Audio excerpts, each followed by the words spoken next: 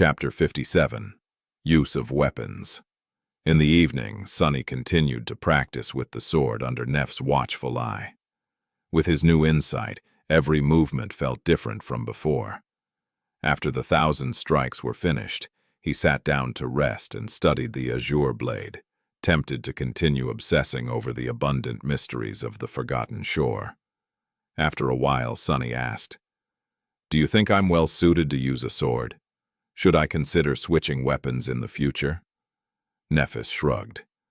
"That depends on your goals. However, the sword is considered to be the king of weapons for a reason." Sunny smiled. "And why is that?" She tilted her head and deliberated for a few seconds. Then she asked, "Do you know how natural selection works?" He raised an eyebrow. "Survival of the fittest, the strongest species survives." Changing Star glanced at him. "Somewhat correct, but actually, it's not the strongest species that survive. It's the most adaptable. Otherwise, lions and tigers and bears would have been the ones ruling the world instead of humans." Sunny knew about lions and bears from archival footage, but he had no idea what a tiger was. "Probably another extinct predator." Meanwhile, Neff continued, not at all like her usual taciturn self. She seemed to be much more eloquent when talking about subjects she was confident in. "The same logic can be applied to combat. A sword is not the most effective tool in every situation. A spear is more useful against enemies with long reach. A warhammer is much better against armor. A mace is easier to maintain. However, swords are the most versatile." She cast a gaze at the azure blade. "A sword can pierce, it can cut, it can bash. It can be used effectively at a variety of ranges. It is swift and maneuverable. Every part of the sword, from tip to pommel, can be used to attack. While wielding a sword, you won't be the best at everything, but you'll be the most adaptable." Nephis turned to him. "Do you understand?" Sunny thought for a bit before answering. "I think I do." She gave him a nod and looked away. "But in the end, you must remember one thing. It doesn't matter that much what's in your hands. A sword, a spear, a club. That's just tools. You are the weapon." He sighed and dismissed the azure blade. As always, Changing Star's lesson gave him a lot to think about. You are the weapon. He repeated it in his mind, feeling as though another piece of the puzzle had fallen into place. Together, they watched the sun set in comfortable silence. As the night approached, the sea was coming back, flooding the crimson labyrinth like a rush of darkness. Far below them, scavengers were scurrying to find a hiding place. A few of them were climbing the cliffs, hoping to spend the night on the small island. Sunny's shadow was keeping an eye on them. "We're going to have guests soon," he said, disheartened at the thought that their short respite was about to end. Nephis sighed. "That's all right. With the higher ground advantage, dealing with them won't be too hard." Sunny nodded and looked at the disappearing sun. Suddenly his mood turned solemn. Doubt raised its ugly head, plunging his mind into the gloomy embrace of anxiety. Staring into the distance, Sunny hesitated and asked, "Do you think we'll be able to reach that castle?" She glanced at him with no particular expression on her face. "Yes." He turned to her and forced a smile. "Why are you so sure?" In the blood-red blaze of the sunset, Changing Star's calm eyes seemed to burn with heavenly fire. Looking west, she summoned her sword and answered, "If that is our will, who dares to stop us?" Dealing with the climbing scavengers, indeed, turned out to be comparatively easy. Sunny and Nephis just had to ambush and push the bulky creatures off the cliff before they could find stable purchase. He received 4 shadow fragments practically for free, increasing the overall number to 32. Sadly, the soul shards couldn't be retrieved.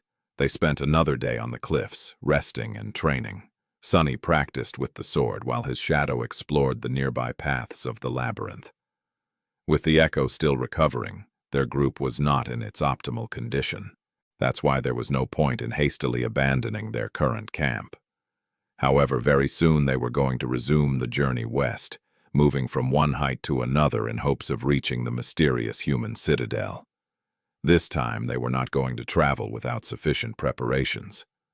Knowing that a sudden storm can come at any moment, covering the world with darkness and summoning the sea back before sunset, the three sleepers decided to thoroughly scout a route before committing to moving their camp to the next landmark. Nephis spent the day meditating. Her eyes were closed. From time to time it seemed as though a soft white glow was radiating from behind her eyelids. However, when Sunny looked closely, it was always gone, making him think that he was just imagining things. He suspected that Changing Star was training herself to endure the pain of her flaw. If so, he wished her luck. Cassie behaved like her usual self, being cheerful and friendly. It was as though their strange conversation had never happened. However, Sunny could feel that something about her was different. He couldn't quite put a finger on what exactly had changed about the blind girl, but she seemed to possess more resolve. It wasn't a bad thing. They spent some time chatting and remembering their time in the academy. Sunny told her about his lessons with teacher Julius and various strange things he had learned from the old man. Her reaction to the idea of studying dead languages of the dream realm was exactly the same as Sunny's initial protest and bewilderment. Soon, the night was upon them again. This time, no scavenger tried to climb the cliffs, so Sunny and Nephis could rest easy. However, they still slept in turns, keeping watch over the camp in case something unexpected happens. In the morning, they ate the last of the centurion's meat and prepared to climb down into the labyrinth. It was time to continue their journey. Chapter 58. Survival of the Fittest. Days later, Sunny was sitting on top of a dead scavenger, calmly cleaning the azure blood off his face. Your shadow grows stronger. His sword was still stuck between the plates of chitin armor, trembling slightly as the beast's body convulsed before falling still. Somewhere behind him, the sound of breaking carapaces announced that Nephis was already digging out soul shards from the corpses of the creatures they had slain. After dozens of such battles, the two of them were nothing if not efficient. Glancing back, he evaluated the scene of carnage. The path between two crimson walls was littered with corpses. Initially, they were simply planning to lure the carapace centurion that had been tracking them for the past few days into this narrow passage to turn its size against the monster. However, things quickly took a turn. Attracted by the noise of the battle, both the scavengers and the weird centipede creatures that were waging war against the Carapace Legion in this part of the labyrinth showed up to join the fight. In the ensuing mayhem, Sunny and Nephis used the animosity between the two tribes of monsters to their advantage and ended up as the only victors. Not far from him, the Echo was mutilating the corpse of the centurion. Its lost arm had long grown back. Now the scavenger was tearing pieces of monster meat with its new pincer and vindictively devouring them. Technically, an Echo wasn't supposed to experience hunger. This one, however, had seemingly acquired a hatred for Carapace centurions after their encounter with the massive Scythe Slayer on that fateful, stormy night. It had already been 2 weeks since they left the cliffs. In that time, many things had changed, while many remained the same. Moving from one high point to another, they steadily traveled west. With Cassie riding atop the Echo, the speed of the group was dramatically enhanced. Still, they took care to explore paths to their next stop before committing to a day-long journey. This way, the risk of being caught in another storm was minimized, as they could always either reach the next landmark in time or return to the previous one. Their approach to traveling through the labyrinth had also changed. In the past, Nephis and Sunny tried to avoid the scavengers, resorting to fighting them only if there was no other choice. However, the battle with the Centurion opened their eyes to the fact that they desperately needed to become stronger and do it fast. That's why they began to actively hunt the carapace beasts, taking out any creatures that were either completely isolated or moving in groups of no more than 3. The idea of 2 sleepers consciously seeking out nightmare creatures of the awakened rank was pretty ridiculous. but somehow they made it work. Just as Nephis had said, both of them were abnormal, clad in the Starlight Legion armor. Changing Star, who had always been an extremely formidable fighter, was now able to showcase the full extent of her combat ability. Simply put, she was a menace. It seemed as though her silver sword had a mind of its own. Whenever the tall figure in white armor appeared, rivers of azure blood were sure to flow. What's more, Neph's powers grew with each soul shard she consumed. Every increase was barely noticeable, but with dozens of them added up together, the difference was apparent. She was slowly approaching the line between the peak of human physical form and the threshold of superhuman prowess. The same could be said about Sunny, although in his case it was predicated on the timely use of the shadow. His own body had become considerably stronger due to the rigors of the dream realm, but it was still far away from reaching its peak potential. While Nephis was growing more powerful through the consumption of soul shards, he was quickly collecting shadow fragments. Of course, he wasn't able to get every kill, so their amount was less than that of the shards, but he also didn't have to share them with Cassie, which Changing Star was continuously doing. As the result, the rate of their progress was more or less the same. However, the slow accumulation of power was not the only factor that influenced the rapid growth of their combat effectiveness. Sunny's skill level and battle sense were also improving by leaps and bounds. Under the tutelage of sword goddess Nephis herself, he was quickly learning the ins and outs of wielding the blade. Then he was forced to apply these lessons to practice, participating in bloody battles each day with his life on the line. This brutal, merciless reality was, for better or worse, the best training grounds for a true fighter. There was no room for mistakes, only progress, because a single mistake would most likely become his last. One real fight was worth 1,000 hours of training. With experience, Sunny was able to gain knowledge. With clarity, he was able to turn this knowledge into a seed of understanding. But even that wasn't the biggest contributor to the dramatic increase in the group's overall might. The main culprit was, to his endless surprise, teamwork. After fighting side by side for so long, Sunny and Nephis had developed a tacit, intuitive understanding. Without the need for words and signals, they were able to act in unison with each other, perfectly coordinating their attacks and actions to better control the battlefield and destroy their opponents. The importance of this unity was hard to overestimate. With proper cooperation, it was as though their numbers doubled. The effect was immediate and overwhelming, at least as long as they chose their battles carefully. It was nothing short of jolly. With all this added up together, their group had turned from a trio of lost kids into a cohort of well-equipped, experienced, and battle-hardened survivors. Even Cassie was becoming stronger. Apart from the boost she had received from absorbing the soul shards, the blind girl was also slowly learning to live and function with her disability. After all, it was less than 2 months since she lost her sight. Cassie was still adapting to her condition, and she was doing an incredible job, considering the circumstances.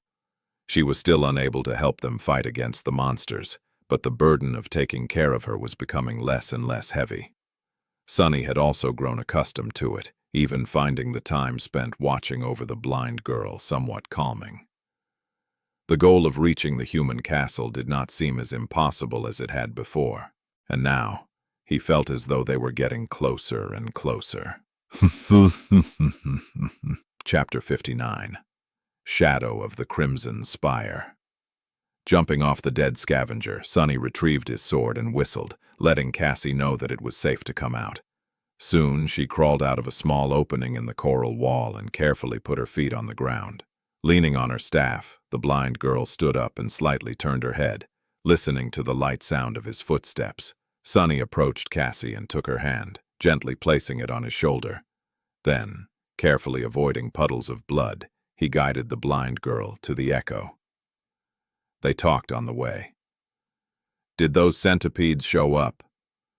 During their journey through the labyrinth, they discovered that the scavengers were not the only creatures populating it. Different types of monsters lived in the Crimson Forest, hiding inside the reefs during the night and coming out to hunt once the sun was up. There were sentient colonies of carnivorous worms that attacked from beneath the black mud, flesh-eating flowers that strangled their prey with blood-sucking vines, and weird, transparent tentacles that they had once seen dragging a desperately resisting scavenger into a dark, cavernous crevice. They still didn't know what type of creature had been hiding in the crevice. Sunny hoped that they would never find out.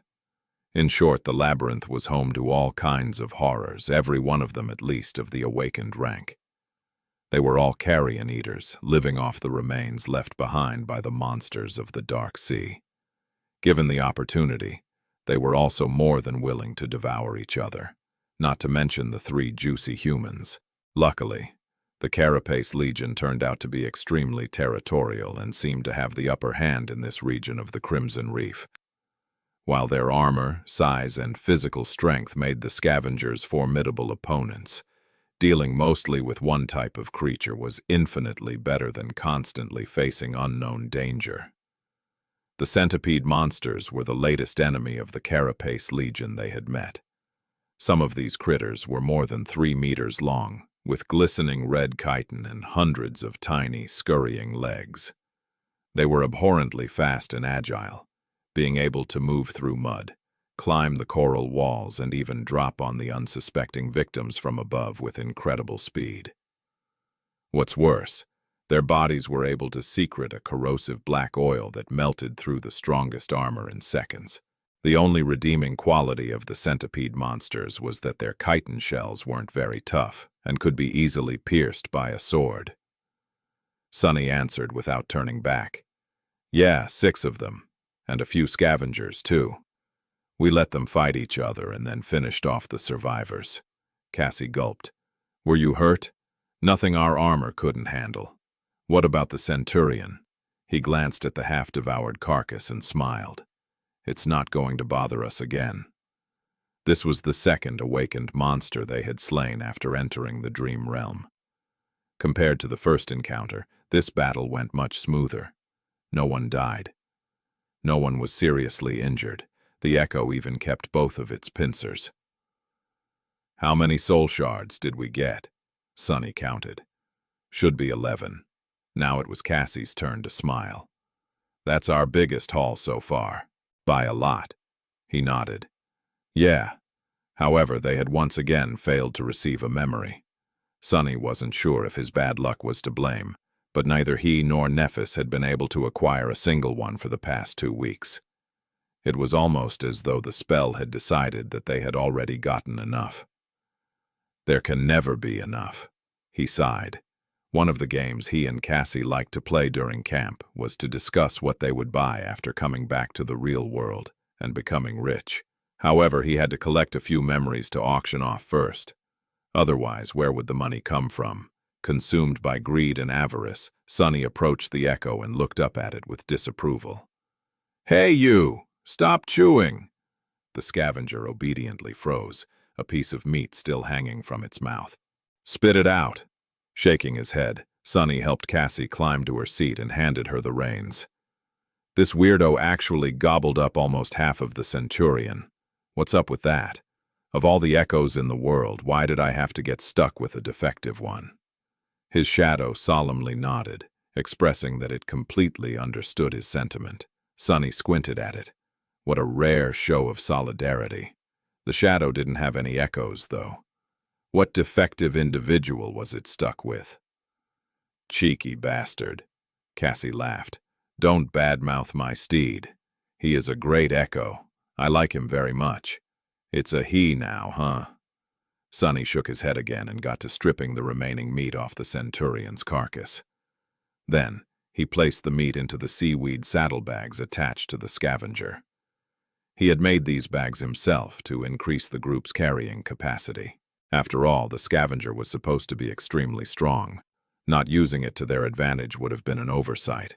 After that, Sunny sighed and got to the least pleasant task, harvesting the oil sacs from the centipede monsters' corpses. Each had 2 of them connected to a special gland. The whole process was more disgusting than dangerous since the corrosive effect was only achieved after the liquids from the two sacks were mixed. They had not come up with a way to utilize the centipede oil yet, but Nephis insisted on collecting as much of it as possible. She was sure that it was going to be of use one day. At the very least, the oil was highly flammable. Speaking of Nephis, by the time Sunny was done collecting the sacks, she had already gathered all the soul shards and was standing in front of the Echo. He showed her his trophies and carefully placed them in a separate saddlebag. "All done?" She nodded. Sunny looked at the sky, trying to determine the time. The sun was right above them, high in the gray sky. There was still plenty of daytime left. "What do you think? We're right in between the flat hill and the bone ridge. Should we return or try to reach the ridge today?" The ground level of the labyrinth was not uniform. Some parts of it were situated higher than the others. Currently, they were in one such area. The dark sea was much more shallow here, which meant that there were more natural features that remained above water during the night. That made for shorter distance between them. Nephis thought for a bit, then said, "Let's push to the bone ridge." They had already scouted most of the way to it yesterday, so there wasn't much danger of getting lost in the labyrinth and not making it on time. With the carapace centurion dead, the unpredictable element that had been making their lives harder for these past few days was also gone. Considering this, changing Star's decision seemed proper. Sunny nodded. "Okay." With that, he sent his shadow forward. Some time later, they were approaching the bone ridge. The sun was preparing to set, but there was still enough time to get to safety. Sunny, however, felt alarmed and uncomfortable. This feeling began to pursue him soon after they had left the cliffs. It always appeared close to the evening and persisted until the last minutes of the sunset, then disappeared, leaving him puzzled and uneasy. The further west they traveled, the stronger the feeling became. It was as though something was not quite right with the world during that time. But no matter how hard Sunny tried to understand what that wrongness was, he couldn't.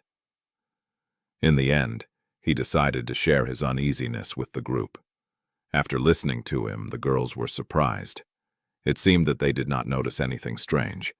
Even Cassie, whose affinity to revelations provided her with an incredible intuition, didn't experience the strange feeling.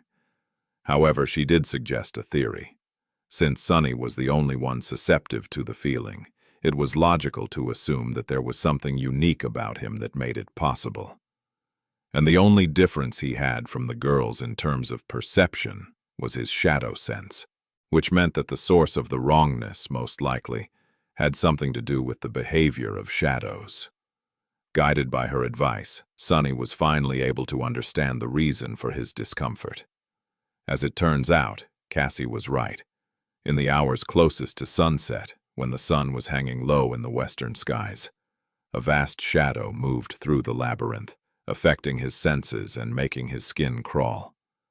The shadow was too distant and colossal to be seen, but he could still feel its presence. When he told Cassie about the immense shadow, she nodded, as though it explained everything. Then she said, "That is the shadow of the Crimson Spire." Chapter 60, Bone Ridge. Back then, it took him a couple of seconds to realize what she was talking about.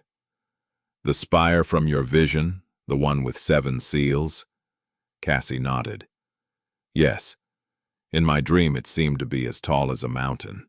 I could even see it from the walls of the human castle, looming in the distance like a crimson spear piercing the skies.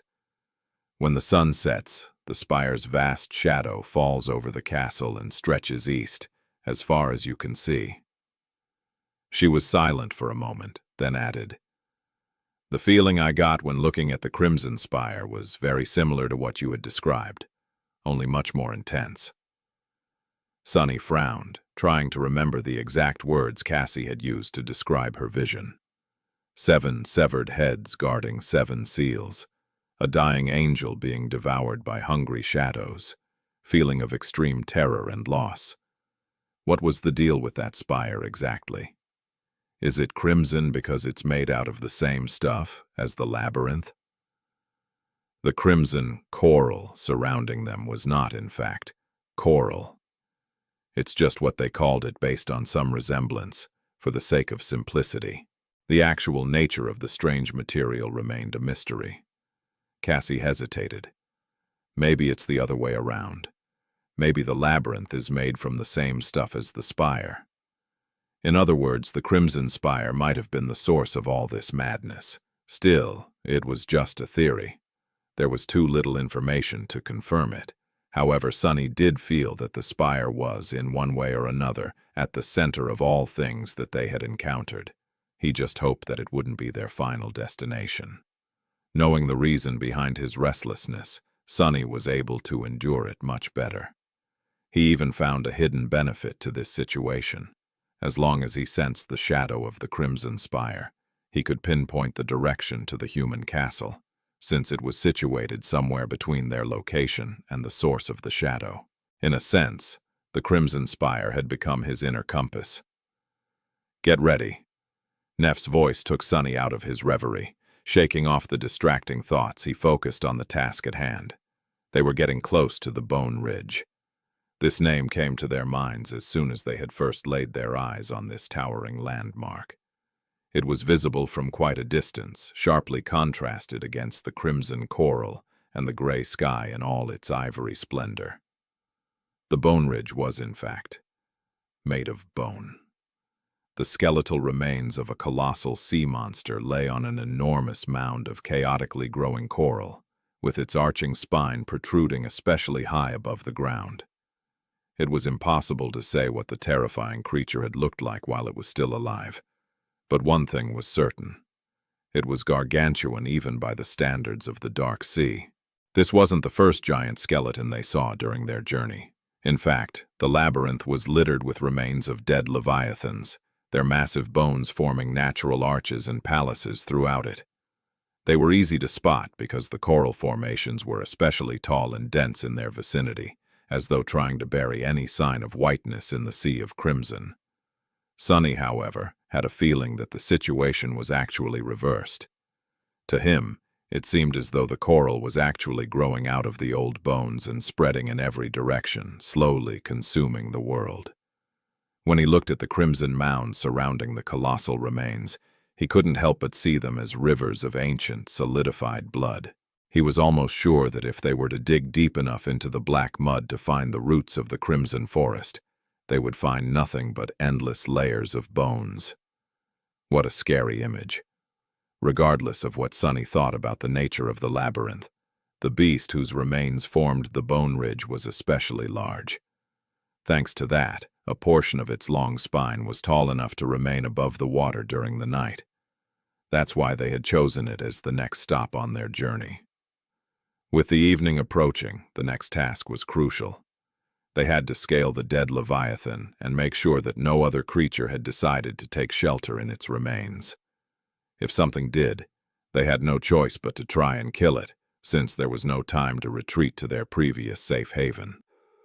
The last step was often the riskiest. Coming to the base of the coral mound, the group moved around it, searching for a convenient path up. Eventually, they arrived in front of the creature's cracked, misshapen skull.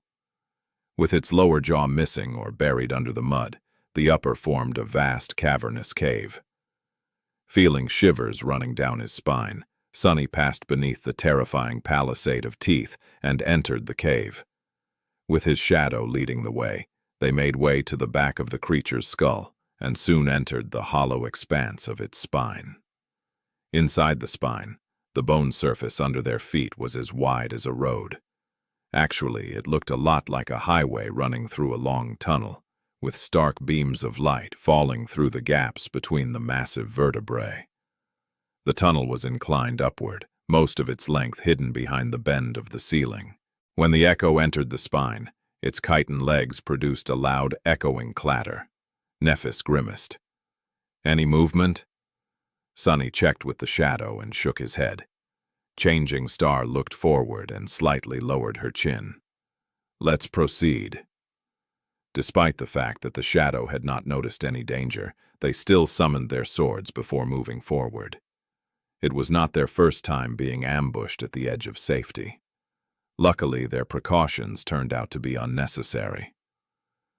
Nothing was hiding inside the gargantuan remains, so they were able to reach the highest point of the spine without having to cut their way through an unknown number of monsters. By the time they got to safety, the sun was already setting. The dark sea was returning, filling the inside of the sea monster's spine with the echoing sound of rushing water. Sunny took the saddlebags off the echo and dismissed it, making their camp instantly feel much roomier. All three of them were in desperate need of a bath. Leaving the girls alone to give them an opportunity to wash themselves, Sunny walked some distance away and sat down, letting his tired body rest. His shadow returned to the lower parts of the spine, watching the black, dim water slowly rise and devour the ivory whiteness. He had to make sure that nothing would crawl out of the water at the last minute. With half of his mind preoccupied with observing the rising tide, the other half was free to wander. Sunny summoned the runes and checked the number of shadow fragments in his possession. Shadow fragments, 96 or $1,000. Not bad. He only had 12 at the beginning of all this. In less than a month, the amount increased dramatically. He was stronger and faster now. He was also more experienced. However, that still left him far inferior to even the weakest nightmare creatures of the Forgotten Shore in terms of raw physical might, even with the help of the shadow. How long before I'm able to wrestle a scavenger with my bare hands? The answer was pretty obvious, not to mention extremely disappointing. Not before his own shadow core had awakened, which could only happen after returning to the real world. Sunny sighed. Soon, it was his turn to wash. Taking the bottle of endless water from refreshed Rosie Cassie, he walked back to his secluded spot and dismissed the pupetter's shroud. A cold breeze touched his pale skin, making Sunny shiver. He looked down, shaking his head at the amount of dirt, sweat, and dried blood that was covering his body. Being an awakened was not the cleanest of professions. While he was washing up, Nephis used the remaining time before nightfall to make a fire and cook some meat. These days they even had salt to season it. At first, the idea of using the sea salt left behind by the dark sea did not seem very appealing, but after a while, they grew accustomed to it. Salt made every meal they had much tastier. They ate in silence, too hungry and tired to talk. Soon, it was time to sleep. Sunny took the first watch, planning to fit in some sword practice before it was his turn to rest. Going through the motions of the basic kata, he split his mind in two. One part was concentrating on the movements of his body, while the other, smaller part, was observing the surface of the black water through his shadow. In the absence of wind, the dark circle covering the lower part of the spine was strangely calm. This was his first time seeing the black water without the constant undulation of waves, with its surface strangely flat and absolutely still.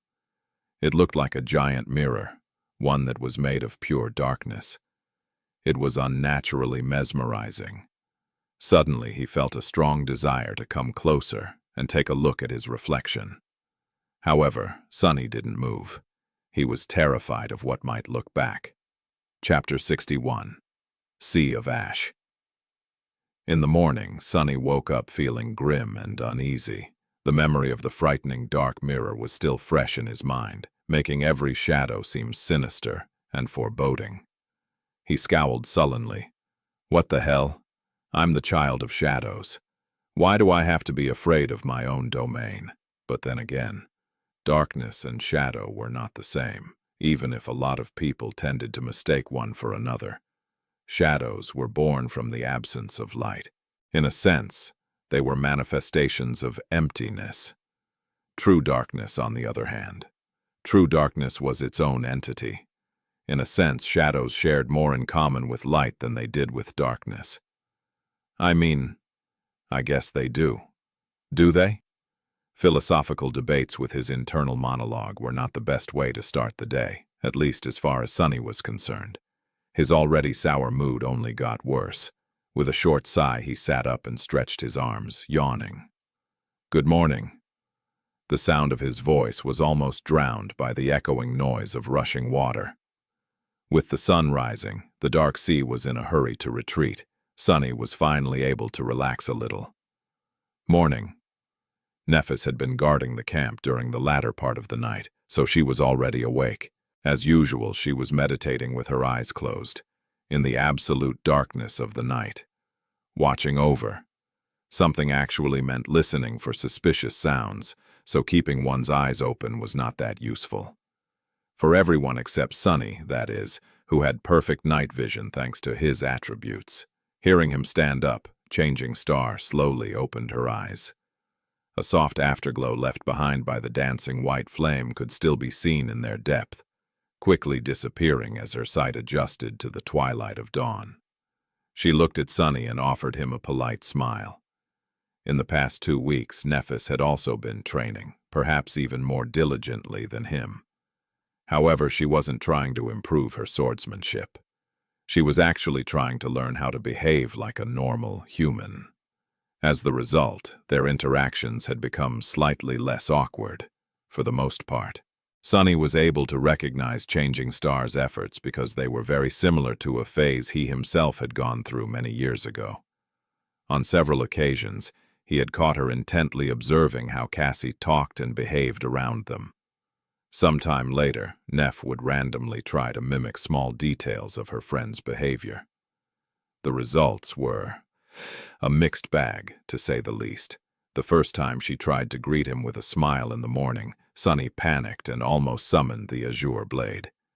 However, Nephis was very smart and persistent. Today, her polite smile looked almost natural. He had no idea why Changing Star decided to work on her social skills, of all things, during their perilous journey through the monster-infested hellscape that was the Forgotten Shore. But he didn't mind. It was actually rather entertaining to watch.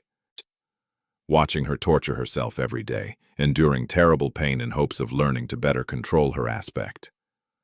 Ability, on the contrary, was not fun at all. They never talked about it. But Sunny knew that every time Nephis pretended to meditate, she was actually subjecting herself to the excruciating agony of her flaw.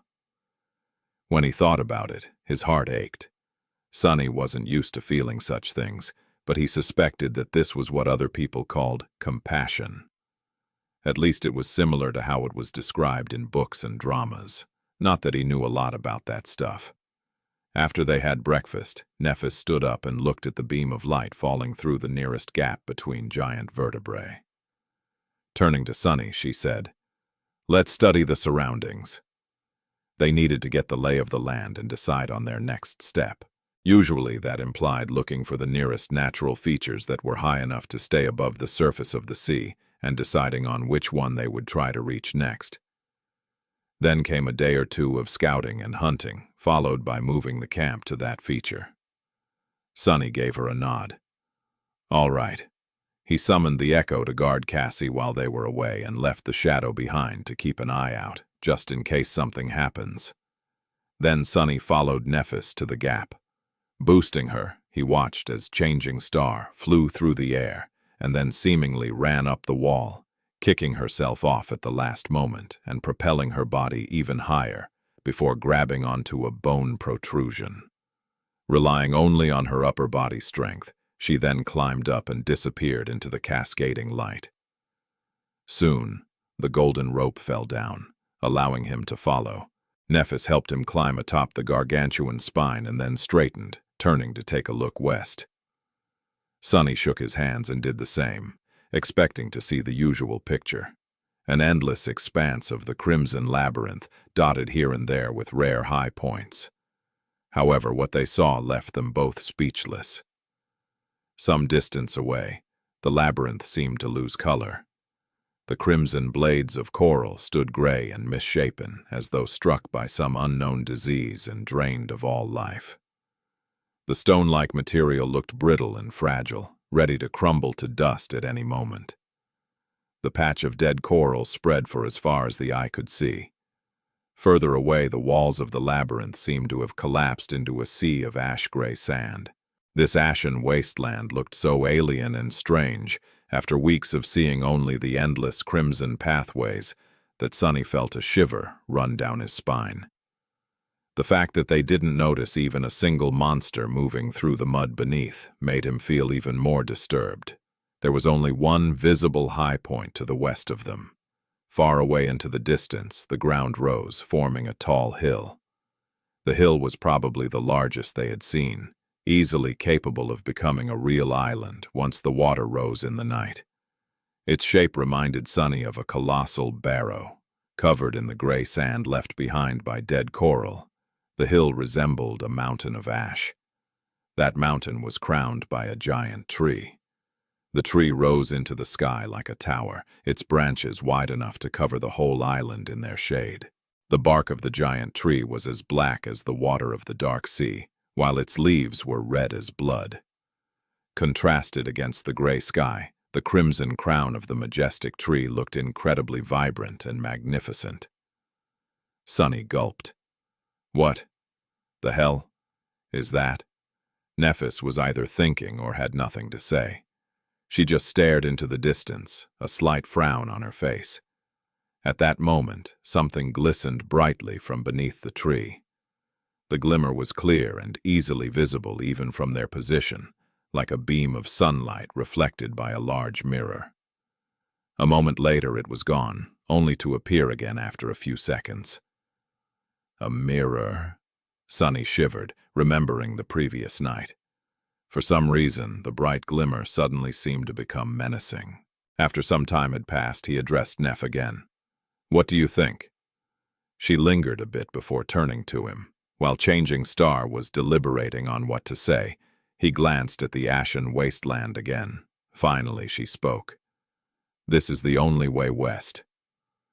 Sunny grimaced and looked away. He didn't like this turn of events one bit. So we are going? Nephis turned to face the giant tree and, as though affected by its grandeur, hesitantly shrugged. Do we have a choice? Some time later, they abandoned the remains of the giant sea monster and moved west, planning to check the situation inside the wasteland that lay between them and the ashen barrow. Initially, they weren't planning to approach the strange island. However, things turned out to be rather unusual once they entered the wasteland. With gray sand under their feet and dead coral walls surrounding them, the group was fully prepared to face unknown danger.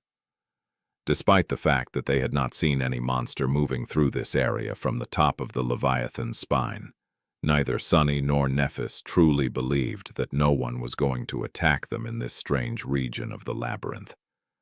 There were too many ways for the nightmare creatures to hide themselves, and if there was one thing the sleepers had learned during their time on the Forgotten Shore, it was that everything here was either deadly or concealing something capable of killing them. In that regard, their first encounter with the carnivorous worms was especially traumatic. However, their common sense turned out to be wrong this time around. The wasteland was quiet and empty, completely void of any signs of life. The absence of monsters was, in theory, supposed to make Sunny feel better, but he felt even more nervous than usual instead. This whole situation reeked of danger. It was strange and unnatural. If even the monsters were afraid to approach this place, what were they doing walking deeper and deeper into the wasteland of their own free will? Were they fools not to turn around and run away immediately? Soon, they reached the point where the walls of the labyrinth had crumbled into dust. Now there was nothing but a vast expanse of gray sand between them and the hill crowned by the giant tree. Nothing could hide on that ashen flat. However, they would also be unable to conceal themselves from anyone's gaze. Sunny glanced at Nephis. Are you sure you want to do this? Changing Star scowled and lowered her chin. Then, looking forward, she scowled and said, Let's go. Chapter 62. Hide and Seek. As soon as they left the familiar confines of the labyrinth and stepped into the vast expanse of the ashen wasteland, Sunny felt strangely uncomfortable. It was as though he had unknowingly turned slightly agoraphobic while traveling through the complicated madness of the Crimson Maze. He had grown accustomed to being surrounded by tall walls of coral with endless tangled paths stretching in all directions for as far as he could see. Despite the fact that the labyrinth was hiding numerous dangers, it also offered a strange sort of safety. At least in the case of Sunny, who had the advantage of being able to see beyond its twists and turns thanks to his stealthy shadow scout. Now, with gray sand beneath and nothing to break the line of sight, he had lost that advantage. The idea of not being able to hide from the enemy made him feel naked. Keep cool. There's no one here. That thought, which was supposed to calm him down, had the opposite effect instead.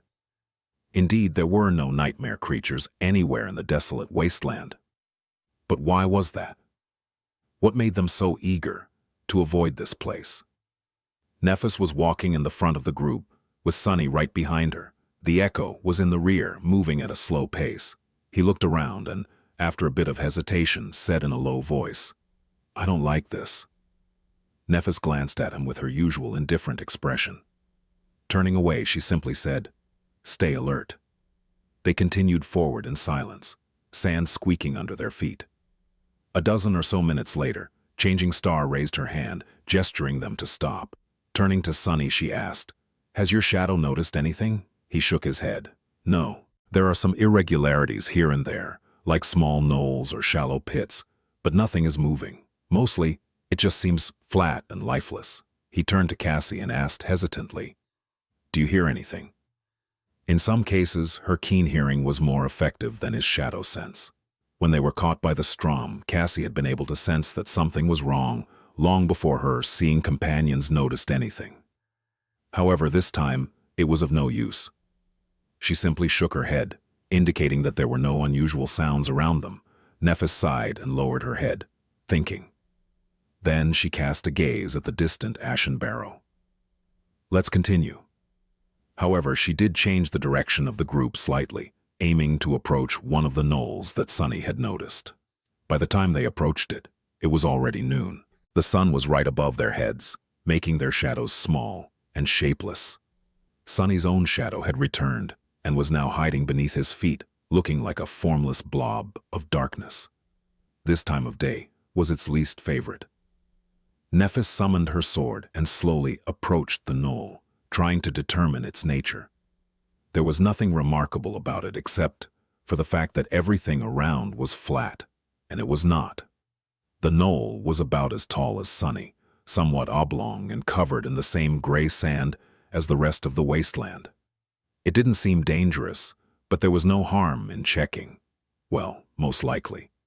Maybe it could provide them with some useful information. Just as Changing Star was about to stretch her hand and touch the surface of the knoll, Sunny's shadow suddenly noticed something moving in the distance, back at the edges of the labyrinth where they had come from. Acting on instinct, Sunny jumped toward the Echo and hissed to Neph, "Hide." At the same time, he dismissed the hulking scavenger. Suddenly losing her mount, Cassie flung her hands up and fell. Catching her in the Princess Carry, Sunny darted toward the knoll and lowered himself to the ground, placing the blind girl between himself and crouching Nephis. Changing Star put one hand on Cassie's shoulder and looked at him with a silent question in her eyes. "Danger?"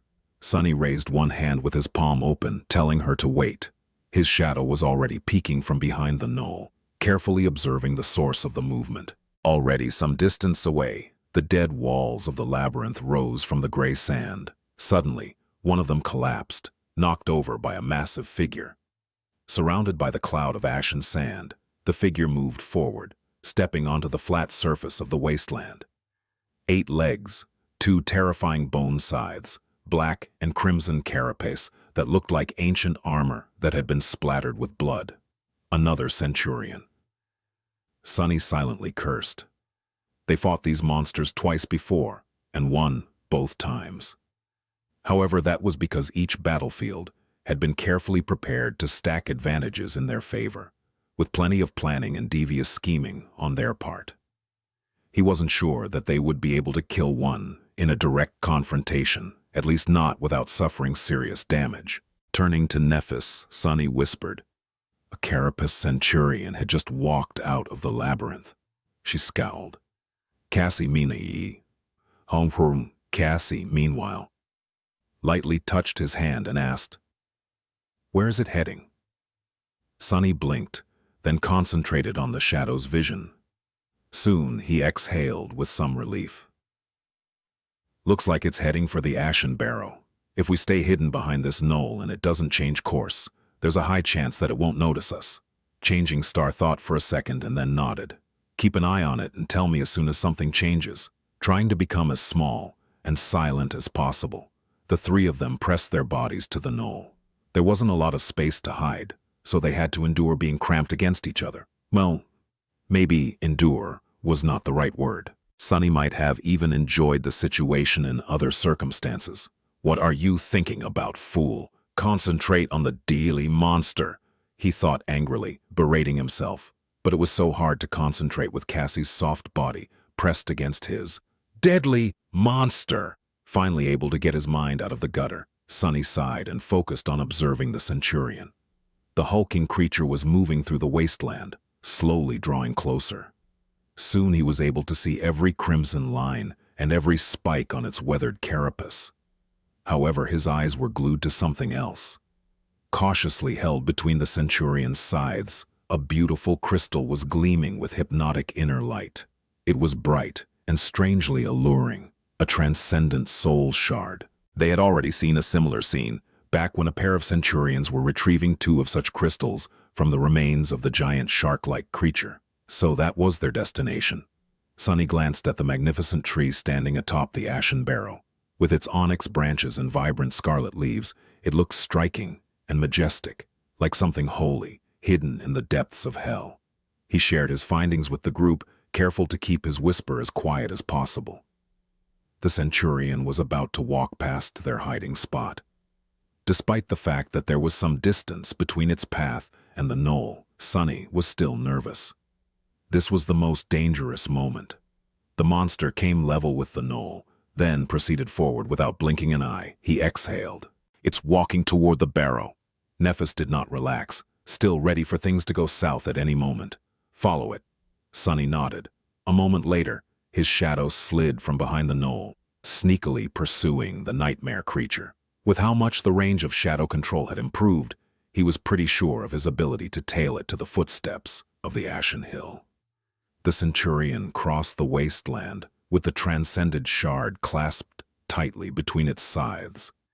Its bearing was somewhat strange, seeming almost pious. It looked like a pilgrim, walking toward a mysterious, sacred site. Soon, it approached the Ashen Barrow and suddenly stopped, as though afraid to cross some invisible line. Then the Centurion carefully placed the shard on the sand and backed away from it, its eyes turned to the ground. After distancing itself from the gleaming crystal, the massive creature kneeled. Sunny had to rub his eyes to make sure that he wasn't seeing things. He wasn't. The carapace Centurion bent its 8 legs and lowered itself to the ground, submissively placing its terrifying scythes in front of its bowing torso. Noticing Sunny's strange behavior, Nephis raised an eyebrow. What is it? He hesitated. Wait. At this moment, his shadow, which was safely hidden some distance away from the kneeling monster, noticed a slight change on the surface of the Ashen Barrow. The bright glimmer they had seen from the top of the Leviathan's spine was back. Only this time, it was even more blinding. The glimmer rose into the air from the shadows cast by the branches of the towering tree and moved, slowly approaching the footsteps of the hill. When Sunny was finally able to discern the source of the shining, his eyes widened. Feeling a cold shiver running down his spine, he forgot to breathe. Chapter 63. Lord of Ashes. Moving through the ashen sand and piles of fallen leaves, a giant monster was coming down the hill. Sunny gulped, his expression turning dark. The creature was as large as a house, with its 8 segmented legs resembling tall pillars. Its form was similar to that of scavengers and centurions, comprised of a crab-like carapace and a protruding, somewhat humanoid torso. However, this was where the similarities between them ended. Instead of chitin, the behemoth's shell was seemingly made out of polished, lustrous metal. It was as though its whole body had been once submerged into a crucible of molten steel, emerging from it encased in an impenetrable suit of shining armor. Beams of sunlight were reflecting from the chrome surface of the carapace, creating the bright glimmer Sunny had noticed. Massive but strangely elegant, the steel monster resembled a giant knight. Sunny was ready to swear that he had noticed the shapes of 7 stars carved into its chest. However, that knight was corrupted and evil. It radiated a sinister aura, like a demon summoned from hell to sow death and slaughter. The polished armor of the creature was covered with long, jagged spikes. Its humanoid torso had 4 mighty arms, 2 ending with powerful pincers, the other 2 with razor-sharp, terrifying scythes. The demon's head was more pronounced than that of a scavenger, and crowned with several tall, sharp horns. Its metal face was almost human-like, but simultaneously repulsively monstrous and bestial. Just looking at it made Sunny's skin crawl. That thing is scary. Whatever that creature was, its rank within the Carapace Legion was clearly higher than that of a centurion, not to mention of a lowly scavenger. It was the next step in their evolution. A general, or a commander perhaps. What were they called? Legates? Praetorians? Holding his breath, Sunny watched as the Carapace demon descended from the ashen barrow. Stopping in front of the transcendent soul shard, it looked briefly at the kneeling centurion. The deadly awakened monster shrank under its gaze, as if terrified of the larger nightmare creature. Sunny knew how it felt, since he did the same when the behemoth's eyes had briefly glided past his shadow's hiding place. Not paying the centurion any attention, the Carapace demon picked up the gleaming crystal and turned around. Then it unhurriedly returned to the shade of the giant tree's branches. Sunny slowly exhaled. "Sunny, what is happening?" He looked at Cassie, whose face was full of worry and curiosity. After hesitating for a little while, he said, "There's a new threat. Stay quiet a bit longer. I'll explain later." Back at the footsteps of the tall hill, the Carapace centurion was finally ready to stand up again. Sunny was in a dilemma. He had to follow the monster to make sure that it doesn't stumble on their hiding place on its way back to the labyrinth. However, he was also extremely curious to see what the Carapace demon was up to in its lair and on the top of the ashen barrow. There was no time to think things through properly. Making a hasty decision, Sunny sent his shadow sliding over the gray sand. It masterfully avoided the Carapace centurion's eyes and was already climbing the tall hill a few seconds later. One look. I'll just take one look. Hiding in the deep shade cast by the majestic tree's scarlet crown, the shadow glided up the slope and approached the place where the Carapace demon had disappeared from its sight. On top of the hill, the ground was covered with fallen leaves. The ashen barrow was indeed larger than any high natural feature they had encountered before, vast and spacious as an actual island. However, the traces left behind by the massive creature's pillar-like legs could be easily seen. They led the shadow to the center of the island, where the obsidian tree's enormous trunk was rising from the ground, with its broad roots stretching in all directions. The Carapace demon was standing beneath the tree, looking up at its lower branches. The transcendent shard was still clenched in its pincer. What is it looking at? Sunny made the shadow trace the creature's gaze and noticed several round, appetizing fruits hanging between the scarlet leaves. One of them looked especially ripe. Suddenly, the demon dropped the soul shard into the sand and, completely forgetting about it, raised its body. It stretched a pincer up and gently grasped the fruit, then pulled on it. Without any resistance, the fruit tore off the branch, holding it as something fragile and extremely precious. The massive creature slowly lowered itself to the ground. Then, it carefully brought the fruit to its mouth and took a small bite. "It's eating fruits. This abomination is vegetarian." Bewildered and not quite sure of what he had just seen, Sunny had no choice but to command his shadow to leave and hurry to the base of the hill. The time was up, and if he wanted to catch up with the Carapace centurion, he had to act with haste. Gliding over the fallen leaves, the shadow descended from the ashen barrow and flew back in the direction of the labyrinth, soon catching up with the retreating monster. Phew! Feeling a lot of relief, Sunny made sure that the centurion's route would not put him on the collision course with the knoll they had been hiding behind, and finally allowed himself to relax. Slightly, he waited until the scythe-wielding monster was completely gone before slowly rising back to his feet. It's safe to come out now. Nephis and Cassie stood up, stretching and massaging their limbs. Suddenly remembering how tightly they were pressed against each other while hiding behind the knoll, Sunny just barely avoided turning red with embarrassment. That's, was a necessary measure. He was almost glad that the carapace demon had appeared at the perfect moment to take his thought away from that situation. What happened? Nephis looked at him and raised an eyebrow. For once, her expression of indifference did not look very convincing. Sunny glanced at the not-so-distant ashen barrow and shivered. There's danger ahead. We need to return to the Bone Ridge. I'll explain everything once we're safe and sound. Back at the camp. She opened her mouth to say something, but then thought better of it and remained silent, simply giving him a nod. The trust they had built was enough for that much, at least.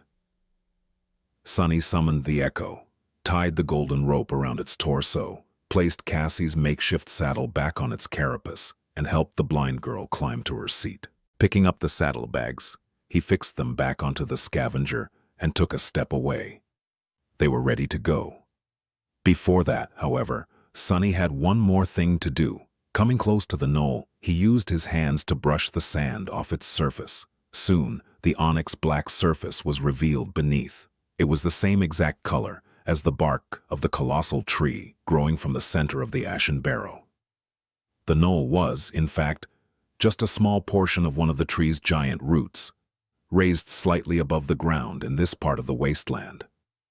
Sunny looked around, trying to calculate the size of this sea of ash. Finally, he was starting to understand what had drained all life from the giant patch of the Crimson Labyrinth. Back inside the Bone Ridge, they were sitting around the fire. The delicious smell of roasting meat filled the air, making Sunny's stomach produce embarrassing sounds. However, it wasn't time to eat yet. He was in the middle of telling the girls about what he had seen. After the centurion kneeled, another carapace creature came from the top of the ashen barrow. Only this one was not one of those we had seen before. It was easily twice the size of the centurion, 6 or 7 meters tall. I can't even imagine how much it weighs. It looked like a moving house. Nephis frowned, clearly not happy to know that there was such a behemoth barring their way. What's more, its carapace is not made of chitin. Instead, it looks like some strange metal alloy. I don't think we'll be able to cut through it. I also didn't notice any gaps in that monstrosity's armor, not even around the joints.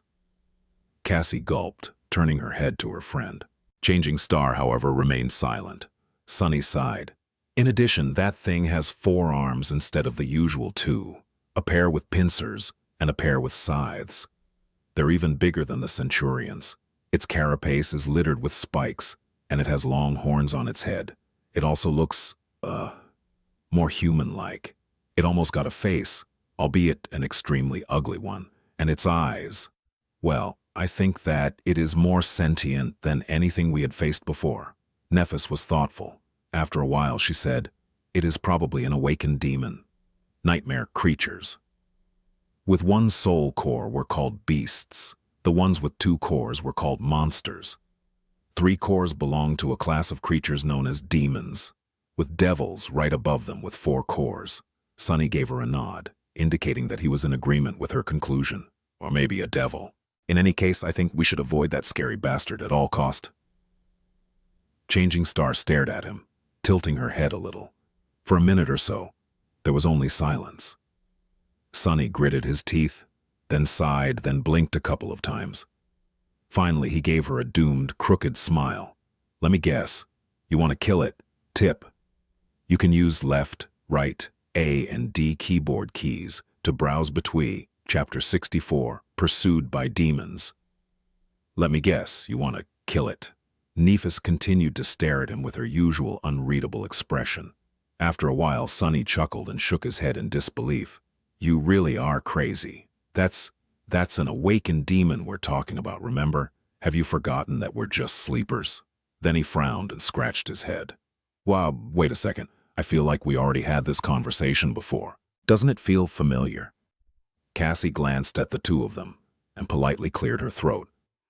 Actually, you had said pretty much the exact same thing right before we decided to attack that first carapace centurion.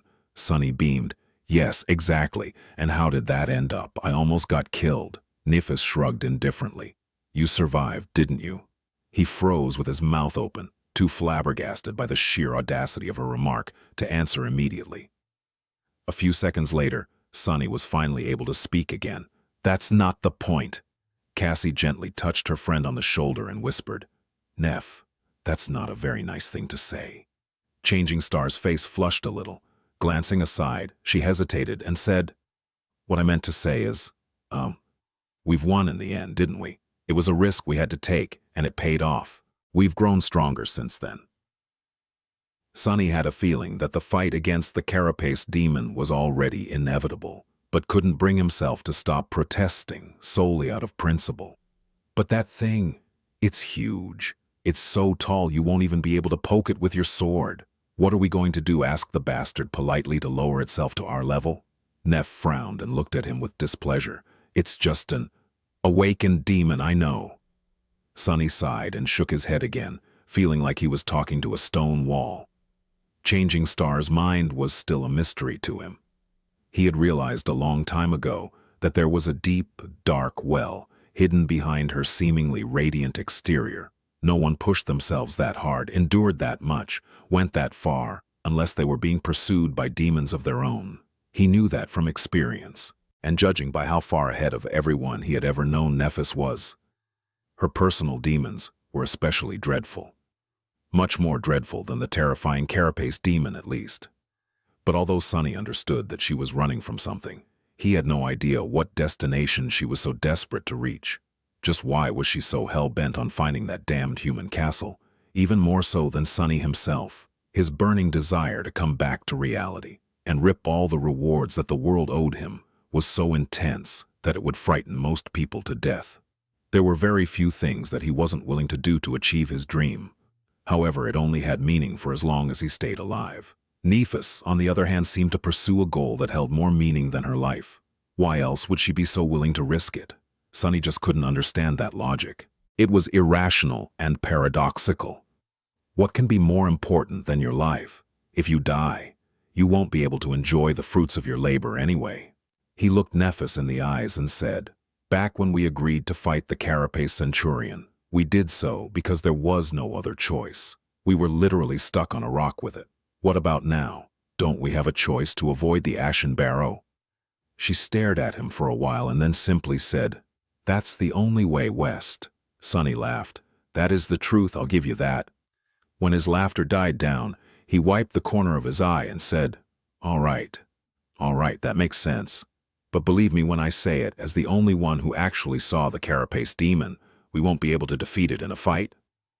Nefis scowled. Your point? Sonny spread his hands. Don't misunderstand. Yes, we can't defeat it, but... A dark smile appeared on his face. That doesn't mean that we can't kill it. Changing Star thought about it, then raised an eyebrow and asked, You have a plan? Sonny shook his head. Not yet, not entirely. Let me sleep on it. However, there's one thing I know for sure. He looked west, remembering the carapace demon's disturbing, bestial face. In the ensuing silence, Cassie turned her head to face him and asked with curiosity, What is it? Sonny blinked. Oh, yes. It's pretty simple, really. Unlike the scavengers and centurions, that thing appears to be rather intelligent, which means that it can be deceived. They spent another uneventful night inside the dead Leviathan's spine. As far as their camps went, this one was probably the safest. There was a certain comfort in being surrounded by walls from all sides, even if they were made out of bone. Sleeping on top of cliffs and coral mounds, just meters away from the surface of the dark sea, exposed to elements, was not very restful. Sonny even entertained the thought of suggesting to Nefis that they should stay here for a while, a few weeks, or even months if needed. They could slowly explore the surrounding areas, hunt monsters, and grow stronger. Then, after absorbing hundreds of soul shards and shadow fragments, armed with dozens of memories, and even a few more echoes, perhaps they could attack the carapace demon and be more sure of success. However, he quickly realized that it was a bad idea. The Forgotten Shore was perilous and unpredictable. They were rather successful in conquering its dangers so far, but it was too easy for the situation to change. One moment of bad luck was enough to doom them. One wrong turn, one unfortunate encounter, one more enemy than they were able to handle, and their lives would be over. And that was only in regard to the usual menagerie of abominable horrors they had to fight on the daily basis. The labyrinth hid much more terrifying secrets and existences, not to mention the unimaginable terrors of the deep, dark sea.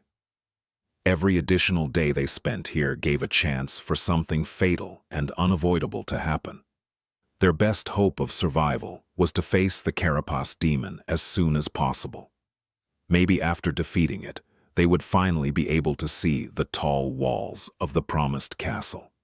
Sunny tossed and turned the whole night, thinking about the giant creature and trying to give shape to the nascent seed of the idea of how to kill it. Close to the morning, he was finally able to fall asleep, only to be awakened by Cassie carefully shaking his shoulder half an hour later. Sunny blinked, looking at the blind girl in confusion. "What is it?" She gestured to Nephis, asking her to come closer. Then, a little pale, she gathered her courage and said, "I had another vision, a vision about the carapace demon." Chapter 65 Lights in the Darkness. Sunny was instantly wide awake. Sitting up, he hurriedly rubbed his eyes and then glanced at the blind girl, ready to listen. Nephis approached them and sat down, her face barely visible in the dim light of the early dawn. Past or future? Sunny blinked. Right, I should have asked myself. Cassie thought for a bit, and then hesitantly answered, "Past, I think." After a short pause, her expression changed to that of certainty. "No, I'm sure of it." Changing Star slightly tilted her head. "That's good. So, what did you see?" Cassie deeply inhaled and fell silent for several seconds, remembering. Her face paled a little, but this time she was ready to face her fear. "I saw the ashen barrow deep at night, enveloped in a raging storm. The winds were bending the branches of the great tree, as if desperate to break them. The island was illuminated by the constant barrage of thundering lightning bolts, with rain falling from the skies like a flood." She paused, catching her breath, and continued.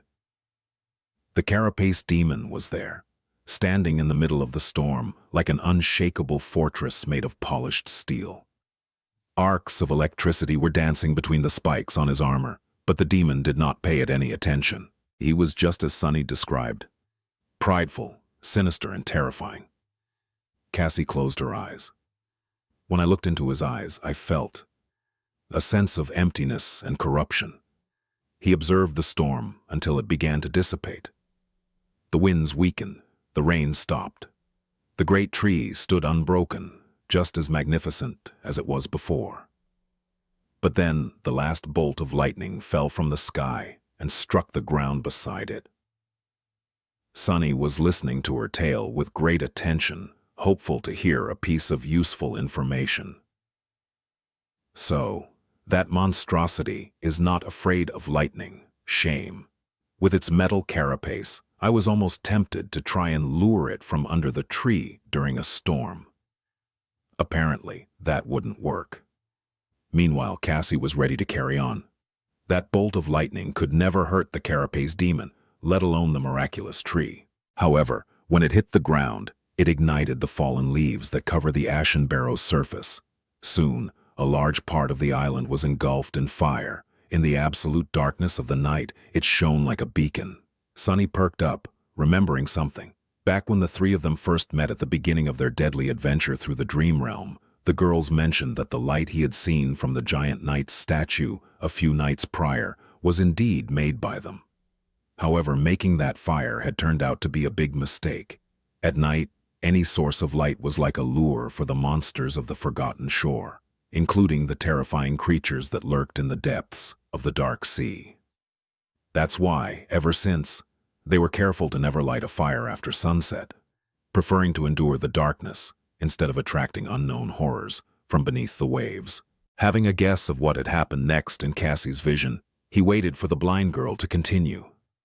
Her voice trembled a little.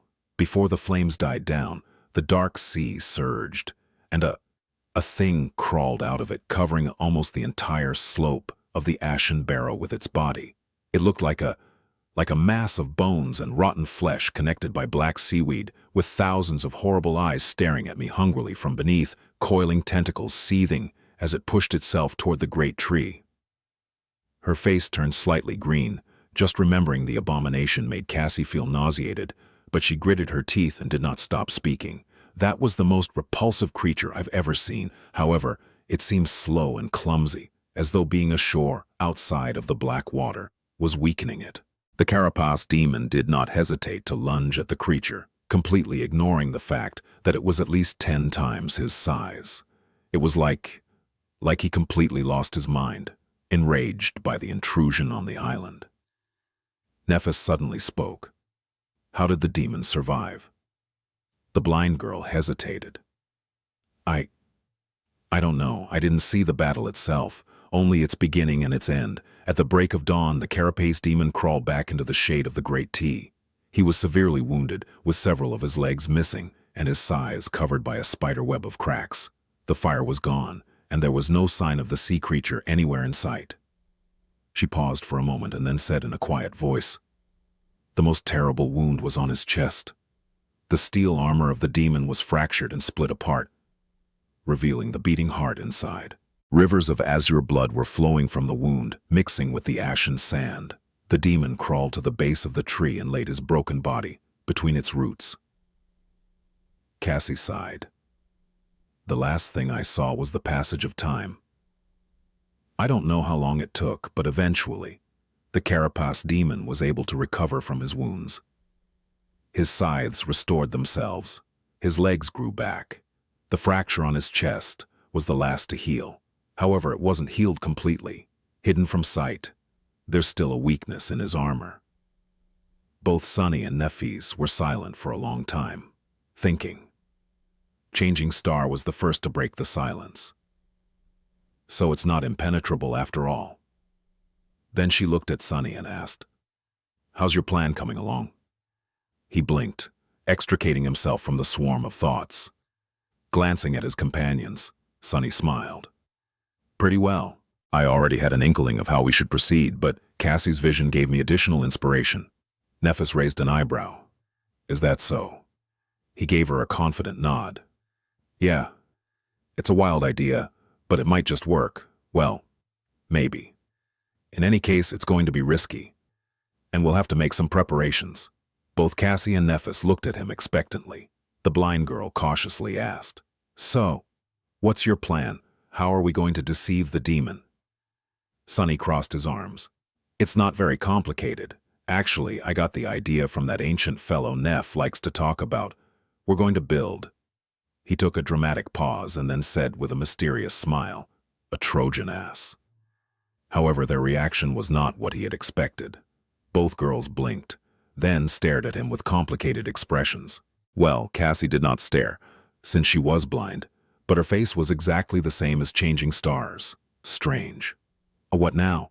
Sunny scratched the back of his head, somewhat embarrassed, and cleared his throat. Did I use the wrong word? I thought that Odysseus guy built a wooden animal, a donkey." Nephis raised a hand and put it on her forehead, closing her eyes. "Weird. Does she have a headache?" Are you all right?" She sighed deeply, then said in a flat tone, "A horse. It was a horse." So the next day, they returned to the place of the battle between the Carapace Legion and the centipede monsters. A few days earlier, they had lured a Carapace centurion here to ambush it, but ended up causing a massive confrontation between the two tribes of nightmare creatures. The carcasses of some of the monsters were still there, buried slightly in the mud. Of course, there was no meat left on their skeletons. The inhabitants of the labyrinth were for the most part carrion eaters after all. However, the three sleepers were not interested in meat. They came for something else. stopping in front of the centurion's empty shell, cleaned of any flesh by some unknown beasts. He looked at the black and crimson carapace in satisfaction. Nephis walked over and stood by his side, an unreadable expression on her face. "Is this what you wanted?" Sunny smiled. "Yeah, exactly. I knew that nothing would be insane enough to chew on the chitin, but in this place, you never know. I wasn't sure about its condition. But the condition was good. In fact, it was perfect." Chapter 66. First part of the plan. Close to the evening, with the sun tiredly descending toward the horizon, a strange creature walked out of the colorless remains of the labyrinth, if walking was even the right word. Dragging its legs in the sand, the creature somehow floated forward without moving them. It looked like a carapace centurion, or at least a close approximation of one. All the necessary parts were in place. The creature had a black carapace with a menacing crimson pattern on it, a humanoid torso, 8 segmented legs, and 2 arms ending with formidable bone scythes. However, all these parts looked mismatched and strange, as though put together by some clumsy sculptor. Additionally, the centurion moved as if it was seriously drunk. The carapace was careening to one side, sometimes scraping against the sand. The torso was swinging back and forth for no apparent reason. The scythes were awkwardly lodged behind the creature's back, crossed against each other at a strange angle. At some point, one of them simply dropped to the ground. The centurion stopped and hesitated for a few seconds, as though unsure what to do. Then it left its scythe arm be and continued on its way, as if nothing had happened. A perceptive observer would have noticed that the creature seemed to possess 2 shadows. The first shadow was as one would expect, its shape identical to the creature itself. The second one resembled a human. It briefly showed itself from beneath the larger shadow when the centurion abandoned the runaway limb. The human shadow then proceeded to facepalm and shake its head in utter contempt. The whole situation was nothing short of being completely bizarre. But, for better or worse, there was nobody around to notice the weird creature. Unobstructed, it traversed the wasteland, moving in the direction of the ashen barrow. Soon, it was almost at the footstep of the tall hill. The sunset was approaching. The strange centurion plopped on the ground at the base of the ashen barrow and stopped moving completely. Awkward and lopsided, it looked like a parody of the other monster of its kind, who had kneeled gracefully at the same spot a few days prior. Additionally, it arrived without a tribute. There was no transcendent soul shard in sight. Added to the disrespectful pose, this transgression was more than enough to get the centurion killed. Perhaps it was suicidal. On top of the barrow, the carapace demon moved and rose from the ashen sand. His shining armor glistened, reflecting the light of the setting sun. Encased in bright metal, with a crown of horns adorning his head, the demon looked fearsome and sinister. Gazing down, he lingered for a few moments. 2 dark scarlet embers ignited in the depths of the demon's eyes. Shifting his terrifying scythes, the giant monster walked forward, slowly descending from the hill to face the strange visitor. The ground shook as he approached. However, the bizarre centurion did not even flinch. In fact, it remained completely motionless. The carapace demon stopped some distance away from the suspicious creature. He observed it, clearly understanding that its pathetic appearance might be a trap. The labyrinth was full of unimaginable dangers. Rashly approaching an unknown foe was not something an awakened demon who possessed his own form of intelligence, wits, would do. At least that was what the 3 sleepers had assumed. However, they were wrong. Just a second later, the carapace demon lunged forward. Its scythe flashed through the air, severing the centurion's torso in half.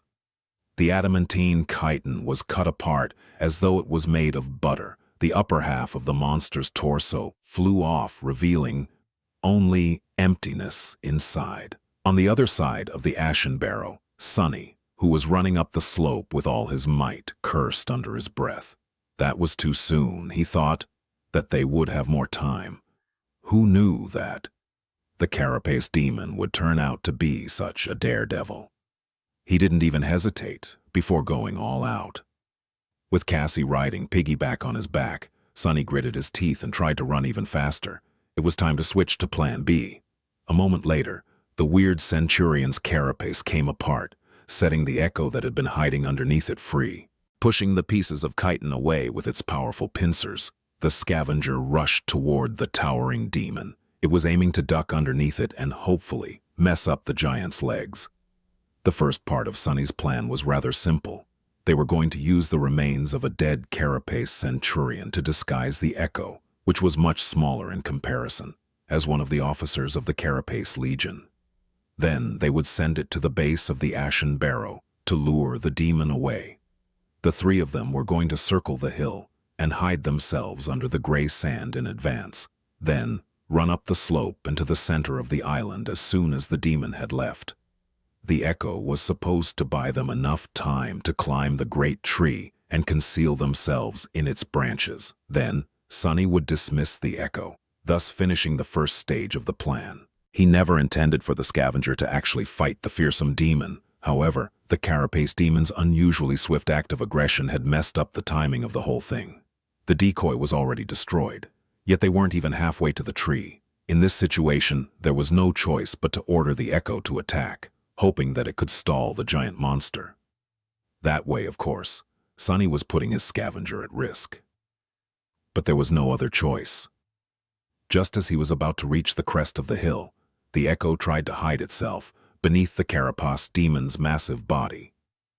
It was doing the same thing that Nephis had done when fighting the first Carapace centurion, intending to use the size of the enemy against it. The difference was that this time, the smaller participant of the fight was clad in a sturdy carapace, as opposed to a squishy human girl who had no protection. Even if the demon tried to crush the scavenger with its weight, it wouldn't be able to kill it. However, the demon understood it too. Moving with incredible speed, he shifted his torso and struck out with a pincer. The scavenger was swatted away like an irritating insect, flying through the air and heavily crashing onto the ground. Its carapace had almost cracked. Running toward the great tree, Sunny grimaced. He wanted to dismiss the echo, but knew that it was too soon. They needed more time. Ahead of him, Nephis was already approaching the enormous black trunk.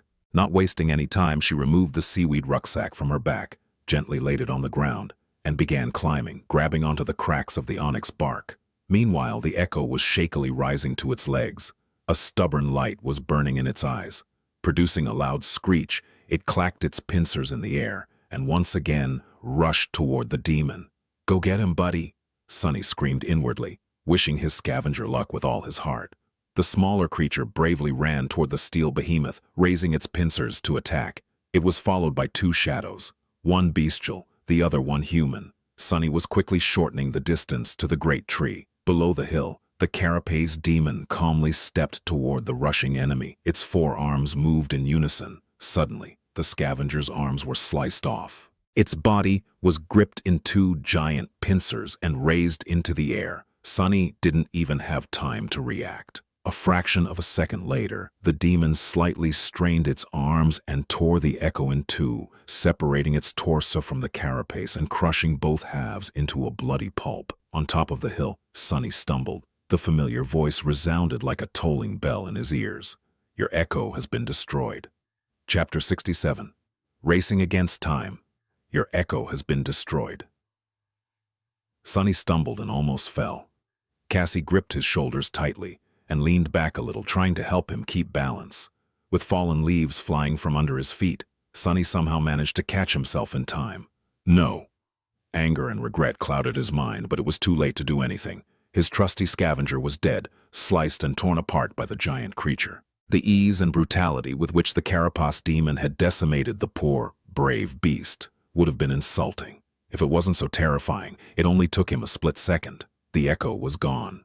Not only had Sunny seen its tragic end through the eyes of his shadow, he also felt the subtle connection between them disappear. In his soul sea, one of the spheres of light shimmered and vanished, leaving the silent surface of the water a little bit darker. He had lost his most valuable possession. But the bitterness Sunny felt was not only because of how useful the echo had been, or how much money it could have brought him in the real world. He had actually grown to like the mindless scavenger quite a bit. It was big, loyal, and reliable. It even seemed to possess a strange sort of stubborn, off-putting personality. And now it was dead. Gritting his teeth, Sunny ran like a madman. There would be time to mourn the loss of the loyal Echo later. Right now, they had bigger problems. "Sunny, what happened?" Cassie's whisper sounded worried and tense. She must have felt the change in his mood through his posture and body language. To be completely honest, Sunny was in no shape to talk, running up the hill at top speed with the blind girl on his back. No matter how delicate and light she was, had been a tall task for him without the support of the shadow. He was struggling to breathe, and there was still a considerable distance to the great tree. However, Sunny had to answer, his voice hoarse and rugged. He killed the Echo. Then there was no time for words anymore, because things were turning from bad to worse. Down at the bottom of the hill, the carapace demon was standing above the mutilated remains of the scavenger, looking at them with contempt. Heavy drops of azure blood were falling from each of his 4 upper limbs. Suddenly, the corpse of the Echo began to shine with soft light. Then, it shimmered and dissolved into a river of tiny sparks, which then fell to the ground and disappeared, leaving no trace of the hulking scavenger behind. Even its blood on the demon's scythes and pincers was gone. After all, the Echo was just a manifestation of a slain, nightmare creature and not the real thing. It came from nothing and was now returned to the state of nothingness. However, the carapace demon was not looking at the unexpected light show. Instead, he was staring at one particular spot on the ground. There, a lonely human shadow was frozen in confusion, uncertain what to do. With the body of the Echo, and consequently its spacious shadow, gone, it was instantly revealed, and had nowhere else to hide. Crap! The demon tilted his head, then moved with the speed of lightning and pierced the shadow with a scythe. Sunny flinched, ready to experience blinding pain. But nothing happened. The shadow, which had raised its hands in fright, looked down at the massive blade protruding from its chest and scratched its head. It was completely fine. Well, of course, it was just a shadow, after all. One had to have a body to be susceptible to such attacks. Right, what else did I think would happen? Meanwhile, the demon was staring at the nonchalant shadow. The menacing scarlet light in his eyes blazed brighter. Sunny was getting closer to the trunk of the tree, temporarily fueled by adrenaline. Otherwise, he might have fainted from the strain already. Just a little more. They had every chance of making it. The shadow just had to distract the giant monster for a bit. But it seemed as though luck was not on his side today. Down below, the carapace demon retrieved his scythe. However, instead of attacking the human shadow again, it suddenly turned around and cast a dark look at the top of the ashen barrow, where the giant tree stood in all its magnificent beauty. The bastard was smart, after all. Curse it all! Forgetting about the shadow, the behemoth lunged forward, rushing back up the tall hill's slope. It moved with frightening speed, covering a dozen meters with each second. "Get back here!" Sunny screamed to his shadow as he approached the trunk of the tree. Helping Cassie climb down from his back, Sunny picked up the rucksack that Nephis had left behind and handed it to the blind girl. "Be gentle with that." Cassie nodded, well aware of the contents of the rucksack, and carefully hung it on her shoulder. At that time, Changing Star had already reached the lowest branches of the great tree. Not wasting any time, she moved to a spot above her companions, summoned the golden rope, and threw one of its ends down.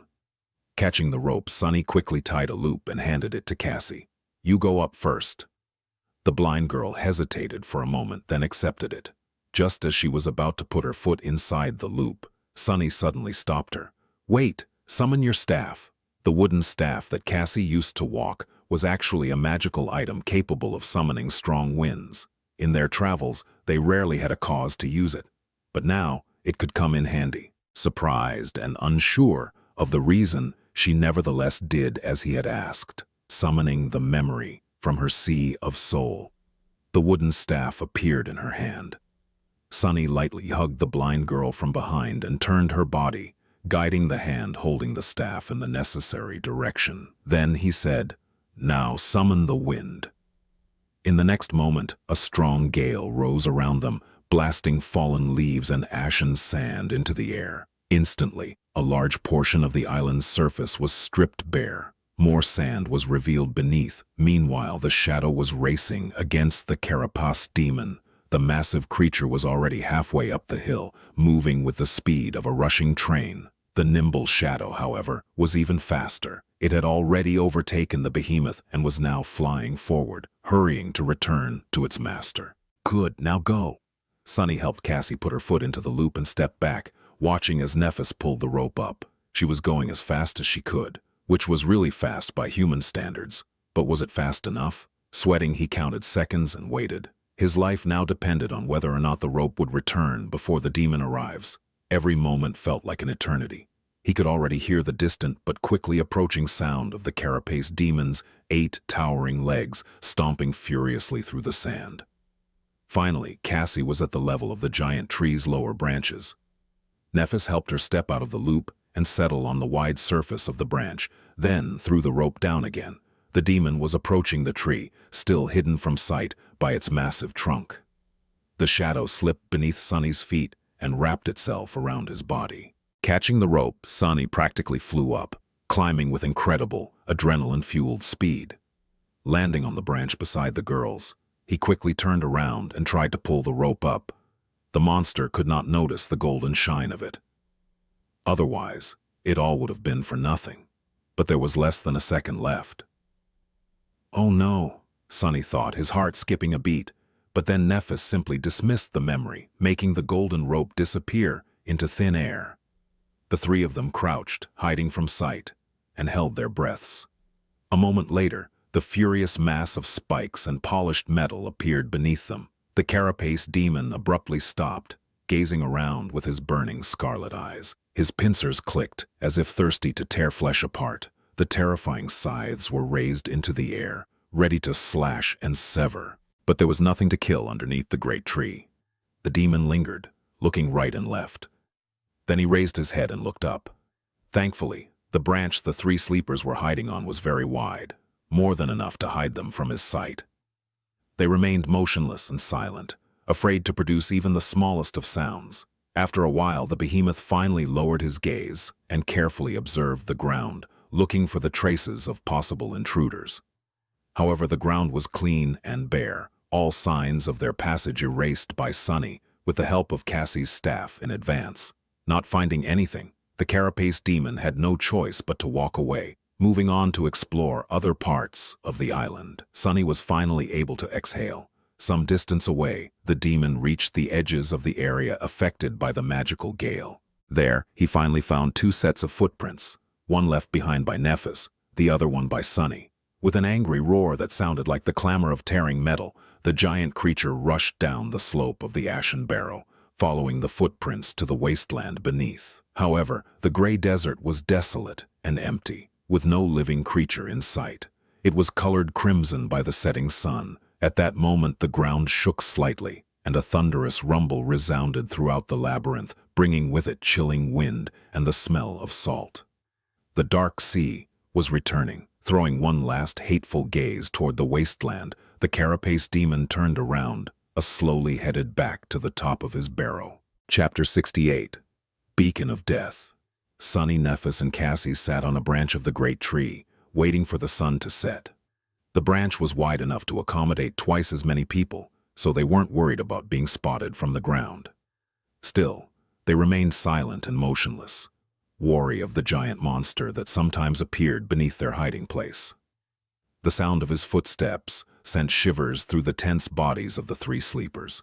Not once since coming to the forgotten shore had Sunny hoped for the night to come faster. But there was a first time for everything. They could only proceed with the next step of the plan after darkness had fallen, so there was nothing to do now but wait. Sitting with his back against Neph and Cassie, Sunny stared into the distance and tried not to think about anything. Obsessing over past mistakes and future risks was only going to dampen his resolve, and it was already in short supply. Meeting a setback so early into the plan really threw Sunny off his game. He still couldn't recover from the sudden loss of the precious echo. Of course, he knew beforehand that many things could go wrong. In fact, he had even warned the girls that there were too many unpredictable elements, and thus it was impossible to reliably predict their chances of success. Nevertheless, he had not expected to lose the strongest member of their group at the very beginning. The first stage of the plan was supposed to be the safest. Things to come were going to be much more dangerous. Sunny looked at the darkening skies, barely visible through the thick canopy of the great tree's crown, and listened to the noise of the rising sea. In the dim twilight, Cassie shifted a little and then gently squeezed his hand. Her warm touch made Sunny tense up, but then, realizing that the blind girl was just trying to console him, he allowed himself to relax. Stupid. What am I, a kid? Holding hands will not solve anything. But despite these grumbling thoughts, Sunny reluctantly realized that he did feel a bit reassured, with no logical reason at all. Maybe they were going to pull this off after all. If this was their will, who dared to stop them? Soon, the night descended, drowning the world in absolute darkness. The Ashen Barrow had become an island in the black, undulating void of the dark sea.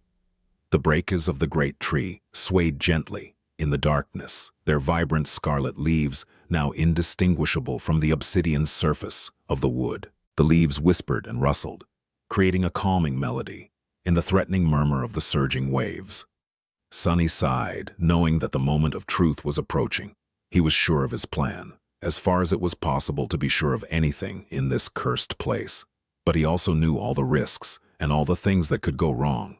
At the end of it all, they were still tossing a coin, hoping that its fall was not going to spell their doom. He felt Neff's position shift. She turned her head and glanced in his direction, a calm expression on her face.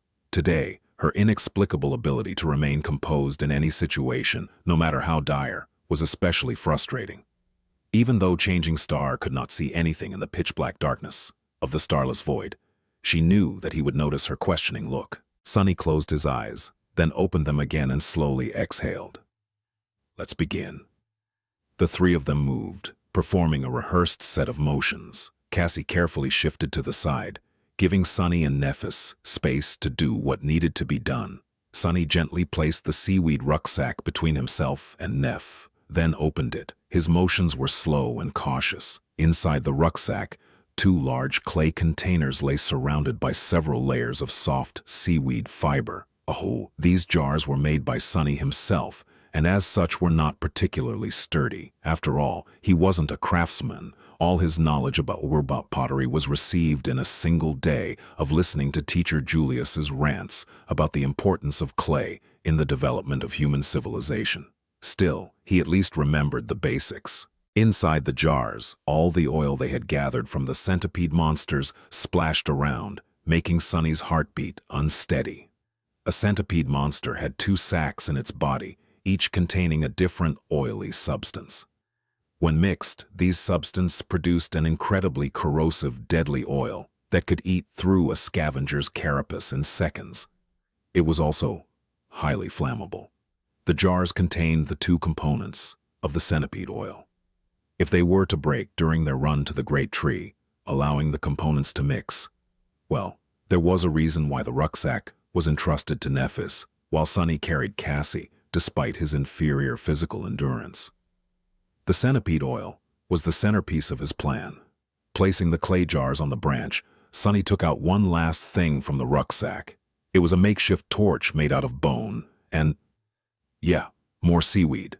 Traditionally, torches were supposed to be made out of wood, but on the Forbidden Shore, bones were much more easily found than sticks. In the darkness, he found Neff's cool hand, took it into his own, and then placed the torch on her open palm. At that moment, Sunny couldn't help but remember the other times Changing Star's hands had touched his body. The first time was when he was dying, his chest crushed by the Carapace Centurion's bone scythe. The other time was on the day he handed her the Starlight Legion armor and learned about her cruel flaw. Both days were very memorable, although for different reasons. He had a feeling that this day was also going to be forever etched in his memory, provided they lived to see the morning. Sunny deeply inhaled. "I'm ready." Nephis nodded and then rose to her feet. Standing tall, she grasped the torch and closed her eyes as though praying. Clad in white armor, with her silver hair dancing in the wind, she looked like a beautiful, solemn angel. Then, white radiance ignited beneath her eyelids. In the next moment, bright fire burst from beneath her hands. igniting the top of the torch. Changing Star opened her eyes, extinguishing the light shining in them, and raised the torch high above her head. In the lightless world, this single small flame looked like a lonely star, drowning in the sea of darkness. Simultaneously, Sunny stepped to the edge of the branch, inhaled deeply, and screamed at the top of his lungs, "Hey, asshole, come get me if you dare." Then, all hell broke loose. Attracted by the sudden burst of light and Sunny's belligerent cries, the carapace demon appeared out of nowhere in a storm of fury. Its towering legs tore through the ashen sand, throwing clouds of it into the air. Two scarlet eyes immediately focused on the shouting human, sending a nervous shiver through Sunny's legs. "Yeah, right here, you pile of scrap. Come and get it, fat lobster. This is my island now," he shouted, pretending to not be scared out of his wits. The demon dashed toward him. This behemoth was as tall as a house, but still not tall enough to reach the branches of the great tree with his scythes. So, for the moment, Sunny was still safe. He was pretty sure that this won't be the case for long, but it was enough time to bring the plan to fruition. If he doesn't miss, just as the carapace demon was about to appear right beneath the branch Sunny was standing on. He took a deep breath, aimed, and tossed both of the jars down. The creature reacted with lightning speed, slicing both jars into pieces with his horrible scythes. However, it was of no use. The oily liquids contained inside still rained on its carapace in a torrent, followed by a scattering of clay shards. If anything, it only made the surface of the impact larger, covering most of the demon's metal carapace in a layer of liquid. The two components mixed, producing the deadly corrosive oil, which then burned into the lustrous armor. Sunny held his breath. However, the centipede monster's oil, which was capable of destroying the unbreakable chitin of both scavengers and centurions, turned out to be completely ineffective against the strange alloy covering the carapace demon's body. It didn't even leave a scratch on it. Sunny's face darkened. "That's..."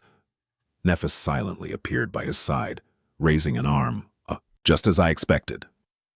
Luckily, Sunny did not put a lot of value on the oil's corrosive qualities. To begin with, he needed the oil for its other quality, its flammability.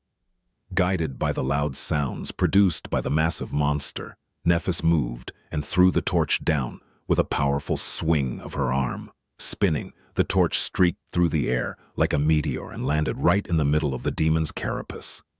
In the next second, the giant creature was engulfed in flames. Sunny did not really expect the fire to be able to damage the demon. He was sure that the behemoth could withstand much more than just simple heat. But now, covered in the burning oil, the carapace demon shined brightly in the pitch-black night of the forgotten shore. He had turned into a fiery beacon, calling all the monsters of the cursed dark sea to come crawling from its black depths. Chapter 69. The Guest. The giant demon was engulfed in flames, shining like a bright beacon in the hungry darkness of the night. His polished armor blazed with reflected light, sending radiant glints in all directions. Drops of burning oil were falling to the ground, flaring up as they hit the ashen sand. For a second, it seemed as though time had stopped. Sunny was staring at the incandescent glow of the fire, his eyes wide, almost failing to believe that they had actually pulled this insanity off. Nephis was frozen by his side, her hand still outstretched after the throw. But they really did. They pulled it off. Sunny never seriously considered facing the carapace demon in an honest battle. If a battle between a giant death machine and 3 powerless humans could even be called honest. However, their lacking strength did not mean that they could not murder the evil creature. They just had to be smart about how to do it. For example, they could find something stronger to do the dirty work for them. That's why he had concocted a plan to sneak under the ashen barrow, wait for the night to come, lit the behemoth aflame, and watch it be torn apart by the terrifying monsters of the dark sea. And now they were halfway to making that plan a reality. Of course, the most dangerous part was yet to come. They still had to survive the attack of the creatures of the black water themselves. And before that, the carapace demon roared with fury, making Sunny feel like his ears were going to bleed. The roar sounded like a deafening cacophony of rusted metal being torn apart by giant claws. Two scarlet eyes shone through the conflagration of flames, piercing the young man with a concentrated beam of murderous hatred. Before that, they had to last until the sea monsters arrive. The infuriated demon was out for their blood, and no one knew how much time it would take for the dark sea creatures to appear on the Ashen Barrow. Sunny was scared that the demon was capable of performing ranged attacks. If not, he might be able to climb the tree to get to them, or try to kill them in a way that they had not even considered. In the worst-case scenario, they would have to endure his rage for quite a while. Looking into the giant's hateful eyes, he sensed that the creature was thinking in the same direction. When the demon glanced in the direction of the great tree's obsidian trunk, Sunny's heart suddenly skipped a bit. However, in the end, cold rationality won over seething rage in the carapace demon's mind. Instead of wasting time trying to get to the three tiny humans, he suddenly rolled on the ground, hoping to use the sand to douse the flames dancing on his carapace. The whole island shook, almost throwing Sunny off the branch. Crap! Why did the bastard have to be so smart? For a moment, Sunny entertained the idea that the demon was actually going to succeed in extinguishing the fire before the dwellers of the depths had noticed it.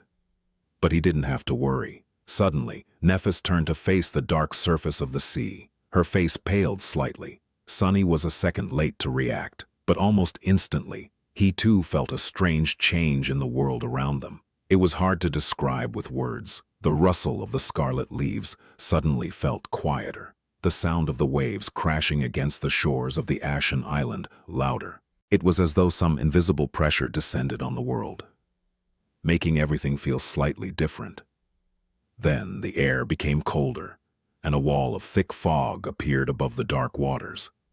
The carapace demon had also noticed this change. He stopped trying to douse the flames and rose from the sand, the oil still burning on his carapace. Not paying it any attention anymore, the demon turned to the sea, a sense of grim resignation radiating from his posture. Then it was replaced by dark resolve and frenzied bloodlust. The fog slowly moved, crawling onto the island. Sunny felt shivers run down his spine, realizing that it was flowing against the wind. The sound of waves was now muffled and changed, almost imperceptibly so. And there in the fog, something was moving. He could almost make out a figure. It was... Suddenly, Cassie's small palm covered his eyes.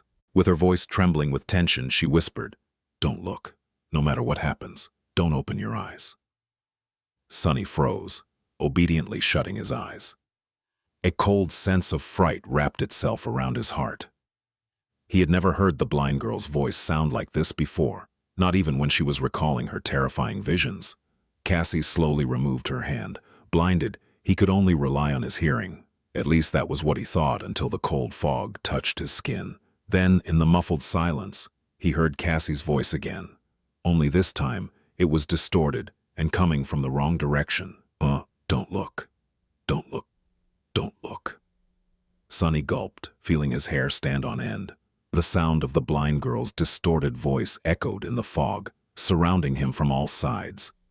Instead of growing quieter, it was becoming louder, overlapping over itself.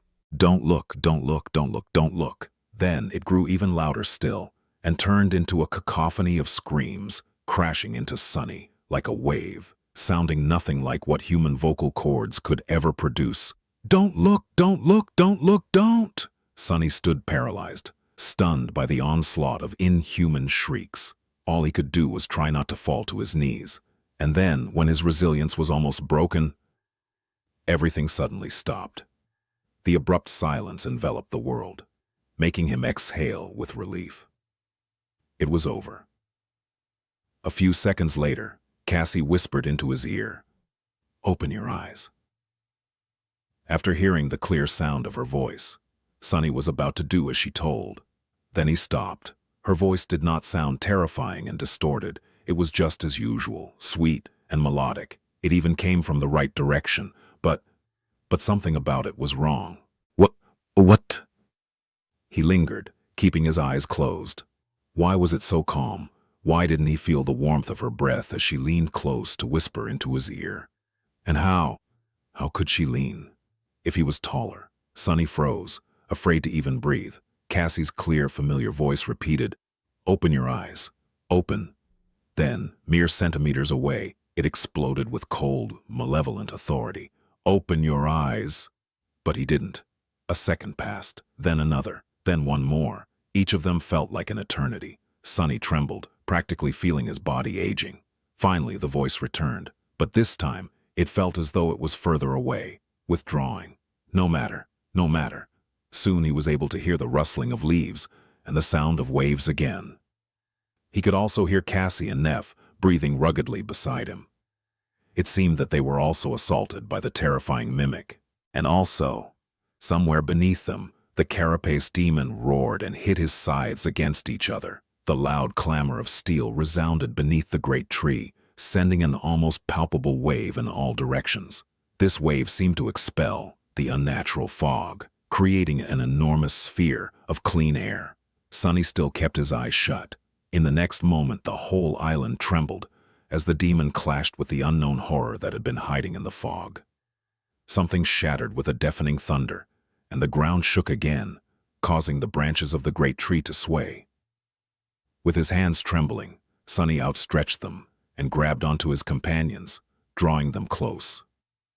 Holding each other, they listened to the sounds of the furious battle and waited.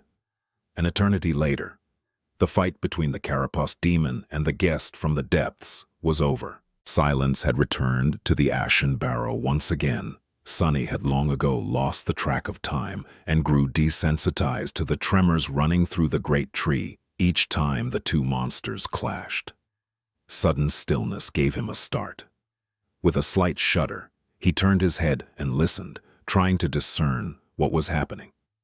In the quiet aftermath of the terrible battle, Nephis hesitated and then said in a raspy voice, "We can open our eyes now." Sonny lingered before following her advice. He opened his eyes and blinked a couple of times, his vision slowly returning. The pale light of dawn was creeping from the east, enveloping the island in the dim twilight. Beneath them, the surface of the island was torn apart and upturned, almost unrecognizable. It was as though the ashen barrow was pummeled by several rounds of heavy artillery fire. And on that surface, damn it! The carapace demon was slowly limping back from the edges of the island, leaving a trail of azure blood behind. He was heavily wounded and in a terrible shape, with several limbs missing and a spider web of cracks covering his once pristine carapace. 2 of his arms were gone, leaving him with a single scythe and a single pincer. Most of his rear legs were either broken or severed, forcing the behemoth to walk in a strange, unsteady gait. However, he was still alive. More than that, none of the armor plates covering his vital organs were seriously damaged, his metal shell still strong and impenetrable. Sonny clenched his fists and glanced at Neff, a dark expression on his face. What do we do?" Changing Star looked down. There was a cold glint in her calm gray eyes. Stretching her arm to the side, she summoned her sword and said, "Finish him off." Chapter 70. Judgment of the Blade. Sonny looked at the wounded demon, a grim look of resolve on his face. At this point, there was no reason to argue. They had no other choice but to face the guardian of the island themselves. Sonny's bag of tricks was all empty anyway. In the end, their fates were still going to be decided by sharp blades. Someone was going to get killed, and someone was going to be the killer. How are we going to deal with his armor? Nephis weighed the sword in her hand and glanced down. "I will break through the armor. Can you create an opening?" Sonny nodded, not wasting time on unnecessary questions. If Changing Star was certain of her ability to cut through the demon's carapace, he had no reason to doubt it. Creating an opening, that was not going to be easy. Even though the monster had suffered terrible injuries, he was still a force to be reckoned with. His size alone was going to pose difficulties. They would have to bring the behemoth down to his knees before even thinking of carrying out any sort of an effective attack. And he was not just going to stand still under their assault, either. But what else was there to do?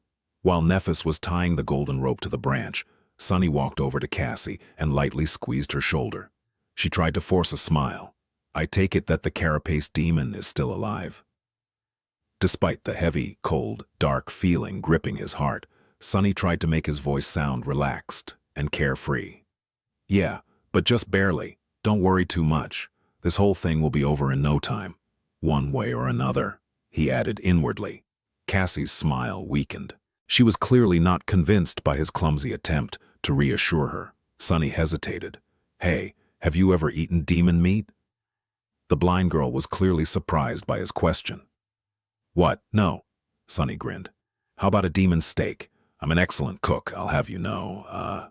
I think. Neff had sort of monopolized the preparation of food, so I had no chance to put all the knowledge from the wilderness survival course to practice. Teacher Julius had indeed spent a lot of time teaching him how to cook all kinds of seemingly inedible things, as well as meats of all sorts of nightmare creatures, in preparation for his journey into the dream realm. Here, hunger was as much of an enemy as the fiercest of monsters. As soon as we get our hands on some demon meat, I'll make you a steak. It'll be the most delicious demon steak you had ever eaten. I promise. Finally, a real smile appeared on Cassie's face. She gave him a courteous nod. All right, that's a promise then. Meanwhile, Nephis was done with the rope. She threw it down without hesitation and glanced at him. Are you ready? Sunny sighed and closed his eyes for a second, feeling the strength of his body being enhanced by the shadow. Yes. Let's do this. As soon as their feet touched the ground, Sunny felt a heavy gaze burning a hole in his chest. Glancing up, he saw the crippled carapace demon staring right at him, a dark glint shining in his one remaining eye. The other one was gone, leaving only a bleeding black gap behind. At this distance, the damage dealt to the demon's body seemed even more debilitating. Its carapace was fractured in several places and covered in cracks, each seeping with azure blood. Sadly, none of the cracks were near the vital organs. His horns were shattered, as was one of his front legs, in addition to several rear ones that were either broken or torn off completely. The stumps of his two severed arms were pressed tight against his torso to stem the heavy bleeding. The other two were hanging to the ground, almost brushing against the ashen sand. The giant monster looked broken and tired. However, it was still terrifying, perhaps even more so than before, because despite the horrible wounds, his gaze was still firm and full of evil intelligence. It was still radiating madness and bloodlust, which was now concentrated on Sunny and Nephis, the architects of his sorry state. The first beams of the rising sun shone on the spikes covering the demon's once lustrous carapace, painting them in shades of burning crimson. Sunny summoned the azure blade and glanced at Nephis. Be careful, he's lightning fast. He was the only one who had seen the terrible creature in action. As such, only he knew how dangerous the demon really was. Nephis nodded, not taking her eyes off the enemy, and stepped forward. The two of them walked toward the waiting carapace demon. Sunny was slightly ahead and aiming to circle the behemoth from the right, the side where the demon had both his last remaining scythe and eye. Changing Star was a step or two behind him, aiming to circle the creature from the left, the side where his pincer arm was slowly rising into the air. In this battle, Sunny's role was to take the brunt of the enemy's attacks, letting his partner deal the lethal blow when the time was right. Through the tacit understanding that they had developed through surviving dozens of life-or-death situations, the two of them were able to cooperate without speaking a single word, fighting almost as one. This was their main advantage. As they were closing in, Sunny felt a slight shift in the demon's posture. Instantly, he knew that hell was about to break loose. He had warned Nephi about the speed of their enemy, but he also had to deal with it himself. Sunny knew that he was much slower than the giant creature, but he still had to find a way to dodge the massive, terrifying scythe. That wasn't as bad as it seemed. Speed wasn't everything in a fight. Take, for example, Changing Star's training fight against the proud scion of the Han Li clan. Castor possessed an aspect ability that made him 10 times faster than the silver-haired girl, at least. However, in the end, he only won by a hair's breadth. Nephis had almost smashed his face with an unexpected elbow strike.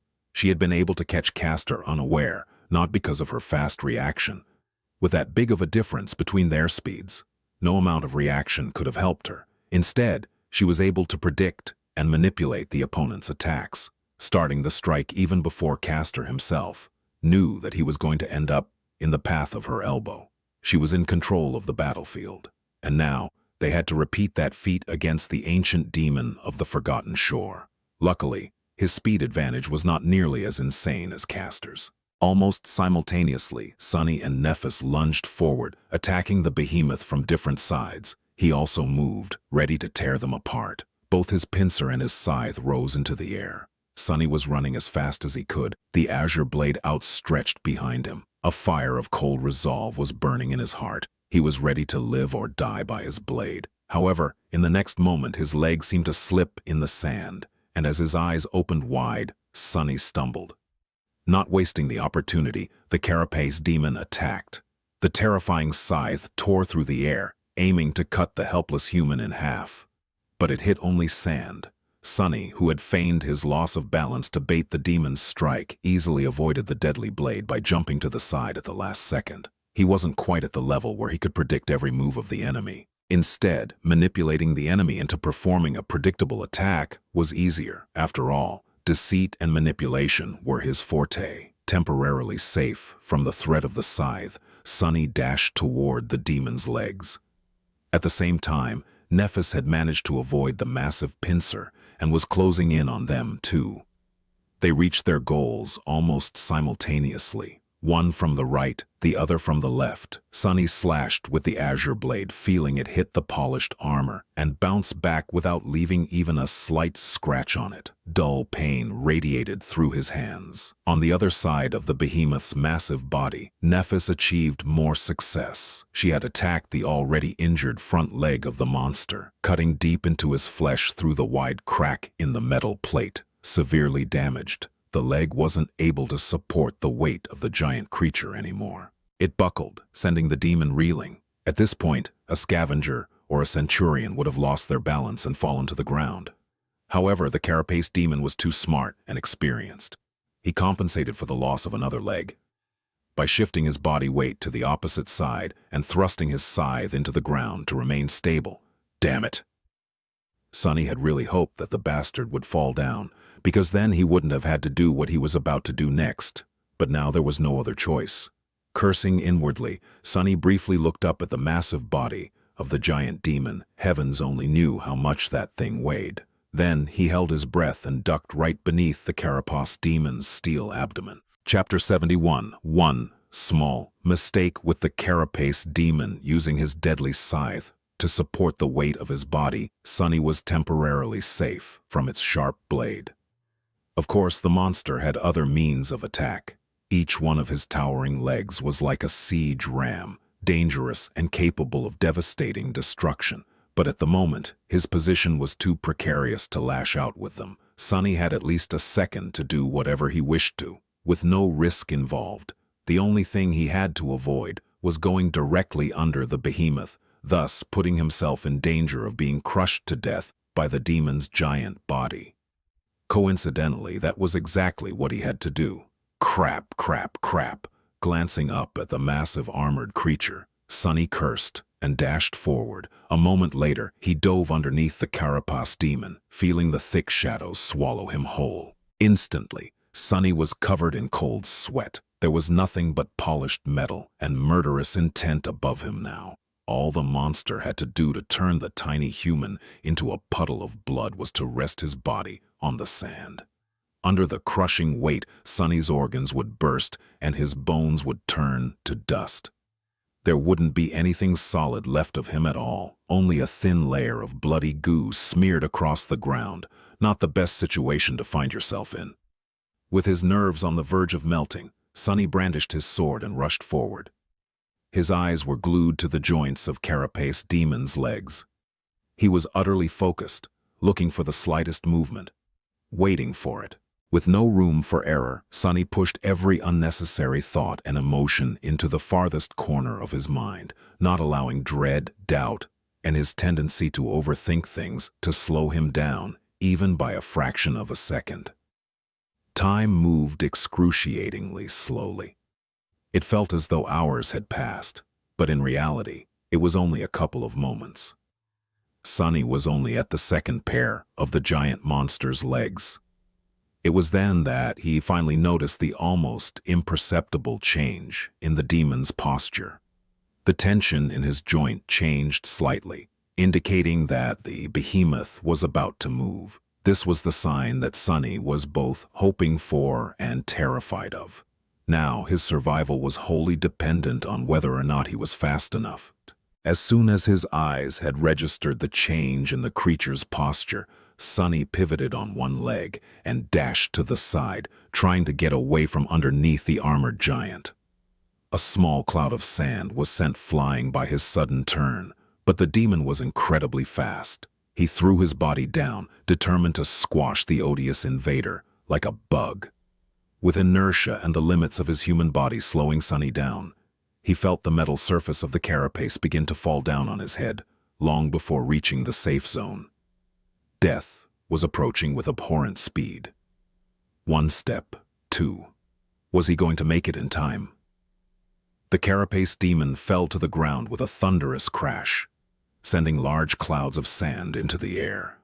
The impact was so strong that the whole island trembled. The furious mass of falling metal and spikes missed Sunny by just a few centimeters. He flew from underneath the demon's body at the last possible moment by performing a desperate dive. Crushing into the sand, Sunny rolled away and jumped back to his feet, slightly disoriented by the shock wave of the giant's fall. I actually managed to survive. Sometimes, life was full of surprises. But all jokes aside, he was not really astonished. His actions, while potentially fatal, had been deliberate and calculated. He was not in the habit of putting his life at risk without being sure that there would be at least a moderate chance of making it out alive. His actions were also always purposeful and pursued a specific goal. In this case, it was to bring the carapace demon down. Only by forcing the giant creature down to the ground in reach of their blades could they hope to kill it.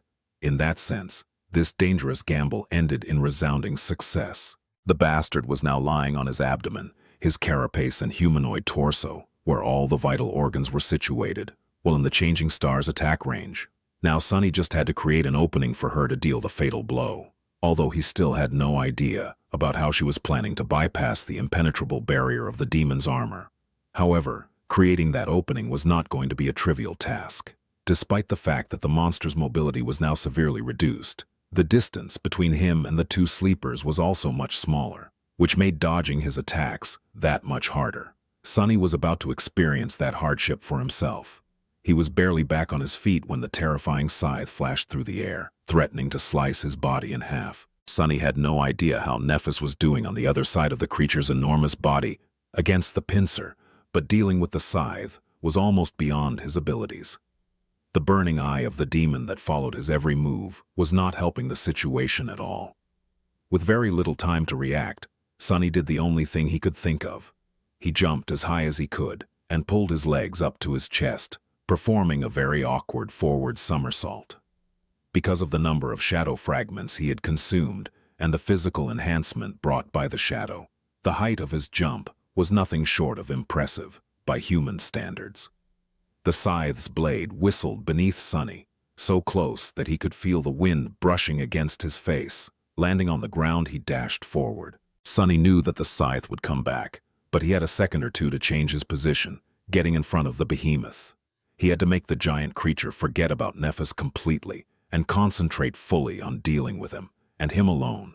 To do that, he had to get in range of both the scythe and the pincer. What a lovely task. Feeling that his time was running out, Sunny spun around and raised the azure blade. Just as he thought, the carapace demon was already bringing the scythe down at him again, this time in a ruthless horizontal thrust. The sharp tip of the scythe was flying through the air, aimed at his chest. However, he had slightly underestimated the demon's reaction time. As the result, there was already no time to dodge. One small mistake was the difference between life and death on the Forgotten Shore. The scene of their first fight against a carapace centurion flashed in Sunny's mind. The situation was eerily similar to this one, with the inescapable doom approaching him at the speed of lightning, too swift and close to be avoided. Brought by the blade of a carapace creature's scythe. But Sunny wasn't the same as he was before. Since that fateful battle, he had spent every day training, gaining experience and gathering power. He had fought his way through this hell, paying a price of blood for every step. He wasn't that easy to kill anymore. Instead of soft flesh, the scythe was met by the hard steel of the azure blade. Not only did Sunny block the blow, he even managed to angle the sword in a way that would deflect most of the impact, instead of absorbing the full force of it. One of his hands was placed on the hilt. The other gripped the tip of the blade with enough strength to prevent the edge from cutting his fingers off. The residual force was still enough to send him flying back, but it was not enough to break the bones in his hands. Not with the shadow enhancing the resilience of his body. The azure blade, however, was not as lucky. With a sorrowful ring, the blade shattered, breaking off near the crossguard. Beautiful shards of blue steel fell to the ground. Sunny gritted his teeth, knowing what would happen next. The spell spoke, announcing the destruction of his trusty sword. Your memory has been... He didn't get to hear the rest of the sentence because in the next moment his body collided with the ground. Sunny bounced a couple of times, feeling flashes of pain radiating through his bones, rolled, and finally came to a stop. He was comparatively fine. Standing up, Sunny stumbled and barely managed to remain on his feet. He glanced around and noticed that the trunk of the great tree was not that far away. 24 meters away, the carapace demon was slowly turning his head, planning to concentrate his murderous rage on Nephis. This was the exact opposite of what Sunny had to achieve. He had to attract the monster's attention somehow. But what could he do? As the remains of the azure blade began to shine with soft light in his hand, ready to disintegrate into a rain of sparks, Sunny raised his hand and threw the broken sword with as much force as he could gather. However, he didn't throw it at the demon. Instead, he threw it at the miraculous tree, as though trying to harm it. Not far away, the demon suddenly froze, even if only for a second. His scarlet eye followed the shining memory as it flew through the air, approaching the trunk of the great tree. Then, the broken sword fell apart, turning into a shower of white sparks, which then disappeared without a trace. None of them even touched the obsidian bark. However, the azure blade had already fulfilled its purpose. It distracted the giant for a few precious moments. For Changing Star, that was more than enough. Chapter 72, Demon Slayers. As soon as the carapace demon froze, distracted by the feigned threat to the great tree, Nephis lunged forward. There was no hesitation, no doubt, not even the slightest pause between the moment her enemy had lowered his defenses and her reckless attack. Just like Sunny had been utterly focused on observing the monster's movements before, she had been watching and waiting for this exact moment since the beginning of the battle. Changing Star knew that, when the opportunity presents itself, it will only last for a second. Even that single second almost cost Sunny his life. Nephis wasn't going to waste it.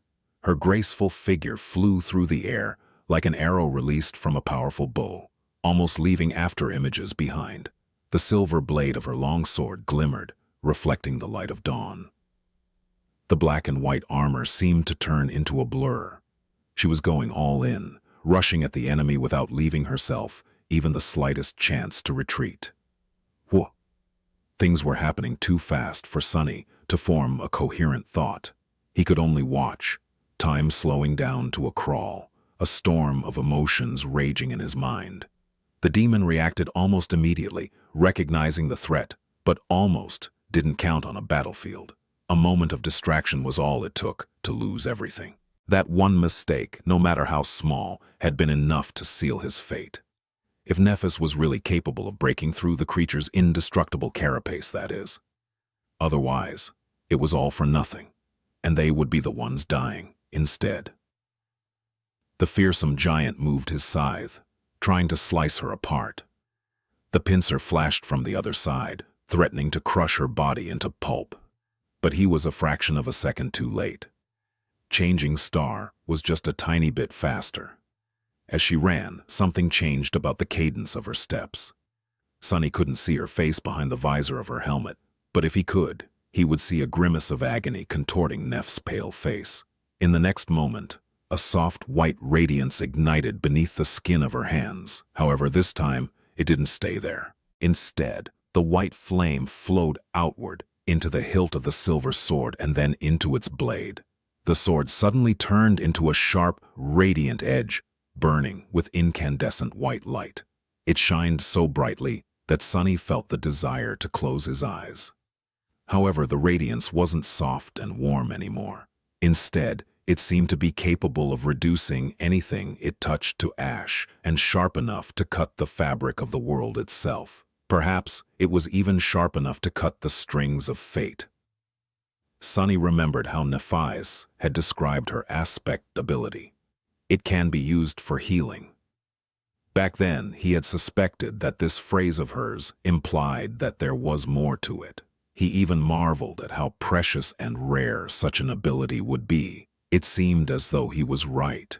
Changing Star's miraculous flame was capable of both healing and destroying. It possessed an enhancing effect similar to his own shadow control, at least when applied to weapons.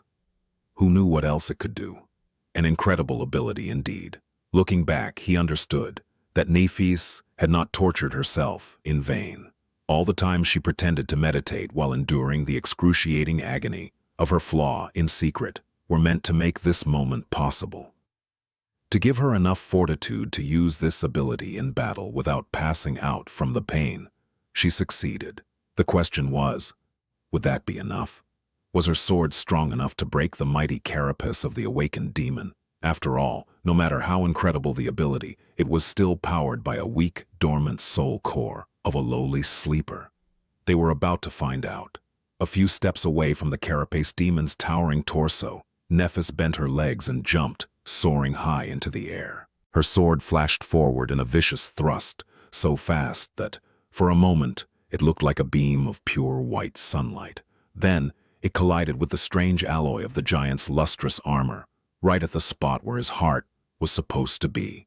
Of course, back when they were hiding in the dead Leviathan's empty spine, Cassie had told them about her vision. In that vision, she saw the carapace demon being attacked by a terrible creature of the deep, dark sea. In the aftermath of the battle, the demon was severely wounded and on the verge of dying. The most horrible wound was on his chest, where the armor was torn apart and shattered, revealing the monster's beating heart. With time, all his injuries had healed, except for this one. While the carapace of the demon seemed to have recovered, in truth, it was never fully restored. In this one spot, the armor was secretly weakened, and it was exactly to that spot that Nephis had delivered her blow. It didn't matter whether her radiant sword was really capable of breaking through the impregnable armor of the awakened creature, because she attacked the only weak spot on his body, the place where his armor had already been broken. With a flash of white light, the incandescent sword pierced through the metal of the demon's carapace and plunged into his body, unleashing a fury of fire inside the adamantine shell. It seemed as though the giant was suddenly illuminated from within, with beams of light shining through the cracks in his armor. For a moment, the surreal sight was burned into Sunny's mind. Then, Changing Star's sword had reached the carapace demon's heart and sliced it apart, incinerating everything around it and making the azure blood of the fearsome creature boil and evaporate. Sunny's legs buckled, and he gracelessly fell on his ass. What? We did it. The demon staggered. His arms slowly rose, as though trying to pull Nephis into a final embrace. But then, as his body twitched, they fell to the ground. Neph landed in the sand and jumped back, ready to defend herself. But there was no need. The proud guardian of the Ashen Barrow was dying. The scarlet light in his one remaining eye was dimming, any semblance of intelligence quickly disappearing from his gaze. The demon heavily slumped, all remnants of strength abandoning his mighty body. Turning his head with incredible effort, he cast one last look on the great tree. Then his gaze stopped on Sunny. There was no fury or madness in that gaze anymore. Only some strange, calm, inexplicable emotion. It almost felt like relief. Before Sunny could discern the meaning of that emotion, the last glimmer of light was gone from the eye of the carapace demon. His head rolled back and fell. They won. In front of the giant body, Nephis had dismissed her helmet. Behind it, her face was pale and tired, her hair sticking to it in a sweaty mess. The afterglow of the white radiance was already extinguished, leaving her eyes gray once again. Changing Star kneeled, then lay down on her back, too exhausted to move. The whole fight lasted less than a minute, but it took everything out of both of them. Sunny followed Neff's example and lay on the ground, trying to catch his breath. They actually won. He couldn't quite believe it. "I want to sleep for a week." Remembering that Cassie was still waiting in the branches of the great tree, not knowing who lived and who died, Sunny sighed. A few moments later, he deeply inhaled. Then, straining his vocal cords, he screamed at the top of his lungs. In the silence of the morning, in the center of the tall hill covered with ashen sand, under the branches of a beautiful giant tree, a strange shout could be heard. "One demon's stake coming right up." Chapter 73. The Circle of Death. A few minutes later, Sunny heard a noise coming from somewhere above. Looking in that direction, he noticed that Cassie was standing at the edge of the wide branch, gripping the golden rope in her hands. Before he could react, the blind girl was already climbing down. She was very cautious, but also quite nimble for someone without sight. He blinked. Is she crazy? That's dangerous.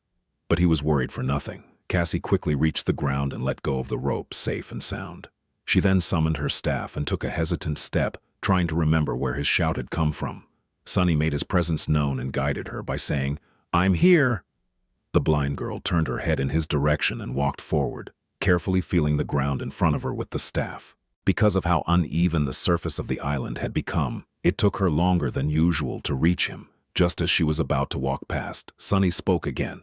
"Hey, Cass." Cassie stopped and lowered her head with a surprised expression. Then she asked, "Why are you lying on the ground?" He smiled weakly. It's very comfortable." Suddenly the blind girl frowned and asked in a worried tone, "Are you hurt?" Sunny shook his head with a sigh. His sense of humor was not always appreciated. In fact, it had often landed him in hot water in the past. "Just bruised all over. Nothing serious. I'm just really tired." That one was really intense. Since Cassie was still frowning, he thought for a moment and added, "Neff is also fine. She's resting a bit further away." Finally, the delicate girl relaxed. Her face cleared, and she offered him a hesitant smile. "You really killed that demon?" Sunny cast a gaze at the giant corpse and closed his eyes. "Yeah, he's very dead." Both of them were silent for some time. Sunny was on the verge of falling asleep when Cassie carefully asked, "So, you're just going to continue lying here?" He opened his eyes and blinked, trying to remember what was going on. "Oh right, it's morning, there are things we have to do." But the last day was excruciatingly long and exhausting. They had to make preparations to execute the plan. Race to the top of the hill, climb the great tree, hide themselves in its branches, risk their lives to set the demon on fire, not to mention all the stuff that happened after. All culminating in the short but terrifying battle against the creature itself. And yet, it was not time to rest yet. They had to take basic precautions at least. Straining his exhausted body, Sunny stood up and offered Cassie his shoulder. After she placed her hand on it, he walked over to the carapace demon's corpse, stopping at the spot where Nephis was sprawled in the sand. She greeted them with a tired glance. "Good morning." Out of habit, Changing Star tried to force a polite smile. However, today it did not look very convincing. I give it 3.6 out of 10. Not great, not terrible." Soon, the three of them were sitting in a circle, passing around the glass bottle full of cold, refreshing water. Sunny was in the middle of describing their fight with the carapace demon. So he got distracted for a few moments. That's when Neff attacked. She used her aspect ability to ignite her sword and struck at the weakened patch of armor on the demon's chest, the one you told us about. It really was not as strong as the rest of his carapace, so the sword went through and pierced the bastard's heart. Sunny noted that Cassie did not seem surprised at the mention of Changing Star's new trick. Either she knew all along because Nephis had told her, or she saw something in one of her visions. Regardless, he decided not to press the topic. The demon was already severely wounded from his fight with the thing from the sea, so it was enough to finish him off. A few seconds later, he was dead. Cassie shook her head in astonishment. "That is incredible. 2 sleepers killing an awakened demon. I thought that stuff like that only happens in webtoons." Nephis corrected her. 3 sleepers. Without your vision and advice, we wouldn't have been able to do anything. The blind girl lowered her face, a little embarrassed. Still, 2 or 3, it doesn't really change a lot, does it? Sunny looked from one girl to another, then finally turned to Cassie. You're right. It's not something one would expect to happen. But anyway, I promised to cook demon meat for you after this is over, didn't I? Are you ready to witness my incredible culinary talent? He smiled, already tasting the juicy, tender meat in his mouth. However, Cassie suddenly frowned, a hesitant expression appearing on her face. I don't know about that. He raised his eyebrows. What? Why? She lingered before answering. Well, it just seems weird to eat the meat of an intelligent creature, even if it was evil. I didn't think about it before, but now, it just doesn't seem right, I guess. Sunny blinked. Actually, he did not think about it either. In retrospect, the idea of making steaks out of a creature whose intelligence was comparable to theirs did seem a little wrong. Even if that creature was a bloodthirsty demon who would have swallowed them whole without a second thought. It was just how things worked in the dream realm. Monsters devoured humans, and humans devoured monsters. It was the circle of life. Death, the circle of death. But the carapace demon was not only smart, he had his own thoughts and personality. Even though nightmare creatures were universally insane and obsessed with murder and destruction, just like he was, there were also other qualities to the ironclad giant. He was proud and fearless, even valiant. When fighting against the terrifying monsters of the dark sea, he did not hesitate to stand his ground, refusing to surrender. Cooking the meat of someone like that could indeed be considered strange. How come Teacher Julius did not educate me on the ethics of eating your enemies? What an oversight. Misunderstanding Sunny's silence. Cassie blushed and said, Sorry. I know it seems ridiculous, but that's just how I feel. You and Neff don't have to do the same. Sunny shook his head. No, you might be right. I understand. Sort of. It's just that we didn't bring any supplies with us, so we won't be able to eat anything unless we go hunting. The blind girl sighed. Then her face brightened and she said, What about the great tree's fruits? I bet they're delicious. Sunny looked at her in amazement. Are you serious? Cassie was visibly confused by his question. Yes? Why? He blinked a couple of times before answering. That tree is magnificent and pretty, but it's also very strange and suspicious. Why is it able to grow here when nothing else can? I'm pretty sure that it's the reason why all the coral around the Ashen Barrow is dead. Have you seen anything else capable of damaging the labyrinth itself? Sunny looked at Cassie, then at Nephis, trying to show how serious he was about this. In any case, it's too creepy. I don't think that we should eat these fruits. Who knows what they'll do to us? The blind girl smiled. You're being a little paranoid, don't you think? A tree is a tree. Actually, I think it's a wonderful example of how life can prevail against all odds, even in this terrible place. I'm willing to bet that its fruits are perfectly fine. He stared at her, not knowing what to say. How could Cassie be so dismissive of his completely valid concern? That wasn't like her at all. Unpleasantly surprised, Sunny turned to Neff, hoping that she would support him. Changing Star thought things through before speaking. Then she said in a measured voice, Sunny is right. There are too many strange things about that tree. Eating its fruits would be too risky. Finally, a voice of reason. He exhaled, relieved. However, his heart was still inexplicably gripped with worry. As Cassie sighed with disappointment, Changing Star turned to him and asked, The echo was destroyed.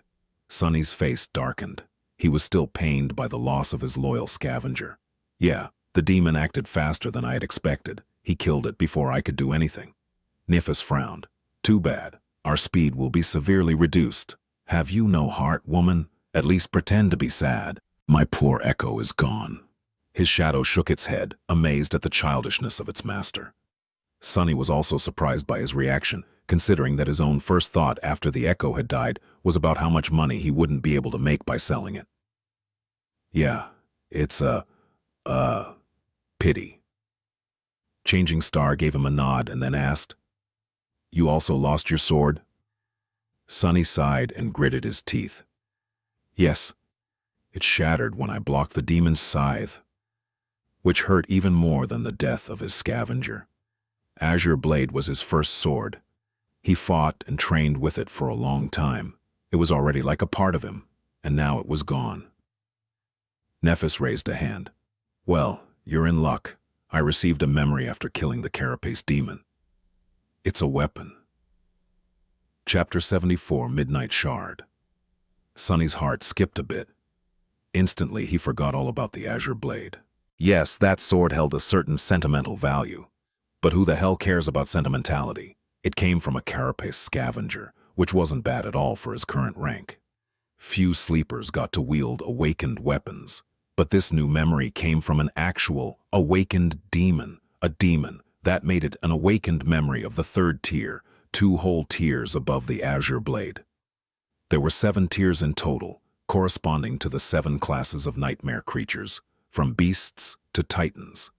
Strictly speaking, a higher tier did not always mean that a memory will be more powerful, but generally, the more advanced a creature was, the more unique and formidable memories it left behind. That's why the puppeteer's shroud, which came from an awakened tyrant, and was thus considered to be a Tier 5 awakened armor, was so precious. Please be awesome.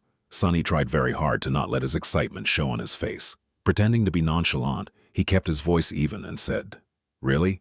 That's good. Nephis took his hand, ruining all Sonny's attempts to appear calm, and closed her eyes. Hiding the startled expression on his face, Sonny felt a spark of energy travel from her body to his.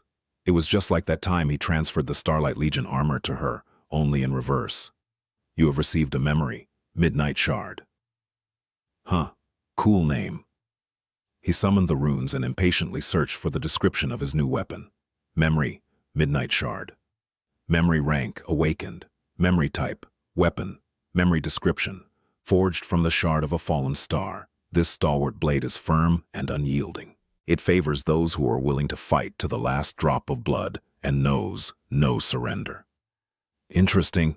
Not wasting any time, Sonny summoned the Midnight Shard. Immediately, an elegant sword appeared in his hand. The sword looked a bit like the azure blade, but only in the sense that it was single-edged and had a long hilt suitable for 2 hands. However, this was where the similarities ended. For starters, its blade was much longer, somewhere between 70 and 80 centimeters, and slightly curved.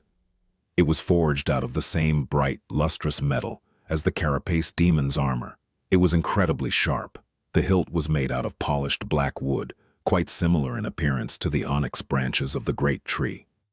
The crossguard was round in shape and more pronounced than that of the azure blade, offering better support and protection to the wielder's hand. The sword had no decorations, no ornaments, no embellishments. It was simple and austere, like a true weapon designed for battle and battle alone. It seemed to radiate a cold, fearsome aura. As soon as his hand touched the Midnight Shard, Sonny felt that this sword possessed an unbreakable will. Its blade was strong enough to withstand devastating blows without suffering any damage. With this sword in his hand, nothing would be able to leave Sonny unarmed again. More than that, there was a strange new sensation somewhere deep in his heart. When Sonny held the Midnight Shard, he could feel a subtle presence, as though there was a deep well of power hiding inside of him, just beyond reach. He couldn't quite understand how to access that power yet, but it was certainly real. I guess I'll have to win its favor first. But how do I do it? I'll have to experiment later. Admiring his new weapon, Sonny looked at Nephis and said, Even I know what type of sword this is. It's a katana, right? She studied the Midnight Shard and then answered, Technically, it's a tachi. It's longer than a traditional katana and has a slightly different blade shape, but they're quite similar. A tachi. Well, it sounded nice anyway. And most of the principles he had learned with the azure blade could be applied to a sword of this type as well, since they shared the same foundation. The new acquisition wasn't quite enough to make Sonny forget about the loss of the echo, but his mood did improve significantly. He liked the Midnight Shard a lot. There was beauty in its simple, resolute design. It was understated and deadly, kind of like Sonny himself. It was a significant upgrade. Suddenly, a dark thought appeared in Sonny's mind. Glancing at Nephis, he cleared his throat and said, after a bit of hesitation, It's a very nice weapon. Tier 3, no less. Are you sure that you don't want to keep it for yourself? Changing Star was the one to deal the final blow to the carapace demon, after all. By right, the memory belonged to her. But Sunny really hoped that she would refuse. Nephis shook her head. I already have a sword. It suits me. Inwardly, Sunny sighed with relief. Good, he thought. Makes you wonder, though. If she's unwilling to exchange her long sword for a Tier 3 weapon, then what is the tier of that silver sword of hers? He didn't buy the idea that it simply suited Changing Star better even for a second. She had told him herself that the principle of using these types of swords was basically the same. Upgrading to the Midnight Shard and giving the old weapon to Sunny would not have caused her any problem. The only reason she would refuse it was that it would have been a downgrade. Instead, once again, he became curious about the exact circumstances of how Neph had gotten her true name. To receive his own, Sunny had to kill an awakened tyrant. Could it be possible that she had done the same, or even something more incredible? But he was too tired to try and fish for information. They all were, afraid that the strange winged creature they had seen devouring a dead centurion would appear again, this time to claim the remains of the carapace demon. The three sleepers relocated to a far side of the island and hid behind the trunk of the great tree. Only when they were sure that nothing would be able to notice them from above did they finally allow the exhaustion to prevail and went to sleep. Sunny fell into dreamless darkness almost instantly, happy to finally be able to rest. However, this time something strange happened. He actually saw a dream. Strange, Sunny thought. This isn't supposed to happen in the dream realm, right? Then there was no more time to think. Chapter 75, Broken Dreams. Sunny woke up from the insistent sense of alarm coming from his shadow. Groggy and disoriented, he opened his eyes and sat up. What's wrong? He looked down at the shadow and saw it repeatedly pointing up with a tense expression on its... Well, it didn't have a face. He could just tell that it was nervous. Trouble? Sunny looked up and saw nothing but the scarlet leaves of the great tree. The sky was hidden, but he could easily tell that the sun was still up. It seemed that he was asleep for just a few hours. There was no threat anywhere in sight. He frowned. What got you so spooked? The shadow just pointed up again, seemingly irritated by his stupidity. Sunny blinked a couple of times and addressed it again. High in the tree? Higher, in the sky. Finally satisfied, the shadow crossed its arms. Something dangerous is above the island. That creepy raven thing again? He had to check. But why did he feel as though he was forgetting something? Sunny scowled, trying to understand where this feeling of missing something important had come from. What was there to miss? He was asleep, then woke up and conversed with the shadow. Asleep. Suddenly he remembered bits and pieces of a strange dream. At least it seemed like a dream, was it? People weren't supposed to dream in the dream realm. It was just how things worked. From what he knew, only Cassie seemed to be an exception from this rule. He didn't remember much about this supposed dream of his, with even the remaining fragments already fading from his memory. There was a woman grabbing him by the shoulders, an expression of horror and panic on her face. She was saying something, but he couldn't hear what. No, not a woman. It was... Cassie? Yes, it was her. And the thing she was saying... Sunny strained his memory, trying to catch the pieces of the dream before they completely disappeared. Yeah, I think she was saying, Suddenly he could clearly hear Cassie's frightened, tense voice as she was hurriedly telling him to remember something, repeating the same sentence over and over again in a begging tone. You have to remember, Sunny. 5. It's 5, remember? You have to remember. It's 5. What a strange dream. Sunny cast a glance at Cassie, who was sleeping peacefully near Neph, and shook his head in bewilderment. He wasn't sure if this memory of his was really a dream, or some strange scene he had imagined right before falling asleep. With how the dream realm worked, he was leaning toward the latter possibility. Still, I better tell the girls when... He was distracted from this thought by the shadow, which waved its hands impatiently. Oh, right, there's a threat in the sky. Instantly, Sunny had forgotten all about his intention to share the contents of this strange memory of his with Nephis and Cassie. In fact, he had forgotten that it was strange and possibly important altogether. This lapse in his judgment was sudden and unnatural, but since Sunny couldn't remember things that he had forgotten, he didn't notice anything amiss and went about his business as if nothing had happened. If he did, he could have realized that this might not have been the first time he had forgotten something important since they arrived at the Ashen Barrow. Standing up, Sunny summoned the midnight shard and glanced darkly at the blood-red leaves of the great tree. Feeling the coolness of the black-polished hilt in his hand, he felt a little calmer. Woken up by his quiet movements, Nephis opened her eyes and looked at him, her body tensing up. There was a silent question in her eyes. Sunny shook his head. "I don't know yet. Stay with Cassie while I check things out." Leaving the girls behind, Sunny walked forward. He was planning to reach the edge of the island, where the branches of the colossal tree were not as thick, and the sky could be seen through the openings in its crown. Technically, he could have sent his shadow to do this instead of going himself. But in situations like this, where the danger was unknown, Sunny usually preferred to keep the shadow close by in case he needed to use it. Reaching the eastern slope of the Ashen Barrow, he carefully looked up, still hidden in the shadow of the great tree. Up above in the vast gray sky, a small black dot was circling around the island. Sunny's chest became heavy with wariness. Back when the terrible winged beast had first appeared, it looked exactly like this from the distance. Leaving the shadow behind to keep watch on the black dot, he returned and briefly told Nephis and Cassie about his discovery. "Right now, it's just flying above the island. I don't know if it's the same creature or not and when it is going to land." Changing Star frowned.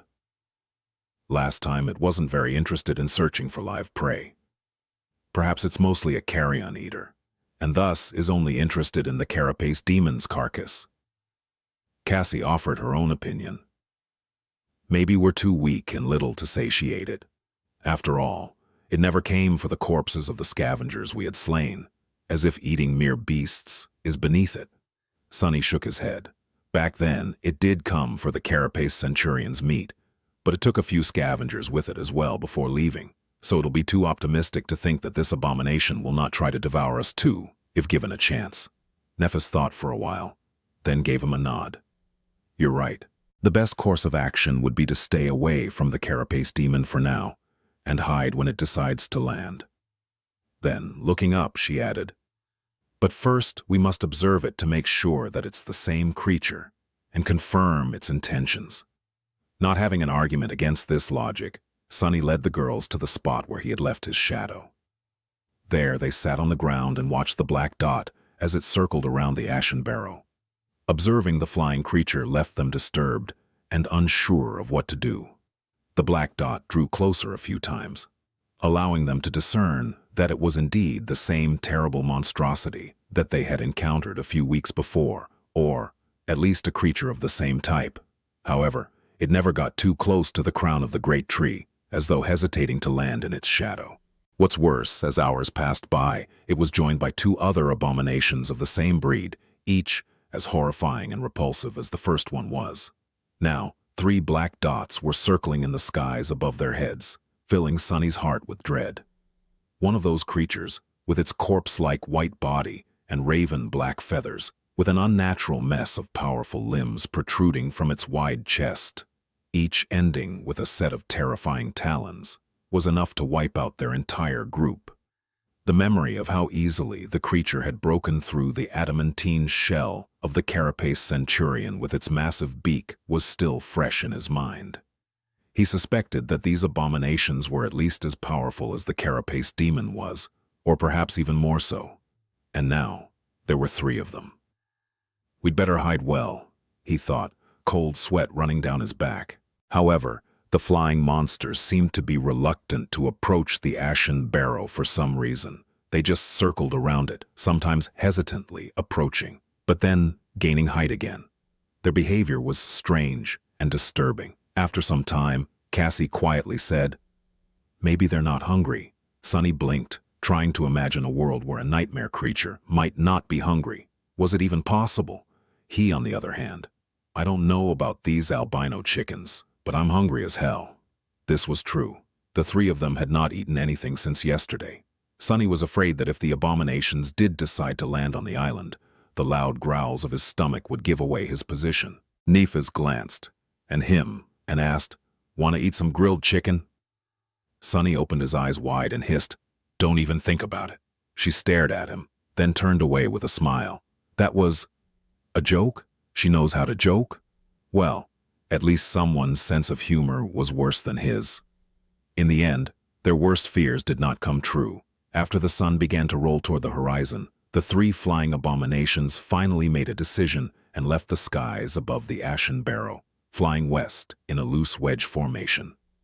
They never descended low enough to notice the three sleepers, let alone landing on the surface of the large island. Sunny was left drenched in twee and tired from anticipating a disaster, almost disappointed at the fact that all this worrying had turned out to be for nothing. Looking at Cassie, who couldn't see that the danger had passed, he said, "They're gone."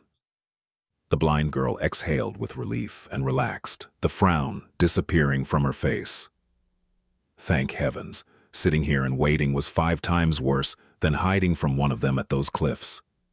For some reason, Sunny flinched a little. What did you say?" "I said that waiting for them to land was very tiresome." He blinked, not understanding why he had reacted so strangely to this innocuous sentence. Did he see a dream having to do with Cassie and number 5? Right, he did. Not that it was anything to think twice about.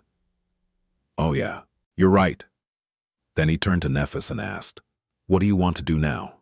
Changing Star looked west, where the black dots had disappeared from sight, and said after a short pause, "Let's check the western edge of the island and decide on the next high point to reach."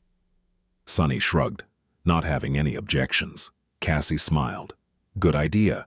Who knows, maybe we'll finally see the walls of the castle."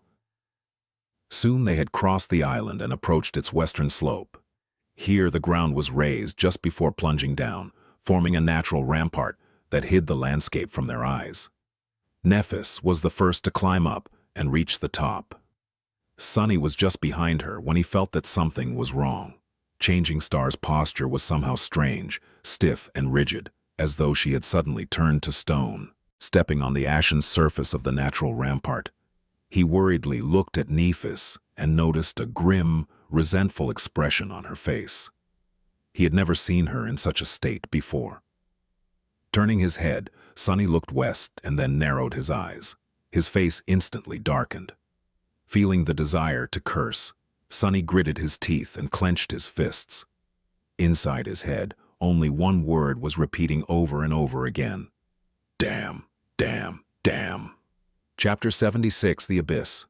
Beyond the western edge of the Ashen Barrow, the landscape of the Forgotten Shore was not at all like what Sunny had expected and hoped to see. On this side of the island, the slope was much steeper. At the spot where it was supposed to end, the familiar sight of the flat wasteland was nowhere to be seen.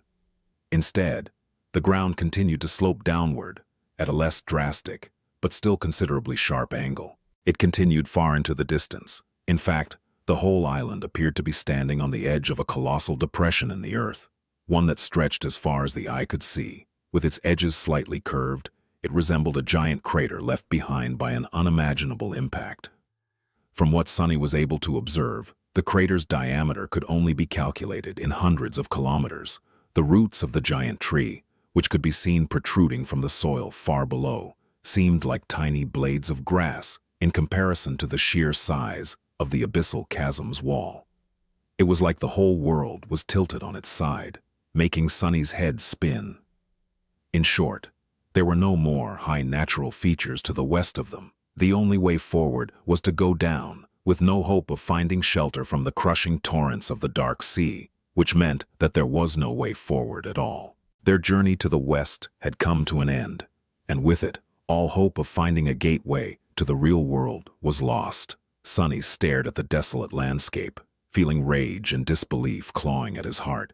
He just couldn't believe that all their struggles were for nothing. But the proof was right in front of him, real and undeniable. Damn it all. He tried to think of some cunning way to solve the situation, but there was nothing his imagination could come up with. The dark sea with all its horrors drowned the world every night, and the only way to escape it was to climb high enough before the sun set. With no heights anywhere in sight, what could he do? Sunny glanced at Nephis, who seemed to be even more crestfallen than him. Her face had turned into an icy mask, a dark look full of bitterness and resentment in her eyes. He opened his mouth, trying to come up with something to say, but no words came to his mind. In the end, they both remained silent until the distant rumble announced the return of the dark sea. Deep in the colossal crater, dark torrents appeared from beyond the horizon, rushing to fill it to the brim. A little bit stunned, Sunny watched as the water level rapidly rose, finally turning the endless chasm into a vast sea of black. Then, it began to overflow, sending an unstoppable flood of water into the wasteland.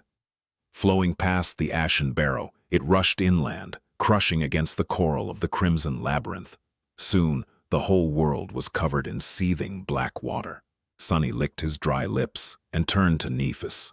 After a short pause, he said in a raspy voice, "I think we found the source of the dark sea." She lingered, watching the last rays of sunshine slowly disappear from the sky, then turned to him, Gissy, with a grave expression on her face. "Let's head back." All three of them felt lost and heartbroken because of the terrible discovery. Cassie in particular seemed to be utterly shocked. "It doesn't make sense. It just doesn't," she mumbled on their way to camp. "How could it be?" Gripping Sunny's shoulder, she quickened her step and asked, "Are you sure that there's nothing higher than the sea level out there? Are you absolutely sure?" He sighed, feeling his mood turning even darker than before. "Yes, we looked quite thoroughly. The whole land just goes down, down, and down. It stretches to the horizon as far as we could see, in all directions except for the east. The ashen barrow is right on the edge." The blind girl shook her head. "But how could it be? I've seen that we had reached the castle. There must be a way." Sunny remained silent, not knowing how to answer. If there really was a way, he had no idea about it. After a few seconds, Nephis answered instead of him. "We will try to come up with something tomorrow. Worst case scenario, we'll have to go around the whole thing." Sunny trembled at the thought. A journey like that would take months. To circle around the colossal crater, they would have to cover many times more distance than they had in the prior weeks, each day bringing the risk of stumbling onto something beyond their ability to resist, and each night bringing the risk of something stumbling onto them. The chances of surviving several months in this hellish place were nothing if not abyssal. Ha ha, abyssal. With a grimace, he tried to not think of the worst-case scenario. The darkness of the falling night was not the best environment for scary thoughts. Tomorrow. We'll rest, recharge, and think of something tomorrow. It is just like Cassie said. Since she saw us entering the castle, there must be a way. They reached their temporary camp just before the sun had completely disappeared. Lying on the makeshift bed of fallen leaves, Sunny tiredly closed his eyes and thought, "I hope I won't see any dreams today." Then he slightly frowned. Dreams? Since when am I capable of dreaming in this place? Oh, right. There was that one dream. Or was it a memory? What was it about again? I can't seem to remember. With that thought disappearing from his mind, he fell asleep. In the morning, the mood between the three of them was pretty somber. No one seemed to want to talk or do anything, aimlessly staring at the ground or the rustling leaves of the great tree. In addition to the blow of yesterday's revelation, they were also hungry. The corpse of the carapace demon was starting to look more and more appealing, at least to Sunny. However, he was still not at the point of breaking his promise to Cassie. Finally, Nephis broke the silence. Standing up, she looked up with grim resolution and said, "I'm going to climb to the top of the tree and take a look around. Maybe I'll notice something that we missed from up high." Sunny stared at the giant tree, suddenly feeling incredibly small. It was truly enormous. The ashen barrow itself was already much taller than the giant knight's statue and every other shelter they had seen, and the tree almost dwarfed it in size. Climbing all the way up would take a lot of time and effort, but maybe she would really be able to notice something from that incredible height. He scratched the back of his head and said, "All right, but be careful. Keep an eye on the sky. If you notice those winged abominations again, come back down." Changing Star gave him a nod and headed for the tree. Without turning her head, she calmly said, as a farewell, "Take care of Cassie while I'm gone. It shouldn't be more than a few hours." Sunny waved a hand and watched her walk away. Then he tried to think of something to do. On a usual day, he would have already started his morning training, but today he was too hungry. "Come on, hunger is not an excuse. Do you think you'll always have a full stomach before a battle? No, so get up and train. Don't you want to try how the midnight shard feels in your hand?" With a sigh, Sunny got up. He trained for an hour, enjoying the swift and reliable feeling of his new sword. The long tachi was truly incredible. It was light, maneuverable, and unrelenting. Its edge sang as it cut the air. Sunny already felt as though it was a part of him. His movements were fluid and measured, almost elegant. After the training session was over, he decided to do something useful. Walking over to the carapace demon's corpse, Sunny spent some time prying the soul shard out of it. In the end, he gathered all 3 of the crystals with some effort and stashed them into the seaweed rucksack. What to do now? After a bit of pondering, he suddenly got an idea and tried to find the place from his memory. The one where the carapace demon had dropped the transcendent soul shard into the sand. That shard had been brought to the ashen barrow by the subservient centurion and would be a real treat for Neff or Cassie. He quickly found the right spot. However, no matter how hard Sunny looked, he couldn't find the alluring crystal. In the process, a couple more hours had passed by. Strange, it was quite large. Where could it be? He was determined to continue the search. But at that moment, the shadow that he had left with Cassie noticed movement in the branches of the great tree. Nephis was back. Sunny walked back to the camp, thinking about what she had found.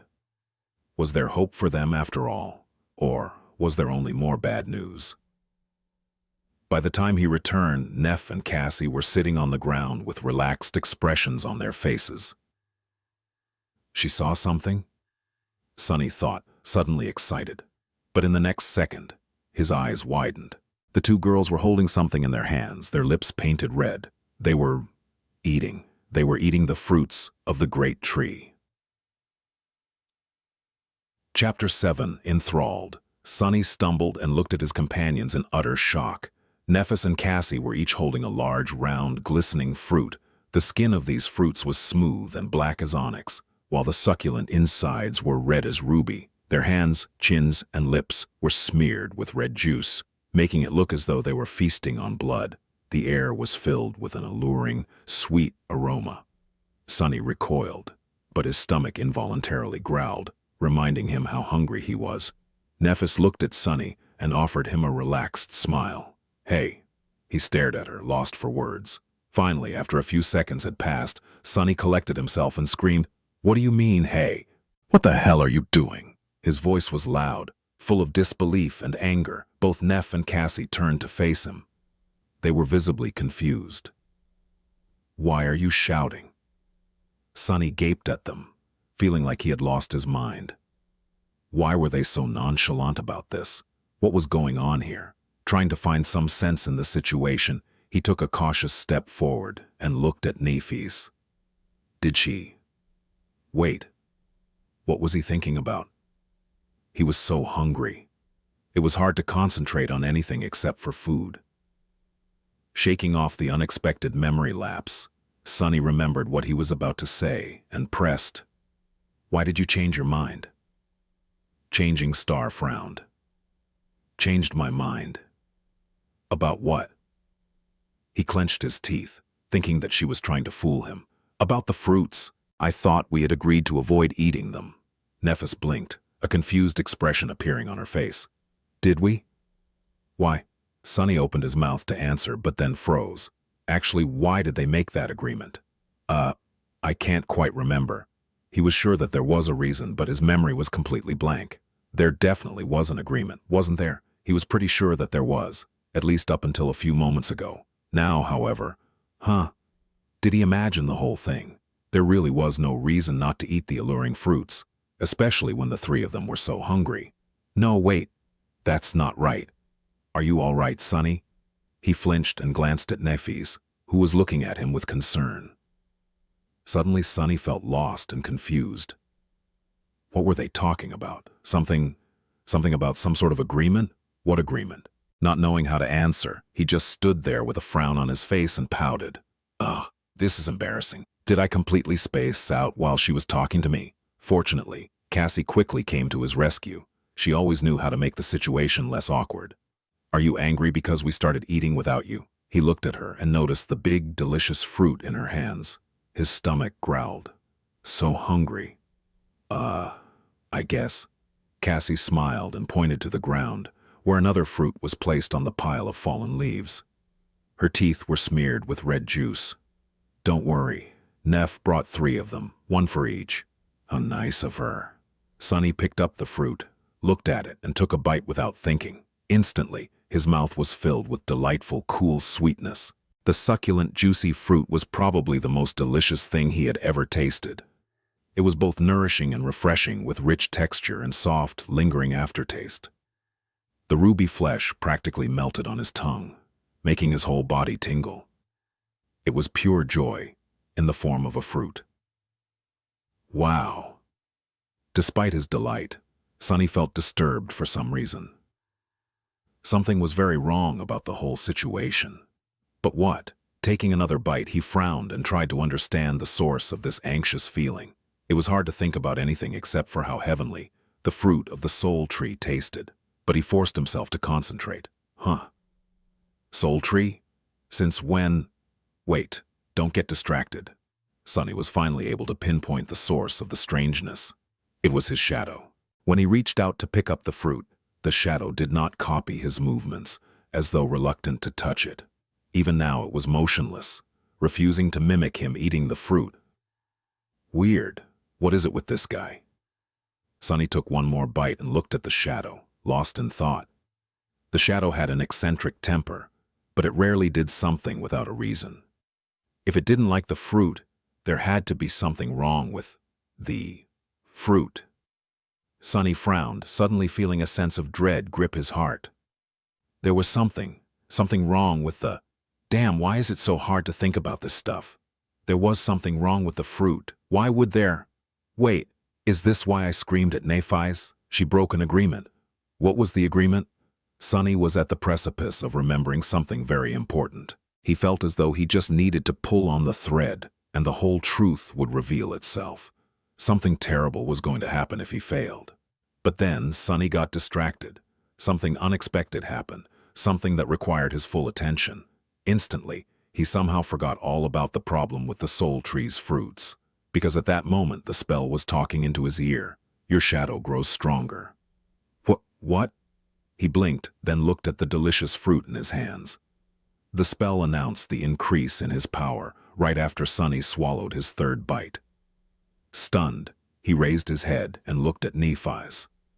Changing Star, too, was staring at her fruit with a strange expression on her face. Feeling his gaze, she looked up. Sonny licked his lips. Did you? At the same time, Nefis said, I just absorbed a point of soul essence. Without saying anything, they both turned to Cassie. The blind girl was enthusiastically devouring the fruit. Red juice was flowing down her chin and dripping to the ground. Stopping for a moment, she smiled. Actually, I received mine a few bites ago. Sonny's eyes widened. Excitedly, he summoned the runes and found the right cluster. Shadow fragments. 97-1000. He really received a fragment. He received a shadow fragment without risking his life in a battle against deadly monsters. Finally, Sonny was able to realize why the carapace demon had been so fixated on the soul tree and its fruits. These fruits were pure magic. Forgetting all about the uneasy feeling, he raised his hand and greedily bit into the succulent, delicious, nourishing flesh. Late in the evening, when the sun was already hidden behind the horizon and the dark sea had once again turned the ashen barrow into a lonely island. The three of them were preparing for the night. They had moved their camp to rest between the roots of the great tree. With newfound energy received from consuming miraculous fruits, all their worries seemed to fade. With no way to move further west, Nefis, Sunny, and Cassie had decided to rest for a few days before making any decisions. They deserved a short vacation. The Ashen Barrows was a perfect place to recuperate. There were no monsters in the surrounding wasteland. It was large enough to protect them from the horrors of the sea. And they had plenty of food thanks to the soul tree. What's more, that food could even provide them with power. Where else would they be able to grow stronger without risking their lives? As far as hell goes, this place was almost a paradise.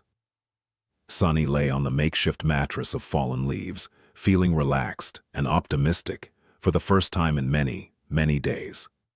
Things seemed to be getting better. Before falling asleep, he glanced at the mighty branches of the great tree and thought, with a bit of regret, with the carapace demon gone, there's no one to protect this magnificent tree anymore. When we continue our journey, it will be completely defenseless. What a shame. His consciousness was already half asleep. However, one last thought entered Sunny's mind right before he completely slipped into the embrace of darkness. What a shame that no one will be here to serve it, and feed it, and help it spread its seeds. Chapter 78, Bliss.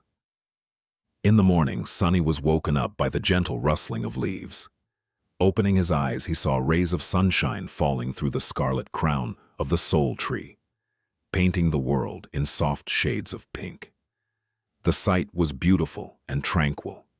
It felt as though none of the dangers and terrors of the dream realm could reach him here. A soft breeze touched his skin, bringing with it coolness and the smell of fallen leaves. For the first time in a long while, Sunny felt at peace. Is this what a vacation feels like? If so, their decision to have one was the best decision ever. He sat up with a yawn and lazily looked around. Cassie and Nefis were already awake, seeing them put a smile on Sunny's face. Why the hell am I grinning? Shaking his head, Sunny put on a serious expression and said, "Good morning." The girls greeted him. Then, Nefis slightly tilted her head and asked, "Hey, do you remember why we didn't leave anyone to keep watch last night?" Sunny blinked. Indeed, why hadn't anyone guarded the camp? No, I guess we were too tired. Plus, it's so safe here. Why deprive ourselves of sleep?" She frowned. Sunny expected Changing Star to berate them, but unexpectedly, she just shrugged. "I guess." Huh, that's not like her. Am I not the only one in a great mood? To make Neff feel better, he pointed down and said, "Don't worry, my shadow would have warned us if anything had happened." She seemed to have forgotten about her question already, returning to whatever she had been doing before. All three of them were easily distracted these days. Sunny sighed. "So, what are you guys gonna do today?" Cassie turned to him with a smile and answered in a teasing tone, "Nothing. We're on vacation, remember? So we're just going to rest and relax." Sounds like a plan. Speaking about plans. At that moment, Cassie scowled and said with a comically strict expression, "You too, Sunny. You are not allowed to plan, plot, and scheme. Just sit back and enjoy the day, all right?" Sunny scratched the back of his head. All right. He felt as though he was forgetting something, but what? Looking at Nefis, Sunny hesitated and asked, "Remind me, why did you climb the soul tree yesterday?" She glanced at him in confusion. I don't really remember. To get the fruits?" Sunny smiled at the mention of the miraculous fruits and nodded. "Yeah, that makes sense." A few days passed by. Sunny, Nefis, and Cassie spent them idling away, not concerned with anything in the world. Their tired bodies and minds needed time to rest. They slept until noon, ate the delightful fruits, and sat around the fire, talking or simply soaking in the warmth. Sometimes they would play games or engage in other forms of entertainment. Other times they would keep to themselves, enjoying the almost forgotten feeling of privacy. Sunny had been a loner for most of his life, So these past few weeks that he had spent side by side with other people, without even a minute to himself, were a taxing experience. He relished the opportunity to be alone with his thoughts once again. Luckily, the island was large enough for the three of them to stay apart if they didn't wish to be disturbed. Not that it happened often. At first, he had expected that lazing around doing nothing would very quickly grow boring. But surprisingly, it did not. He felt perfectly fine simply laying on the ground and staring at the gently swaying branches of the soul tree, caught in a blissful reverie. In moments like these, he would lose track of time, often realizing that entire hours had passed only when the sun was about to set. The concept of time, in general, had become strangely hard to grasp. Sunny wasn't entirely sure how many days they had spent on the peaceful island. He was pretty sure that it was less than a week, but couldn't remember the exact amount. Not being able to remember something had become a common occurrence. All three of them were turning increasingly absent-minded and forgetful. Sometimes, Sunny would catch himself straining to remember details of his previous life or notice the strangeness of their behavior. But a minute later, he would forget about these concerns, distracted by some innocuous thought or occurrence. His memory was becoming hazier and hazier. The only clear things in it were how delicious and refreshing the magical fruits were, how pleasant it was to live under the shade of the soul tree, and how magnificent it was. The tree was beautiful, benevolent, and generous. It protected them from the cursed blight of the crimson labyrinth, kept the monsters away, and provided nourishment both for their bodies and for their soul cores. Sunny was becoming increasingly convinced that finding the majestic soul tree was a true blessing. The thought of leaving its gifts behind and returning to the horror of the outside world seemed less and less attractive. Why leave when they were perfectly happy here? Well, at least two of them were. While Nafis was as carefree and tranquil as Sunny and Cassie in the beginning, as time went by, she grew strangely despondent and gloomy. It seemed as though she had reverted back to her old, distant, and unsociable self. Instead of chatting or relaxing with them, Changing Star ended up spending most of her time sitting on the western edge of the island alone, staring into the distance with bleak eyes. Sunny had no idea what was wrong. He was worried about her. Not even the frequent, insistent lapses of memory managed to overcome his concern about Neff. On one of the evenings, Sunny approached the western slope of the island, feeling as though his head was about to split from pain. For some reason, he kept forgetting the reason for this visit on the way here. It took all of his willpower to hold on to his intentions. He wanted to check on Nefis. Just like always, she was sitting at the ridge of the western edge, gazing into the distance. Sunny climbed onto the ridge and sat down, looking at her with hesitation. "Hey, Neff." Changing Star glanced at him. Her indifferent expression was back, making any attempt to understand her true emotions futile. However, it was clear that she was not all right. "Hey." Sunny scratched the back of his head. Was he seeing things, or was her hair a bit longer than before?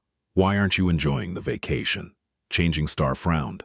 After a while, she said, "Don't we need to keep moving west?" He raised his eyebrows, surprised. "West? What is in the west?" Neff's frown deepened, turning into a scowl. I don't remember, but I feel... She grew silent, then said quietly, "I feel like I have to do something very important. Abandon the soul tree." What a strange idea. Sunny pondered for some time, trying to understand where she got the idea that they had to move somewhere. Finally, he asked, "Why west, of all directions?" Nefis turned to him. There was a strange, pained expression on her face. Gritting her teeth, she whispered, "I don't know." Sunny sighed. If she didn't know, then he, of course, had no idea either. All he knew was that he wanted to make her feel better. But how? Sunny frowned, trying to think of a way. He felt that there was something very obvious that he was forgetting. Something that would instantly erase Neff's suffering. When the realization hit him, he froze. Of course, how could I forget? The answer was so clear. He just had to climb the soul tree and find an especially juicy fruit for her to eat. Chapter 79. Twist of Fate. It was already dark when Sunny returned to the great tree. Cassie was asleep, snuggled comfortably under her cloak. There was a peaceful smile on her face. Sweet dreams. She wasn't bothered by her terrible visions in a long time. Everything became better since they decided to stay on the tranquil island. Everything except for Neff's mood. She didn't even bother to return to camp today, staying at the western edge of the barrow. Sunny didn't like that she was so close to the black water. He sighed. I need to get some tasty fruits for her as soon as possible. She definitely would not be able to stay sad after eating the magical fruits. They were so sweet and delicious. Sunny began salivating just from thinking about them. Maybe I'll find one for myself too. In the beginning, they took turns climbing to the lower branches of the soul tree to gather fruits. Lately, though, Nephis seemed to be distracted by her strange melancholy. As the result, the group relied on him to bring down fruits for everyone. He had already picked the lowest branches clean, choosing the ripest fruits first. Later ones were smaller and not as heavenly, although they still tasted amazing. Since each fruit was big enough to satiate a person for a long time, they rarely ate more than one in a day. The ripest fruits provided Sunny with one or two shadow fragments, while the smaller ones gave one or even none at all. I wonder how many shadow fragments I accumulated. Should be more than 100, right? Maybe even 110. No way. We've been here just for a few days, a week at most. He could just summon the runes and check, but somehow that thought didn't even occur to him. If it did, he would have been horrified. Forgetting all about the shadow fragments, Sunny looked up and scratched the back of his head. Initially, he was planning to climb the tree in the morning and explore higher than he had previously gone, looking for the best, most delicious fruit possible to give to Neff. But after thinking about it, he decided to not wait until the night was over. He could see perfectly in the dark, after all, and this way, he would be able to give Changing Star a delightful present much sooner. Stepping close to the trunk of the miraculous tree, Sunny began climbing.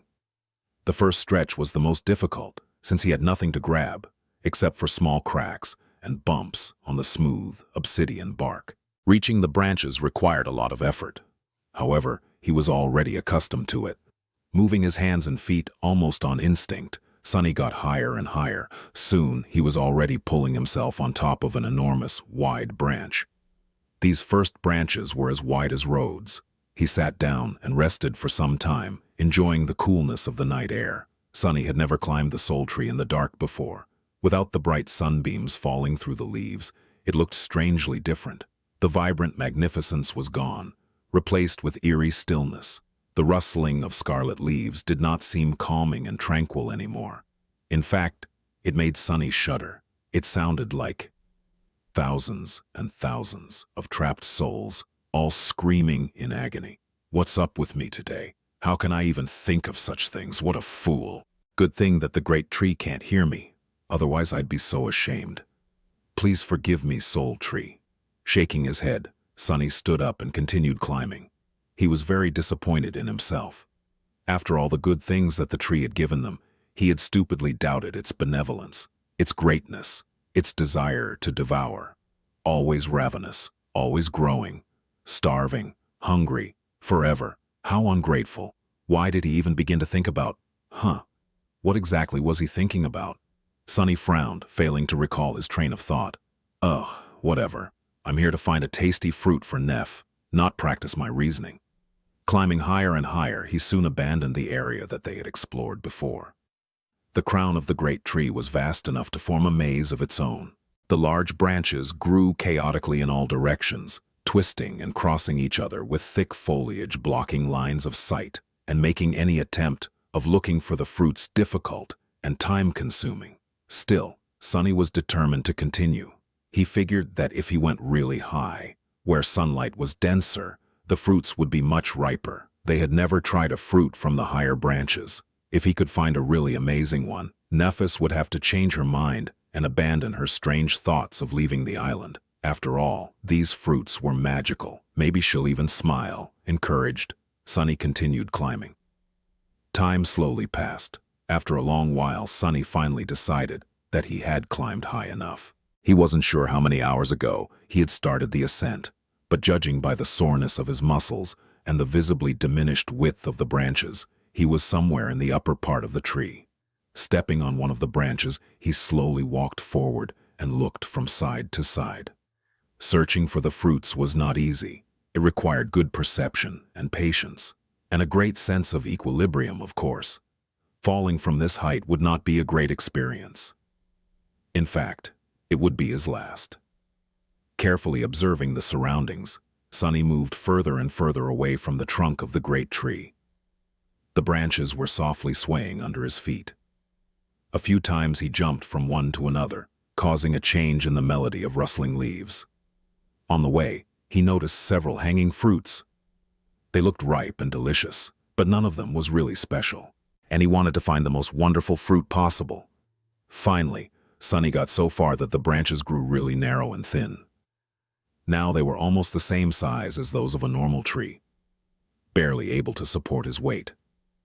But he still did not find a suitable gift for Nephi's. Sunny helplessly looked around, crestfallen. He really thought that he would be able to. Then, he noticed something strange. Some distance away from him, the branches just above the one he was standing on were twisted downward, as though weighed down by something.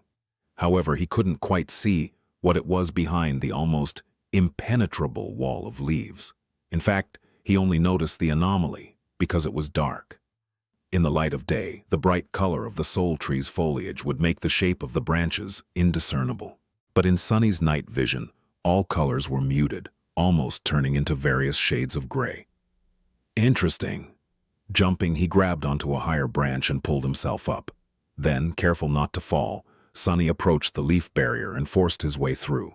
In the process, he had to enhance his strength and agility with the help of the shadow. Otherwise, he would either have had to turn back or tumble down to his death. Finally, he freed himself from the last layer of leaves and took a step forward. Then, Sunny froze, his eyes opening wide with wonder. Right in front of him, hidden from the world in the secretive pocket of twisted branches, a giant, elaborate bird nest rested between the scarlet leaves. Chapter 80. Spirit of Exploration. The nest was spherical in shape, with a round hole at the center of it. Usually, such a nest would be made out of grass and twigs, but this one was constructed from the branches of the great tree, each at least as thick as a man's arm. These branches were twisted and interwoven together in a chaotic pattern, creating gapless, onyx black walls. Sunny had never seen anything like it. Birds were a rare sight in the real world, let alone giant ones. The size of the entrance into the nest was large enough for a small truck to pass through. The nest itself was several times bigger. Wow. For a second, he felt a sense of fear, afraid that the giant bird was somewhere near. But then his fears disappeared. The nest looked abandoned. It was ancient and empty, some of its parts already on the verge of collapse. It was as though thousands of years had passed since anyone had been in this hidden, secretive place. The air was filled with the feeling of lonesomeness and desolation. Makes sense. If I barely managed to pass through the leaves, how would a giant monster do it without leaving a giant hole in the barrier? Sunny hesitated, caution and curiosity wrestling against each other inside his heart. On one hand, exploring ancient nests was not the best of ideas anywhere, let alone inside the dream realm. It posed great risks. On the other hand, it also could lead to a great reward. Plus, wasn't it just too damn interesting? In the end, Sunny decided to climb inside the nest to satiate his curiosity. He had convinced himself that it was safe following an unexpected train of thought. In his warped state of mind, Sunny was convinced that the soul tree was a great and benevolent being, one that protected them from the terrible threats hiding in the outside world. If so, how could anything having to do with the great tree be unsafe? Moving closer to the entrance of the nest, he balanced on the edge of the branch and tried to look inside. However, he wasn't tall enough to see anything except for the inner side of the nest's roof. Since his position was pretty precarious, Sunny decided not to delay the inevitable and jumped, throwing himself up and over the lip of the entrance. A moment later, he landed on a soft surface. The lower part of the nest was covered in a thick cushion of white, silky spider webs. Time had made them brittle and pliable like sand. There was so much spider web around that, for a moment, Sunny thought that he had fallen into a giant white cocoon. But no, it was just a nest, and there, in the center of it, was a... Sunny blinked. At the center of the nest there was an egg. A giant, ancient egg that was as tall as he was, gray and seemingly lifeless, as though turned to stone by the passage of time. Forgetting to breathe, Sunny looked around, making sure that there was nothing, and no one else around. But no, the giant nest was empty and silent, with not even a stray shadow hiding anywhere in sight. How fascinating. Sunny felt strangely excited. The feeling of discovering something incredible, something that no one except for him had ever seen, filled him with a deep sense of wonder and satisfaction. He had never known that there was such a side to him, one full of an explorer's passion.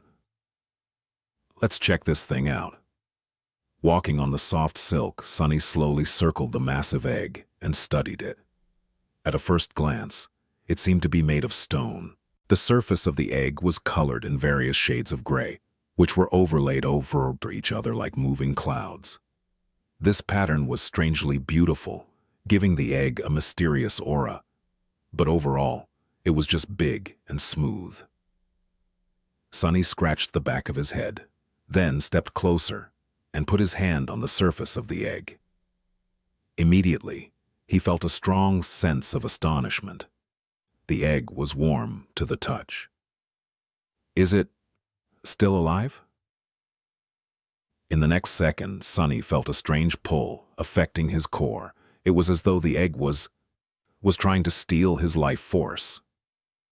He jerked his hand away and looked at the egg with dark apprehension. The damn thing was not only alive, but also capable of sucking the life out of anything that touched it. It only failed to eat his soul because of one reason. As far as Sunny knew, he was the only existence in two worlds without an actual soul core. He had the mysterious shadow core instead. That's why his life force had not been affected. Phew, that was close. Looking at the giant egg, Sunny thought about how to get back at it. The nest, without a doubt, once belonged to an extremely powerful nightmare creature. Therefore, its spawn was also a being of considerable strength. However, due to some unknown reason, that being had not been able to hatch and was left behind by its parent, destined to remain trapped within the egg for all eternity. Or at least until some unfortunate fool came close enough to feed it with soul essence and give it enough power to break free. Luckily, I'm not a fool. Wait, maybe I am. His decisions have been very strange lately. He couldn't quite explain some of them, including this latest one. It was as though his thinking ability had been reduced. Whatever, I'm still smarter than a damn egg. Like a true explorer, he went where no one had gone before and made an incredible discovery. He found an unbelievably mysterious, rare being, one that not a single human had ever heard of. Naturally, he had to kill it. That's what the spirit of exploration was all about, wasn't it? Summoning the midnight shard, Sunny thrust it into the stone surface of the egg, causing a rain of sparks to fall on the spider webs. The sharp blade slid harmlessly across the stone, leaving only a shallow scratch on it. Tough bastard. The egg was sturdy enough to withstand a strike from an awakened weapon. If it was that resilient, Sunny was scared to imagine how powerful the adult monster would be. It was definitely not an average nightmare creature. But then he was not an average sleeper. His shadow flowed from his hands onto the midnight shard, turning the polished metal of the blade black and lusterless. Immediately, a cold aura radiated from the sword, making it feel sharp enough to cut the world apart. Stepping forward, Sunny raised the shard above his head and sliced down, delivering a crushing blow. Enhanced by the shadow, the dark blade bit into the stone surface of the egg and split it apart. Cracks ran through the giant stone egg as Sunny's sword plunged into it. A flash of sinister crimson light shined through the cracks, then disappeared, leaving behind nothing but darkness. A torrent of viscous, black liquid flowed onto the white spider webs. In the ensuing silence, Sunny heard the spell's bewitching voice. "You have slain a great devil. Vile thieving birds spawn. Your shadow grows stronger. You have received a memory. Chapter 81. Weaver's Eye. Sunny blinked.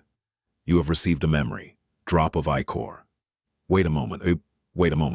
A great devil? He gulped. Nightmare creature with 4 soul cores was called a devil, just one class below the dreaded tyrant. From that detail alone, the evil ancient egg had been potentially more powerful than the carapace demon. However, what shocked him the most was its rank, not class.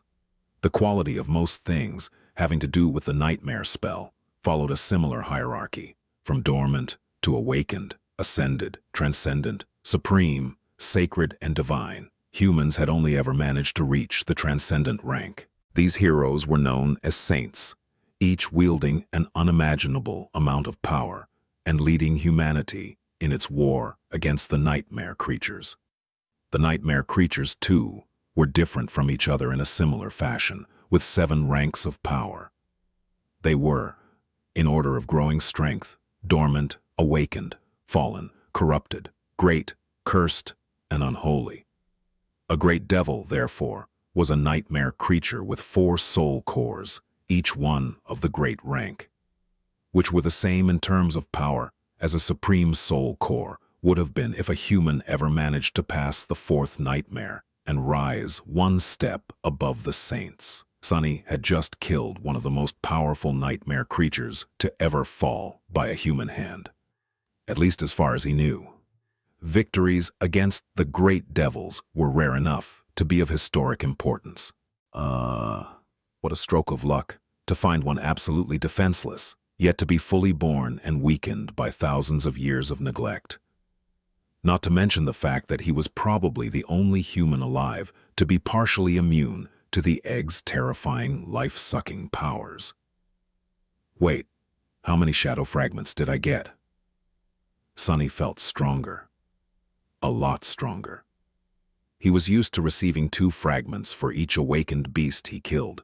Thus, it was fair to assume that a fallen beast would give him 4, a corrupted beast would give him 8, and a great beast would give him 16, forgetting the ridiculousness of the notion that a sleeper would ever be able to slay a great beast. However, the vile thieving bird's spawn was not a beast. It was a devil. It had 4 cores, so 64 fragments? Dumbstruck, Sunny summoned the runes. In his excited state, he even disregarded the insistent forgetfulness that prevented him from doing so earlier. Shadow fragments. 196, 1000. After seeing the number, he was giddy with joy at first. But then, Sunny frowned. Wait, that doesn't make any sense. I had 96 fragments before coming to the Ashen Barrow. I received 64 just now. That makes it 160. Where did the additional 36 fragments come from? From the fruits? No way. We've been eating them for less than a week, 1 fruit a day. To get that much, a whole month would have to pass. But how could so much time pass without him noticing? Yes, his memory was strange lately. But, Sunny tried to concentrate on the discrepancy, but it was very hard for some reason. The more he thought about it, the less clear he became on what exactly he was thinking about. What was I trying to remember? Something about the shadow fragments? Yeah. A few minutes later, he massaged his temples and sighed in frustration. I guess I was trying to calculate how many fragments I got from killing that vile egg. It's 64. What is there to think about? That is great. He would spend more time celebrating the insane amount of shadow fragments he had received, but there was another amazing thing waiting for his attention. A memory. He had actually received a memory from a great devil. A real, actual, supreme memory of the 4th tier. That was fantastic. Sunny summoned the runes once more and looked at his memories. Memories. Silver Bell. Puppeteer's Shroud. Midnight Shard. Drop of ichor. Hurriedly, he concentrated on the new one. Memory. Drop of ichor. Memory. Rank unknown. Memory. Unknown memory description. The loathsome thieving bird was hated both by the gods and unknown. However, it only cared about shiny things. Enamored by Weaver's beautiful eyes, it stole one of them on a dark, starless night. Impatient, the vile creature looked at its bounty while still in flight. However, when it saw the reflection of unknown, forever frozen in the depths of Weaver's pupil, it went mad and screamed, dropping the eye on the mortal realm below. All that was left in its greedy beak was one drop of pure golden ichor. Sunny frowned. What the hell was that? He had never heard of a memory with an unknown rank and type. How was this even possible? Did the spell really not know, or was it simply refusing to let him know? Why would it do that? And the description itself? What were these words that it failed to translate? He tried to forego the automatic translation and look at the runes themselves, but they were beyond his ability to translate. In fact, he had never seen runes of this type before. Weirdly, studying them caused him to feel dizzy and nauseated. That is very, very weird. Also, to his shame, Sunny had to admit that he had no idea what the word ichor meant. It simply wasn't in his vocabulary. Maybe if he went to school and got an education like other sleepers, he would know. Sunny hesitated for a minute or two, then cautiously summoned the strange memory. Instantly, golden sparks of light appeared in the air in front of him, coalescing into a spherical drop of radiant golden liquid. What am I supposed to do with that? Before he finished his thought, the spell spoke again. Its voice sounded a bit strange. It was almost excited. You have acquired a drop of ichor. Do you wish to consume it? Sunny blinked. Consume? A memory? Things were getting weirder and weirder. He hesitated. What was going to happen if he did consume it? Memories were rewards given by the spell to the awakened. As such, they were usually useful, very rarely useless, and never harmful. At least that was the common knowledge. However, this one was out of the ordinary. And it was the spell he was talking about. The damn thing was nothing if not unpredictable, usually with catastrophic consequences. The safest approach would be to put the golden liquid back into his soul sea and never touch it again.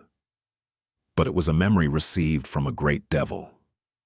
Chances were he would never hold another one in his whole life, not even in his dreams. Sunny was simply unwilling to let this opportunity go. Trying to calm his rapidly beating heart, he licked his lips and said, "Yes, I want to consume it, as you wish." The golden sphere separated into two streams of beautiful, radiant liquid. The streams flowed through the air, approaching Sunny's face. He felt a gentle touch caress his cheeks. Then the golden liquid reached his eyes and flowed through them, entering his soul through the pupils. Soon, and it was gone. Sunny was frozen, not knowing what to expect. A second passed, then another. He raised his trembling hands to his face, finally feeling something. In the next moment, Sunny opened his mouth and let out a terrible wailing shriek, as unimaginable blinding pain tore through his entire being. Chapter 82. Fear of the unknown. Sunny fell into the soft embrace of spiderwebs, screaming, his whole body convulsing in spasms of terrible pain.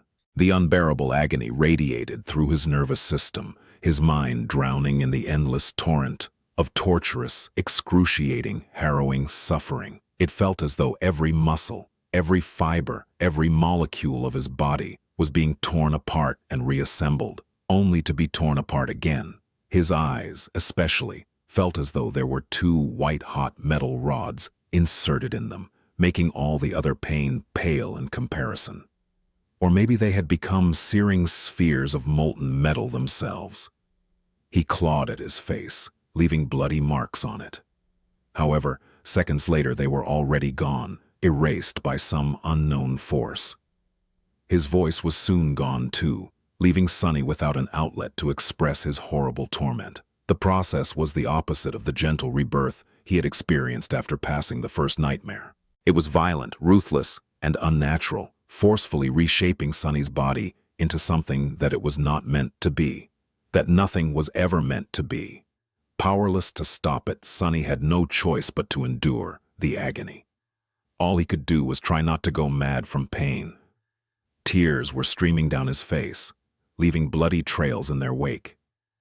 There was no end to torture. Then, after what felt like an eternity, there was.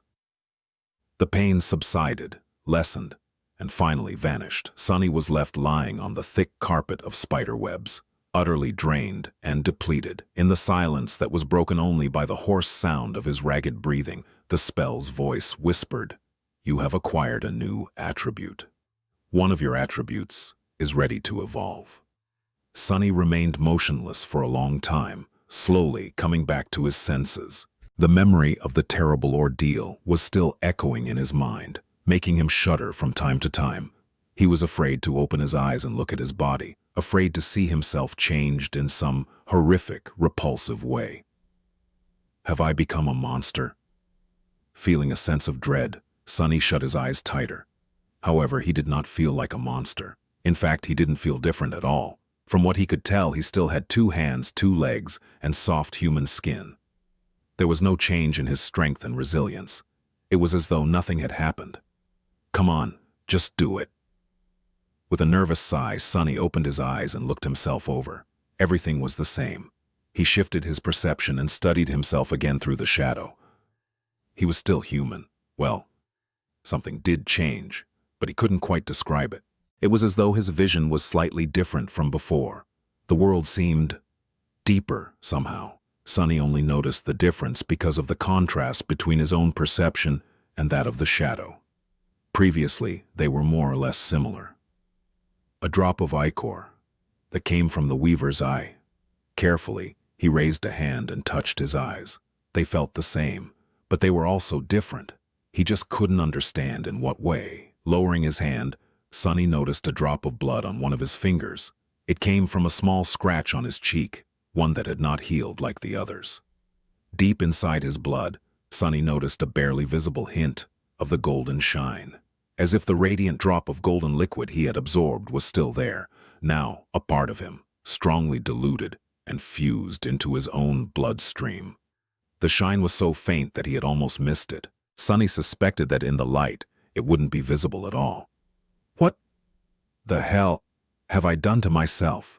That was the moment when he accidentally glanced at the pupetter's shroud, simultaneously thinking about the golden shine. Something switched in Sunny's head, and suddenly he saw the memory differently. His eyes widened. Under the surface of the gray fabric, 5 glowing embers were shining with ethereal light.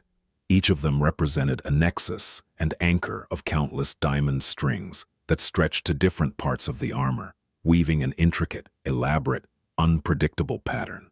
It looked a lot like the inner void of the spell, only at an infinitely smaller scale. However, Sunny was surprised to find out that he sort of understood the pattern. A newly found innate knowledge helped him sense the traces of logic behind the seemingly chaotic placement of the strings, a defined purpose behind every twist and turn. They were meant to achieve certain effects: durability, resilience, and another, more complex type of protection. The hint of understanding came naturally to him, as though it was his innate ability. I need to study this further. Intrigued and apprehensive, he entered the Soul Sea. A familiar dark expanse of still water appeared in front of his mind's eye.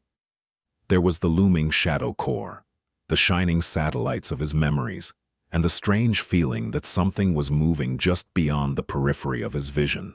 Out of habit, Sunny turned his head to try and catch sight of that something, knowing that he would not see anything. However, this time, he did. With a startled yelp, Sunny flinched away and lost his balance. What the hell? What the actual hell? Out there in the darkness, at the border of the dim light cast by the shining memories, stood motionless black figures. They were shadows. Shadows of creatures he had killed. There was a shadow that resembled the slave with broad shoulders and bloodied back, one whose name Sunny had never bothered to learn. His figure was deformed and horrifying, as he had been transformed into a murderous beast after becoming the host of a mountain king's larva. That larva was then strangled by Sunny. The shadow of the mountain king itself was towering above him, just as dreadful and abhorrent as the tyrant had been when still alive. Sunny shuddered as he remembered escaping from the horrid creature's claws. The shadow of the cruel slaver that had hit him with the whip was also there, standing beside the tyrant. This was the first, and for now the only, human whose life Sunny had ended with his own 2 hands. He even stole the boots and cloak of the dead man's body. On both sides of them, There were other shadows. Hulking carapace scavengers stood silently, their pincers lowered to the ground. A fearsome centurion's savage silhouette could be seen among them, surrounded by the giant centipedes, bulbous knots of carnivorous worms, and a few strange man-eating flowers. Every single being that had fallen by Sunny's hand was there in the form of a shadow, or, to be more precise, every being whose shadow's fragments had been absorbed by him. Despite the fact that shadows had no eyes, he couldn't help but feel that they were all staring at him, silent, motionless, watching. Feeling cold shivers running down his spine, Sunny gulped and stood up, his legs shaking a little. Finding out that a small army of dead shadows had appeared inside your soul sea was not the most pleasant of surprises, let alone if those shadows once belonged to creatures who you had personally slain. He clenched his teeth. Can I repeat? What the actual hell? Chapter 83, 5. The shadows stared at Sunny, and Sunny stared at the shadows. After a while, the situation became a bit awkward. Sunny shifted a little, then hesitantly asked, Are you guys not going to do anything?" The shadows did not react, remaining as motionless and quiet as they had been from the start. As a matter of fact, he didn't see them move or show any sign of life at all. In that regard, they were even more lifeless than his echo had been here in the Sea of Soul. Sunny scratched his head. His initial fear was slowly disappearing. At first, he was scared out of his wits, but more so from being startled than from feeling an actual threat. This was his soul sea, after all. Very few things could harm him here. Sunny was pretty sure that the shadows were not capable of doing anything, let alone attacking him. They seemed more like manifestations of some weird facet of his aspect, rather than actual beings. As such, they weren't dangerous. The question was, why did the shadows suddenly appear? After briefly thinking about it, Sunny came to the conclusion that they did not actually appear, per se. Instead, they were always here. It's just that he had not been able to see them. But now, with his eyes changed by the strange transformation he had gone through, he could, just like he could, see the diamond strings inside the puppeteer's shroud. Speaking of the puppeteer's shroud, glancing at the silent shadows one last time to make sure that they would not lunge at him, Sunny frowned with suspicion and turned away. His back instantly began to tingle. Just think of them as fashionable pieces of furniture. Who says soul seas don't need a touch of interior design? Somewhat consoled, he walked closer to the shining spheres that represented memories and summoned the puppeteer's shroud. One of the spheres floated down and slowly dimmed, revealing the armor within. Just like before, Sunny could see 5 glowing nexuses and countless strings permeating the gray fabric. They resembled miniature stars assembled into a constellation. The shroud came from a tyrant, which is a class of nightmare creatures with 5 soul cores. 5 soul cores, 5th-tier memory, 5 nexuses. Makes sense. For some reason, the number 5 moved something in his mind.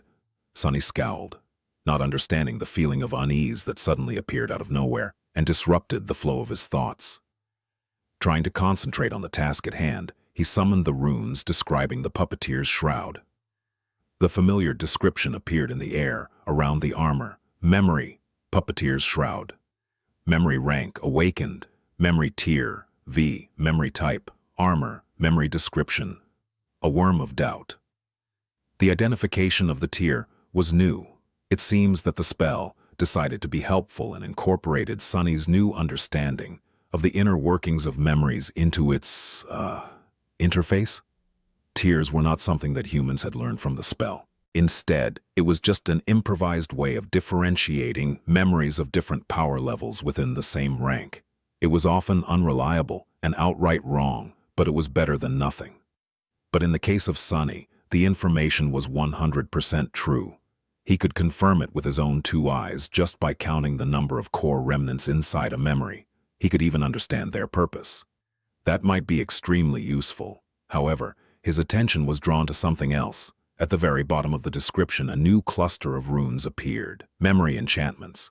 Enhanced durability, doubtless. Sunny smiled. That was what he was hoping for. Previously, He had only been able to intuitively sense the special qualities of his memories, with no way to learn their true nature and limits except for the trial-and-error approach. And using that method during a battle was not conducive to survival. Now, however, he concentrated on one of the enchantments. Enchantment, doubtless. Enchantment. Description. Provides the wearer with a small amount of protection against mind attacks. Good to know. The amount was small because it was just an awakened memory. Since enhanced durability was self-explanatory, Sunny dismissed the puppeteer's shroud and summoned the silver bell.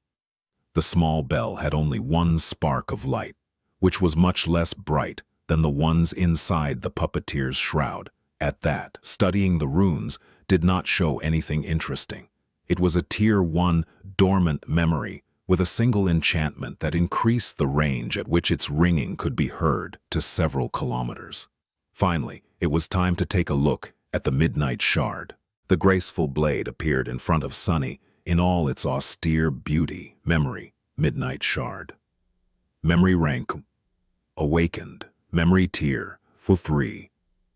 Memory description, forged from the shard of a fallen star. This stalwart blade is firm and unyielding. It favors those who are willing to fight to the last drop of blood and knows no surrender. Memory enchantments, unbroken. Enchantment. Description. This blade refuses to be broken and thus is durable beyond reason.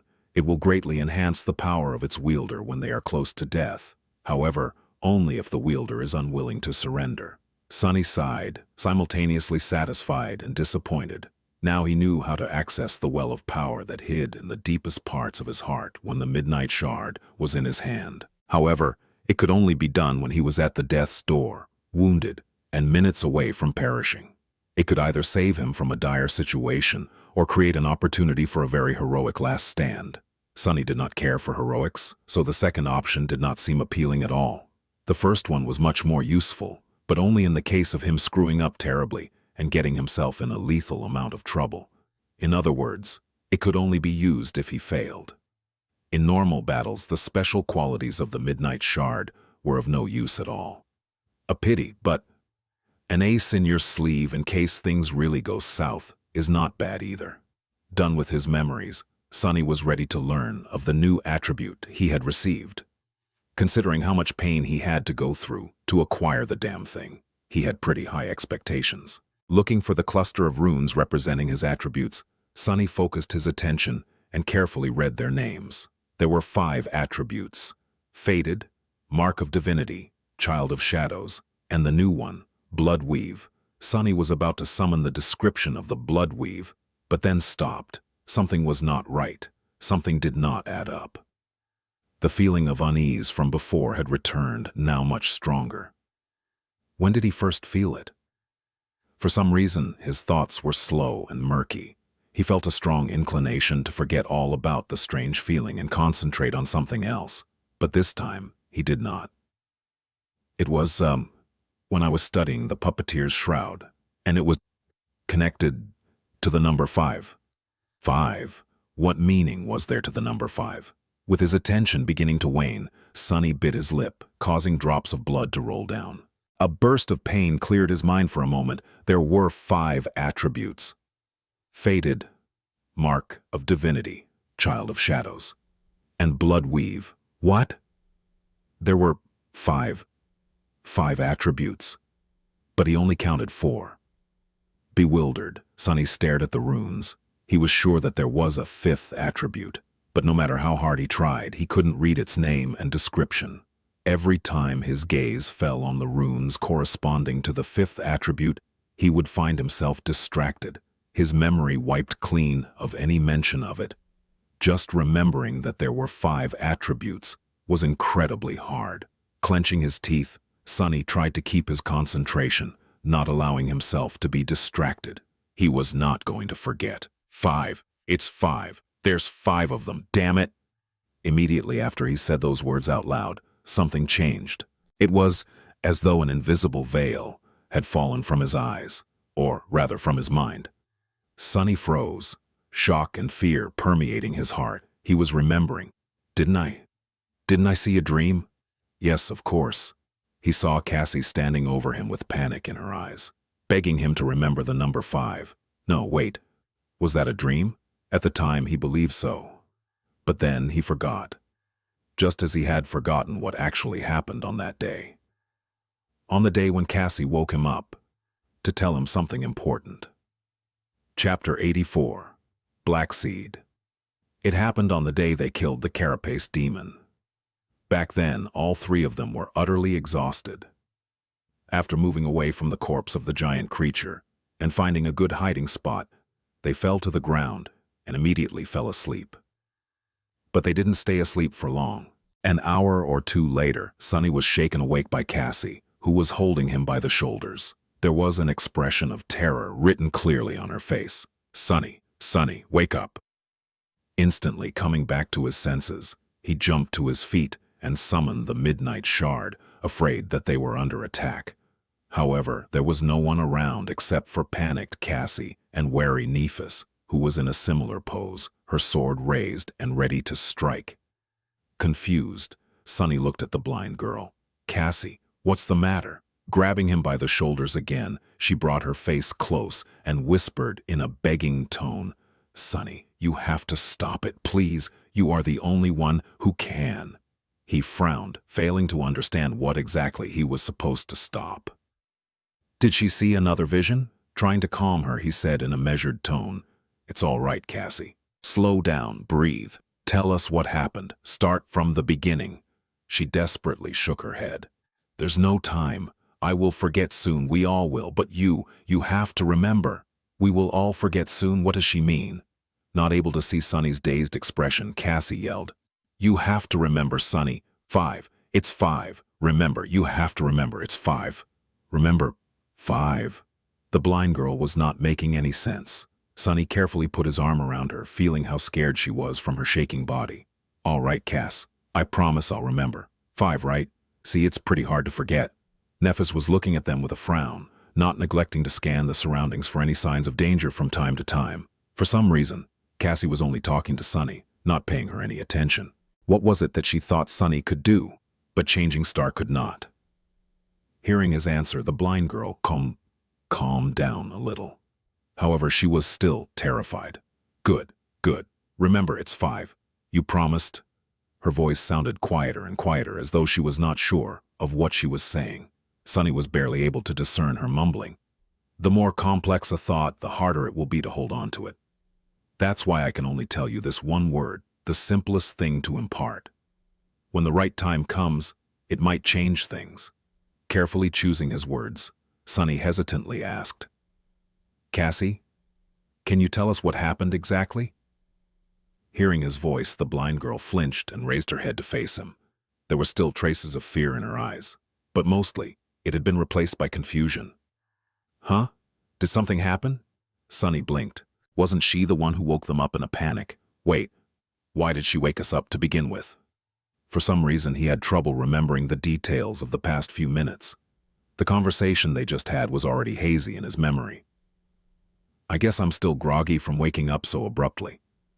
Lack of sleep affects concentration." "You wanted to tell us something. It had to do with the, number 5? Cassie raised her eyebrows. 5? Why 5? Sunny didn't know what to say. He was going to ask the same question. "I have no clue." Perplexed, he looked at Nephis, hoping that she will be able to clear the situation. Changing Star was standing a few steps away with a distracted expression on her face. Sensing his gaze, she stared at him and asked, "Why do you have your sword out?" Sunny glanced at the midnight shard and tried to remember what had caused him to summon the memory. I'm not sure." "Why did you summon yours?" Nephis looked down as though noticing the sword in her hands for the first time. An expression of doubt appeared on her face. "What's wrong with our heads today?" Understanding that it was pointless to expect help from Nephis, Sunny sighed and turned back to Cassie. "Did you see another vision?" The blind girl trembled. Her eyes opened wide, once again filled with fear. "A vision? Yes, I saw a vision. An awful, awful vision." What did you see? She was silent for a few moments, trying to remember. A deep frown appeared on her face. Finally, Cassie quietly said, I saw a mountain of corpses. Countless bodies piled on each other until they formed a blood-soaked hill. And at the top of it, a tiny black seed was floating in a pool of blood. She grew silent, then continued. That was the past, I think. But then I saw the future, a future. It was us. Oh, gods, we were. Her voice trembled, as though not daring to say something aloud. Cassie stopped. Sunny waited for a while, then carefully asked, We were what? The blind girl turned to him in confusion. What? He scratched the back of his head. What were they just talking about? You were, telling us about your vision, I think? Cassie frowned. What vision? To his embarrassment, Sunny wasn't sure either. He just remembered something about the number 5 and a seed. For some reason, he felt as though that number was very important. But why? He had no idea. I forgot. Suddenly, Nephis, who was standing nearby, lowered her hands and dismissed the sword that she had been holding for some reason. Looking at them with a bit of confusion, she hesitantly asked, Why are you guys awake? We need to rest. Something might get attracted by the demon's corpse, so we'd better return to peak condition as soon as possible. Distracted and already forgetting about the conversation with Cassie, Sunny blinked a couple of times, shrugged, and decided to go back to sleep. None of this made sense anyway. They were probably struck dumb by exhaustion. He felt so tired. A few hours later, when the shadow noticed the winged creature circling around the island, he awoke again. By that time, the memory of Cassie's warning was so fragmented and hazy that it seemed like a strange dream. But the seed was already planted deep into his subconscious. And now that it had blossomed, Sunny was finally able to fight through the haze of oblivion and remember everything. Chapter 85, One Step at a Time. Sitting inside the vile thieving bird's nest, Sunny frowned and clenched his fists. Something unnatural was happening to them ever since they came to the Ashen Barrow. Now that he had remembered Cassie's warning, it was apparent that their minds were affected, making them forgetful and easily distracted. Even now that he knew about it, thinking straight was strangely hard. It took all of his will just to keep the knowledge of the anomaly in his memory. The events of these past few days were still hazy. Remembering something else, Sunny closed his eyes in frustration. Had they really spent mere days on this island? The number of shadow fragments he received from eating soul tree fruits suggested otherwise. It was quite possible that as much as a whole month had passed since the first time they ate them, and their minds were corroded a bit more with every day that passed. Pretty soon, there would be nothing left of them at all. Only empty shells, walking around wearing their faces. Sunny's face paled. With a growing feeling of dread, he realized that there were large gaps in his memory. He could not remember how they got to the Ashen Barrow and where they were going. Other things, too, were unclear and blurry. Stay calm. Despite how compromised his memory was, there were still ways to understand what was going on, and then maybe undo it. After all, he was able to remember Cassie's warning. That meant that their memories were not gone, just obfuscated. First step, resist the impulse to forget everything again. Not succumbing to the constant pull on his mind was not an easy task, but he was able to manage, at least for now. Second step, try to understand the reason why you were able to remember these things. When Cassie begged him to remember the number 5, she must have already known that he would receive a new attribute. He had noticed the existence of the mysterious 5th attribute as the result, which triggered the frightening revelation. However, why was he able to not forget about the existence of the 5th attribute altogether? What made him so special? Cassie had even said that he was the only one who could do it. Why him and not Changing Star? Sunny massaged his temples. Then a sudden realization came to him. Doubtless, one of the enchantments of the puppeteer's shroud was providing him with a small amount of resistance against mind attacks. That's why he was slightly less susceptible to the frightening forgetfulness that infected them on the Ashen Barrow. That was the reason why he had been the last one to agree to eat the miraculous fruits. Why, he had often felt that things were wrong. He was also the only one who had managed to remember Cassie's warning, even if it took him a long time. Cassie knew about the puppeteer's shroud, and that's why she had chosen him instead of Nephis. Smart girl. So, their warped state was the result of a mind attack. But who could attack them on this desolate island? The answer was pretty obvious. That damn tree. Looking down, Sonny felt cold sweat running down his back. The soul tree was, in fact, a colossal, ancient, and utterly horrifying nightmare creature. If he was right, then its power had to be simply unimaginable. He was afraid to even think about what its rank and class were. No wonder it was able to drain a whole area of the crimson labyrinth of all life. No wonder it was able to survive and thrive in this hellish place. Of all the horrors in this hell, it might have been the most terrifying. Finally, Sonny knew the reason why no other nightmare creature dared to approach the Ashen Barrow. Even monsters were afraid of the soul tree, except for equally harrowing things that dwelled beneath the waves of the deep, dark sea. There was no way for them to destroy it. The soul tree was just too big, old, and powerful. For a moment, Sonny entertained the idea of setting it on fire, but quickly abandoned it. He would need a volcanic eruption or some sort of divine intervention to burn that colossus down. So, what to do? After thinking for some time, Sonny decided not to be hasty and move forward one step at a time. First, he had to know the exact situation with his attributes. Summoning the runes, he tried once again to read the description of the hidden fifth attribute. The result was the same. He knew it was there, but could not remember what it was no matter how much he tried. Figures. Confirming that it was still impossible for him to solve that mystery on his own, Sonny moved his attention to the Mark of Divinity. New runes appeared under its description. Mark of Divinity. Attribute description. You bear a faint scent of divinity, as though someone briefly touched by it once, a long time ago. Mark of Divinity. Is ready to evolve. Proceed. Not wasting time. Sonny said yes. Immediately, the name and the description of the attribute changed. The new runes read, Attribute, Spark of Divinity. Spark of Divinity. Attribute, description. Every fire starts from a spark. Somewhere deep within your soul, a radiant spark shines with divine light. He didn't feel any changes within himself. It seemed as though the question of whether or not he wanted to proceed was just a formality, and the attribute already evolved, back when he had consumed the drop of ichor. My affiliation to divinity has increased. Neat. Although I'm not sure how it might be useful. Was that spark of divinity the reason why he was now able to see the inner workings of memories, as well as some other stuff, like the shadows in his soul sea?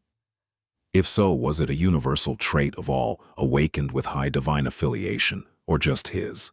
For some reason, Sonny felt that it was the latter option. He had received the drop of ichor from a being called Weaver, and then became able to see the strings that were weaved through the memories, giving them their unique qualities. It wasn't hard to see the connection. If this was true, did it mean that there were different kinds of divinity, and he inherited a small amount of a very special kind of divinity? Was Weaver even a deity? Every god he had heard about was named in a similar fashion. There was Shadow God, War God. Well, that's it. He had never heard the names of any other god. However, Weaver's name was different. Maybe Weaver was not a deity at all. Maybe he, she, or it was actually one of the unknown. Sonny shook his head, feeling that he had almost allowed himself to get distracted and release the hold on his memory. He could not allow himself to go on tangents now. Concentrating, he looked at his new attribute, Bloodweave. Bloodweave. Attribute description. You have inherited a part of Weaver's forbidden lineage. Your blood has been altered and imbued with odd tenacity. So, he would be less likely to bleed out in the future.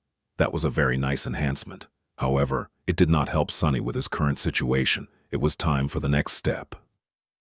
It was early morning when Sonny descended from the soul tree. However, he didn't bring any fruit with him. Walking over to sleeping Cassie, he took her by the shoulders and gently shook her awake. The irony of how this situation mirrored the one where Cassie had told Sunny to remember the number 5 was not lost on him. The blind girl slowly came to her senses and turned to face him with a sleepy, confused expression. "Sunny, why are you up so early?" He hesitated, then said with a friendly smile, trying very hard to act as though everything was all right. "Actually, I didn't sleep at all this night." Cassie frowned. Luckily, she could not see the sorry state he was in, nor the dried blood on his face. "Really? Why?" He shrugged. "I decided to climb the soul tree and search for some fruits, but that's not very important. Hey, your aspect ability allows you to see other people's attributes, right?" She nodded, still confused. "Yes, you know this. Why?" Sunny lingered, then said in a carefree tone, "Can you take a look at mine?" Chapter 86. Final clue. Sunny's thought process was very simple. Honestly, in the state he was in, complex ideas that went against Soul Tree's indoctrination were almost impossible to hold on to. He was already at his limits, just trying to remember what had happened in the giant nest. On his way down, Sunny had to bite himself several times, leaving bloody marks on his hands. Sharp pain cleared his mind for a few moments and gave him temporary relief from the constant pull of forgetfulness. Coincidentally, he was already noticing the effect blood weave was exerting on him. The bites only bled for a short while, quickly turning into scabs. The speed of coagulation of his blood was clearly enhanced. He also felt more energetic, his endurance substantially better than it had been before, which made sense. The human body was a system where every part affected the other. A comprehensive improvement of one of these parts, especially one as important as blood, had to lead to a chain reaction of lesser improvements throughout the system. It seemed that he had severely underestimated the importance of his new attribute. "Focus, idiot. No tangents." Gritting his teeth, Sunny concentrated on the task. He wanted to use Cassie's aspect ability to learn the truth of the hidden attribute. Her sight was different from his. Sunny could only see the information provided by the runes because it was a default function of the spell. He simply accessed that information with his mind. Cassie's sight, however, came from her aspect. Thus, even if their minds were compromised, it should not have affected her ability to see other people's attributes. She also had a high affinity to revelations and fate. So there was a high chance that Cassie would be able to succeed where he had failed. Finally reaching the ground, Sunny woke the blind girl up and, after a short conversation, mentioned the attributes. Then he carefully asked, "Can you take a look at mine?" Cassie was visibly confused by this question. "Can't you do it yourself?" Sunny smiled. "I can, but I think you'll be surprised when you see them." The blind girl hesitated, then shrugged. "All right. But if it turns out that you woke me up for nothing, I'll be pretty upset. That was not very nice of you." She turned to face him and froze for a moment as though staring into his eyes. Faded child of shadows, spark of divinity. Wait, wasn't it mark of divinity? Huh, I must have remembered wrong. Stopping for a second, Cassie shyly covered her mouth with her small hand and yawned. My memory has not been too good lately. Too much rest, I guess.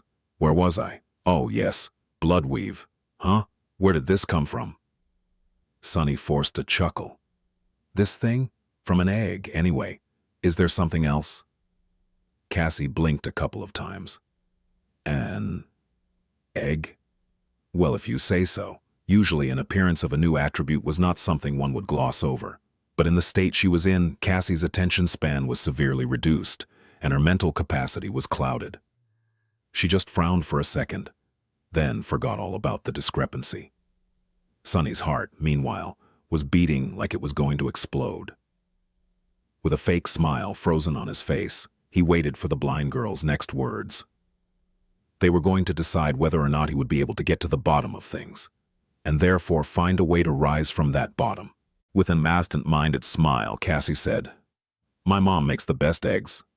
What were we talking about? Right, your attributes. The last one is enthralled. Wait, where did this? Knowing that there was very little time, Sunny hurriedly asked, "The description, what does the description say?" A bit of tension sipped into his voice.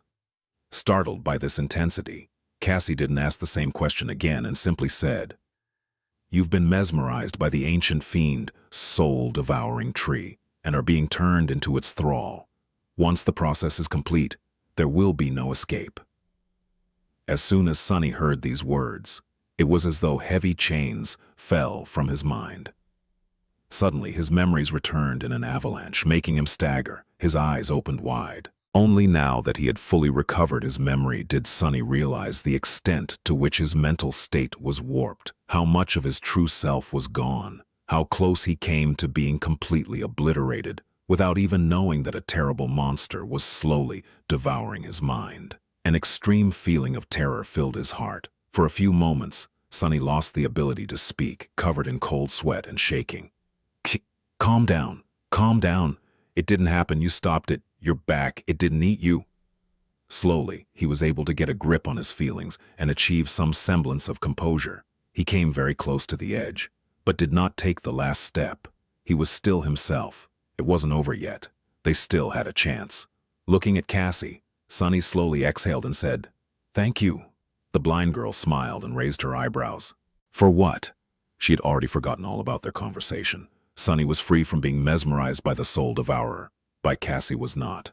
Her memory, mind, and thinking were still compromised. Turning worse as they spoke, a pained smile appeared on Sunny's face. Struggling to keep his tone light and cheerful, he said, "For helping me out just now. Sorry about waking you up so early. Go back to sleep. I'll take it from here." Cassie hesitated for a few moments, then got distracted and forgot that he was there at all. Yawning, the blind girl lay down and covered herself with her cloak. Soon she was asleep again, happy and blissfully ignorant of the fact that her days were numbered. Sunny watched her for a while, a grim expression on his face. Finally, he turned and walked away, thinking, "Over my dead body." Chapter 87. Plan of Escape. Nephis was still at the western edge of the island, gazing over the receding black waters. It seems as though she barely moved since the last time Sunny saw her. Looking at her with clear eyes, free from the most debilitating effects of being enthralled, he was able to notice things that he had not noticed before. Neff's hair was indeed longer. Back at the academy, it was short and usually parted to the side. Now, silver strands were already long enough to cover her ears, hanging messily without their usual luster. Changing Star's face seemed much thinner, with dark circles under her eyes and a bleak, dull expression. Her usual confidence and energy were gone, replaced by exhausted stillness. She looked as though some unknown illness was consuming her from inside, slowly turning the once radiant girl into a pale shadow of her former self. Sunny suspected that he knew what that illness was. He had known for a long time that Nephis had a mysterious goal, and that her determination to achieve that goal was nothing short of frightening. That burning desire of hers, it seemed, was strong enough to resist even the enthrallment of the soul devourer. However, while the feelings remained, the actual memories were gone. Thus, Nephis had been left longing desperately for something that she did not know, with no way to understand the nature of her emotions or satiate them. This inner conflict was the reason for her terrible state. Coming closer, Sunny sat down and looked at Neph, wishing to see her striking gray eyes shine once again with unbreakable resolve. "Hey, Neph." She turned her head to him, not saying anything. Sunny gritted his teeth, feeling dark anger blossoming in his heart. "That loathsome tree. I have something to tell you." Trying to stay calm and not miss anything, he told Nephis everything that he had found out. He told her about his trip to the upper parts of the soul tree, the giant nest he had discovered, the vile, thieving bird's spawn, and how he had killed it, the strange memory with no rank and type, the new attribute he had received, and the hidden one he had accidentally discovered. Finally, Sunny told her about the nature of that attribute, the true nature of the soul devourer, how long they had been on the island, and what they had forgotten. When he finished, Changing Star's expression didn't change one bit.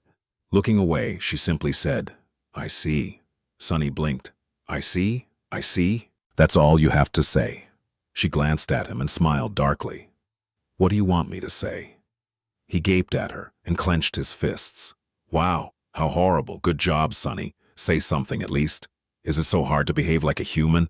She turned away, not answering. Sunny stared at her for several seconds, then said in a tired, defeated voice, "I don't know what to do. Tell me what to do, Neff. How do I get us out of this?" She was silent for a while. Sunny almost assumed that Changing Star had already forgotten everything that he had told her, but then he noticed sparks of white radiance dancing in the depths of her eyes. Nephis had activated her aspect ability, using pain to stay lucid for as long as possible. Finally, she looked at the retreating dark sea and said, "We need to build a boat." Sunny blinked. "What?" Changing Star sighed and turned her face to look at him. "We've been here, on this island, for many weeks. Our minds are slowly being erased by the soul tree, turning us into its slaves, forever. However, the process is not complete." He nodded, listening. "What thoughts did the soul tree put in our heads? That it is benevolent and great, that its fruits are desirable, and that we shouldn't leave the island, staying as close to it as possible. The first two commands make perfect sense. The third, however, is not so simple." Nephis gestured at the vast expanse of black water. "From that third command, we can deduce that the effect of the soul tree's enthrallment weakens with range, and that if we put enough distance between ourselves and the tree, it will be broken." Sunny's face brightened when he understood Neff's logic. So there was a way. They just had to leave the ashen barrow and flee, not looking back until the soul devourer's brand was gone from their souls. However, but why a boat? Why not just run away on foot? Changing Star lowered her head and said quietly, "We'll never make it to the castle on foot. We'll just die. I was too arrogant before to think. Well, it doesn't matter now. It will take many months to go around the crater through the labyrinth, especially now that we don't have the echo. And every day we spend there is another day we risk encountering something that will kill us without even breaking a sweat." She sighed. "We were already lucky to survive for as long as we did. But in the end, no matter how much we fought and persevered, we still encountered the soul tree. This should have been our end. Do you know how improbable it is that we even got a chance to have this conversation?" Sunny hesitantly shook his head. "First, we had to have an oracle in our group to see the future. Then, Cassie had to formulate and execute an ingenious plan. In the short amount of time her memory remained intact. That plan was based on the fact that there was someone with an awakened armor of 5th tier in our group, one enchanted with the extremely rare mind protection trait, no less. Awakened with the revelation affinity were few and far between. Sleepers with a memory equal to the puppeteer's shroud were even rarer. That person then had to find and kill a great devil. More incredibly, he had to receive an actual lineage memory from it. Do I need to explain how implausible this combination of events is?" Sunny slowly shook his head. Nephis closed her eyes. "My point is, if we go into the labyrinth, we will inevitably meet the next soul tree, and even if we miraculously manage to survive that encounter, there will be the next, and then the next. Sooner or later, we will die." She looked west, where the last remnants of the dark sea were disappearing beyond the horizon. "But if we build a boat and use Cassie's staff to fill the sail with wind, maybe we'll be eaten by the dwellers of the depths. Or maybe they won't pay us any attention at all. It's a gamble either way. Either we die, which is the same as returning to the labyrinth, or not. If we survive, we'll be able to travel 100, maybe even 200 kilometers in one night. More distance than we had covered so far." Sunny froze, stunned by that number. In all the weeks preceding their battle with the carapace demon, they had traveled for no more than 100, maybe 150 kilometers from the giant knight's statue. It was a considerable amount, especially because of how hard each step through the crimson labyrinth had been. To travel as much, perhaps even more in a single day, that would have been incredible. But sail on the dark sea? Suddenly, he felt very cold and small. Chapter 88. Boat Builders. Trying to gather his courage, Sunny looked into the distance and said in a raspy voice, "You've seen the creatures that dwell under these waves. Do you really want to swim across them?" Changing Star was silent for a few seconds, then sighed. "We are damned either way, Sunny. What do we have to lose?" She fell silent for a moment and grimaced, pale flames dancing in her eyes. Then, in a quiet voice, she added, "We will not light any fires, relying on your eyes to guide us west. We will hope that Cassie's armor will protect us, Maybe it will be enough. Sunny glanced at Neff and asked, "What's so special about Cassie's armor?" She hesitated for a moment, then answered without looking at him. "It's a Tier 6, awakened memory. One of its traits is to make the wearer less likely to draw the enemy's attention." While Sunny was digesting this information, Nephis suddenly trembled. Closing her eyes, she said through gritted teeth, "I am at my limit. My mind is fading. If you have any questions left, better ask them fast." He blinked, startled.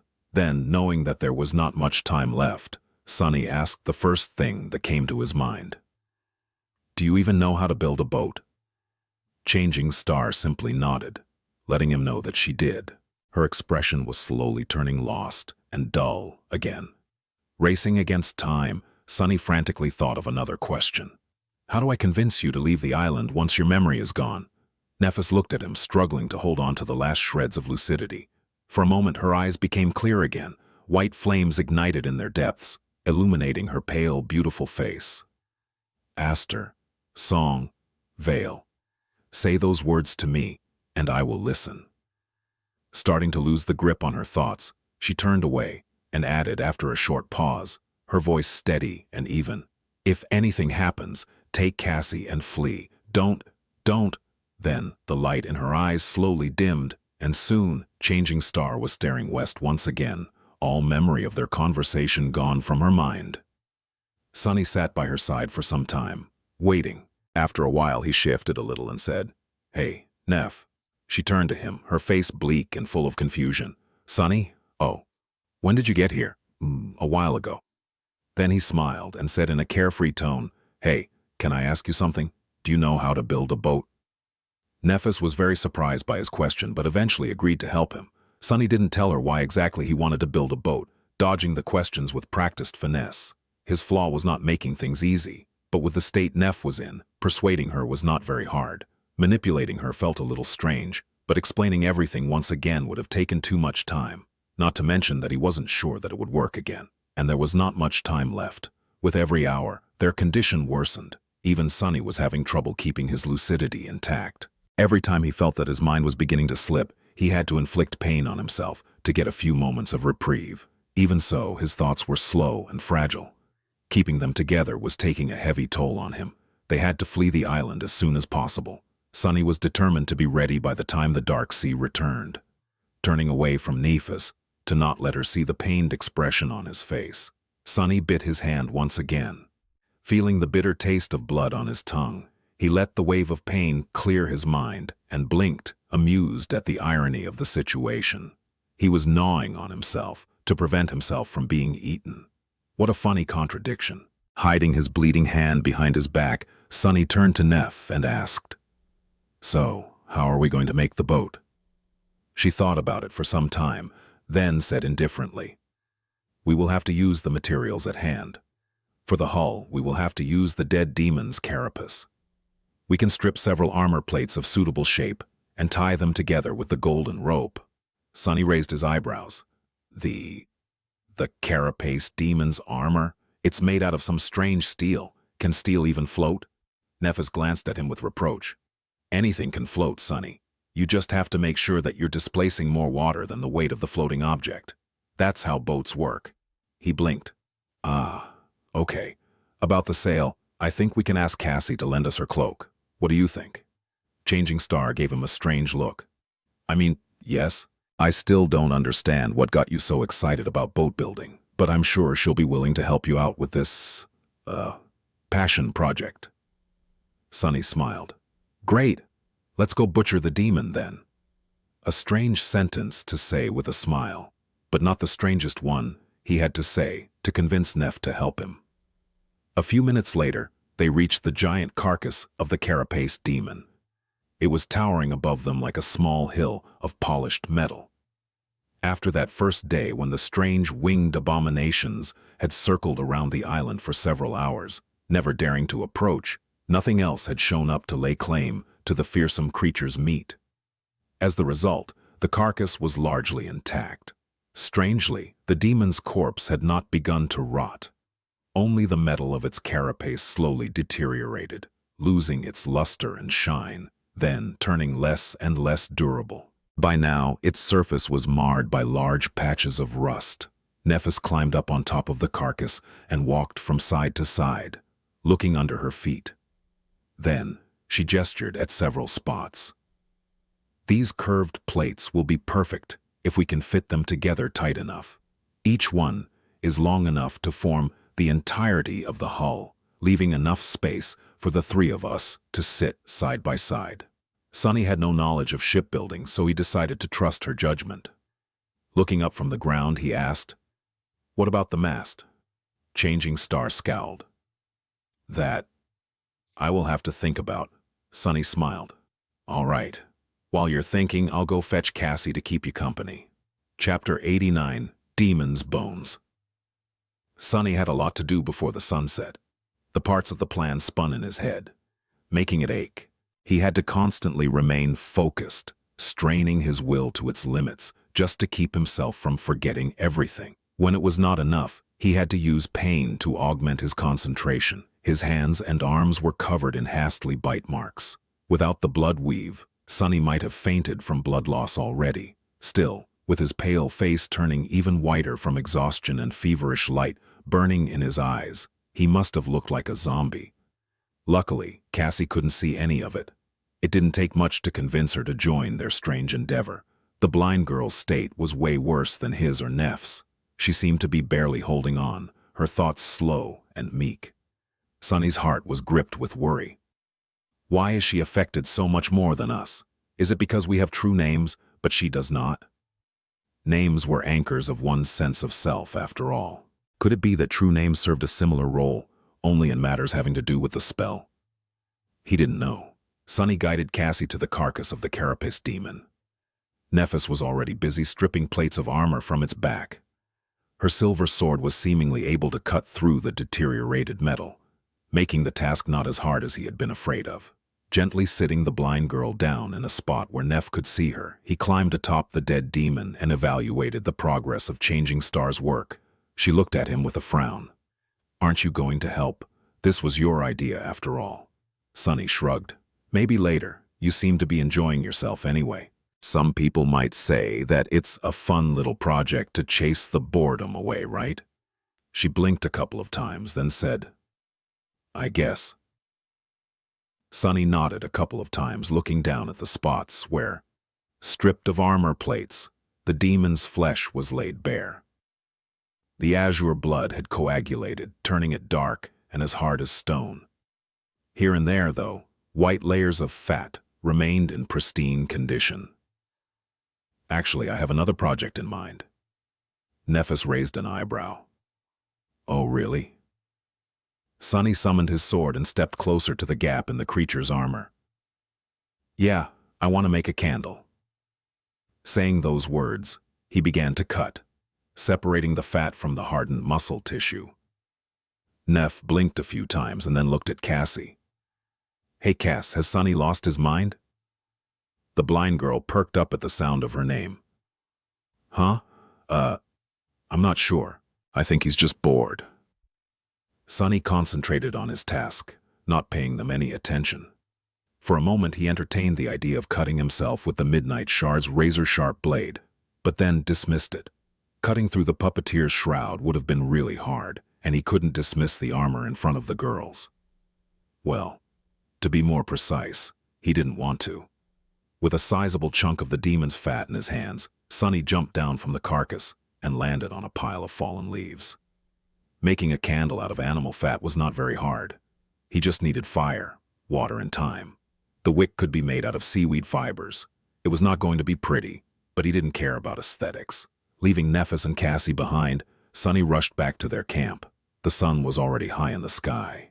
He spent the rest of the day doing two things: watching over the process of making the candle and running around the island, gathering as much fallen leaves as he could.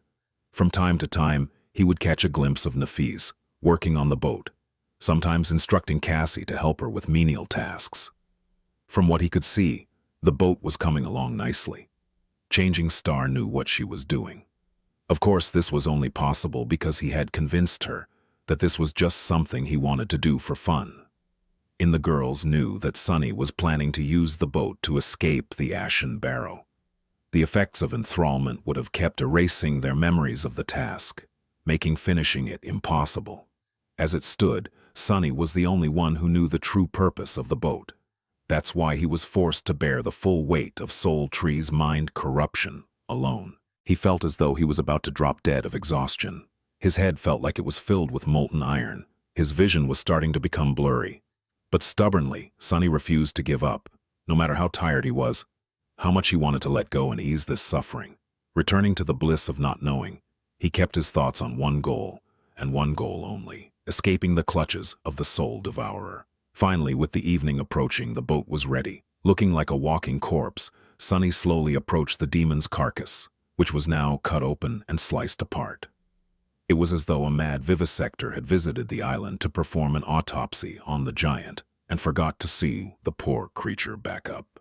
Nephis looked at him with concern. "Sunny, are you all right?" Giving her a crooked smile, he shrugged. "I'm fine, comparatively." He did not specify what exactly he was comparing his current condition to. Turning his head, Sunny looked at the boat with dark satisfaction. It was not how he had imagined it. The hull was made out of curved plates of polished metal, with sharp spikes protruding from them in all directions. The plates were held together by the golden rope that was tied tightly around them. Changing Star had managed to make the gaps between the different parts of the hull so thin that no water could sip through.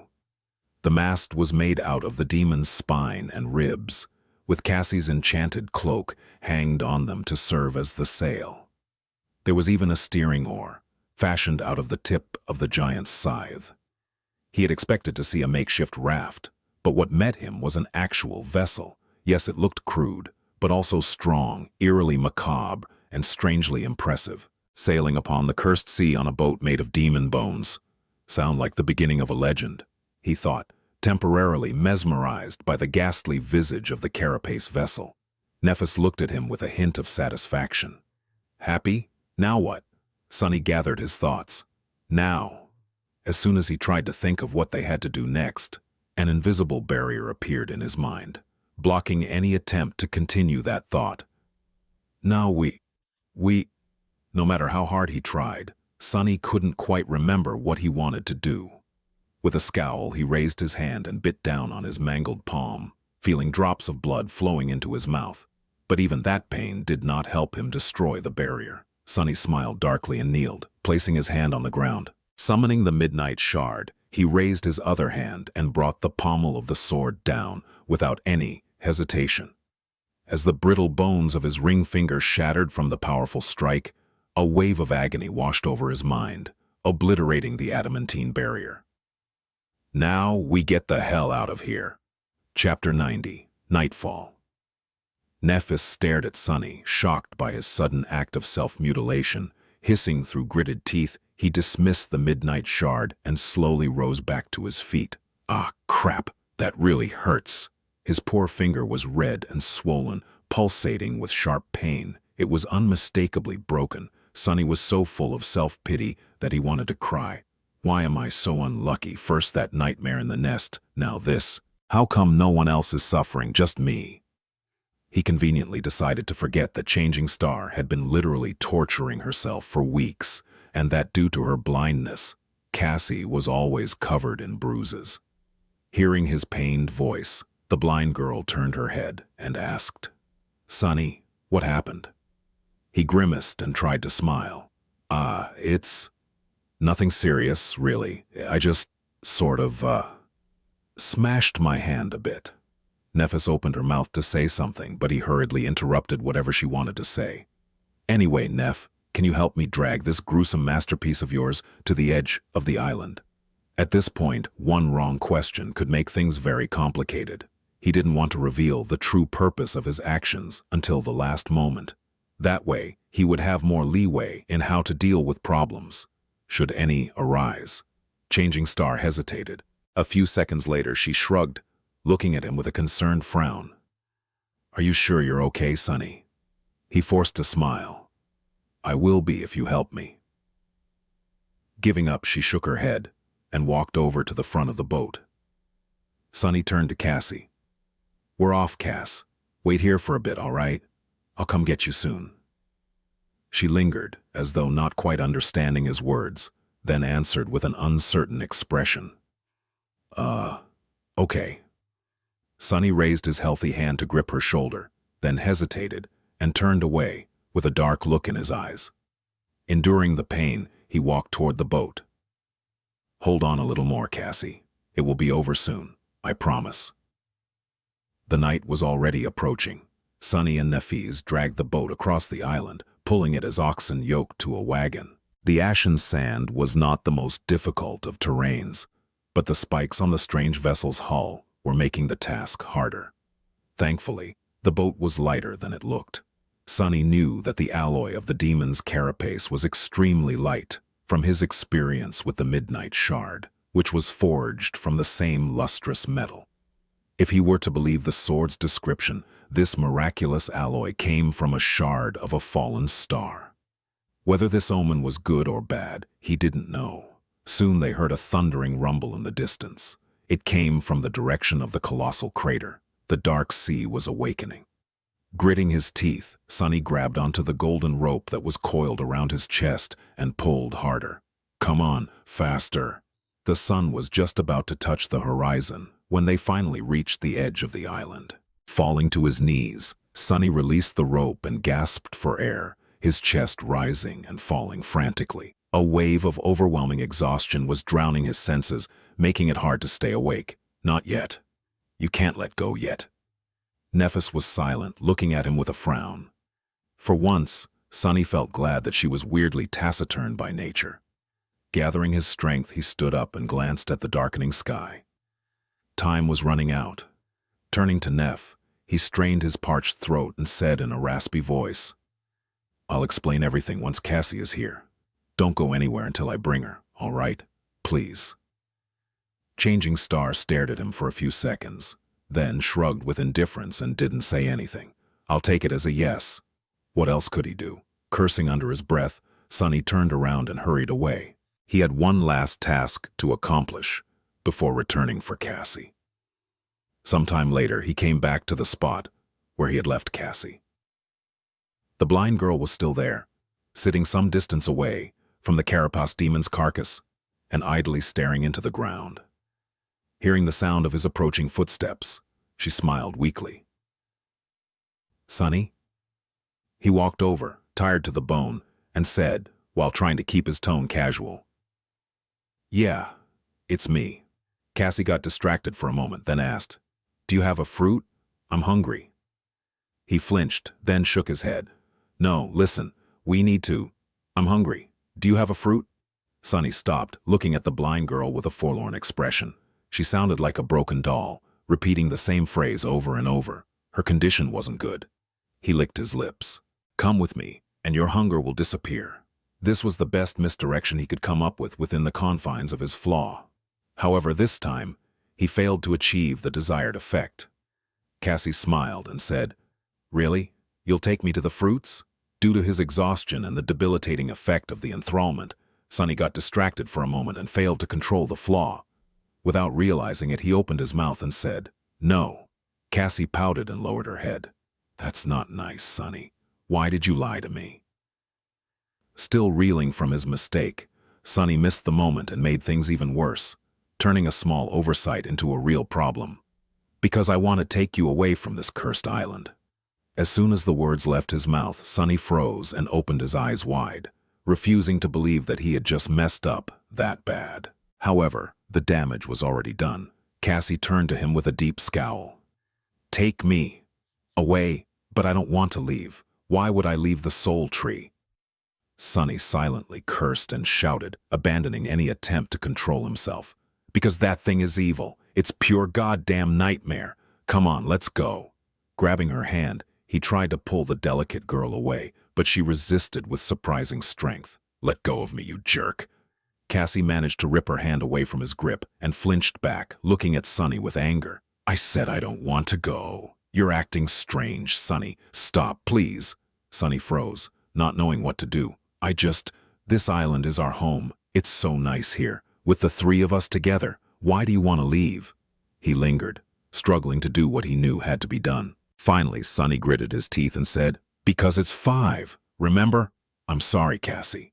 Then he lunged forward and violently grabbed the blind girl, easily suppressing her resistance. "What are you doing? Stop. Help. Help. Neff." Throwing her over his shoulder, Sunny turned around and ran toward the edge of the island. Cassie resisted desperately, using her small fists to pummel his back with a rain of punches. Despite the fact that she had never taken part in battles against the nightmare creatures of the Forgotten Shore, she still was considerably stronger than a normal person. All those soul shards Changing Star had shared with her gave Cassie enough strength to make Sunny feel every strike. It wasn't enough to seriously injure him, but more than enough to hurt like hell. "I'm sorry. I'm really sorry, Cassie." Deeply disturbed, Sunny tried to block out Cassie's desperate screams and rushed to the boat. His forehead was covered in cold sweat. As the last glimmers of light were disappearing from the sky, he finally returned to the edge of the island. The ghastly boat was silently standing on the sand, just a few meters away from the restless black water. Changing Star was resting just in front of it, raising her head to look at the source of the commotion. "Neff, help." Sunny had gone crazy. Nephis slowly rose to her feet, her indifferent expression radiating coldness. She slightly outstretched one hand. "Crap. Wait, it's not..." Before he could finish the sentence, the silver sword appeared out of thin air, aimed at the ground. "For now." "Explain yourself." Changin Star's voice was even and calm, but Sunny could feel the hidden threat in it. Suddenly he saw her in a new light, or rather, in an old one, as a potential enemy. The idea of facing off against Nephis sent chills running down his spine. He had almost forgotten the feeling he got back in the academy, watching her wipe the floor with most of the sleepers in their batch. He had forgotten that she, too, was a monster. Chapter 91, Escape. Licking his lips, Sunny cautiously said, "It's not as you think, Neff. We've been caught in a trap by the soul tree. It's not benevolent, and no, it's not protecting us. In fact, it's doing the opposite. If we don't leave this island, we'll become its slaves forever, or until it finds someone stronger and devours us." She tilted her head and looked at him with an unreadable expression. "Come on, Nephis, remember, we've talked about this already. This whole thing was your idea to begin with." For a moment, he thought that his words had awoken the stolen memories in her mind. But her response shattered those hopes into pieces. "Leave the great tree? You have really lost your mind." "Curses!" Changing Star raised her sword and said in a tone that made Sunny tremble, "Let Cassie go, now." He hesitated, thinking about the best course of action. Then he carefully placed the blind girl on the ground. "All right, I did, see. Now listen to me, I have something very important to tell you." Before he was done speaking, Nephis disappeared from his view. Realizing that he was about to be attacked, Sunny prepared to defend himself. However, a moment later, he was already lying on the ground, the tip of the silver sword pressed against his throat. Changing Star was standing above him, pale lights burning in her eyes. Well, that was embarrassing. All his training, all the experience he had won in countless bloody battles, all the power he had gained. Sunny had really thought that he stood a decent chance of standing his ground in a fight against Nephis, maybe even reaching a tie. But in the end, he had only lasted a second. One would be tempted to call this shameful display a premature capitulation. "Nice one, idiot. Now stop fooling around and focus." Feeling the cold steel touching his skin, Sunny tried to move as little as possible. He was pretty sure that Changing Star wouldn't just kill him in cold blood, but it was still better to not give her any reasons to do something drastic. After all, Neff's mind was not all there. Looking up at her cold, indifferent face, Sunny strained his vocal cords and shouted in exasperation, "Aster! Song! Vale!" Nephis's hand trembled, making a drop of blood roll down his neck. Her eyes opened wide, full of surprise and shock. Then a dark expression appeared on her face. Pressing slightly on the sword, she took a step forward and pierced him with a burning gaze. When she spoke, her voice was trembling with suppressed emotions. How do you know these names? Who are you?" Sunny blinked, equally as surprised by her reaction. He had thought that these weird words were just a part of some code to jog her memory awake, but as it turned out, they were not. "Aster, Songvale," What the hell does it mean? What can make Nephis lose her cool? It has to be something important. Trying to stay as still as possible, he cautiously glanced at the blade of the sword and honestly answered, I didn't even know that these were names. It's just what you told me to tell you in case you forget what had to be done. You said if I tell you this, you'll listen to me. Nephis stared at him, a shadow of doubt appearing on her face for a split second. It was gone almost instantly, replaced by grim determination. Gritting her teeth, she snarled, Which domain do you belong to? Sunny had no clue what she wanted him to say, so he just asked, What's a domain? She grinned, a maniacal glimmer appearing in her eyes. This was very unlike calm, composed Nephis. If Sunny didn't know better, he would think that a completely different person was standing in front of him, a person that was much more unpredictable and dangerous. Meanwhile, Neph said, Don't pretend to... Suddenly she stumbled, then frowned. It seemed as though Sunny's question touched something in Changing Star's mind, causing a chain reaction. A few seconds passed, each turning her frown deeper. Slowly, the familiar poised calmness returned to her eyes.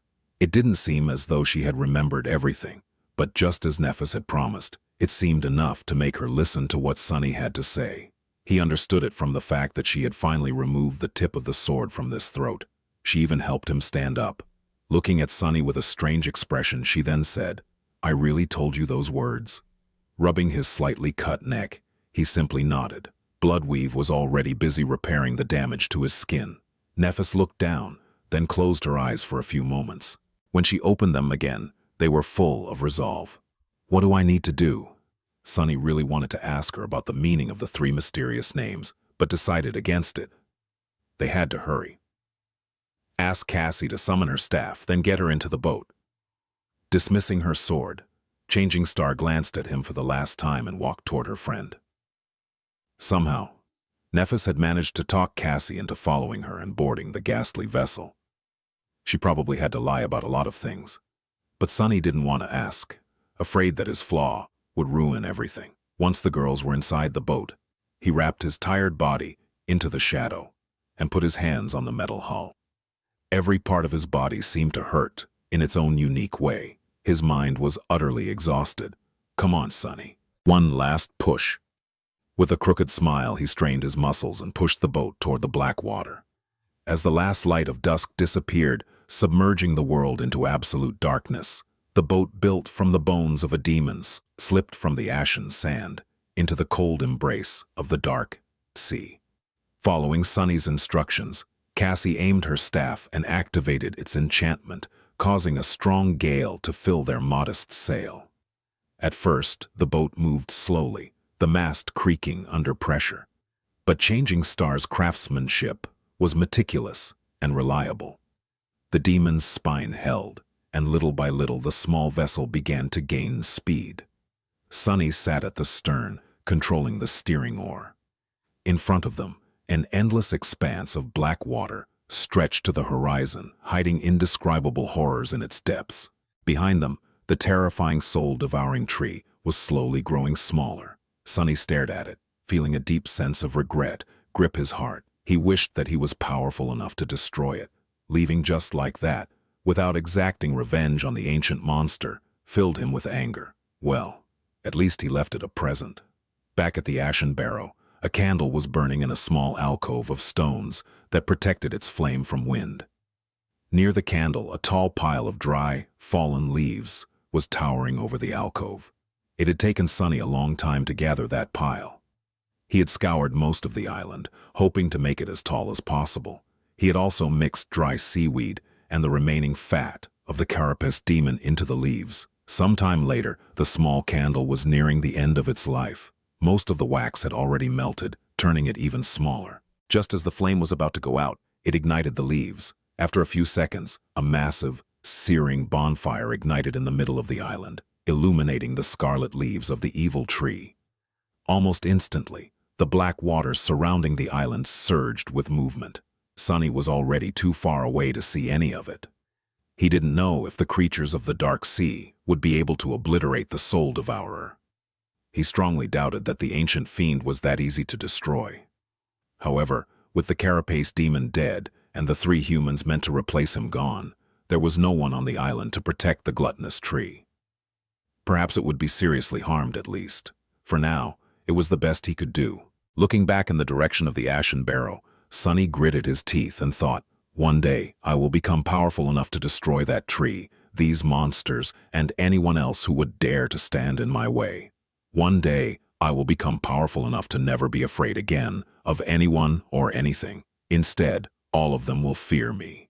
He didn't notice that, just as he was thinking these words, Cassie suddenly raised her head and turned in his direction. On her face, a dark expression appeared, soon erased by uncertainty and doubt. Chapter 92, Journey Through into the Night.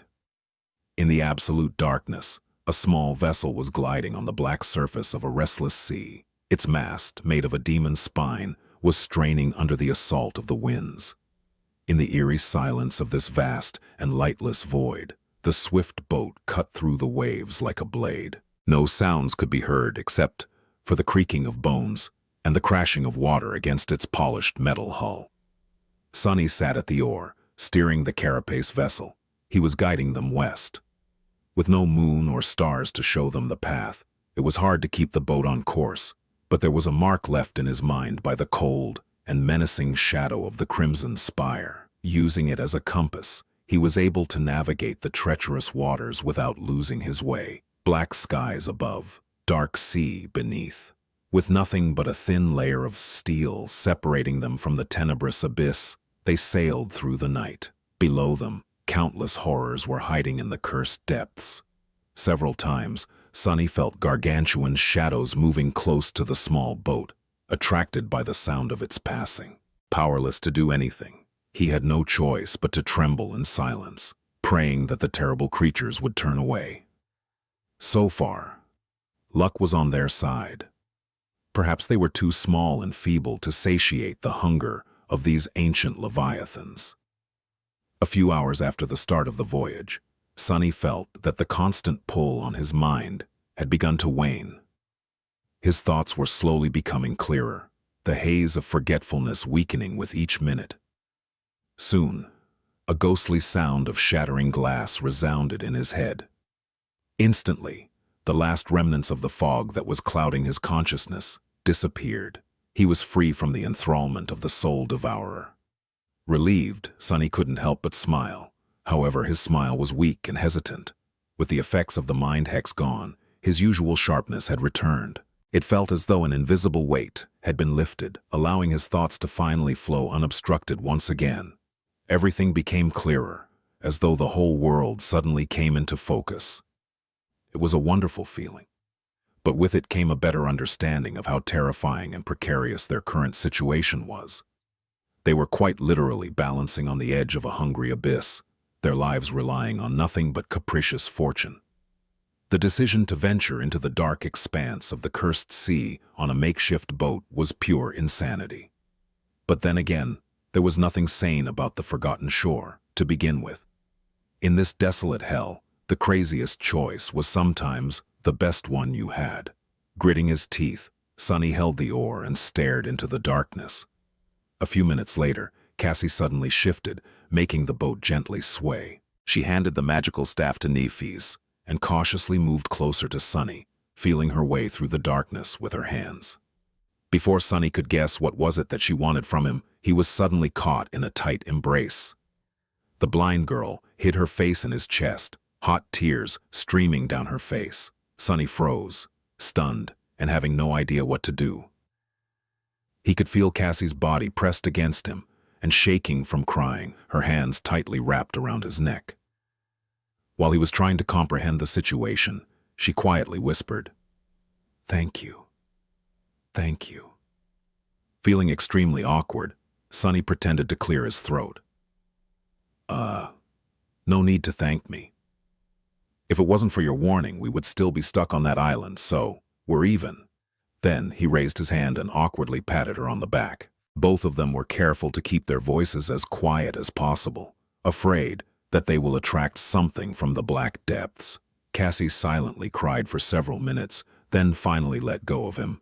Wiping her face, she pulled her body away and whispered, "I'm sorry." Her voice sounded a bit strange. Confused, Sunny raised his eyebrows. What is she apologizing for? I'm sorry too. For, grabbing you back then. She smiled and, wiping the last tear from her face, turned away to move back to the middle of the boat. Sunny was left alone once again. With nothing to do except for holding the steering oar, he let his thoughts wander. With his mind clear again, many things were worth revisiting. He had to distract himself from the eerie pressure of the endless dark emptiness somehow, anyway. Despite the fact that their experience with the soul devourer was nothing short of harrowing, Sunny had somehow managed to end up considerably better off on the other end of it. His haul this time was truly unbelievable.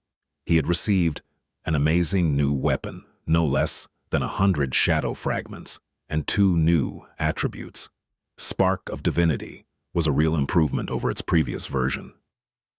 The ability to perceive the inner structure of memories alone opened a whole new horizon of possibilities. However, he was more interested in the mysterious blood weave. Somehow, Sunny felt that he had severely underestimated the uniqueness and importance of that attribute. Its origins, too, were covered in a veil of secrets. Who was that weaver whose ichor he had consumed? Who were the unknown that even the spell was reluctant to mention? What was their connection to the gods? Why were the type and rank of the initial memory he had received from the vile thieving bird's spawn left empty? How was it even possible for a memory to give an awakened new attributes? That last question guided him to think of something else. Glancing up, he stared at Nephis and tried to recollect their conversation. Looking back, she had revealed a lot of things that he had failed to notice in the moment. First of all, Sunny now knew that Cassie's enchanted armor, which had been given to her by Changing Star, was an awakened memory of the 6th tier. That meant that it came from an awakened terror, a nightmare creature 1 class above Mountain King, that he himself had killed in his first nightmare. The secret of how Changing Star had managed to earn her true name was now 1 step closer to being revealed. Chapter 94, Battle in the Depths. Because he wanted to, for once, Sunny's heart wasn't full of fear and despair. Instead, it was filled with defiant indignation. He was tired of bending under the pressure of the world, furtively clutching to the tiniest glimmers of hope, always afraid, always willing to do anything, abandon anything, just to survive for another day. It wasn't enough anymore. He wanted to make the world bend to his wishes instead. He wanted to live like a human being instead of an animal. In these past months, Sunny had changed without even noticing. Somehow, he had grown unsatisfied with his previous way of life, one where his sole goal of survival, at all cost, overshadowed everything else. Whether he lives or dies had always been the only thing that mattered. But now, how he lived mattered more. What was the point of having no master if he lived like a slave? Gritting his teeth, Sunny dove into the dark abyss. The cold water embraced him like a burial shroud. He couldn't see in this cursed blackness, relying only on his shadow sense for guidance. Salt sipped into the bite marks on his hands and the cut on his neck, making them burn. Not paying the agony any attention, Sunny used his considerable strength to propel himself deeper and deeper into the darkness.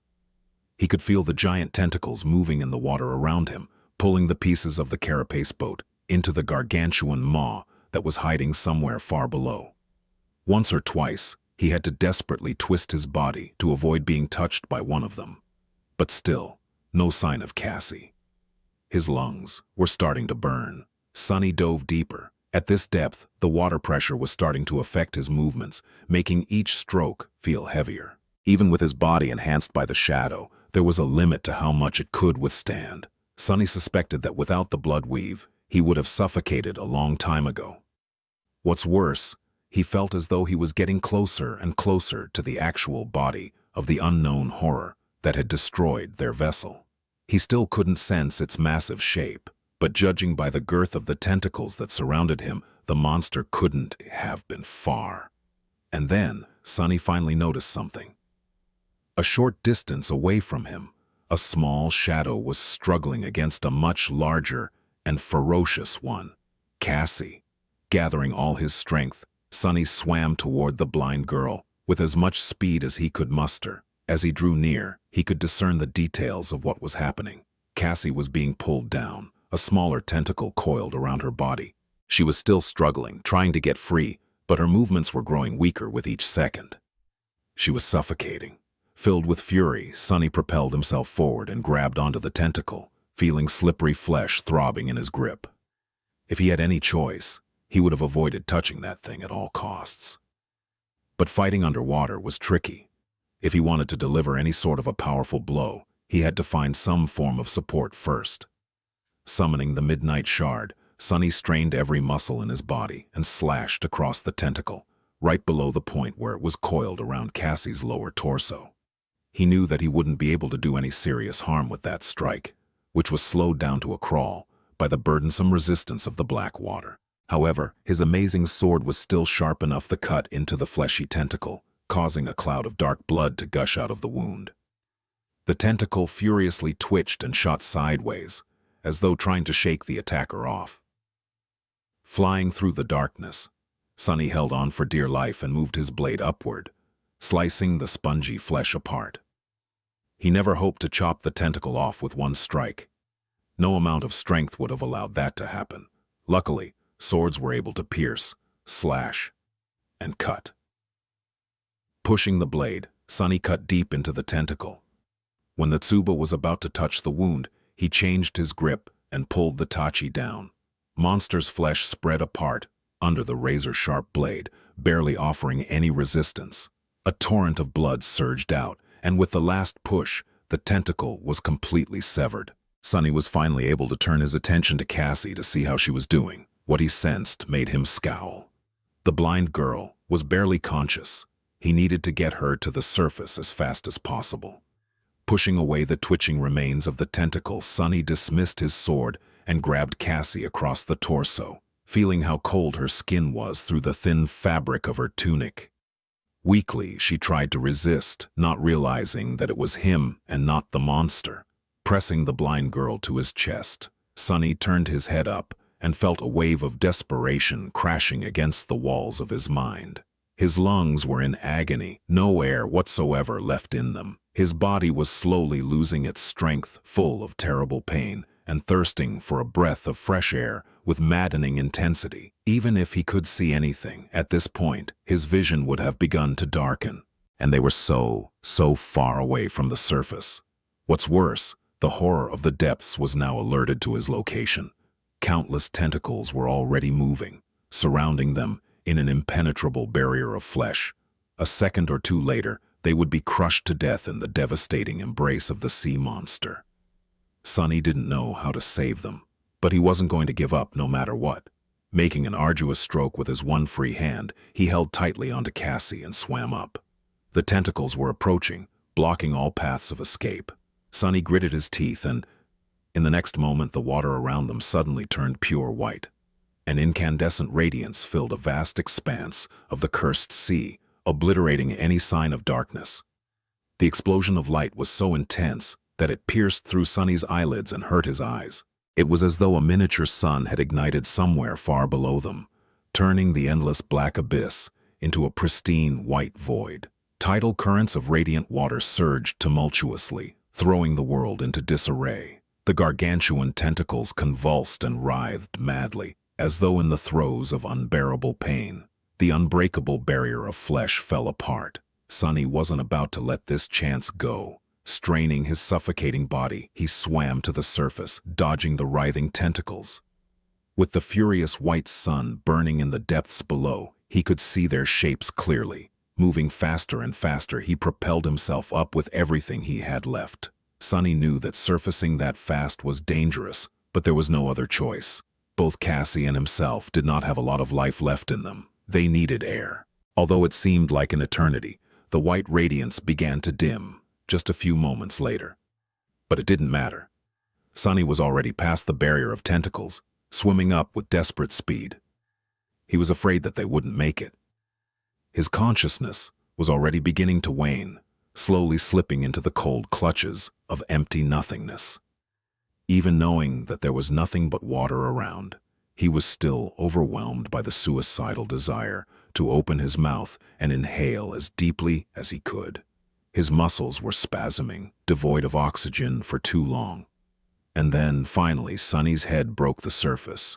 Blinded by pain, he drew in a gasping breath and coughed uncontrollably. Held tightly in his arms, Cassie was doing the same. Her chest was ruggedly moving up and down, sucking in the sweet ambrosia of air. Sonny never knew how precious it was before, not even while being slowly poisoned by the harmful, polluted air of the outskirts. They made it. Trying to compose himself, Sonny looked around. The last remnants of the white radiance were long gone, erased as if they had never existed. The world was once again consumed by absolute darkness. However, far away in the east, the first light of dawn was about to shine from beyond the horizon. Catching the glimpse of the giant stone hand, Sonny gripped Cassie's shoulders and swam in that direction. Chapter 95, Starlight.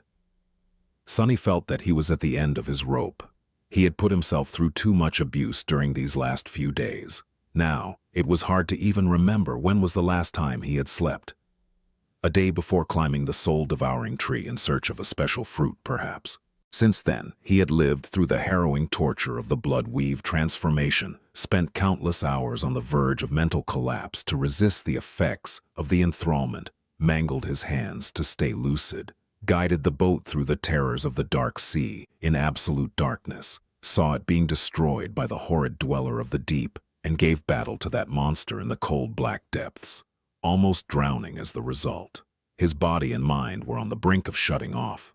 Despite that, Sonny stubbornly continued to swim, bringing himself and Cassie closer and closer to the giant stone hand that was rising from the water, as though trying to embrace the skies. The dark sea was surging around him, still reeling from the effects of the light explosion that had rocked it sometime earlier. Tall waves were threatening to drown the two sleepers, throwing them around like toys. Struggling against them was a hard task, and still, he persisted. The dawn was drawing close, but for now, there was still nothing but cold, darkness, and danger all around them. Any second, something could rise from the depths of the abyss and put an end to their desperate attempt to save themselves. At least the tentacles were gone, perhaps scared away by the pain of being exposed to the searing light. By some miracle, Sonny eventually managed to reach the stone hand. Hoisting Cassie up, he helped her climb on the dark rocks and followed closely behind. Soon, they reached the open palm of the hand and crawled to its center, then fell down utterly spent and exhausted. For a long time, neither of them was able to talk. All Sonny could do was lay motionless, draw in raspy breaths, and try to stay awake. His mind was empty of thoughts. That was fine, because he didn't want to think. If he did, he would be forced to remember. Remember what had happened to. Shut up. What was the point of remembering? He couldn't change anything. The sound of the black water crashing against the base of the giant hand reminded him that the night was still not over. Opening his eyes, Sonny tried to understand their current circumstances. Their shelter was slightly raised above the waves, the base of the giant thumb almost touching the surface of the dark sea. The palm was not very spacious, roughly half the size of the circular platform that had saved his life on his first day on the forgotten shore. It was angled upward, creating a slight slope. The fingers were higher above waves and wide enough to accommodate a person, but they were bent upward toward the sky, making them less suitable to serve as a refuge. We need to get further away from the water. With that thought, Sonny tiredly stood up and bent down to touch Cassie's shoulder. Cassie, stand up. We have to move higher. His voice sounded hollow and brittle. The blind girl flinched and raised her head, her skin deathly pale. Sonny? He nodded. Yeah, it's me. She was still in shock. Sonny could see that Cassie's mind was not all there yet, so he gently pulled her to her feet. Come on, let's go, it's just a few meters. She lingered. What happened? I heard a sound, and then something was pulling me down. He gritted his teeth and tried to keep his tone even. We were attacked by a sea monster. The boat was destroyed. I dove down and managed to find you, then swam to this pile of stones. It's not very high above the water, so... Cassie wavered. Where's... where's... Sunny hurried to interrupt her, unwilling to answer the next question. Come, follow me. We can rest when we're higher.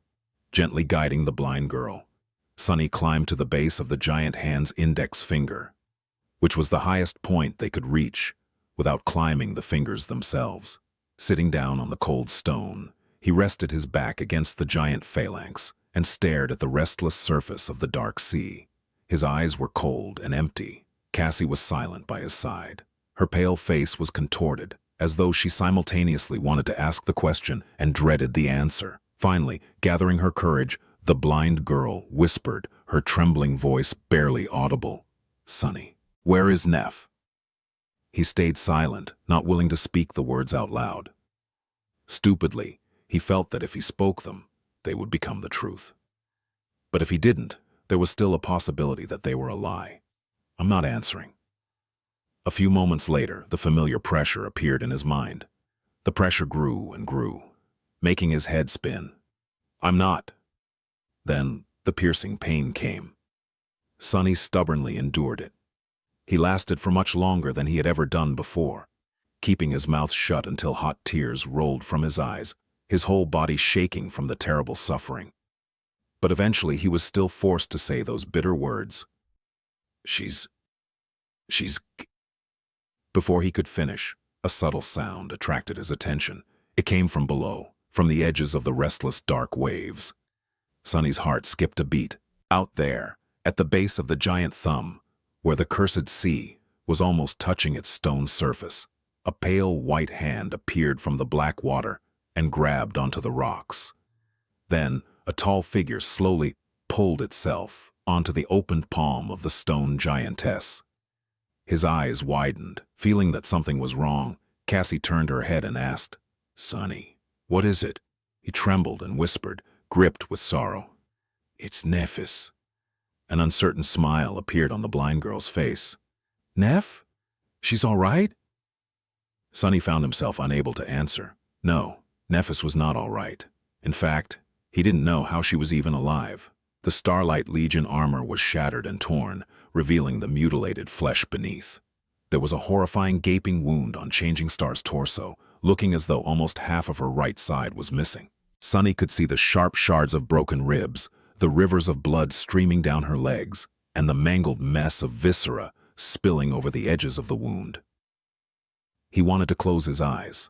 Another large chunk of flesh was missing from her thigh, exposing the shredded remnants of muscle and the white surface of the femur, cracked and barely holding together. Her right arm was severely damaged too. In fact, it was almost torn off, hanging only by a narrow strip of skin and a few tendons, like that of a mistreated, broken marionette. Even her face was not spared. One of Neff's eyes was gone, its socket crushed and shattered. The skin of her cheek was shaved off as though by sandpaper, leaving behind a mangled mess of bleeding flesh and broken teeth. The sight of her was harrowing and heartbreaking. It was apparent that Changing Star was about to die. Sunny, why are you not answering? He glanced at Cassie and bit his lip, trying once again to suppress the answer that was fighting its way out. Something sharp and hot was stabbing at his heart, making his vision blurry. Meanwhile, Nephis staggered and blindly stepped forward. Her legs buckled, and she heavily fell to her knees, splattering blood all over the cold surface of the stone. A terrible moan escaped from her lips as her cracked femur finally shattered, bone piercing through muscle and skin. Sunny felt as though he was thrown into his worst nightmare. He wanted to scream, but his voice was gone. A deep, almost physical pain was tearing him from inside. He didn't want to be here. He didn't want to see this, and yet he couldn't look away. That's why he noticed instantly when two white flames ignited in Neff's eyes. The radiance grew brighter and brighter, spilling from her eyes, her mouth, the gaping wounds in her body. It was as though there was a flaming star burning in the place where her heart should have been, as though she was nothing but white flame hidden behind a thin layer of human skin. The incandescent radiance filled Changing Star's blood, turning it into streams of liquid white fire. As Sunny watched, frozen in place with his eyes opened wide, that fire began to melt and reshape her flesh. Slowly, her muscles repaired herself, Her organs returned to their places. Her bones reassembled themselves from the shards. Where there was nothing to replace a missing part, the fire took its shape and solidified. With a terrible scream, Nephis grasped her almost severed arm and tore it away, then pressed it to the stump that was bleeding with white flame. Soon the mangled halves melted together, becoming whole again. Shocked, he saw every terrible wound on her body heal, washed in the purifying fire. Soon there was nothing but pristine white skin showing through the wide gaps in the shattered armor. Nephis raised her head, looking at them but not seeing anything. There was no recognition in her gaze, all understanding destroyed by the cruel crucible of the sacred fire. Then the last daughter of the immortal Flame Clan closed her eyes and fell to the ground. Losing consciousness, finally the first rays of sunshine appeared from beyond the eastern horizon. The dawn was coming. In the end, Nephis had remained unconscious for an entire 2 days. On the 3rd day, she finally opened her eyes and slowly rose, looking around with subtle confusion. Her face, as usual, was calm and indifferent. However, she did flinch a little when her gaze fell on Sunny, who was sitting at the top of the giant hand's index finger and grinning from ear to ear at her. Frowning, Changing Star looked herself over, noticing the embarrassing gaps in her armor, and said, "Why are you smiling?" Sunny gave her a mischievous wink and shrugged. "Look behind you." Lingering for a few seconds, Neph sighed and turned around, wondering what is it that he wanted her to see. Behind her, a dark expanse of land was rising above the slope of the colossal crater, and on it, a tall city wall, built of gray, polished stone, was towering over the giant chasm of the abyss. It looked ancient, but still impenetrable, able to withstand the crushing pressure of the dark sea for 1,000 more years. They've made it. That had found the human castle. End of Volume 1, Child of Shadows. Chapter 96, Exile. Wake up, Sunless. Your nightmare is... Shut the hell up. Trying to remain in the blissful embrace of sleep, Sunny hissed through his teeth and stubbornly closed his eyes tighter. He was warm and comfortable under the blanket, on his own bed, where all the problems of the world seemed less serious and dire. For a moment there was silence. "That's better. Wake up, Sunless. You're... God damn it." Thrusting one arm from under the blanket, Sunny summoned one of his memories. Immediately, a triangular leaf-shaped throwing dagger appeared in his hand, only to be thrown blindly at the source of the irritating voice. Missing its mark, the kunai clinked against the stone wall and fell to the floor. However, the voice did fall silent. Sunny sighed. It was already too late. He was awake. Far in the distance, the waves were starting to crash against the city wall. The night was coming, so it was time to get up. Opening his eyes, Sunny sat up and looked around. His room was beautiful and spacious. The stone walls were engraved with intricate patterns, creating an atmosphere of sanctity and elegance. The furniture was made out of pale polished wood, with several mismatched pieces that Sunny had scavenged from different places himself. The room had no windows, however. There were light wells cunningly hidden here and there. Sadly, the ingenious system of mirrors that was supposed to bathe the hidden chamber in sunlight was long destroyed, leaving only darkness inside. Sunny didn't mind. In fact, this was one of the features of his secret lair that he enjoyed the most. Darkness was his best friend. Yawning, he stood up and rubbed his face to chase away the last remnants of sleep. His long, dirty hair was getting in the way, so he moved it back. "Let's make some breakfast." But first things first. Sunny moved his hand, pulling on the invisible string that connected his wrist to the ring-shaped pommel of the kunai. The throwing dagger jumped into the air and landed on his palm. This was a trick that had taken Sunny quite some time to master. In the beginning, he almost lost a couple of fingers while trying to learn how to control the flying blade. Walking over to a wall empty of engravings, he used the kunai to scratch a small line into the stone. All around it, there were dozens and dozens of similar lines, grouped neatly into sets of 5. It had already been 4 months since Sunny came to this loathsome, God-forsaken city. Many things had happened during that time. Cassie's vision turned out to be true. Far in the west, they indeed found a vast, ruined city, surrounded by tall walls, with monsters wandering its narrow streets. And in the center of the city, there was a hill with a magnificent castle standing on its top. Miraculously, the castle was full of people. However, they weren't awakened, as the three of them had hoped. Instead, they were, each and every one of them, mere sleepers, because they were no gateway in the castle. Hundreds of humans, those who had managed to survive the lethal hellscape of the Forgotten Shore due to their strength or luck, were stuck there with no hope of ever returning to the real world. It was nothing but a graveyard of hope. Remembering his first days in the castle, Sunny couldn't help but laugh out loud. Oh, what a fool he had been. So full of hope and newfound faith in humanity. Where's that faith now, huh? Laughing hysterically, he bent over and slapped his knees. Oh, that's funny. Good one, Sunny. What do you think about that, eh, buddy? The shadow didn't respond, staring at him with reproach.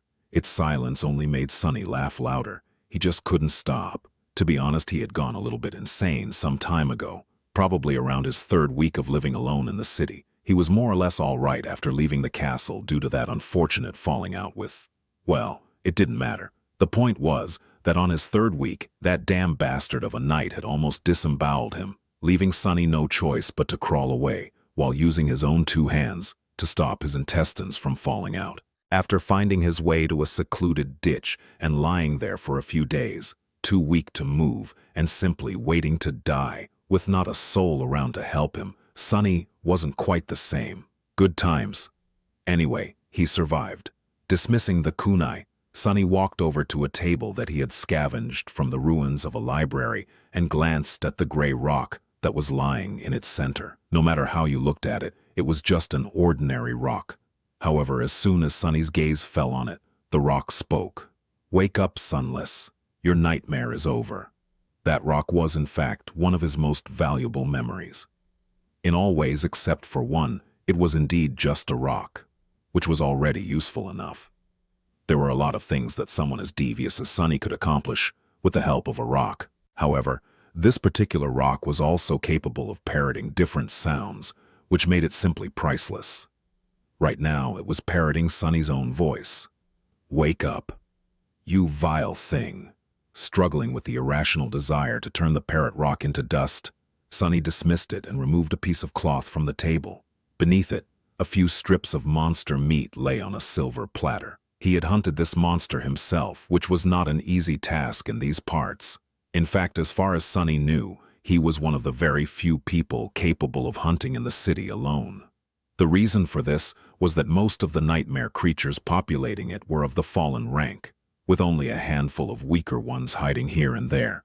No one was crazy enough to hunt the fallen monsters. Instead, large hunting parties used experienced guides to avoid these powerful creatures while searching for easier prey. But to Sunny, singling out stray awakened monsters were comparatively easy. He hunted at night, using deep shadows to make himself nothing short of invisible.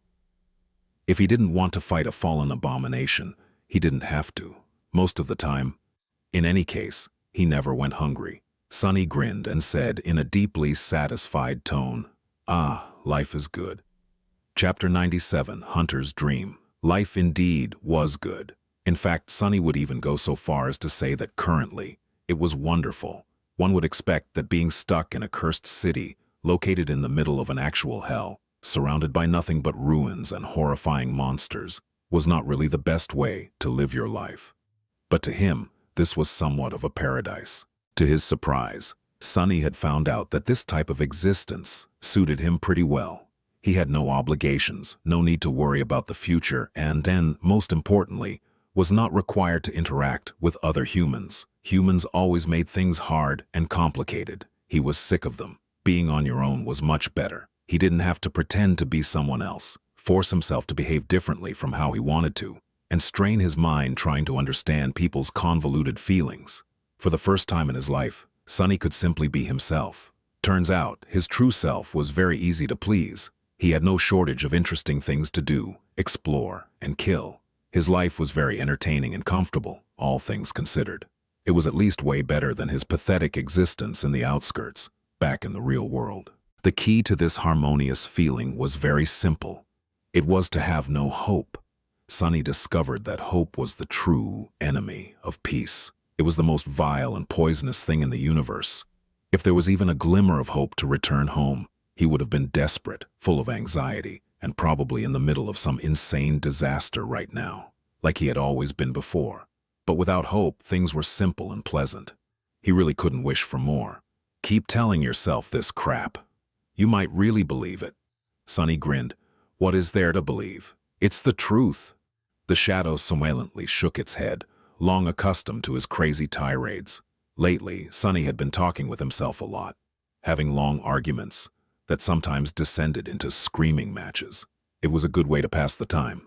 A bit later, he emerged from his secret chamber. Sunny's lair was situated in the upper part of a ruined cathedral, the entrance hidden behind a tall statue of some unknown goddess. There was a small balcony that allowed him to observe the grand hall of the temple over the goddess's shoulder, concealed from sight by the strands of her stone hair. The balcony was really high above the floor, making it impossible for any creature to climb on it by accident. Falling down would certainly kill a normal human. Sunny had discovered the hidden room while spying on the bastard that had gutted him. He had entered the cathedral through the hole in its roof and landed on one of the wide support beams, then walked across and accidentally noticed the small balcony. That's how he and the bastard had become neighbors. The bastard was, in fact, the guardian of this place. He patrolled the grand hall, killing anyone who dared to come inside. Sunny saw plenty of powerful nightmare creatures fall to his sword, cleaved apart, without much effort. Of course, the bastard was a nightmare creature of considerable power himself. Sunny was pretty sure that he was at least a devil. Sharing the cathedral with a devil was very convenient. Sunny could sleep easy, knowing that no monster would be able to reach the inner sanctum alive. Of course, he had to be careful to never be seen by his murderous roommate. On the upside, he could observe the devil as much as he wanted, waiting for a chance to exact his revenge. Sunny was hell-bent on killing the damn knight eventually. The bastard had to die.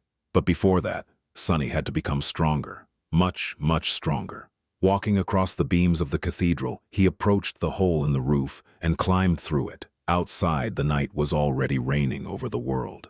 It was time to hunt. A skeletal, hunched figure was slowly walking along the narrow street of the cursed city. The creature had long arms that ended with vicious claws and a deformed head with a wide mouth full of razor-sharp fangs. Even with its back bent, the monster was at least 2 meters tall.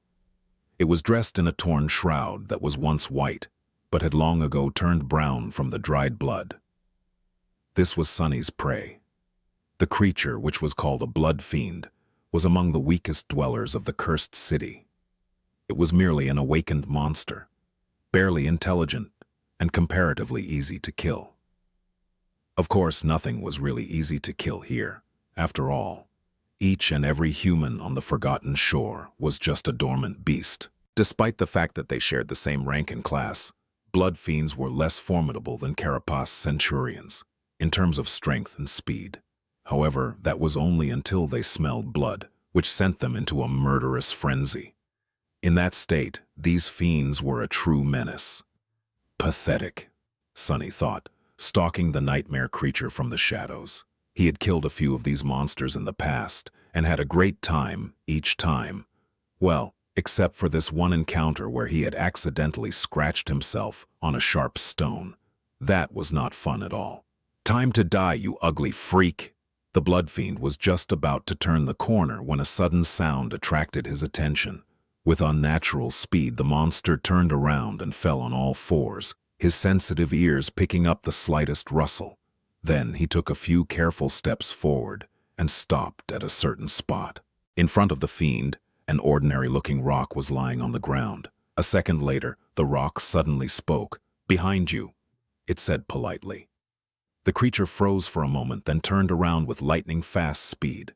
Something whistled in the air, and the upper part of the blood fiend's body separated from the lower. Still refusing to die, the monster reached out with its long arms. Too slow. Sunny slashed with the midnight shard, severing one of the arms at the elbow. Continuing the motion, he took a quick step forward and performed another strike, this time piercing the creature's skull. The tip of the tachi entered through one of its eyes and exited through the back of the head. All of it took less than a second. By the time both parts of the monster fell to the ground, Sunny had already retrieved his sword. Looking up with expectation, he smiled and waited. "Come on, say it." As if answering his call, the spell whispered, "You have slain an awakened monster, blood fiend. Your shadow grows stronger." Sunny grinned. "Ah, thank you kindly. You're so sweet." The runes shimmered as they appeared in the air in front of him. Looking down, he read, "Shadow fragments, 398, 1000. Just 2 fragments away from 400. These days, he was progressing at a very respectable speed. In the beginning, back when he had not known the city and the creatures that populated it, Sunny was lucky to get a few fragments in a week. He had also been much more prone to ending up bloodied and one step away from death. But now, things were slowly changing. He couldn't even remember the last time he felt compelled to say goodbye to life. "Ah, you idiot. You just had to go and think that out loud, huh?"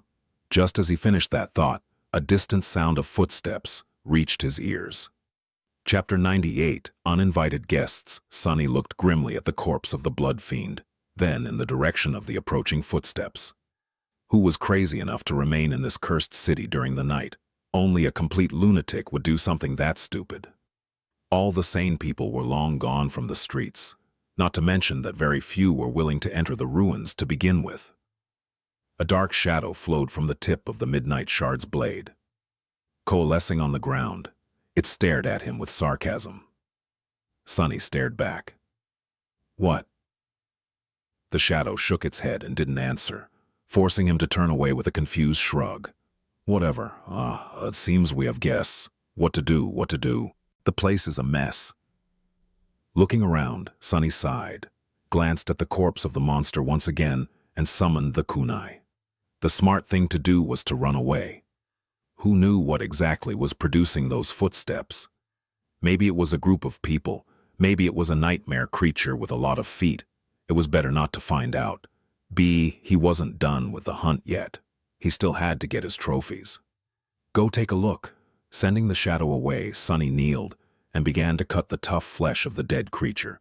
Without the enhancing effect of the shadow, slicing the blood fiend apart was not as easy. However, he still managed to find the first soul shard rather quickly. One more to go. Meanwhile, the shadow had discovered the uninvited visitors. 6 humans were cautiously walking along the narrow path in the stone ruins, lighting their way with a ghostly blue lantern. They were all rugged men, wearing mismatched suits of armor and armed to the teeth. Their eyes were cold and hard. Sunny raised his eyebrows. My, oh my. They really are people. What is a bunch of Gunlaug's thugs doing outside the castle walls in the middle of the night? Gunlaug was the owner of the castle and the self-proclaimed king of this odious place. Every sleeper on the Forgotten Shore was forced to either serve him or pay him tribute. Even still, the latter usually didn't live long. Dismissing the Midnight Shard and the Parrot Rock, Sunny concentrated on searching for the second soul shard.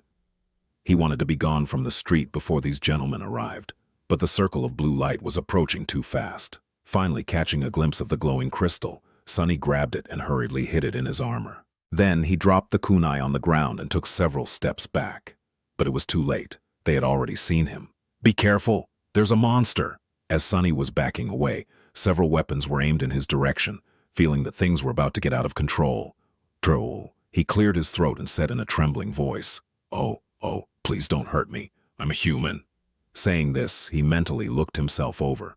With his ghostly pale skin and dirty hair, his ragged armor covered in layers of dried and fresh blood, Sunny was indeed easy to mistake for a nightmare creature. He wasn't really paying much attention to personal hygiene and appearances these days. Hopefully, speaking in a human language would prove his identity. Raising his hands to show that he wasn't armed, Sunny took another step back. The 6 sleepers were really surprised to see another human this far away from the walls of the castle, especially at night. Using their momentary confusion, he cautiously moved even further away. "Don't move." Finally able to comprehend the situation, one of the castle inhabitants hissed a threatening command. Sunny obediently froze, careful not to make any sudden movements. The unexpected guests proceeded to come closer, glancing at the corpse of the blood fiend as they walked past it. One of them was taller and better equipped than the rest. Piercing Sunny with a menacing gaze, he approached him and stopped 1 or 2 steps away. The man was older than Sunny by a few years. He was tall and muscular, with a patchy beard covering the lower part of his face and a mean look in his watery blue eyes. From his demeanor and memories, it was easy to tell that the leader of the group had spent no less than 3 years on the forgotten shore. He had experience and time to grow stronger than most sleepers here. However, it was also apparent that he wasn't really high up in the ranks of Gunlaug's army. Otherwise, his equipment would have been much more impressive. Still, the heavy battle axe that was resting on the man's shoulder looked really sharp. It would take him only a second to bring that thing down on Sunny's head. "Who are you? What the hell are you doing here?" Sunny blinked a couple of times, then gulped and answered carefully. I'm Sunless. I live here." The leader of the hunting party, if that what it was, narrowed his eyes. "What?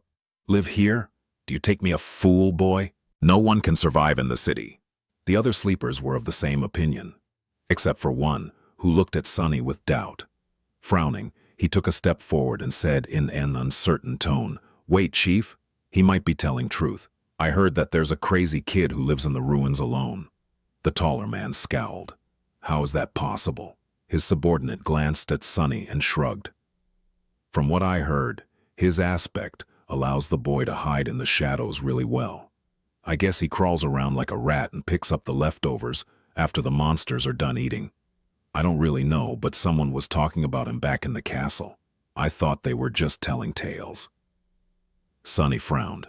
Crazy boy rat. Why did everyone feel compelled to call him names? Meanwhile, the helpful sleeper thought for a bit and added, "I think he came into town with that bitch, Changing Star." Sunny's frown turned into a scowl. Looking down, he whispered to his shadow, "These guys are really very rude, don't you think?" Of course, his whisper was easily heard by everyone around. The sleepers stared at him in confusion. Sunny tilted his head a little and opened his eyes wide, as if shocked by something. "What? You think I should kill them all? I mean, isn't it a little bit over the top? I should give them a chance to apologize at least." The leader of the hunting parties took a step forward and said, in a low, growling voice, "What are you mumbling about, rat?" Sunny looked at him with scorn and dissatisfaction. "Hey, I was talking to my buddy. Can you please not interrupt?" A wide, dangerous smile appeared on the tall man's face. With a sigh, Sunny turned to him and said, "All right, if you insist. You guys have offended my dearest friend, Nephis of the Immortal Flame Clan. She and I are very, very close. So I'll give you one chance to apologize for calling her a... Well, you know, if you don't, say goodbye to your lives." The older man stared at him for several seconds, then suddenly raised his head and laughed. "Oh, that's a good one. Have you heard, guys? This tiny weasel will give us a chance. How generous. Should we be generous too, huh? What do you say? The boy is sick in the head, after all." The other 5 sleepers were not sharing his enthusiasm. One of them smiled darkly and said, "No, Chief. I think we should just kill him. Put the poor fool out of his misery, you know." The sleeper that had collaborated Sunny's story before, meanwhile, was frowning again. "Wait, guys. He's one of Changing Star's people, remember? The original group, I mean. They had survived 2 entire months in the labyrinth on their own. We shouldn't underestimate the..." However, the leader interrupted him with a contemptuous scoff. "I heard that Saint Nephis carried 2 useless sacks of shit on her back all the way to the castle. The bitch is fond of taking care of weaklings, right? That delicious little friend of hers is blind, for God's sake. I'm sure that this one is no better." Then he turned to Sunny and grinned. "I tell you what, rat. Give us all your memories, and we'll be generous enough to let you live." If an awakened died, their memories disappeared with them. The only way to get the memories was to make the owner transfer them of their own free will. However, whether or not that will was affected by coercion or torture didn't really matter. At least, not to people like these. Sunny blinked. "So you're not going to apologize?" The tall man grinned. "I think not." Sunny sighed. "Oh well, so you want my memories, eh? I have a few. Let me think. How about this one? Lowering one hand, he summoned the parrot rock. It immediately appeared on his palm, looking as boring and ordinary as always. The leader of the hunting party frowned, not taking his eyes away from Sonny's face. Despite his crude exterior, he was paranoid and careful. Years of experience had taught him to never lower his guard. A moment later, the rock spoke. "Behind you." That was the most basic of tricks. The tall man grinned, still looking Sonny in the eyes. "Do you really think that I would fall for—" However, before he was done talking, the blade of the kunai hit him from behind, penetrating the back of the man's skull and killing him on the spot. Chapter 99. Pursuit. Sonny had dropped the throwing dagger near the monster's body in advance and then took all those steps back to make this exact situation possible. As soon as the parrot rock spoke, he pulled on the invisible string, sending the kunai flying back in his direction. The tall bastard didn't just happen to be in its path either. "You have slain." The leader of the hunting party really should have listened to that rock. Shadow grows stronger. Before the sleepers even had time to react, Sonny was already moving. The shadow had been wrapped around his body a long time ago, making him that much faster. Summoning the midnight shard, he fluidly slashed at the nearest enemy, severing the man's arm at the elbow. The blade struck right between the vambrace and the cooter of his enchanted plate armor. To Sonny, these people were slow and clumsy, their power level and technique severely lacking. He had already been more experienced than them after the harrowing journey through the Crimson Labyrinth, learning how to wield the sword in combat from Changing Star herself. The 3 months he had spent hunting and surviving alone in the cursed city only made the gap that much wider. Despite looking like easy prey, Sonny was anything but. However, he wasn't foolish enough to challenge all 5 of them. People might have been weaker than nightmare creatures, but what made them really dangerous was their unpredictability. Each aspect was unique, arming humans with a formidable arsenal of inexplicable abilities. Facing something you couldn't understand was the sure's chance to end up dead. With his advantage of surprise gone, Sonny decided that it was time to retreat. Turning around, he jumped out of the circle of light and ran. It was really hard to pursue someone who could see in the dark on these narrow streets, so there was a real chance of escaping unscathed. However, the kunai was still attached to Sonny's wrist. Sliding out of the dead leader's skull, it fell to the ground and clinked loudly against the stones, then jumped a few meters away and hit the pavement again, creating more noise. "Get the bastard! He killed the chief!" Following the sound of metal striking against stone, the sleepers lunged forward, following in Sonny's footsteps. What a persistent bunch! Even the guy who had lost his arm was on his heels, either having a way to stop the bleeding or simply unwilling to let the attacker escape even if it cost him his own life. This part of the city was Sonny's hunting ground. He knew every nook and cranny of these streets, like his own 5 fingers. Honestly, he was unsure what these guys were even thinking. If it wasn't for him carefully choosing the path, they would have ended up disturbing some terrifying fallen creature and becoming its dinner a long time ago. Something wasn't quite right here. Gunlaug's people might have been thugs, but they were experienced and accomplished hunters. They feared the city and knew how to behave while outside the castle walls. Otherwise, all of them would have been dead a long time ago. Come to think of that, it was extremely rare to see them going anywhere near the city at night. Were these fools even real hunters? If not, what were they up to? Sonny briefly considered leaving one of them alive to interrogate later, but then decided against it. To be honest, he wasn't really curious. Human business had long ago lost its allure in his eyes. He had much more interesting things to do. Finally reaching his goal, Sonny lingered on the steps, pretending to be in a panic. The 5 sleepers were once again able to lay eyes on their victim. The scrawny kid was hesitating in front of the entrance to a large ruined building, fear clearly written on his dirty, pale face. It seemed as though he didn't know where to go, afraid to run into a dead end. Noticing them, he flinched and dove into the building with desperation in his eyes. "You have nowhere to run now, rat," hissed the man who had lost his hand to Sonny's blade. Full of killing intent, the sleepers followed the crazy young man into the building. However, once they got inside, they saw no sign of the scared kid. The only thing they saw was a simple rock lying on the floor. As the one-armed man belatedly realized that something was wrong, the rock said in an ominous tone, "Say goodbye to your lives." A second later, a massive silhouette stepped out of the darkness. The man's eyes widened as the figure of a regal knight clad in a menacing black armor reflected in them. The creature was more than 2 meters tall, his Gothic armor forged from a lusterless anthracite steel.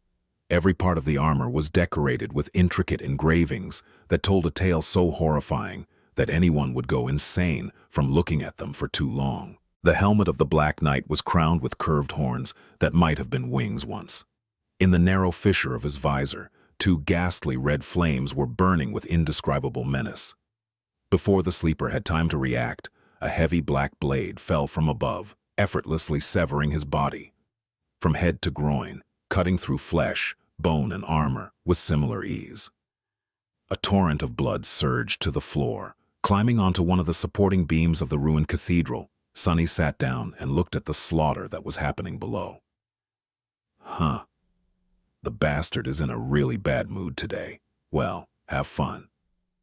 Sometime later, as the echoes of screams began to fade away, he sighed and counted the corpses lying on the distant floor.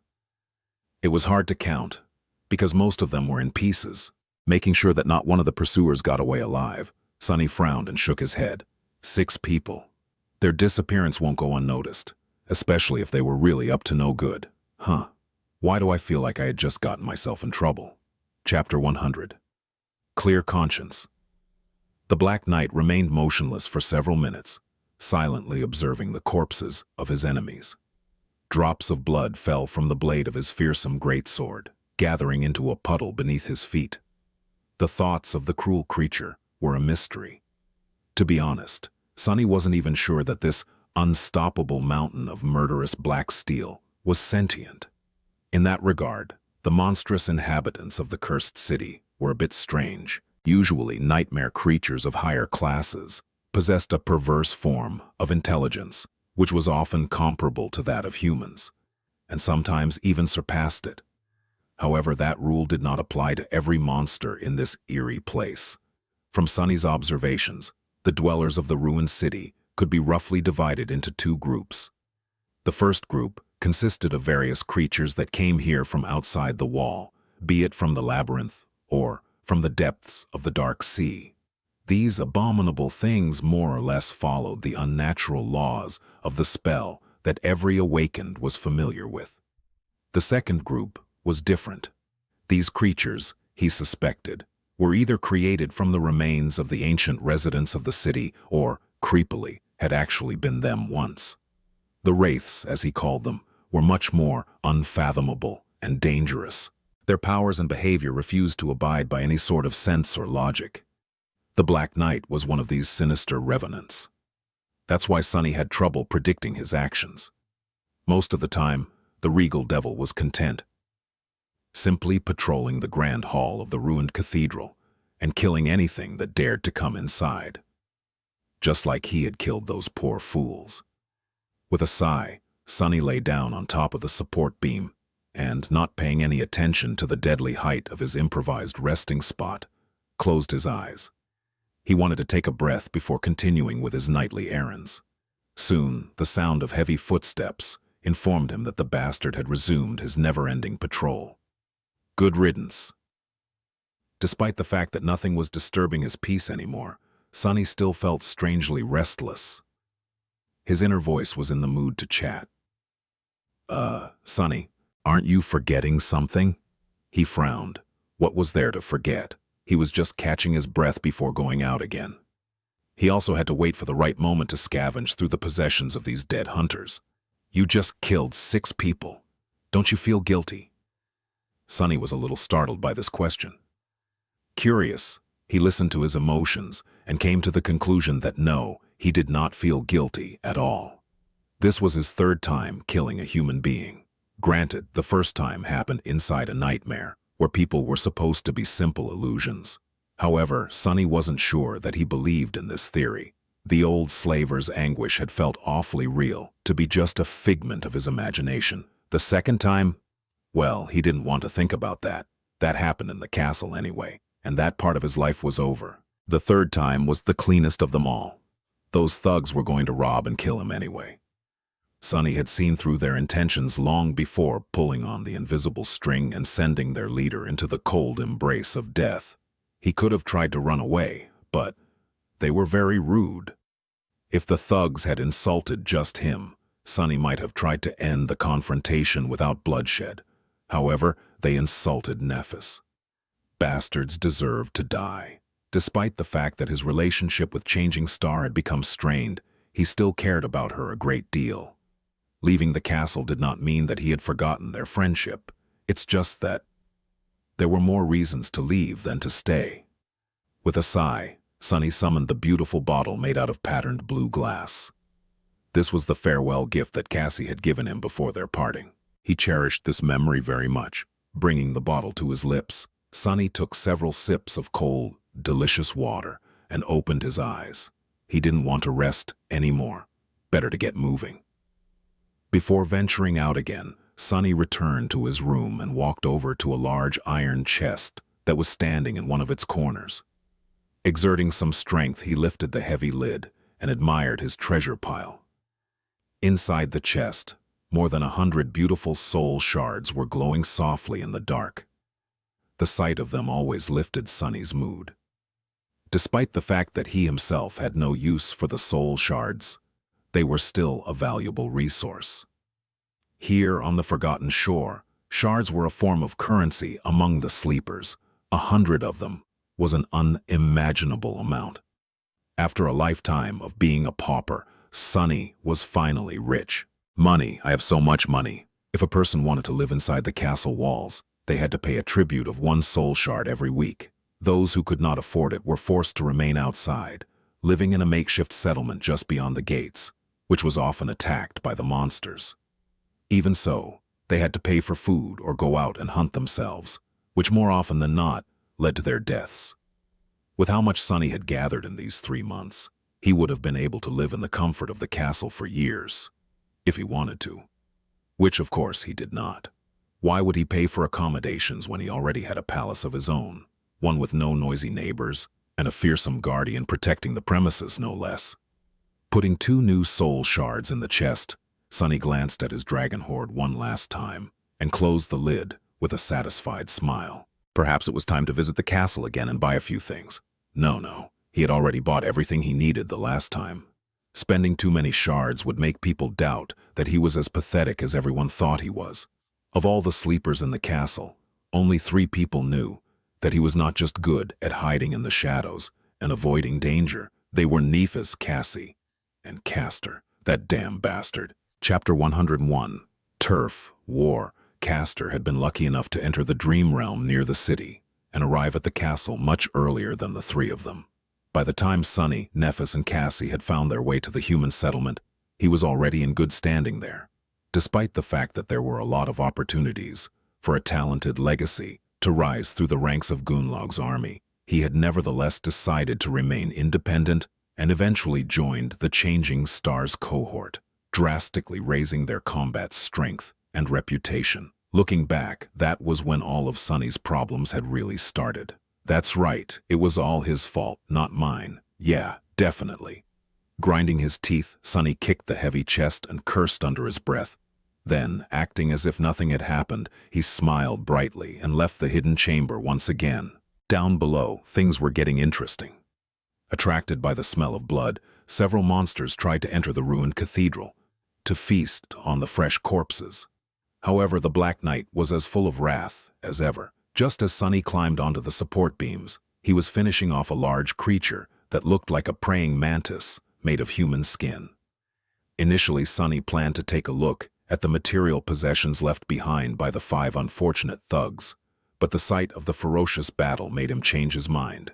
He would have to do it later. Besides, his shadow had already looked through the bloody remains and came to the conclusion that there was nothing really valuable among the dismembered corpses. Not wasting any more time, Sunny escaped through the roof of the cathedral and retraced his steps to the place where he had fought the Blood Fiend. The body of the hunting party's leader was still there. Of course, his memories had long disappeared, leaving the bearded man, dressed only in rags. The heavy battle axe was gone too. Sunny sighed. That's why killing people is not worth it. His shadow covered its face with a hand and shook its head dejectedly, trying to express that his wording was nothing short of unfortunate. Sunny frowned. What? It's not? And for him, it was doubly so. When one awakened killed another, they received a considerable portion of the enemy's soul essence without having to shatter their soul shard. Sunny, however, was not an ordinary awakened. His aspect was based on consuming shadow fragments instead. That meant that even if his enemy had absorbed hundreds of soul shards in the past, Sunny would only receive the number of shadow fragments matching their rank and class, just like he would after slaying a nightmare creature. Since all sleepers were mere dormant beasts, in this case, the number was 1. Just one fragment away from 400, Sunny said, a bit disheartened. All that work for nothing. Some small, rational piece of his mind was actually relieved that killing humans was not very lucrative. Otherwise, in his state, no, he wouldn't, surely. Wouldn't what? Sunny blinked a couple of times, waiting for his inner voice to answer. However, it was strangely silent. Shrugging, he bent down and searched the dead man's body, hoping to find something of value. However, he was left disappointed. There was no pouch full of soul shards, as he had imagined. All Sunny found was a strange piece of fabric that had been secretively tucked away into the tall thug's shirt. Looking at the fabric, he noticed crude shapes drawn on it with ink. Some shapes looked strangely familiar. Is that a map? Indeed, it was a primitive map. The shapes he recognized were the various landmarks located in the neighboring parts of the cursed city. Sunny knew many of them by heart, and had even explored a few in the past. A treasure map? Suddenly, the strange timing of the hunting party's arrival and their lack of experience made perfect sense. They weren't actually hunters. Instead, they were a bunch of fools who had been swindled by some smart person back at the castle into buying a fake treasure map. At least, that was the most likely possibility. However, but what if it's real? Sunny blinked, looking at the map with a mix of distaste and avarice. He couldn't decide whether he should try and follow it or throw it away. Luckily, his thought process was interrupted by a thunderous crash. One of the buildings not far from where he was standing suddenly collapsed, filling the street with a cloud of dust and flying debris. A massive shape flew through the air and heavily crashed against another wall, causing an avalanche of stones to fall down. The creature tried to stand up, but then twitched and grew still, spilling rivers of fetid blood all over the pavement. It was unmistakably dead. Sunny quickly hid the map in his armor and dove into the shadows, trying to understand what was happening. Somewhere near, furious roars and the sound of steel clashing against steel could be heard, growing closer with each second. Strangely, there were no human voices. A battle between nightmare creatures? Such things were not rare in the cursed city, but to Sunny's knowledge, there were very few things capable of challenging the current masters of this street and the adjacent square. These creatures were not the most powerful among the inhabitants of the city, but due to their unique characteristics, Sunny tried to avoid them like the plague.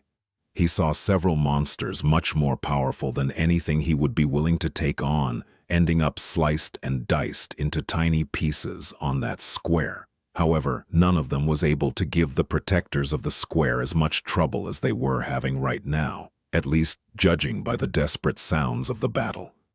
Intrigued, Sunny decided to take a look. Hidden in the shadows, he climbed up the tall wall of an ancient building and soon arrived on its roof. Watching his footing, Sunny walked forward until he reached the opposite edge of the building. From there, he could see the wide square in all its dark glory. In the middle of the square, a moving statue was fighting against several hulking monsters. Chapter 102. Stone Saint. On a dark square surrounded by ruins of once magnificent buildings, a vicious battle was coming to an end.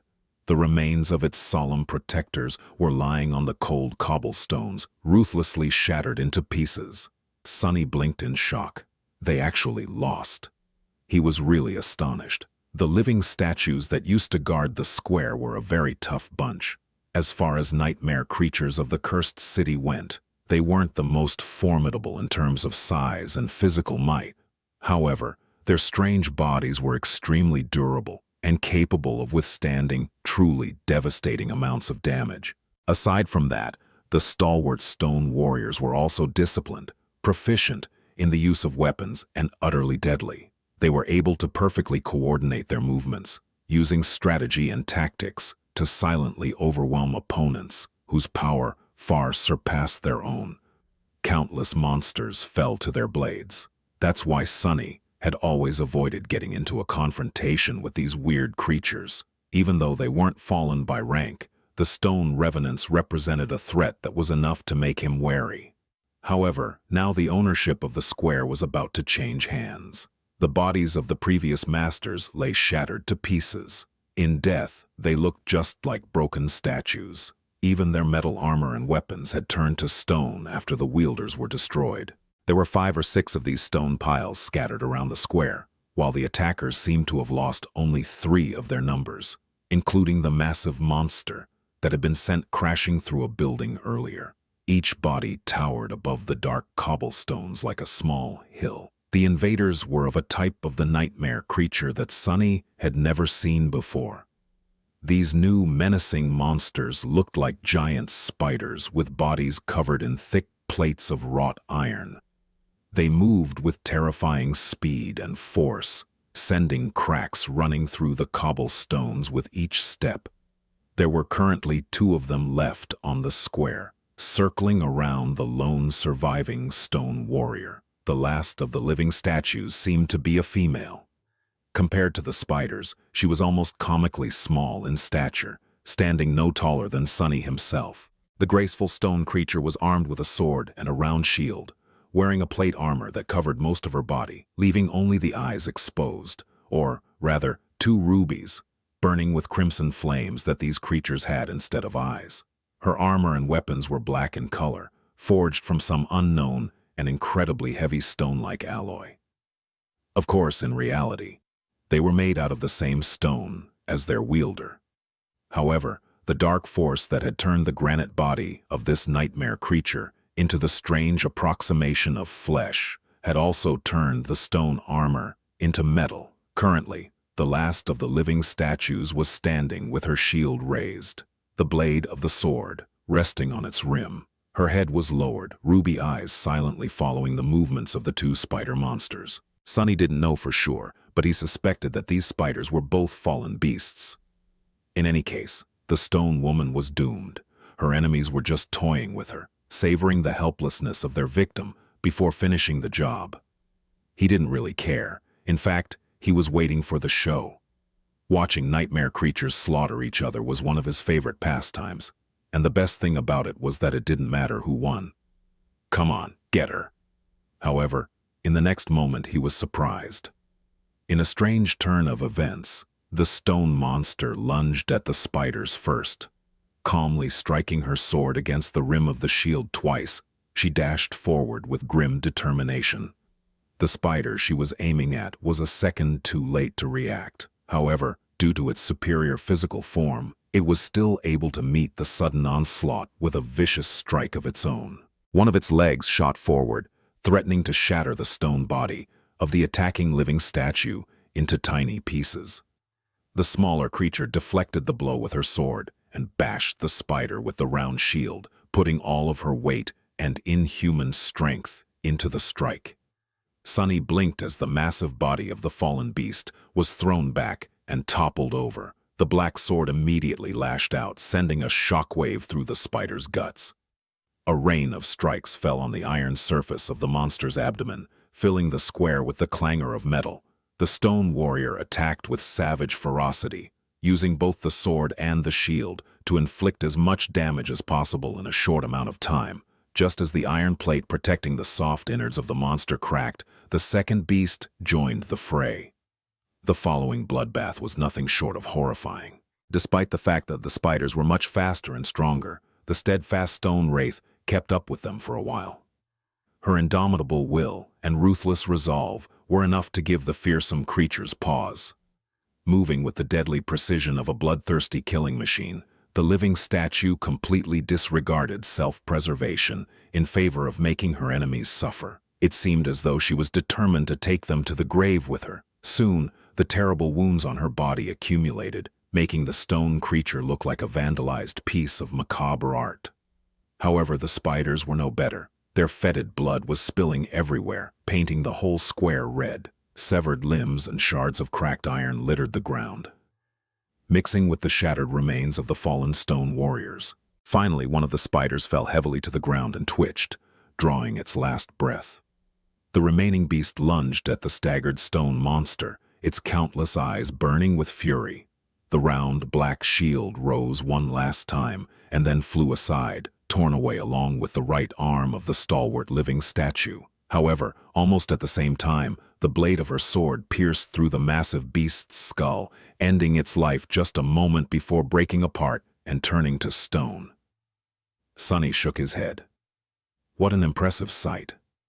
A lowly awakened creature slaying two fallen beasts.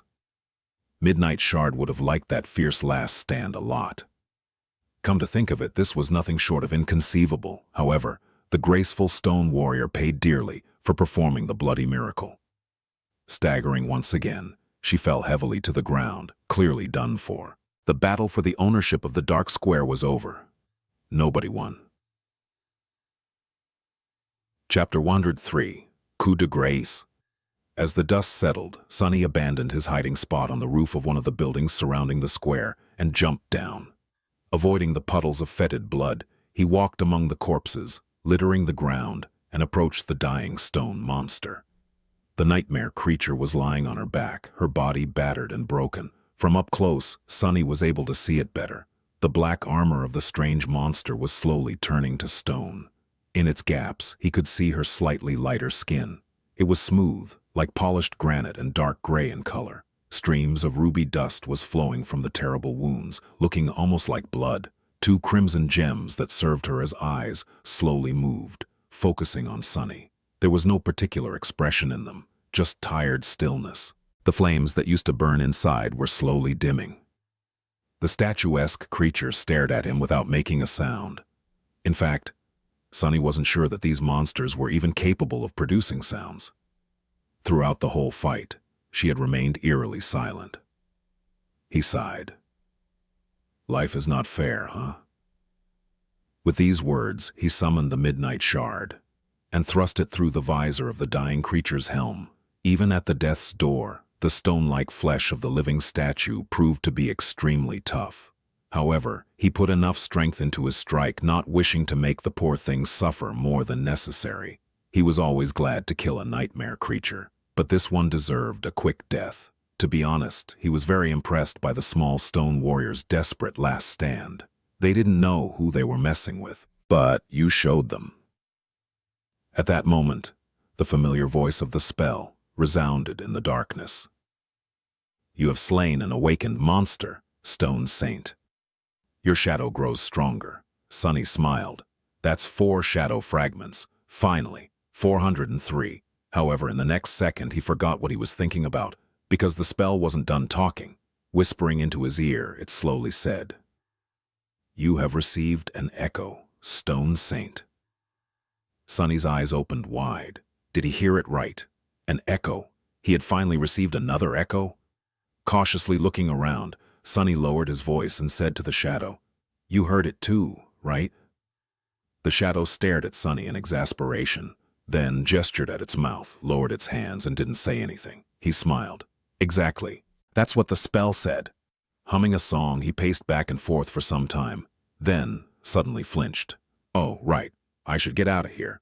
Now that the stone people are gone, who knows what kind of horrors will try to make this square their nest. He made a move to leave, but then stopped and looked at the scene of slaughter with avarice. However, I really should get some mementos first. It's not every day that you stumble upon that many dead nightmare creatures before the carrion eaters arrive to feast on the corpses. This was a chance he won't get anytime soon. Sunny hesitated for a few seconds, trying to decide which monsters to approach first. The spiders were obviously much stronger. If they were really of the fallen rank, their soul shards would be incredibly valuable. However, buying anything with a bunch of ascended soul shards would be very suspicious. Plus, it would take a while to find the crystals inside the massive bodies of the giant beasts. The living statues were of the lower rank, but their shattered remains were easy to search. The other inhabitants of the cursed city could arrive at any minute. So, with a deep sigh, Sunny ran to the nearest pile of shattered stones and kneeled beside it, hoping to notice the gleam of the soul shards as soon as possible. He was barely done with the second dead statue when a sudden noise made him stop.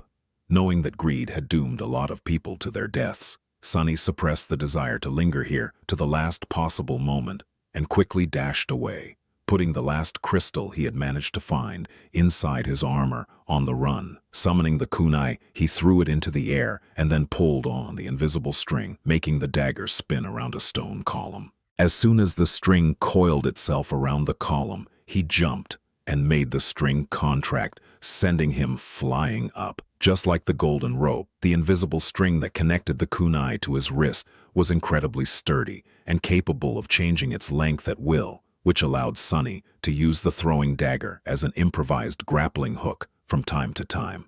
Using the top of the stone column to jump even higher, he grabbed onto the cracks in the wall of one of the ruined buildings and quickly climbed up.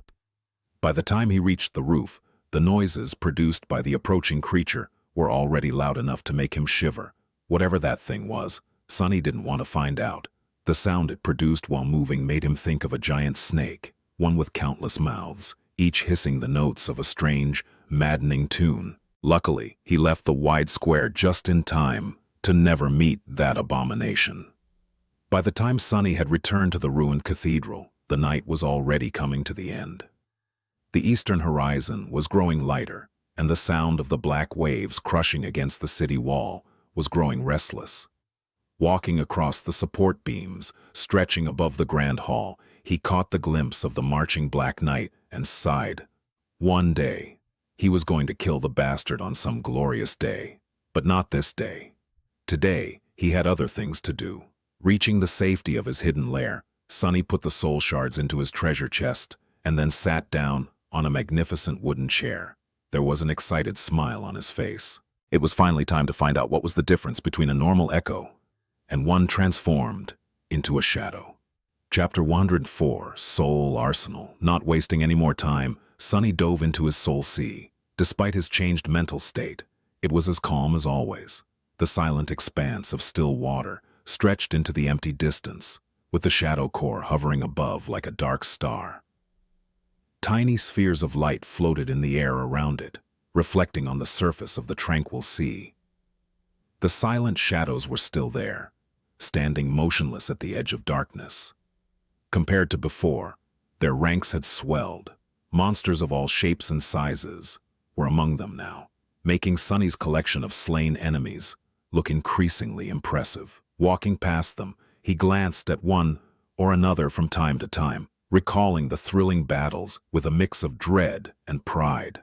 This was his personal museum, a dark monument to all his sins.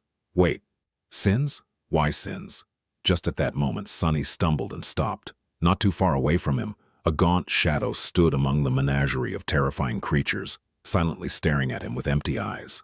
That shadow once belonged to a young man, not much older than Sunny himself. He had lived in the ramshackle settlement beyond the castle's gates, struggling to survive like everybody else. Before, Sunny looked away. Don't you look at me like that. It was your own fault, fool. You shouldn't have asked me all those questions. Out of the 3 people he had murdered with his own hands, this kill was the only one that made Sunny feel something, because it wasn't done in the heat of the battle or to settle a personal score. This one was done in cold blood. It was why he had to leave the castle, among other things. Sunny grimaced. I said stop looking at me. Just stay dead and don't bother me with your nonsense. Huffing angrily, he turned away. Soon he walked past the shadows of the blood fiend, the hunting party's leader, and the deadly stone saint. Glancing at the statuesque figure of the stone monster, Sunny forgot all about the gaunt shadow and smiled. He was here to take a look at her echo, after all. The prospect of having another echo under his command was already very exciting. The loyal and strangely personable scavenger had been of great help to Sunny in the past, tremendously increasing his combat performance. After all, despite having a divine aspect and a uniquely powerful ability, Sunny was still just a dreamer, one whole rank below the echo. The scavenger, however, was merely a beast, while the stone saint was a monster. Her power was comparable to that of the ferocious carapace centurions, far surpassing anything that Sunny could ever hope to achieve in this cursed place. The strange nature of the steadfast living statue made her even more formidable. Having a servant like that would make many impossible things possible. However, Sunny wanted even more. He was waiting to see what miracle his aspect was going to perform, hoping that the results would surpass his wildest expectations. Soon he was standing under the black sun of his shadow core, observing the spheres of light that represented his memories. There were 9 of them now. The ones that he actually used were the puppeteer's shroud, the midnight shard, the prowling thorn, the ordinary rock, and the endless spring. Savoring the anticipation, Sunny summoned each of them one by one and read the glowing runes surrounding the memories. He had gotten the heavy kunai after defeating a peculiar creature that resembled a monstrous, armored porcupine. The rain of jagged bone quills had left several holes in Sunny's body, but the reward was well worth it. Memory. Prowling thorn.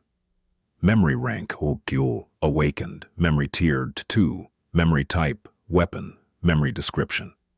This flying dagger is as unpredictable and fickle as the affection of a young beauty, but perhaps not as deadly.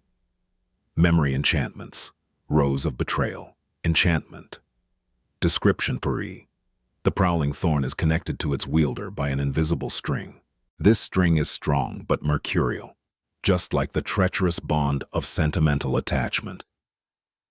After reading this description for the first time, Sunny couldn't help but wonder if the spell had been scorned by a lover once. The runes practically exuded bitterness. Next on the list was his most dangerous memory, the talking rock. Memory, ordinary rock. Memory rank, awakened. Memory tier, I. Memory type, tool. Memory description, just an ordinary rock. Memory enchantments, not really. Enchantment. Description. The word is mightier than the sword. The rock is mightier than the word. The funny thing was that the ordinary rock, which was capable of repeating various sounds, had fallen into the hands of a person who was unable to tell lies. It was now the most honest memory in 2 whole worlds. It had also made Sunny think twice before opening his mouth. Sometimes. The last memory he decided to take a look at was perhaps the most precious to him. It was the beautiful glass bottle that Cassie had given Sunny as a farewell gift. Memory. Endless spring. Memory rank. Dormant. Memory tier, Ivor. Memory type. Tool. Memory description. A lovesick devil had once imprisoned a mighty river in this fragile glass bottle. It was his gifted to a beautiful desert spirit. Memory enchantments. Gift of water. Enchantment. Description. This bottle contains enough water to make flowers bloom in the desolate heart of the most lifeless of deserts. This one was sort of romantic. It seemed as though the spell was all over the place when coming up with these descriptions, to the point where Sunny couldn't even tell if it was being serious. With a sigh, he dismissed the sphere of light containing the endless spring and glanced up. The other 4 of his memories were not very useful.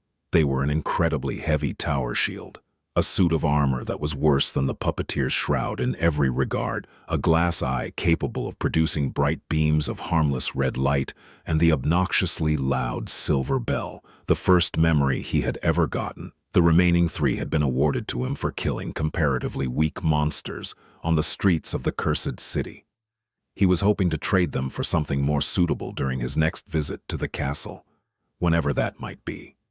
Forgetting about the memories, Sunny finally focused his attention on the brightest sphere of light that was floating in the dark emptiness above his head.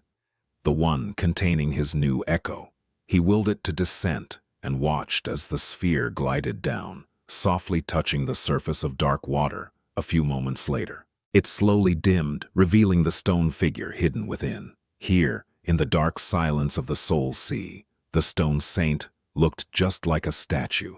She was approximately as tall as Sunny, looking miniature in comparison to the rest of the nightmare creatures he had to face on the forgotten shore. She was also uniquely human-like in appearance. If not for the dark gray hue and the stone-like nature of her granite skin, Sunny might have even mistaken the strange monster for a sleeper. Provided he couldn't see much of her body behind the graceful dark armor, the nature of these strange creatures remained a mystery. Chapter 105, Living Stone. Previously, Sunny had considered the living statues to be just that, monuments brought to life by evil spirits. There were a lot of revenants like that walking the streets of the cursed city. Take the Black Knight, for example. Sunny was almost sure that the bastard was actually just a suit of armor, with a vengeful wraith imprisoned within it. He had no proof that there was an actual body in that moving steel fortress, at least. However, after watching the stone saint die right before his eyes, he wasn't so sure that she and the Black Knight were the same anymore. There certainly were similarities. Even the design of their armors was somewhat similar, as though one had originated from the other. But the stone warrior's armor seemed much more ancient. And then there was the ruby dust that flowed from the stone creature's wounds instead of blood. Since when did statues have blood? It was almost like these strange creatures were designed to possess their own weird form of life. Come think about it. The stone warriors resembled artificial beings, brought to life by some dark magic, much more than they resembled undead creatures. Mysteries, mysteries, mysteries all around. Perhaps the runes describing the stone saint would provide him with some answers. The echo, meanwhile, was coming to life. 2 magenta flames ignited in her gemstone eyes. The stone of her armor suddenly gleamed with subtle metal shine. The smooth surface of her granite skin turned slightly less rigid. Silently turning her head, the saint gazed at Sunny through the narrow split of her helmet's visor. Let's see. He concentrated on the runes. Echo, Stone Saint, Echo Rank, Awakened, Echo Class, Monster, Echo Attributes, Battlemaster, Stalwart, Mark of Divinity. Sunny blinked. Mark of Divinity? That was the same as his original attribute. What business did a nightmare creature have, walking around with the traces of divinity left in its evil, corrupted soul? And what with these other attributes? Battlemaster Attribute Description. Born on the battlefield, the Stone Saint is proficient in all forms of combat. Stalwart Attribute Description. The Stone Saint is highly resistant to all forms of damage, as well as being fully immune to mind and soul attacks. Bewildered, Sunny shook his head. No wonder these silent stone warriors were so deadly. They were literally a bunch of killing machines created to last as long and deal as much damage as possible on the battlefield. But who had created them? Leaving the attributes alone, he lowered his gaze and read the next line of runes. Echo Description. Deep in the cavernous halls of his dark domain, the last child of the unknown had created them from stone to quell the fire burning in his resentful heart. However, that fire only grew hotter. Designed to bring peace, they were instead born into an endless war. The unknown again, or rather their children. It seemed like his theory was correct. The Stone Saint was either an artificial being or a descendant of one.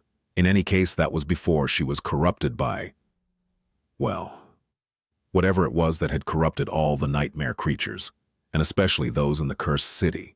Now even gods wouldn't be able to describe what exactly she was. Not that it mattered. A monster was a monster. Sunny was more interested in the fact that the traces of divinity that the stone warrior bore had to have come from their original creator, who was at least partially one of the unknown. Which meant that the unknown indeed were closely related to the gods and to divinity itself, just like Mysterious Weaver. Looking away from the runes, Sunny studied the motionless echo with his altered eyes. What he saw made him smile darkly. Just like the memories The true essence of the echo was weaved from the countless diamond strings that formed an infinitely complex pattern. Only in its case, Ogirke, the pattern was even more elaborate, dwarfing anything that Sunny had previously seen.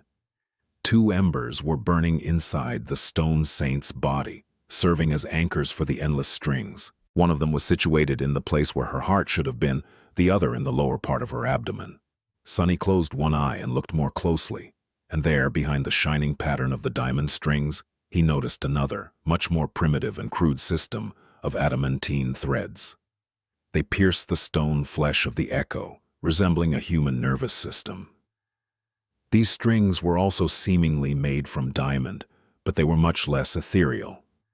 In fact, they were entirely corporeal. Sunny frowned. Makes sense. That makes sense.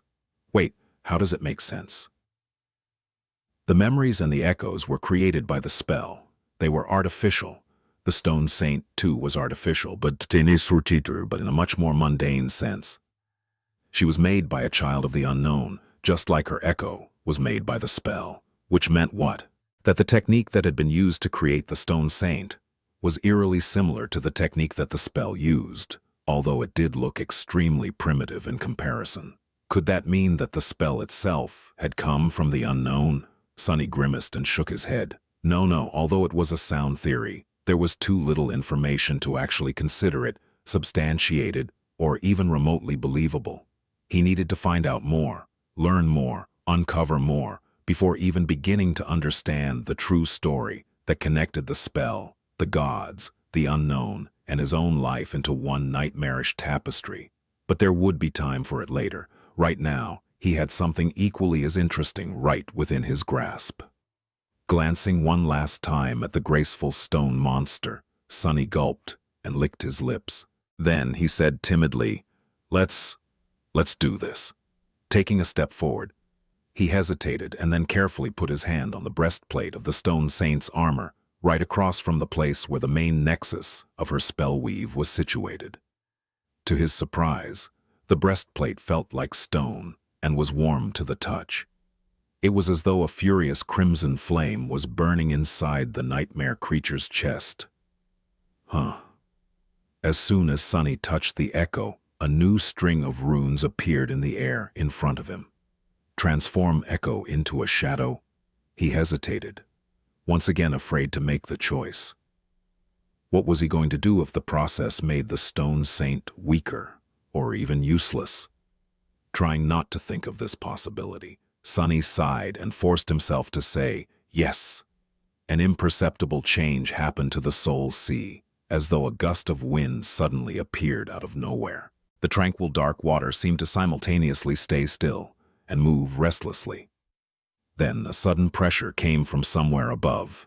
Raising his head, Sunny saw 2 dark beams descending from the depths of the shadow core. One of them fell on the echo, while the other landed on one of the silent shadows that stood motionlessly behind his back, as though connecting them together bathed in the dark light. The shadow of the dead stone saint slowly dissolved into it. And then the echo began to change. Chapter 106. Creating a Monster. Under Sunny's watchful eyes, the echo began to change. The light falling from the shadow core seemed to seep into the flesh of the stone creature, making it shine with dark radiance. Wisps of shadowy fog emanated from beneath her impervious plate armor, slowly merging with it. It looked as though the stone saint was engulfed in ghostly black flame, being remade by it. What little color there was on her body was washed away and replaced with nothing but darkness. Only 2 crimson fires burning in her ruby eyes remained, slightly changing their hue and becoming more menacing. Of course, all these changes were happening on the surface. If not for the traumatic transformation that Sunny had gone through to inherit a part of Weaver's forbidden lineage, this would have been all he saw. However, with his eyes altered by the agony of consuming the drop of divine blood, he was able to see much more. Beneath the surface, the essence of the echo was being changed as well, in a way much more fundamental than its outer appearance. The shining embers that served as anchors for the weave of diamond strings had lost their radiance, becoming as transparent and empty as the shadow core itself. The diamond strings were gone, replaced by a sea of darkness. That darkness had a form, a shape that perfectly followed the lines of the stone saint's body. It was as though a living shadow was now inhabiting it, usurping the role that had been played by the pattern of the sorceress strings once. Although similar in appearance to the original echo, this new creature was a completely different type of existence. Sunny had never seen anything like it before. It was created by his aspect, after all. The process of transformation, meanwhile, was coming to the end. The ray of dark light cast by the shadow core was disappearing, its reflection drowning in the calm water of the silent sea. The black flames were already fully absorbed by the stone-like armor of the saint, gone with the dark radiance of her smooth granite skin. Sunny observed the stone saint, clad in the lusterless black armor, with two ruby flames burning in the deep shadows of the visor. She looked like an incarnation of pure darkness, a noble demon sent to wage war against heaven from the depths of hell. What changed the most, however, was her presence. Before, the Echo Soul felt like an empty shell, a magical tool rather than an actual being. Now, however, there were hints of mysterious will in her crimson eyes, a subtle sense there was a nascent spark of sentience burning somewhere deep within her lightless soul. Or whatever it was that the menacing monster had, instead of a soul, this was a shadow. Just as this thought appeared in Sunny's mind, the faintly familiar voice of the spell resounded above the dark waters of the Soul Sea. You have created a shadow monster, Stone Saint. Hearing these words, Sunny smiled. However, a second later, the smile disappeared from his lips, replaced by a pained expression. Only now, after the process was complete, he felt a subtle emptiness permeating his whole body. He felt weakened. The loss of 100 shadow fragments was finally making its effect known. He had suspected that spending them in this way would reverse the process of power accumulation that had consumed him for these last few months, but it was still an unpleasant feeling. He was much stronger than he had been during the journey through the labyrinth. However, some of his physical might was unmistakably gone, leaving him with a bitter feeling of regret. No. He had known that this would happen, and decided to proceed with the experiment anyway. It was well worth it. Forgetting about the change in his physical state, Sunny walked around his shadow and observed her from different sides. The stone saint's eyes silently followed his movements, sending glints of crimson light reflecting from the black surface of the tranquil sea. This is amazing. I wonder what she's capable of. Summoning the runes, Sunny immediately noticed that there was a new cluster shining right beneath the one describing his echoes. Shadows. Stone Saint.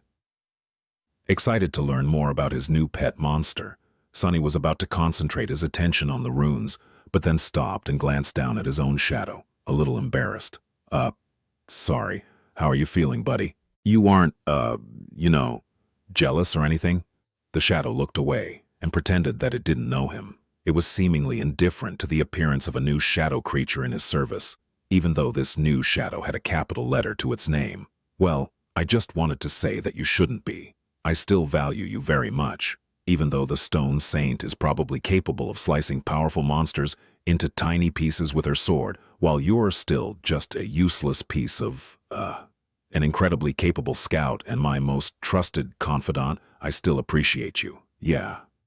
He stared at the shadow for a bit and, seeing that it didn't react in any way, turned away. This guy, he'd better step up his game. Huh. Focusing on the runes, Sunny summoned the description of the shadow and read, Shadow, Stone Saint. Shadow rank, awakened. Shadow class, monster. Shadow attributes, battle master, stalwart, spark of divinity. Sunny blinked. It seemed as though Stone Saint's divine attribute had evolved to match his own. Was it because he was her master? This was a nice surprise.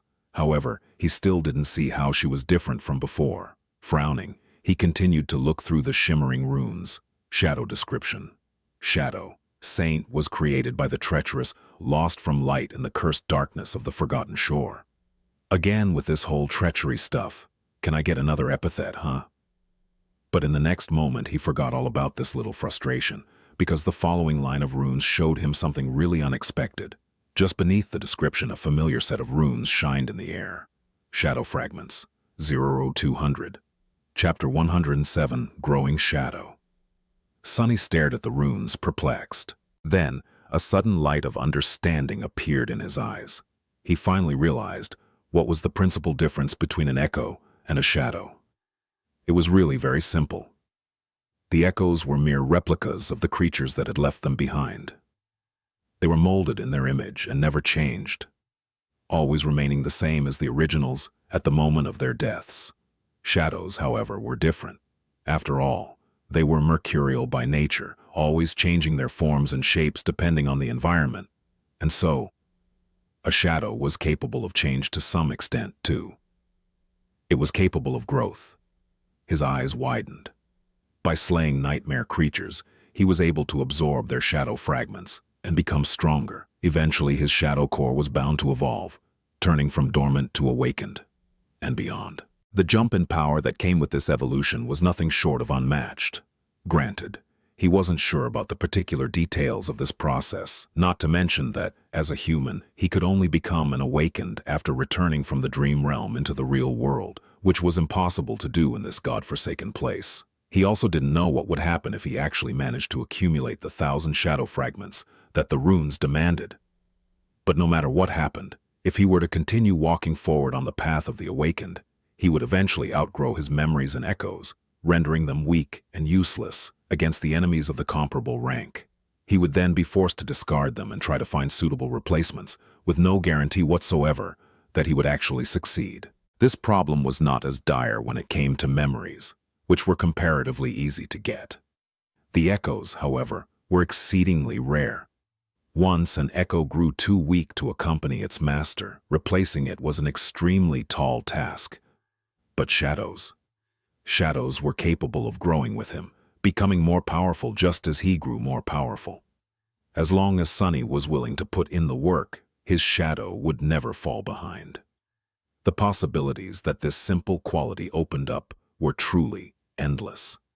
It was enough to completely change his plans for the future. In the past, Sunny always envisioned himself as the main force on the battlefield, only relying on memories and a stray echo or two to support him. That was because echoes of higher ranks and classes were so unimaginably hard to come by. Although much more rare than memories, there were still many dormant echoes around, and a fair number of awakened ones too.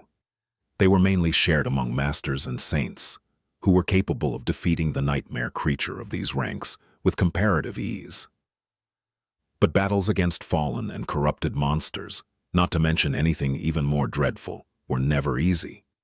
As such, there were not enough trophies brought back after killing creatures of their kind to make the idea of acquiring an echo of a higher rank a realistic possibility. For everyone, except for Sunny, he could slaughter weaker monsters, get lesser echoes, and then cultivate them into unstoppable beasts of slaughter. Not bound by the laws of probability and diminishing chances, he could slowly build an army of powerful shadows to fight his battles for him, and then watch them destroy his enemies from a safe distance while sipping on a cocktail. That's what rich people drank, right? Not to mention that monsters were not bound by the need to pass nightmares to raise their rank. At least, not to Sunny's knowledge. To be honest, he had no idea how nightmare creatures evolved their cores. Carapace Demon had seemed to do just fine, just by eating the fruits of the soul tree and slowly absorbing large amounts of soul essence. In any case, there was a possibility that he would be able to make the Shadow Saint much more powerful than he himself had the chance to become on the Forgotten Shore.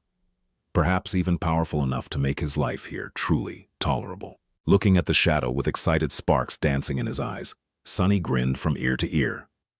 "You and I are going to accomplish great things together, buddy." If his own shadow wasn't worried about its place in his heart yet, it would be smart to start worrying about it right about now. The question that was consuming Sunny's thoughts now was this: how exactly was he supposed to feed the Shadow Saint with fragments?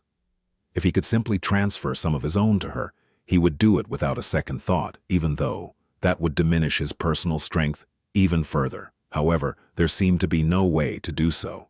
No amount of looking at the runes, touching the silent stone creature, or trying to talk to the spell did the trick. Sunny even asked for advice from his own shadow, but that guy was in no mood to talk. The scornful word, traitor, was written all other his expressionless dark spot of a face. At least that's what Sunny read from it after being met with the silent treatment. In all the excitement, he failed to remember that the shadow was physically unable to speak. Scratching the back of his head, Sunny paced around the soul sea and tried to come up with a reasonable way to stuff some shadow fragments inside the taciturn stone monster. Well, the most obvious answer is to go and make her kill some nightmare creatures. However, will it work? When my loyal scavenger killed something, it was I who received the fragments, not him. Wait, him? Did Cassie infect me with her childish desire to assign human qualities to everything? It, not him. It was I and not it. Right, that's better. Wait, what was I talking about? Glancing at the outside world, Sunny frowned. It was currently the day there. Usually he would be sound asleep by now. Going out during the day was dangerous. He would have to walk outside the shadows, allowing all kinds of fallen horrors to lay eyes on him. He only survived for so long in this hell by being extremely cautious, cowardly, and only hunting during the night. He paid a harsh price to learn these lessons, almost losing his life in the process. But still, should he risk it? Chapter 108. Test dummy still undecided. Sunny dismissed the stone saint. He was curious to see if the slumbering shadow would become a sphere of light, just like an echo would. However, she did not. As soon as he gave the command, the ornate armor of the stone creature was immediately engulfed in black flame, and with a gust of ghostly wind, she was gone. It seemed as though the shadow was returned into the embrace of the shadow core that had created her, and was now sleeping in its depths, bathed in the invisible waves of nurturing dark flames. Sunny scratched the back of his head. So, the shadows literally dwelled within the deepest part of his soul. He didn't really know how to feel about this, but felt that it was strangely fitting. He was a child of shadows himself, after all. With a thoughtful sigh, Sunny emerged from the soul sea and looked around his secret lair. Outside the ruined cathedral, the sun was shining above the cursed city, but none of its rays could reach this tranquil, hidden chamber. Sunny suspected that once, long ago, the secret room served as the private quarters of a venerated young priestess who performed sacred rites in this temple. He had found some of her things in the modest wardrobe that was hidden behind a stone panel, somehow preserved in pristine condition, despite the thousands of years that had passed, since the city had fallen to the curse of darkness. If not for the lamentable disparity of their genders, he would have had a whole collection of clothes to wear, instead of spending every waking hour dressed in the same good old puppeteer's shroud. There were limits to the amount of abuse that even a fifth-tier armor could withstand. However, in a sense, he was lucky. At least his armor was made out of soft fabric. It would have been much worse if he had to wear a suit of plate armor or a rusty chainmail instead. That priestess, of course, had not used the same extravagant method to enter her private quarters. There actually was a doorway that led outside the room and into a concealed corridor that ended with a narrow stairwell. However, the stairs had long collapsed, leaving only a deep, vertical shaft behind. This was Sunny's route of escape in case someone or something would find his lair. Standing up from the magnificent wooden chair, Sunny paced around for a bit and then lighted the fire under a makeshift stove, planning to make himself some late supper. The orange flames illuminated the hidden chamber, sending shadows dancing on its walls. Oh, right, I never got fresh meat. The night was so eventful that he had completely forgotten the initial purpose of his hunt. Throwing the last few strips of meat on the grill, he seasoned them with salt and sighed once again. The desire to simply venture outside and get into a fight with the nearest nightmare creature seemed more attractive with each minute. No. That's how you end up dead. To distract himself from these seductive thoughts, Sunny decided to summon the stone saint into the material world and perform a few experiments in the safety of his secret lair. Standing up, he willed the shadow to appear. The secretive chamber was submerged in deep shadows. His own was hidden in one of them, standing with its arms crossed on the cold stone wall. In Sunny's vision, it appeared as a silhouette made from a deeper shade of black. Usually an echo would appear in front of the summoner, weaved from the countless sparks of moving light. However, the stone saint entrance was completely different. Instead of materializing out of thin air, she stepped out of his shadow, like a sinister dark knight. Wreathed in darkness, her elegant figure emanated a sense of danger and foreboding. First, two ruby eyes ignited in the depths of the shadow. Then, the darkness came to life and surged forward, taking the form of the deadly stone monster. The soul of her stone-like Solarit touched the floor with a loud clang, and a moment later, the shadow saint was standing in the middle of his room, her hand resting on the pommel of her sword. Sunny grimaced, feeling a slight headache. So, the shadow was hiding in a shadow, and then the shadow came out of the shadow to stand with it in the shadows. This is starting to get out of hand. I really need to come up with better terminology. He felt that this was a vital problem, but no suitable words came to his mind. Glancing at the silent duo, Sunny hesitantly asked, "Any ideas?" Sadly, both his shadow and his shadow were mute and unable to voice their opinions even if they wanted to. Left with no assistance whatsoever, Sunny sighed. "All right, I'll think of something later. For now, let's see what you're capable of."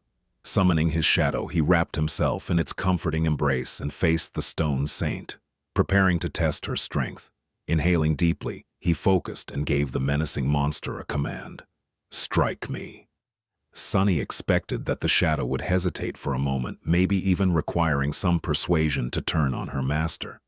Instead, the stone saint immediately leaned forward and punched him in the chest without a second thought. With his physical prowess enhanced by the shadow, Sunny was sure of his ability to withstand one blow from the awakened monster, at least to a certain degree. However, he was wrong. So wrong. Before he could even react, the armor-clad stone fist crashed into his ribs, making Sunny feel as though he was hit by a train.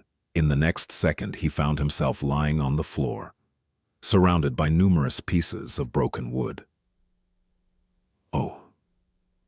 Oh no, my chair. The magnificent chair was gone, ruthlessly turned into splinters and firewood by the impact with his back. It was completely unsalvageable. Sunny's back wasn't doing much better. Turning onto his stomach with a moan, Sunny spat a bit of blood on the stone floor and weakly raised one hand, giving the shadow saint thumbs up. "Ugh, good, well done. 10 out of 10, just like... Crap, that really hurts. Just like I expected." Casting a furtive glance at the elegant stone knight, he forced a smile out and tried to stand up. "I think I need to amend some details of the future experiments." Next, Sunny was planning to enhance the stone saint with the shadow before getting her to strike him again. However, on second thought, there were better ways to measure her power. Chapter 109, Soulmates. Picking himself up from the floor, Sunny staggered and found his way back to the fire burning under the improvised grill. Glancing at the motionless stone knight, he spat a bit more blood and groaned.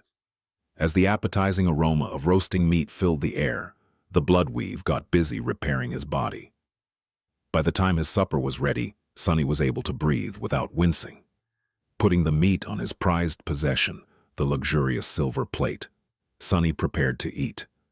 On the forgotten shore, simple everyday necessities like plates were rarer than enchanted swords and magical suits of armor.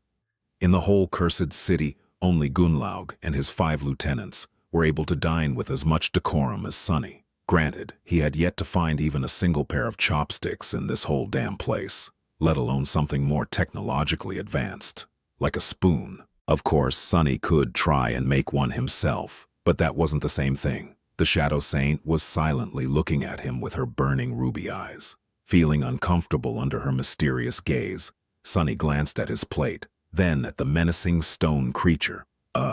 You want some?" He raised a piece of meat and offered it to the taciturn monster. However, the stone saint showed no reaction at all. "Well, suit yourself."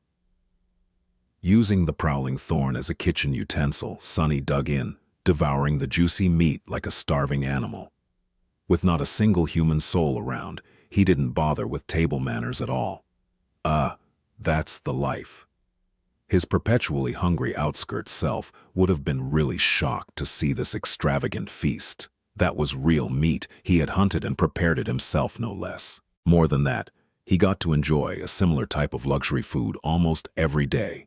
Of course, that real meat had come from a revolting horror of a monster, but these were just small details. Chewing on the last piece with a sense of deep satisfaction, Sonny thoughtfully looked at the stone saint. It was time to continue.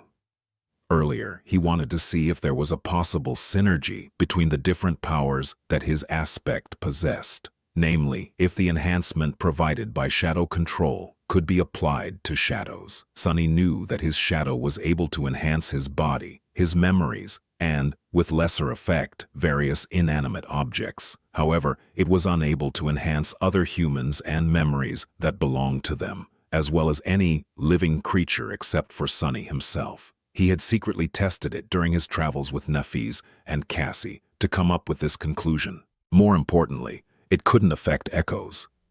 But what about shadows? Giving a mental command, Sonny sent his shadows in the direction of the stone saint and held his breath. Flowing like water, the shadows silently grasped the statuesque monster in its dark embrace. Then, it seemed to disappear, as though absorbed by the stone flesh of the tenebrous night. A moment later, Stone Saint's ruby eyes blazed with crimson fire. Her smooth granite skin shined with dark radiance once again, smoky wisps of the ghostly gray fog oozing from beneath her stone-like armor like dancing flames. Suddenly, it felt as though the temperature in the hidden chamber dropped by a couple of degrees. Shadows around the menacing creature seemed to swell, becoming deeper and darker, like a vast mantle sewn from boundless empty blackness. The elegant stone saint had always looked dangerous and deadly, but now she was downright fearsome. Even without having the shadow saint strike him again, Sonny could tell that the experiment ended in a resounding success. It was apparent that the two types of his shadows were practically created for each other. Her power was increased twofold, at least. A bit peeved, he looked down and sighed. Why does she look so much cooler than I do when using the shadow? Shouldn't it be the other way around? I'm the true divine shadow here, me. Where's my aura of mysterious coolness? Shaking his head, Sonny lamented his lack of good looks and simultaneously congratulated himself on becoming the master of such a stylish monster. Technically, it didn't matter how his shadows looked, just as long as they were powerful. However, he was secretly glad that his first shadow was not only powerful, but also a darkly beautiful sight to behold. Killing monsters was great, but killing monsters while looking good was even better. Wait, if she can use my shadow, what else can she use? Suddenly excited, Sonny finally swallowed the half-forgotten piece of meat and dismissed the stone saint. Then he shifted his perspective to look at the soul sea and summoned her again, this time inside it. The shadow appeared in the whirlwind of black flames and stood motionlessly upon the still waters of the silent sea. Her mysterious ruby eyes stared at him through the narrow visor of her stone helmet. Not wasting any time, Sonny looked up at the spheres of light circling around the shadow core. What if I can equip her with actual memories? What to choose? She was extremely strong and very proficient with her round shield, so wasn't it logical to assume that a tower shield would suit her even better? Coincidentally, he happened to have one of those. Sonny summoned the memory that he had gotten in one of the fights on the streets of the cursed city. It was a large, square tower shield that was almost as tall as him. The thing was too heavy and unwieldy to actually use in combat, at least not by Sonny. Plus, he wielded a tachi, which could only perform to its full potential while held in both hands. Grabbing the cumbersome shield, Sonny walked over to the Shadow Saint and handed it to her with a hopeful smile. Here, take this, please? The shadow stared at him for a few moments, then lowered her head and glanced at the tower shield. Come on, take it. His heart skipped a bit when the statuesque creature slowly raised her hands and grasped the memory with her stone gauntlets. Yes, that's right. Now, use it. The stone saint obediently brought the shield to her chest, and then shattered it. Sonny froze, his mouth hanging open. Your memory has been destroyed. What? The shards of the broken memory turned into a river of tiny sparks of light, just like the echo of the carapace scavenger and the azure blade had done before disappearing forever. My tower shield. Sunny felt a sharp dagger of sorrow stab at his heart. Yes, the shield was of no use to him, but it would sell for so much money in the real world. Why did this evil thing have to break it? Why wasn't his beautiful chair enough?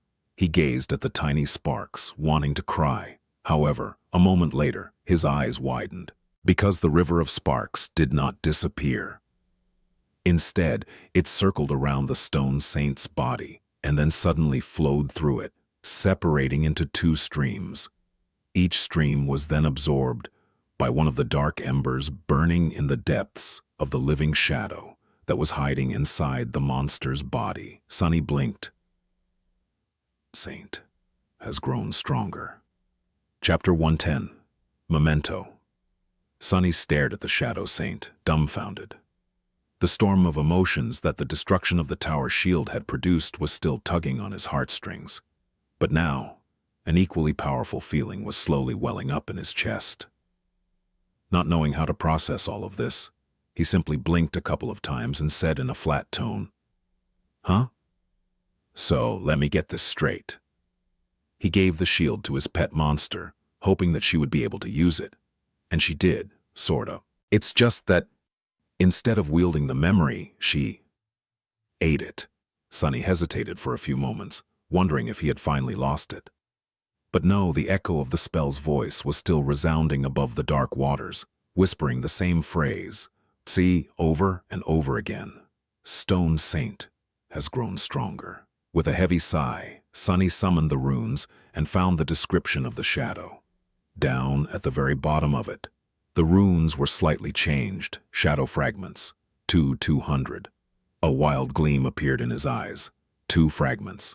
He had received the memory of the tower shield after slaying a particularly hardy wraith, who, despite its frightening appearance, had turned out to be merely an awakened monster. For killing it, Sunny himself had received 4 shadow fragments. But that was because his own shadow core was dormant, and as such, he always got double the reward in battles against creatures of the higher rank. 2 for each soul core that an awakened creature possessed. The Stone Saint was such a creature herself, so it was logical to assume that she would not receive the same treatment.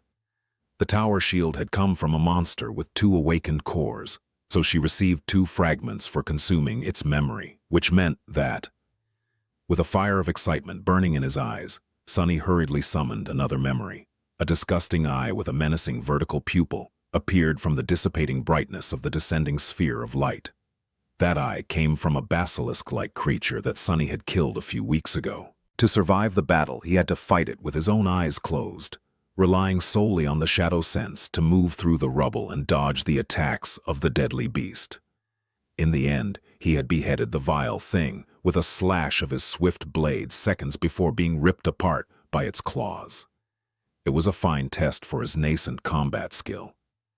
Sadly, the memory came with none of the powers that the actual beast had possessed.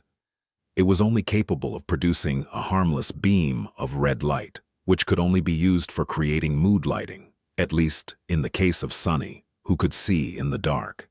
Grabbing the eye, he held it out for the Stone Saint to take. The shadow grasped the disgusting thing, brought it to her chest, and then crushed it in her armored fist. Once again, the memory disintegrated into countless tiny sparks of ethereal light, which were then absorbed by the darkness hiding inside the elegant creature's body. Stone Saint has grown stronger. Sunny grinned, then threw his head back and laughed. So that's how it was. The shadows fed on memories. They consumed them to receive power, just like he killed nightmare creatures to consume the remnants of their shadows. To make sure, he glanced at the runes again and saw exactly what he had expected to see. Shadow fragments, 200. Tier 1 awakened memory, 1 fragment. Makes sense. Giddy with anticipation, Sunny summoned the next memory. A bulky suit of rusty plate armor appeared from the sphere of light and hovered in the air in front of him. This one he had received after burning the towering nest of monstrous, flesh-devouring termites to the ground. Creating a bonfire in the absolute darkness of the Forgotten Shore's night was a dangerous endeavor, but he had hoped to receive hundreds of shadow fragments by eviscerating the whole swarm of these tiny, gluttonous creatures. Judging by the amount of bones littering the ground around the nest, they were a real plague. Sadly, the entire colony had turned out to be a single demonic being, landing him only 6 fragments. He even had to retreat without collecting the soul shards from the smoldering remains of the hive, scared away by the approach of several fallen horrors that had been attracted by the bright flames. The memory was of little consolation, since his own puppeteer's shroud was superior to it in all regards. But now, finally, it could be of use. The stone saint devoured the armor just like she had devoured the over 2 memories. Once again, the spell announced that the shadow monster had grown stronger. The runes changed again, shadow fragments, 6 to 200. Every time the numbers changed, Sunny felt a deep sense of satisfaction. His menacing stone knight was becoming more fearsome with each second. He suspected that gambling addicts felt something similar in the throes of a rare winning streak. Caught in the moment, he grasped the next memory, but then stopped and stared at the small silver bell that lay silently in his hand. This one was the first memory he had ever received, barely holding on to life in the bitter cold and terror of the first nightmare. It was the weakest memory he had, but also the most meaningful. Sunny had killed one human to receive it and had used it to kill another. The silver bell was a reminder. With bleak eyes, he read the runes that shimmered in the lightless emptiness of his soul. A small memento of a long-lost home, which once brought its owner comfort and joy. Suddenly drained of the excitement that had been consuming him just a few moments ago, Sunny sighed heavily and dismissed the memory. There was a dark expression on his face. Glancing at the motionless shadow saint, he turned away. That's enough for today. Ah, what a long day. I think I'll go to sleep now. Leaving the soul sea, he stood silently for a few minutes, then slowly walked to his bed and fell on it. Dismissing the puppeteer's shroud, Sunny wrapped himself in the blanket and closed his eyes. He was so tired. Chapter 111, Lesser Creature. Sunny woke up from the oppressive feeling that drowned the whole world. The sunset was drawing near, and with it, the abyssal shadow of the Crimson Spire had once again fallen on the cursed city. The distant spire could be seen from anywhere in these somber ruins, looming over the Forgotten Shore like an eternal dark omen. It was cyclopean and unimaginably high, with its roots growing from the endless sea of crimson coral and its peak lost somewhere beyond the veil of gray clouds. In these past few months, Sunny had gotten accustomed to its presence and learned to not pay it any attention. Thinking about the spire was a sure road to madness. After all, somewhere inside that inconceivable structure lay their only hope of ever returning home, and hope was a poison. Yawning, Sunny stood up and stretched his arms. His good mood, which he had momentarily lost for some strange reason, was already returning. Now that he had some time to put the events of the previous night into perspective, he understood even more clearly how amazing his luck had been recently. The acquisition of the Stone Saint and her following transformation into a shadow were nothing short of miraculous. His life was about to change for the better. However, Sunny had to think things through thoroughly. He was in uncharted waters in regards to how to cultivate his pet monster.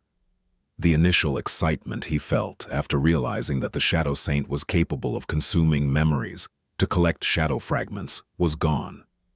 In its place, there now was a series of uncomfortable questions. Sunny had spent somewhere around 6 months on the Forgotten Shore. In all this time, he had only been able to collect 3 memories that were suitable to be fed to the shadow, giving her mere 6 shadow fragments. With the current speed of progression, he would have to wait for 16 full years to see his labor bear fruit and find out what exactly was going to happen once the Stone Saint had accumulated all 200 shadow fragments that the runes demanded. Even among the elites of Gunlog's army, the Iwara was no one who had survived on the Forgotten Shore for more than 10 years. The king of the castle himself had only been here for 8, and only lived that long in large part due to luck. Granted, Sunny's battle ability would grow dramatically once the deadly stone knight was added into the equation, but still, it was too long. He had to think of something. While he was doing the math, Sunny's eyes fell on the iron chest that stored his painstakingly accumulated fortune of soul shards. Distracted, he froze for a few moments, then hesitantly approached the chest and stared at its lid. By the standards of the Forgotten Shore, he was an incredibly rich man. His fortune could buy him a lot of things in the castle, from comparatively simple to increasingly rare and hard to come by.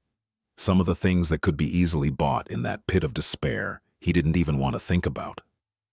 What interested him the most, however, was the possibility of acquiring a large amount of memories. Powerful memories with useful enchantments were not cheap. In fact, they were extremely expensive. But he didn't really care about the quality. Since Stone Saint could get the same amount of fragments from the most useless of memories, all he needed was quantity. If he were to spend all of his shards, her power would instantly leap by a considerable amount. In the future, he would be able to cultivate the shadow at double the speed too. Half of the materials coming from the memories he would be acquiring from slaying monsters, the other from the memories he would be buying with the soul shards the monsters had left behind. That would potentially reduce the overall time frame to a somewhat sensible period. However, there was a big problem with this plan. Once Sunny began to spend a large number of soul shards, he would inevitably draw a lot of attention. Dealing with random daredevils who would try to rob him, while not pleasant, was not a big problem. But if Gunlog himself were to become interested in his exploits, that would spell disaster. And then there was Nephis, whose presence made any sort of planning futile for reasons that only she and Sunny knew. Everyone else seemed to be blind and deaf to the truth, which was the source of the problem. Sunny frowned and turned away from the chest. I might come back to this idea later, but first, I'll have to check if consuming memories is the only way for a shadow to grow stronger. He still wanted to know if the Stone Saint could absorb shadow fragments by slaying nightmare creatures, just like he could. Sometime later, Sunny was cautiously moving through the stone maze of the Forsaken City. Able to become one with the shadows, he had a certain advantage over anyone else who would dare to explore these cursed ruins in the absolute darkness of the night. However, even he was always just one step away from death. Attracting the attention of the real masters of the streets, the fallen creatures who dwelled here from the ancient times, would be the end of him. Sunny had no illusions about that. Humans only survived here by learning how to avoid the fallen ones and seek out weaker monsters to hunt. There weren't a lot of lesser creatures who were able to secure a foothold in the cursed city, so hunting them was always dangerous. Nevertheless, that was what Sunny had made into his profession, and that was what he was doing now. Finally, he reached the area where he had observed a particular creature in the past. Surprisingly, Sunny was intimately familiar with that type of monster. After all, one of them had almost cost him his life in the past. Somewhere around this particular street, a lone carapace centurion had made its lair, climbing atop a tall stone column. Sunny stood motionlessly in the darkness and waited for his prey to appear. Time moved excruciatingly slowly, but a good hunter had to have a lot of patience. His dark eyes pierced the veil of night, observing the ghostly ruins.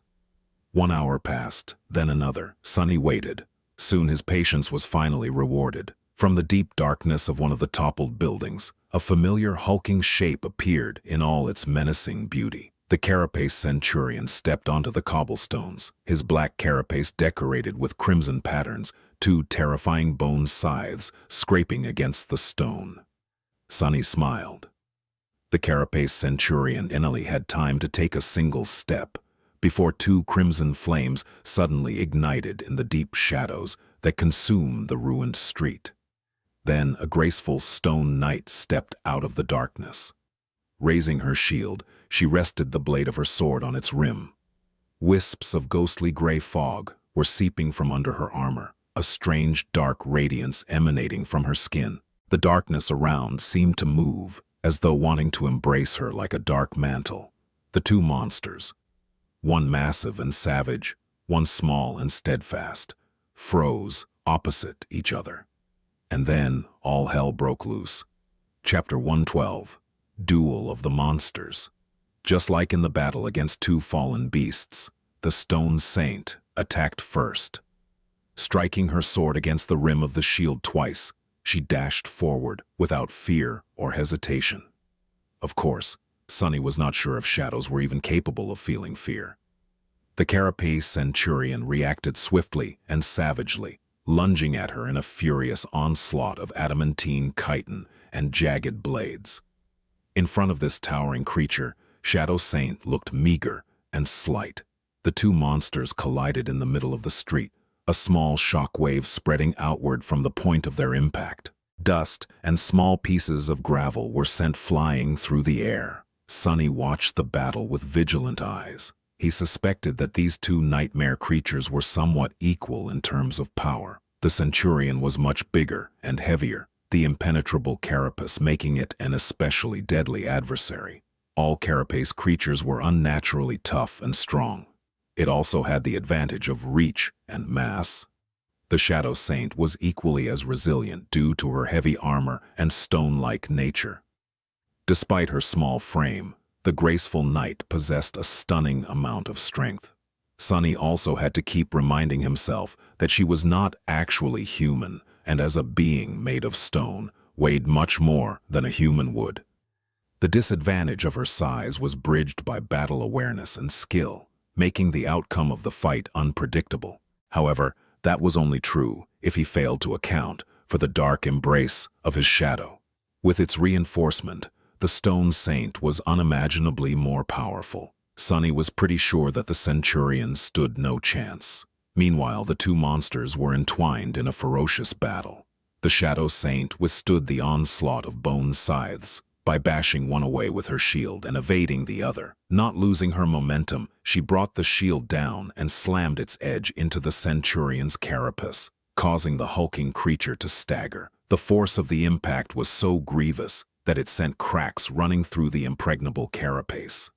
Sunny marveled at the sight, congratulating himself on the decision to not test the augmented monster's strength on himself. Using the opening that she had created, the Stone Saint twisted her torso and delivered a backhand blow with the boss of the shield, striking the same spot again. The already damaged chitin plate splintered, revealing the soft flesh beneath. A moment later, she was already moving to evade the fierce retaliation of the savage carapace creature. The graceful knight was miserly in her movements, dodging each strike with measured precision. Although Sunny was only a novice in the art of combat, he had learned enough to be able to recognize the hints of a distinct battle style in how the Stone Saint fought. Her whole technique was based in simplicity and economy of movement, each action calculated and efficient. Combining hard blocks, dodges, and deflections with grounded footwork and well-timed ripostes, the Shadow was able to create a stark contrast between defense and offense, the former being solid and indomitable, the latter abrupt and inevitable. It was very different from the flowing and unpredictable style that Nephis had used, and that he himself had been taught. Only now did Sunny realize that the basic katas and forms he had practiced were, in fact, very unique and unusual. Where did his fighting style come from? There was a lot to consider here, both in terms of how to improve his current technique and how to incorporate new elements into it. However, that was a task for the future. Right now, he was more interested in the outcome of the fight. The Stone Saint was already suppressing her monstrous enemy. A few of the Centurion's legs were either broken or severed, streams of azure blood gashing out of the terrible wounds. However, it was still resisting furiously. But no matter how enraged it became, the silent and menacing poise of the graceful Shadow Knight was much more terrifying. Just at that moment, the Shadow Saint sidestepped a downward slash of one of the Centurion's scythes and then pinned it under her greave. Using her weight to immobilize the enemy's weapon, she delivered a vicious blow with the rim of her shield and shattered the bone blade into pieces. The carapace monster screeched, dazed by the loss of its scythe, and immediately tried to eviscerate the loathsome little fiend with the remaining one. However, he was a fraction of a second too late. With one side of its body left defenseless, the Stone Saint now had much more space to attack. Deflecting the scythe with the shield, she dashed forward and lashed out with an upward slash, severing it near the joint. Continuing the motion, she then stepped through the rain of azure blood and mercilessly thrust her sword into the opening in the centurion's armor that had been created by her at the start of the fight. The stone blade pierced through the flesh of the monster and devastated its spine. The force of the blow was so immense that the tip of the sword broke through the chitin on the centurion's back, pulling the sword out of the dying creature's body with one sharp motion. The shadow saint shook the blood off the blade. Then she indifferently stepped back and froze, seemingly turning into a dark, motionless sculpture. Only the crimson fire still burning in her ruby eyes betrayed that the shadow was alive. Sunny held his breath, waiting for the spell to speak. Soon he heard its faintly familiar voice. "You have slain an awakened monster, Carapace Centurion. Your shadow grows stronger." Slightly disappointed, he summoned the runes and checked the number of the shadow fragments in his possession. Shadow fragments, 307, 1000. 93 left to 400, he thought automatically. Then, just to be sure, Sunny glanced at the description of the stone saint. Shadow fragments, 6,200. So, just like with the echoes, the kills performed by the shadow benefited her master instead of the monster herself. It seemed as though consuming memories was truly the only way to feed the stone saint. Sunny frowned. Well, that complicates things. Chapter 113. Dark, well, after the shadow saint had ruthlessly eviscerated the Carapace Centurion and confirmed Sunny's suspicion that he wouldn't be able to cultivate her in that way. He was left with nothing much to do. The night was still young, but he had already achieved his goal. Now, he was free to do whatever he wished. However, there weren't very many options available in the cursed city. He could continue to hunt, reveling in the newfound power. With the stone saint at his command, Sunny would be able to bathe the ruins in monster blood. However, that thought, no matter how seductive, left him uneasy. Hunting in this hellish place required patience and preparation.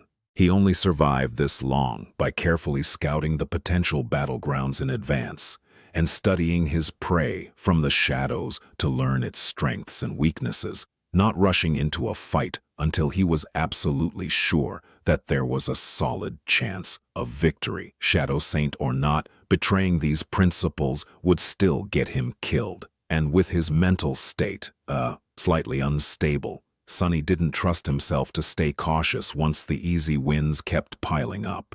He had to proceed slowly. Looking around the quiet ruins, Sunny smiled slightly. Actually, he wasn't that far from the library. He had indeed turned hunting nightmare creatures into a sort of profession, but it was just that, a job. Like any well-adjusted young man, he also had a hobby. In his free time, Sunny liked to explore the ruins. The warm feeling of satisfaction he had experienced after finding the hidden nest of the vile thieving bird never left his memory. There was something deeply engaging in uncovering fragments of long-lost history and piecing them together. Maybe Sunny had inherited this passion from teacher Julius, or maybe it had always been slumbering deep within his heart. In any case, he enjoyed exploring the ancient city a great deal. It was full of all kinds of mysteries, both large and small. After thousands of years had passed, most traces of the past had been erased by the merciless flow of time. But by looking in the right places and exercising critical thinking, insight, and imagination, it was possible to piece together tiny shards of truth. Every time the seemingly disparate clues clicked into a coherent picture, Sunny felt a pleasant rush. Interestingly enough, it didn't matter whether that picture pertained to something important or completely useless. In fact, he enjoyed learning about the small details of the daily life that the inhabitants of the ancient city had once led much more than he enjoyed learning about the possible origins of the catastrophe that had befallen them, despite the fact that the latter was directly related to his own survival. For example, he was very curious to learn more about the young priestess whose private quarters he had made into his secret lair. The things she had left behind told him a lot about how the people of the city used to dress and think about the world. filling his imagination with colorful pictures of crowded streets and solemn cathedrals. But it was still not enough. His latest exploration project was the ruins of a grand library. Of course, none of the books and scrolls had survived the thousands of years in the cursed darkness. Luckily, the people who used to live in the city before its fall were very fond of stone engravings. He spent a lot of time studying the intact wall carvings, as well as fragments of surviving frescoes. One fresco, in particular, was especially grandiose and tantalizing, covering the entire floor of the library's main hall. Sadly, it was almost completely buried under rubble. Sunny had managed to clear some of it away, but most pieces of the collapsed roof were too heavy for him to lift. Maybe the Shadow Saint would have more luck. It was a suitable plan, but for some reason, Sunny felt strangely reluctant to return to the exploration of the library on that particular night. What else can I do? He jumped down from the stone column and approached the dead carapace centurion to carve out some meat and the soul shards. Come to think of it, the spot marked on the crude map that he had found on the body of the strange hunting party's leader was not that far away too. Maybe he could check it out. Sunny vehemently shook his head. No, the map has to be fake anyway, right? Trying to suppress the unhealthy fire of curiosity burning in his chest, Sunny concentrated on the task at hand. Once the meat and the shards were in his possession, though, the persistent desire to follow the map returned. And if it's not fake, that's even worse. Who knows what kind of horror those fools were searching for? Surely there wouldn't be any treasure or important secrets hidden there. This whole thing smelled of nothing but peril. In fact, it reeked of something sinister, terrifying, and utterly evil. Sunny sighed, but honestly, what's the harm in taking one tiny look? It's just one look. What's the worst that can happen? Quietly stepping through the stone rubble, Sunny cautiously approached the spot marked on the map. For some strange reason, very few nightmare creatures seemed to choose this remote part of the city as their hunting grounds. It was as though they were compelled to avoid this place. Come to think about it, that fact alone would be enough to scare Sunny away, in normal circumstances. But with the stone saint hiding in his shadow, he felt a bit braver.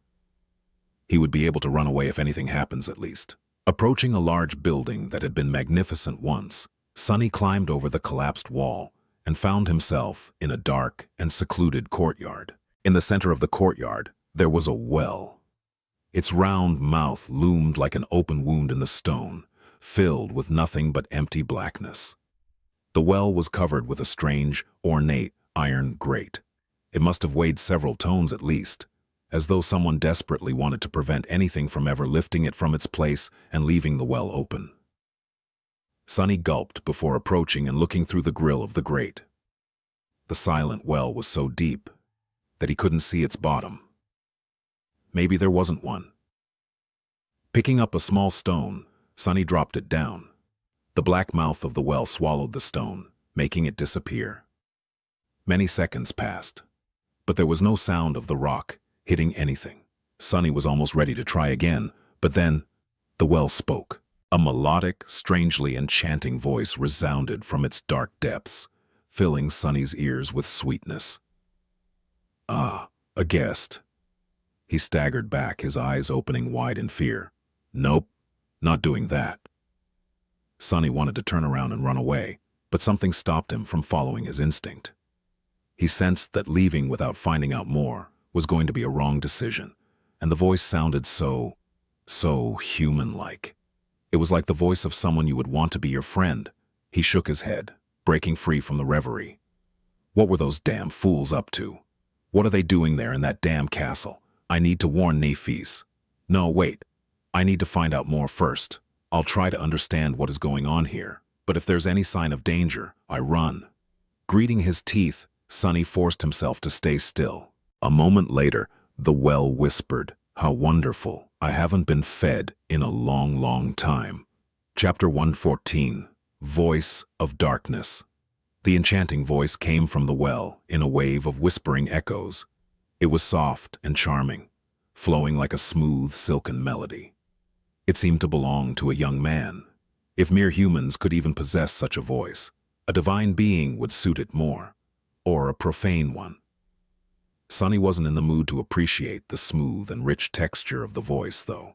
He was covered in cold sweat. The echoes whispered, "Time, time, time." In all his time on the forgotten shore, Sonny had only met one other creature capable of mimicking human speech. The memory of that encounter still made him tremble. The thing that had come from the depths of the dark sea in a mantle of fog and stolen Cassie's voice was by far the most terrifying being he had ever met. He didn't even want to remember the utter horror he had felt when the swarm of whispering voices had surrounded him. On that night, Sonny had only been able to keep his sanity intact because of the blind girl's timely warning. He had only survived the meeting with the creature that possessed a human voice by keeping his eyes tightly shut. And now, here was another. Why were those hunters searching for this ancient horror? He frowned. If something sinister was brewing inside the castle, he had to warn Changing Star. But he couldn't do anything before establishing at least some understanding of the entire situation. That's why Sonny forced himself to stay still, despite the fact that every instinct in his body screamed for him to run away. Instinct was not always the best advisor. Humans possessed intelligence for a reason. The black fissure of the well loomed in front of him like a pool of darkness. Suddenly, he was incredibly grateful for the immensely heavy, ornate grate that kept the charming talker imprisoned in the lightless depths. Sonny licked his lips and tried to regain his composure. Ready to summon the stone saint and the midnight shard at any moment, he took a step forward and gazed into the dark emptiness once again. Then he slowly said, "It's nice to meet you." He couldn't quite believe that he was trying to communicate with the terrifying prisoner of the well, instead of running away without looking back. Life was sure full of surprises, until the moment it gave you the last one, of course. A soft chuckle resounded from the well. After its melodious murmur disappeared in the darkness of the secluded courtyard, the voice said, "Oh no, the pleasure is mine." The echoes whispered, "Mine, mine, mine." Sonny was considering his next words very carefully. My life might be depending on what I say next. He couldn't help but remember old fairy tales about terrible monsters that liked to play riddles with lost children. One wrong answer, and the children were devoured, never to be seen again. Was he going to end up in similar danger? It was still not too late to turn back. However, before he could ask his question or make the decision to retreat, the thing in the well spoke again. It said, "So, are you guys going to feed me or not? Not to offend anyone, but lately, you've been very tardy. I've been sitting here by my lonesome for 3 days already. Or have you decided to try something new?" Sonny blinked. What? That wasn't exactly what he expected to hear from the mouth of an ancient evil. The thing sounded so human. He was almost tempted to believe that it actually was. "That's how it gets you, fool." Sonny forced himself to remain vigilant. What did he know about how primordial evils were supposed to talk anyway? If it was able to steal the knowledge of human language from his head, it would surely be able to steal some other things too. While Sonny was trying to comprehend what was happening, a few seconds flew by. The voice waited for a bit, then returned. "Oh, I see. So we're going with starvation now. Well, I have to give you guys some credit. This is your best idea yet. Sadly, it won't work. Do you even know what type of diets we trainees have to follow to debut?" "I guess not. Actually, I have to thank you. This is a great opportunity to work on my BMI." The echoes whispered, "BMI. BMI. BMI. Wait, what?" Sonny stared into the well, dumbfounded. His eye twitched. Don't tell me that there is really just some guy sitting on the bottom of that damn well." Feeling like the world suddenly stopped making any sense, he rubbed his temples, then asked in a strange tone, "Who are you?" The well fell silent. Sonny tried to remember what the charming voice had told him before. Something about not being fed in a long time. It surely sounded ominous and creepy in the moment, but if he looked at it a bit differently, if the group of hunters he lured to their deaths had been on its way to deliver food to a prisoner. Then, that would explain why the poor guy had to skip a few meals. But why would they keep someone imprisoned in this remote area of the ruins? Meanwhile, the voice spoke again. This time it sounded tense. Wait, you're not one of the... You're not... Oh gods. Sonny covered his face with his hand, realizing what was going to happen next. Oh gods, it's not a human. Heavens, I'm going to die. Those damn fools finally got me killed. From the perspective of a sleeper locked inside a well in the middle of the ruins, only two types of beings could come here to find him, either his captors or nightmare creatures. Sonny revealed that he wasn't one of the captors by asking his last question, which left only one other possibility. The fact that he came to the well during the night, alone, and not using anything to light the way, only made the conclusion easier to make. Wait, it speaks. Oh, gods. I've only ever heard of one other creature on the Forgotten Shore that can mimic human speech. No, not like this. Damn, he really does have a nice voice. It's beautiful, even when full of despair. What? It's just a voice. Why am I so enamored with, Was he so desperate to hear a human voice? Why? He was doing fine on his own, great even, better than ever. Focus on the task. But what exactly was the task? Sonny had never expected to find a human at the end of the crude map. What was he supposed to do now? I guess the first step would be to find out who the guy in the well is and how he got there. Then I can decide what to do with him, or if I should do anything at all. But there hid the problem. First, Sonny had to convince the young man in the well that he was actually a human too. Sonny glanced at his shadow, feeling somewhat helpless. The shadow was bent over, holding its stomach. Its shoulders were shaking. Chapter 115, Nightingale. Sonny could really understand how bad the situation looked from the perspective of the young man with a beautiful voice.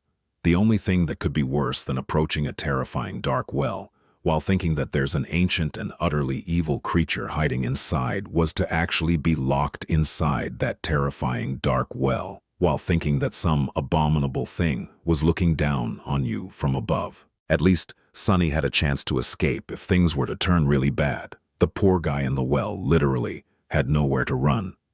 Of course, there was still the possibility that all of this was just a cunning act performed by some incredibly horrifying monster. Sonny had to keep that in mind while exploring the other theory. So, if he is indeed a human, how do I make him believe that I'm not a monster? That wasn't a very simple task for Sonny. He had never been good at communicating with people in the first place, and 3 months of complete isolation did not make things any better. In fact, they had made everything worse. Now, even Sonny sometimes felt uncomfortable when talking to himself. What would Cassie say? He cleared his throat. Are you a human? I am too. I'm a human too. We are both humans. Great job, idiot. After that abhorrent attempt, Sonny wouldn't be even surprised to find out that he was not, in fact, a human. Who talks like that? The young man in the well grew silent. Then he silently said, "Yeah, it's definitely all over for me. Oh well, I had a good run, I guess." Sonny sighed heavily. "Stop panicking, you idiot. I really am a human." The owner of the charming voice laughed. "Please forgive me if I don't believe you." He was using respectful honorifics, as though recognizing Sonny as an elder, which was logical given that he believed him to be an eldritch horror.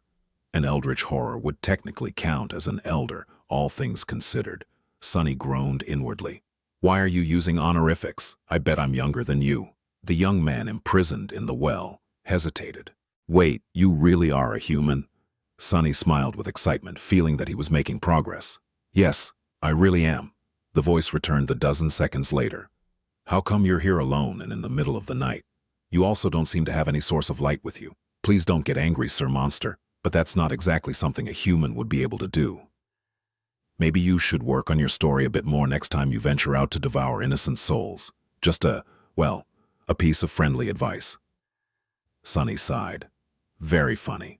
I'm able to walk around the city at night because my aspect allows me to hide in the darkness. I can also see through it, too." "How did you end up in this well, anyway?" The young man lingered before answering. "How does one usually end up in these situations? A bunch of thugs decided to shake me down for my memories. I politely refused, and here we are. They've been keeping me here for a couple of weeks, trying all kinds of methods to get me to transfer the memories to them. But I must say, their attempts were very clumsy. In terms of knowing how to terrorize people, these fellows are not even anywhere near the laziest of sasangs. Sunny didn't know what a sasang was, so he just assumed that it was some kind of a horribly malevolent nightmare creature. The rest of the story was somewhat easy to believe. Of course, it would take a very special kind of fool to choose the ruins of all places to keep a prisoner, but thugs were not known for their intelligence. Plus, their plan seemed to have worked pretty well, right until the moment they had the misfortune of stumbling onto Sunny. Well, now he knew what this whole thing was about. Just some tiresome human business. How disappointing. Nephis and Cassie were also not in any sort of danger, at least not with regard to this mess. The mystery was solved. He had wasted a whole night on this nonsense. I see. Well, goodbye. With an annoyed sigh, Sunny turned around and began to walk away. However, the owner of the beautiful voice stopped him. Wait, are you really human? Sunny grimaced. I am. I've told you already. The young man imprisoned in the well hurriedly asked, Can you maybe get me out of here? Those guys are not coming back tonight, I think. If you help me escape, I'll make it worth your while. Sunny scratched the back of his head, then frowned. In what way? After a short pause, the charming voice returned again, this time somewhat hesitant. Well, you might not know this, but I'm quite a rich person. I have a whole stash of soul shards back in the castle. Some might even say that I have a small fortune. Half of it is yours if you get me out of this pit. That's 10 shards at least. Sunny suddenly got an idea. Of course, he did not need the 10 shards that the young man was offering. The fact that he had these shards, though, that was potentially very useful.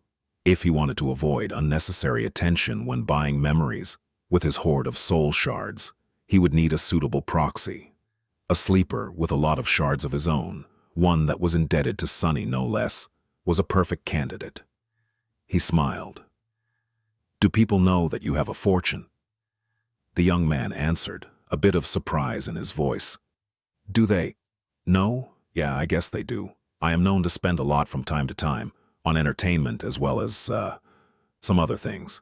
I'm a patron of arts, one can say. Perfect.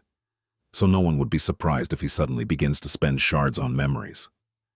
However, there was a small problem. Sunny could remove the grate, but he had no way of helping the poor guy climb out of that unimaginably deep well. Even if he was to use the prowling thorn, he doubted that the invisible string would reach that far. Its maximum length was not that impressive, and he certainly was not going to climb into the creepy well himself. Plus, he still held a bit of suspicion about the charming young man's identity. He was almost certain that he was human, but the remaining tiny bit of doubt was enough to make his paranoia ring the alarm. After hesitating for a bit, Sunny said, What's your name? The melodic voice answered, It's Kai. Sunny sighed. Well, Kai, I don't know how to tell you this, but unless you can fly, I won't be able to help you escape. The young man grew quiet. After a long pause permeated with deathly silence, he then said in a strange tone, I can. Sunny blinked. What? Did he hear wrong? No, that was unlikely. Maybe Kai was just willing to say anything in his desperation to escape. The prisoner of the well chuckled. I can fly. That's my aspect ability. Chapter 116. Deal with the Devil. Sunny considered Kai's words. An ability that allowed the awakened to fly was not unheard of, but it was rather rare. And here on the forgotten shore, where a cursed flood of darkness devoured the world every night, it was nothing short of priceless. Sunny couldn't even imagine how easier it would have been to traverse the labyrinth with someone like Kai by his side. Suddenly, it made a lot more sense why someone like him would possess a small fortune of soul shards. It also explained why his captors were so gentle in their attempts to force the memories out of the young man. He was much more valuable alive. Sunny remained motionless for some time, thinking things over. After a while, Kai spoke again, his pleasant voice tinted with a bit of apprehension. Well, will you help me? Sunny sighed and walked back to the dark fissure of the well. All right, I'll remove this grate and you can fly out. However, I don't really need your shards. If you want to come out of there alive, you'll have to do something for me instead." The prisoner of the well hesitated, then cautiously asked, "What?" Sunny smiled. "I'll tell you when you need to know, don't worry. It's nothing serious. I just need help completing a few errands inside the castle, so do we have a deal or not? If not, I'll be on my way. I've wasted enough time here already." Kai didn't have to think about it too long. Soon his voice resounded from the darkness once again. "We have a deal." It sounded strangely relaxed, as though the young man had become resigned to fate. Sunny slightly frowned and said, "Great. One more thing. If you break our agreement and simply fly away, I will find and kill you. This is not a threat, just facts." "Do you understand?" Kai lingered for a bit before answering. "Yeah, no problem." Sunny gazed into the black cavern of the well and hesitated. He was more or less sure that Kai was human, but had to be prepared to act immediately, in case he was not. Following his silent command, the stone saint came out of the shadows and kneeled near the well, grasping the grate with her hands. The steel of her gauntlets scraped against the ornate iron, and with some visible effort, she slowly moved the heavy grate to the side. Sunny shivered as he listened to the wrenching sound of iron grinding against stone. The midnight shard appeared in his hands, and he lowered himself into a combat stance with grim resolve. Whatever came out of the well, he was ready to face it. A few seconds passed, each feeling like an eternity. Sunny was tensely staring into the circle of pure darkness in front of him, waiting to see if he was right to trust the prisoner of the well or not. Then several more seconds passed, and then a few more. Nothing happened. Sunny tilted his head, then asked with some irritation, "Aren't you going to come up?" After a bit of a delay, the charming voice resounded from the darkness once more. "You see, I just thought of something." Sunny sighed and lowered his sword a little. "What is it?" Kai was silent for some time, then answered with a bit of wariness. It's just that this grate is so heavy that it wouldn't even budge when I tried to move it. It took all 6 of my captors to put it in place, actually, and they were all big, strong men, so—" He hesitated. "I know that we have already established that we are both human, and it's not that I doubt your honesty, but would you mind explaining to me how is it that you were able to remove it all by yourself?" The honorifics were back. Sunny cursed under his breath. This guy was even more paranoid than him. He was unwilling to reveal his hidden ace to Kai, but the cautious prisoner left him with no other choice. Glancing at the shadow saint with a dark expression, Sunny said, "That thing is too heavy for me, too, but I was lucky enough to get a very strong echo." Kai seemed to suddenly become very curious. "Oh, that is indeed lucky. Very few people in the castle have an echo. I think I know every one of them by name." After a short pause, he added, "By the way, what is your name?" Sunny rolled his eyes and said through gritted teeth, "My name is Sunless." This conversation was entering dangerous waters. Depending on what Kai was going to say next, Sunny might be forced to climb into the well after all. Not to save the young man with a beautiful voice, but to silence him forever. Meanwhile, Kai suddenly laughed. "Sunless? That name does not sound like something only a soul-devouring demon would be called at all. Zero chance of that, right?" After saying that, he laughed again, this time with a hint of desperation in his voice. However, even then, Kai's laugh was very pleasant to the ear. More pleasant than his charming voice, even, but Sunny was in no mood to appreciate its melodious sound. "God damn it!" Sunny rubbed his temples. Why didn't anyone ever trust him? He was such an honest young man, the most honest young man in the world, really. Annoyed, he said in a flat tone, "Very funny. Now come out of that well before I change my mind." Eventually, Kai stopped laughing and said, "There's no one in the castle with that name, at least no one with an echo under their command. Do you maybe live in the outer settlement?" "Oh, come on." Feeling the pressure of the flaw growing in his mind, Sunny closed his eyes and answered truthfully, "No." Kai cleared his throat. "So, you are someone who walks the cursed ruins alone at night, possesses the strength of at least 6 men, dwells in the darkness beyond the castle walls, and calls himself Sunless. Did I miss anything? Sunny grimaced. Not really. For a few moments there was silence. Then the prisoner of the well said with a voice full of dark humor, "Would you climb out of this well to meet a creature like that?" Hidden in the darkness of the cursed night, Sunny smiled with a bit of menace and said, "If I was in your shoes, I would, and I think that you should do it too. Do you know why?" After a small pause, Kai asked with sincere interest. "Why?" Sunny stopped smiling and allowed a cold indifference to seep into his voice. "Because I can put that grate back any time." Without waiting for Kai's response, he ordered the stone saint to move the grate a little. A moment later, the horrid sound of iron scraping against stones invaded his ears once again. Almost immediately, the prisoner of the well changed his tune. All right, wait, stop." The shadow saint released the grate, allowing silence to reign over the lonesome courtyard once again. Kai was quiet for some time, and then said with dejected reluctance, "You'd better not be a demon, all right? Stand clear. I'm coming out." Chapter 117. Cruel Injustice. Sunny felt a soft breeze lightly caress his cheeks, and then something moved in the darkness of the well. Gripping the hilt of the midnight shard tightly, he prepared for the worst. On the other side of the dark fissure, Shadow Saint slowly raised her shield and rested the blade of her sword on its rim. However, they had nothing to fear. A few moments later, a graceful figure appeared in the air, rose above the well, and then gently landed on the stones in front of it. The corner of Sunny's mouth twitched. The owner of the charming voice was, indeed, human. It was a young man wearing a light lamellar armor, with luscious dark auburn hair and mesmerizing green eyes. His well-fitted armor was made out of burnished brown leather, with deep blue embroidered garments beneath. However, for a moment he wished that Kai actually turned out to be a demon, because the damn guy not only possessed the most charming voice he had ever heard, but was also drop-dead gorgeous.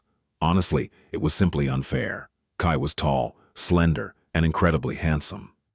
His face was small, perfectly shaped and beautiful, with high cheekbones and flawless ivory skin. His green eyes were nothing short of electric, and his lips were soft and full, like, well, what am I thinking? What's more, he seemed to possess that special type of warm charm that made some people almost irresistibly attractive. Sunny wouldn't be surprised to find out that droves of girls simply fell to Kai's feet every time he happened to casually walk by. Perhaps a few guys, too. Even worse still, the bastard looked like a genuinely nice person, without the smallest trace of arrogance or entitlement on his pretty face. There were playful sparks of humor hiding deep within his eyes, and one could be absolutely sure that when Kai smiled, cute dimples would appear on his cheeks. You couldn't even hate the damn guy. 2 weeks spent in the deep, dark pit did nothing to lessen his glamour, too. In short, Kai was the most beautiful person Sunny had ever seen, even compared to other awakened. He looked like one of those screen idols that people love to obsess over, only somehow even more attractive in person. Sunny glanced at himself, feeling a strong desire to grind his teeth in outrage. Well, this is just a cruel injustice. Simple as that. Meanwhile, Kai noticed the Shadow Saint's burning ruby eyes, which were the only source of light in the absolute darkness of the night, and flinched back with a paled expression on his face.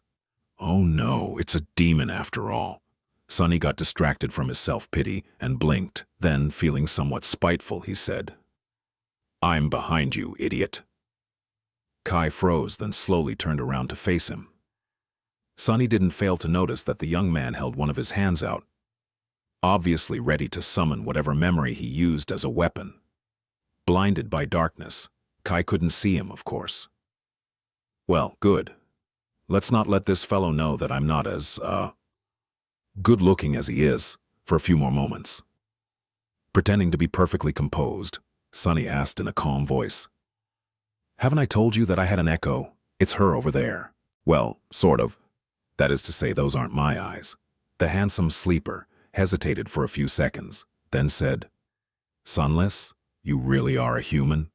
Up until that moment, both of them were just disembodied voices to each other. But now, While Sunny had already made sure that Kai was not some ancient horror, or at least didn't look like one, the former prisoner of the well was still in the dark, both literally and figuratively. Last time I checked, I was still human, yes. If you have a memory to produce light, you can summon it and see for yourself. Kai lingered. Won't the nightmare creatures be attracted by the light? Smart and cautious. I like him. Sunny shook his head. Usually they would, by this courtyard is really secluded. Plus, there are not a lot of monsters in this area. I guess that's why those thugs chose this particular place to keep you imprisoned. With a sigh of relief, Kai summoned a paper lantern that glowed with soft yellow light. Sunny hissed, "Ah, damn!" Relying on shadow sense to keep track of the young man's movements, he raised a hand and covered his eyes. Accustomed to the darkness, they weren't ready for such a sudden appearance of light. Of course, Sunny knew that this would happen. He allowed himself to be momentarily blinded to give Kai some sense of safety and better convince him of his human nature. "Oh, sorry." The beautiful young man lowered the lantern a little and looked up, trying to finally lay eyes on his mysterious liberator. Then, with a bit of surprise, he slightly lowered his head and looked down. "Great, that is not humiliating at all." Kai stared at Sunny for a few seconds, and, after realizing that he was indeed a human, offered him a dazzling smile. His smile was as charming as the rest of him. Even the cute dimples that Sunny had imagined would inevitably appear on his cheeks were, indeed, there in all their glory. It was nothing short of obnoxious. "Well, what a surprise. I was almost certain that you will turn out to be a terrible monster, but you aren't. You really are a human, and such a cutie, too." Sunny coughed. "What? Did he just call me a cutie? How dare he? Thanks. What is happening?" Meanwhile, Kai frowned. "But Sunless. What?" The beautiful sleeper blinked a couple of times. "Can I ask something? If you really don't live in the castle or in the outer settlement, then where do you live?" Sunny shrugged. Are there many options left? I live in the city." Kai hesitated for a bit, but then, suddenly a light of realization ignited in his mesmerizing green eyes. "Oh, I think I've heard of you. Aren't you that crazy kid that lives alone in the ruins?" Sunny stared at him with murder in his eyes. "Why does everyone keep calling me kid? Why does everyone keep calling me crazy? I'm not crazy." With a deep sigh, he answered, "Indeed, that's me. You can call me Sunny, by the way. Once you get to know me better, you'll realize that I am not, in fact, that crazy." Kai looked at him with doubt. Noticing that, Sunny grinned. He decided to tease the obnoxiously gorgeous young man a little.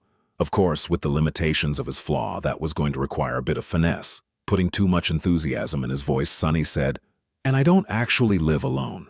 I have plenty of creatures to keep me company. You might even call them my friends. There's a talking rock that sometimes tells me to do stuff. There's also my shadow. It has a lot of interesting opinions." He stared at Kai with a sincere smile. When the young man's handsome face became a little pale, Sunny laughed. "Gee, relax, man. I am just joking around with you." Then he looked down at the shadow and added in a dark, angry tone, "They're not really my friends. I actually can't stand that rock, and the shadow and I barely talk these days."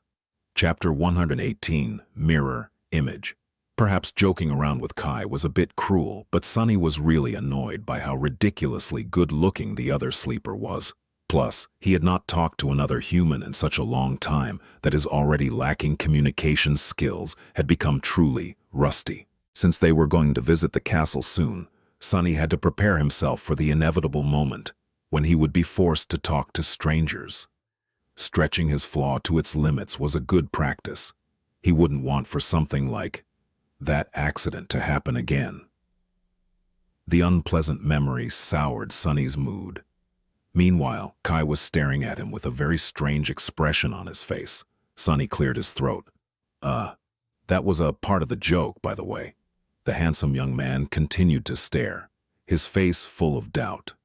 "Did I go too hard on this poor guy? He must have been scared out of his wits already. He's probably in an utter panic now. Who wouldn't be a bit apprehensive about meeting a madman? Yeah, maybe it wasn't as funny as I thought." Kai cautiously shook his head. "It's not that.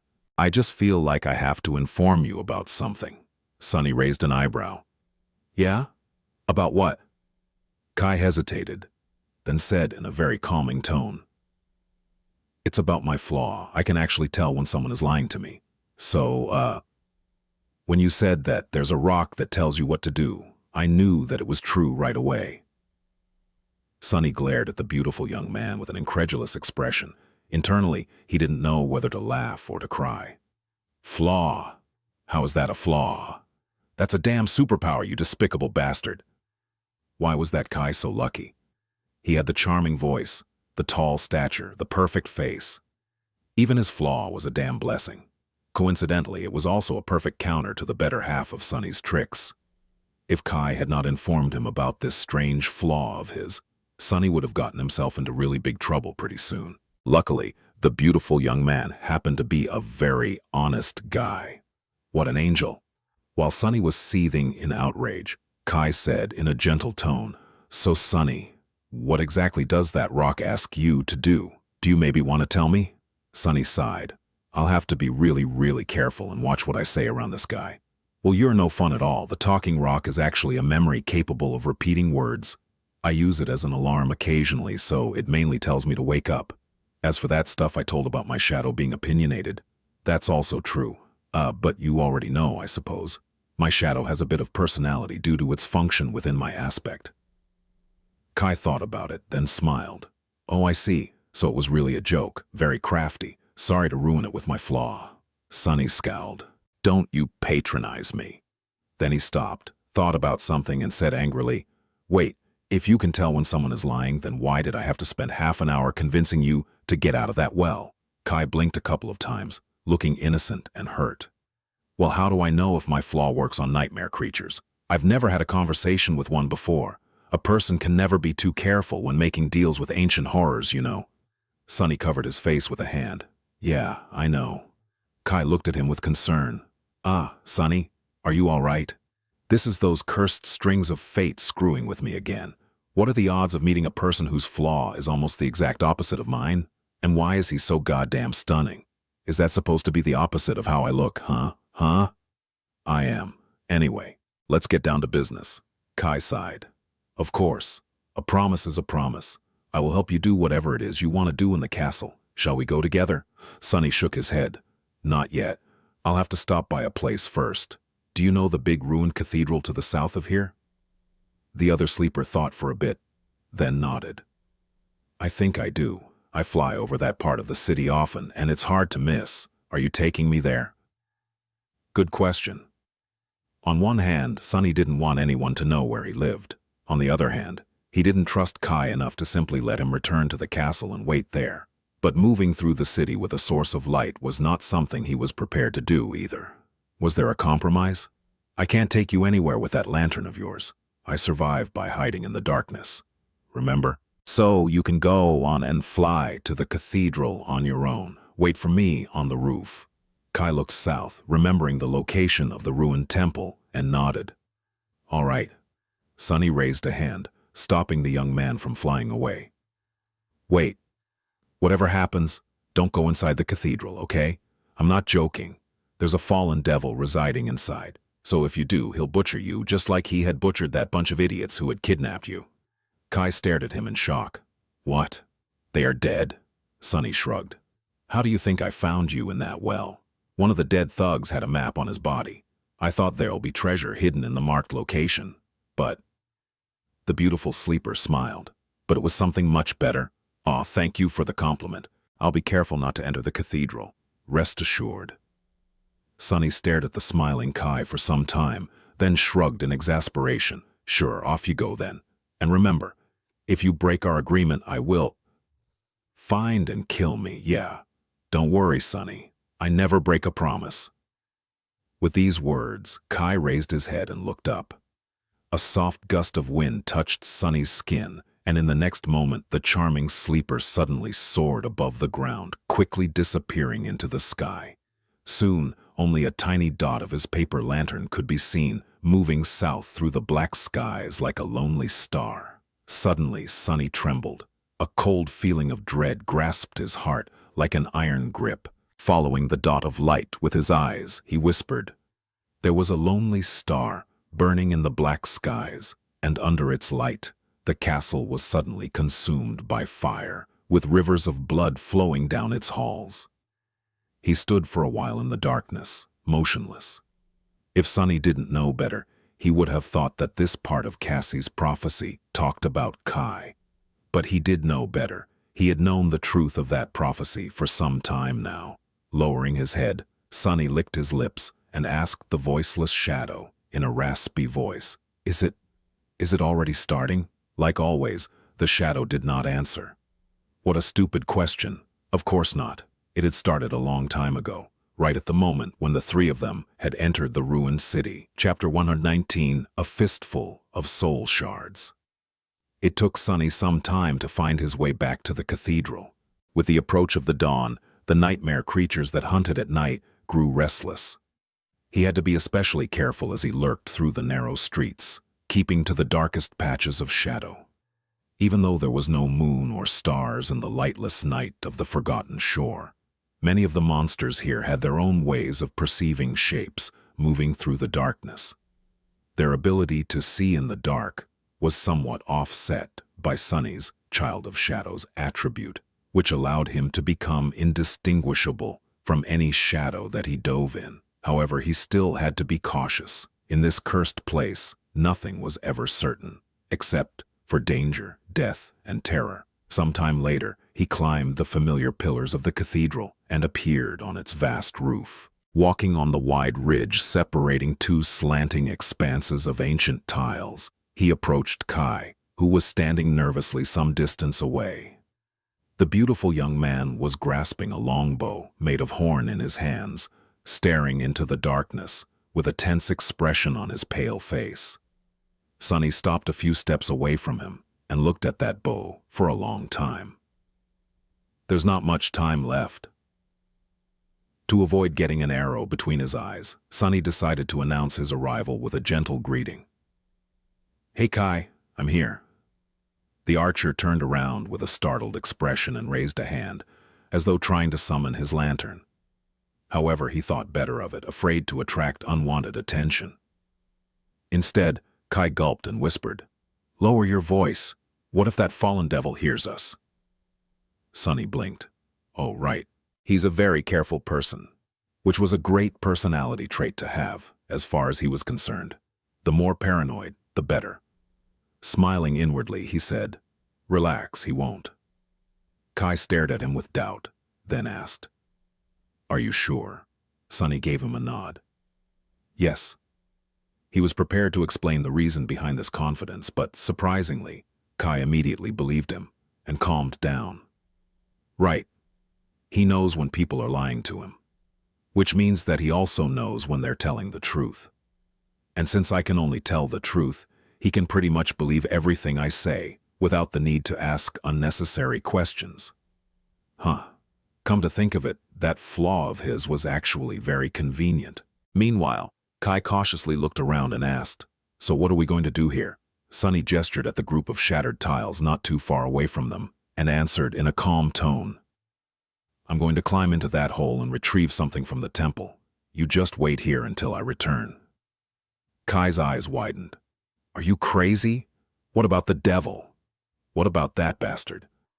Sunny couldn't help but fantasize about slaughtering the damn creature for a few seconds.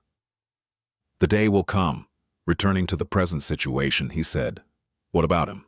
I told you I'm good at hiding. As long as I know who I'm dealing with, they won't be able to notice me unless I want them to. He had learned that first part of the sentence the hard way. Actually, it was the bastard who taught him that even concealment of shadows had its limits. That's how Sunny ended up with his insides on his outside and in possession of this vital piece of information. Some lessons you only needed to receive once to remember them forever. Kai was looking at him with a strange expression again. Sunny frowned.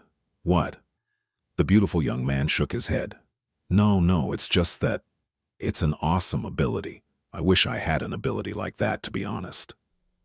Sunny glared at him and uttered through gritted teeth, Says the guy who can fly. Why would you want to hide your perfectly symmetrical face anyway? Tired of being ogled by love-stricken supermodels? Kai sighed. Something like that. How did you know?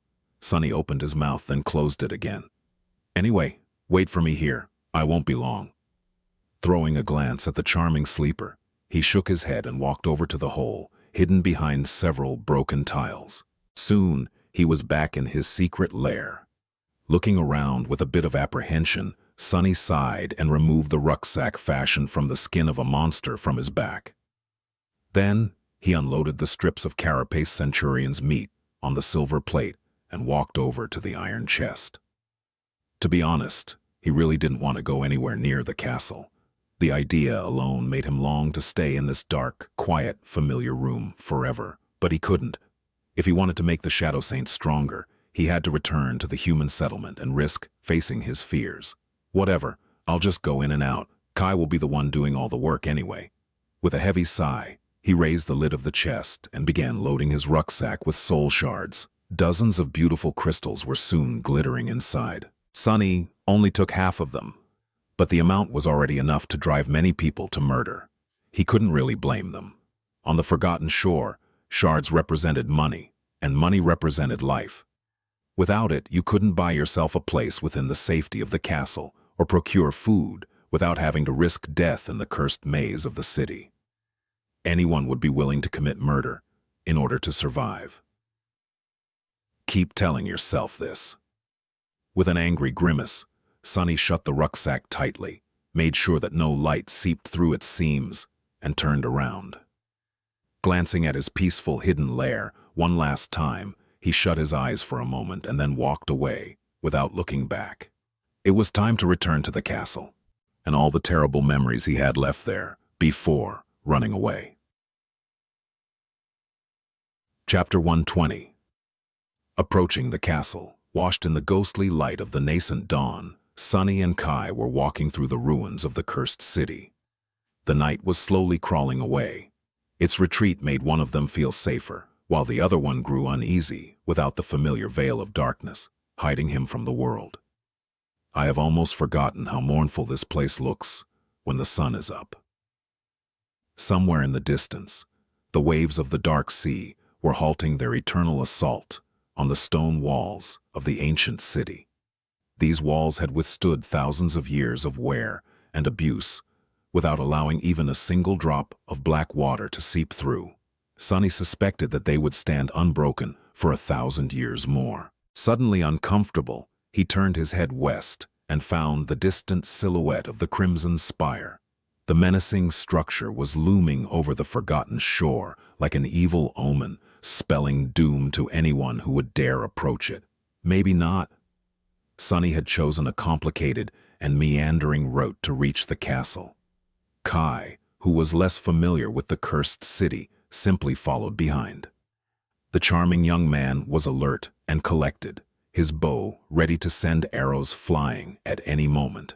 They had to circle around many areas where especially terrifying creatures were known to dwell and hunt, making slow progress. Still, it was better to be safe than sorry. At some point, Sunny raised his hand, gesturing for his companion to stop. He peered into the distance with a deep frown on his face. Kai glanced at him and whispered, "What is it?" Sunny brought a finger to his lips before answering. "Shh, listen." Soon they heard an eerie sound that resembled stifled, heart-wrenching weeping. It was as though there was a crying woman in the fog ahead of them, slowly drawing closer. Her trembling sobs made both sleepers shiver. Kai looked at him and asked without much confidence, "What are the chances that it's actually a human girl?" Sunny gave him a crooked smile. "Low." Without needing to discuss it, they hid behind a large pile of rubble and waited. Pressing himself against the cold stones, Sunny sent his shadow to climb the building and observe the surrounding streets. Kai saw the shadow off with a bewildered look, blinked a couple of times, but didn't say anything. A minute or two later, Sunny glanced at him and asked, "Where are your arrows?" The charming young man hesitated, then said, "I usually carry a quiver with a few dozen arrows that were specially crafted for me by one of the best blacksmiths in the castle. But the gentlemen who put me in that well, may they rest in peace, weren't kind enough to let me bring it." Sunny gave him an amused look. "So that bow of yours is actually useless?" Kai lingered for a few moments before answering. I also have arrow-type memories. How many? The elegant archer lowered his gaze in embarrassment. 2. Will that be enough? Sunny was silent for a bit, and then answered in a flat tone. No, I don't think that will be enough. Out there in the fog, his shadow was looking at the creature that had been producing the heart-wrenching weeping. It was not a human girl. A massive four-legged beast was walking through the morning mist. Its flesh was rotten and emaciated, hanging from the bones like a tattered coat. Sunny could clearly see the white arcs of its ribs through the holes in the rotting hide, the unnatural darkness hiding behind them, and the powerful jaws of the partially bared, dog-like skull that were full of terrifying teeth. One didn't have to be a genius to understand that the horrid creature was one of the fallen masters of the ruined city. As he was looking, the beast opened its maw and produced another long, human-like sob, then stopped and listened, as though waiting for an answer. When nothing happened, it lowered its head and slowly continued on its way. Luckily, although their hiding spot was somewhat close, it wasn't actually on its path. If nothing changed, the fallen would walk past without even noticing them. They just had to wait. Sunny sighed. We'll have to stay here for 10 minutes at least. Get comfortable. Once again, Kai didn't ask anything, simply taking Sunny's word for it. It seemed as though his strange ability to sense lies made the charming sleeper less prone to having a lot of questions, which was a wonderful quality to have, as far as Sunny was concerned. With nothing to do but wait, they had a bit of time to rest and catch their breaths. Sunny summoned the endless spring and took a few sips of cold, sweet water. Noticing that Kai was staring at him, he hesitated, then passed him the beautiful glass bottle. The charming young man drank greedily, as though someone dying from thirst. Come to think of it, feeling a little guilty, Sunny asked, when was the last time they gave you water? Kai detached himself from the bottle, wiped his lips, and smiled in pure delight. 2 or 3 days ago, I think. Thank you kindly. He returned the bottle and looked at Sunny with curiosity. Hey, Sunny, can I ask you something? Sunny tensed up and gave the charming archer a dark look. You can. His eyes, however, hinted that he shouldn't, but Kai either didn't notice the menacing glare or wasn't bothered by it. You came to the Forgotten Shore this last solstice, right? Yeah. Sunny held his breath, guessing what the beautiful sleeper was going to ask him. How they had survived in the labyrinth, why he had abandoned the castle, how he had survived in the ruins. Each of these questions could potentially lead to a disaster. Kai leaned forward with excitement in his eyes, hesitated for a second, and then said, What's the top music video in the charts out there right now? Sunny blinked. What? That was absolutely not what he had expected to hear. Noticing that the charming young man was staring at him with anticipation, he shifted and answered with a bit of uncertainty. I have no idea. Kai sighed, clearly disappointed, but then suddenly smiled again. The smile was wide and dazzling. Can I ask you another question? Chapter 121. Graveyard of Hope. In the next 10 minutes, the foundations of Sunny's worldview were shaken to the core. Kai had drowned him in a torrent of questions, all of which had nothing to do with anything even remotely important. What interested the charming sleeper were very strange things, like what types of shoes were in fashion, which celebrity wore, what to some pompous award ceremony, who of them had a scandal and what was that scandal about, what was the latest dance craze, and so on. He was endlessly curious about that type of stupid crap and absolutely indifferent about all of Sunny's dark secrets. It was almost insulting. What's worse, Sunny felt like a complete fool because he couldn't provide even a single answer. What did he know about fashion and high culture? Nothing. After a while, Kai's enthusiasm had waned. Looking at Sunny with a comically disheartened face, he sighed and gently asked one last question. Sunny, tell me honestly, were you a hikikomori in the real world as well? Sunny blinked. What is this fool talking about? A what? Kai cleared his throat and offered him an apologetic smile.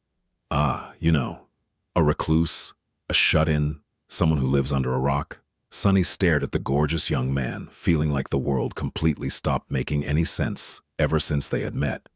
What are you talking about? Why would I live under a rock? You would freeze to death. I lived in a cargo container once, but it had 4 walls and a roof, at least. Kai sighed one more time and turned away. I see. Well, sorry to bother you.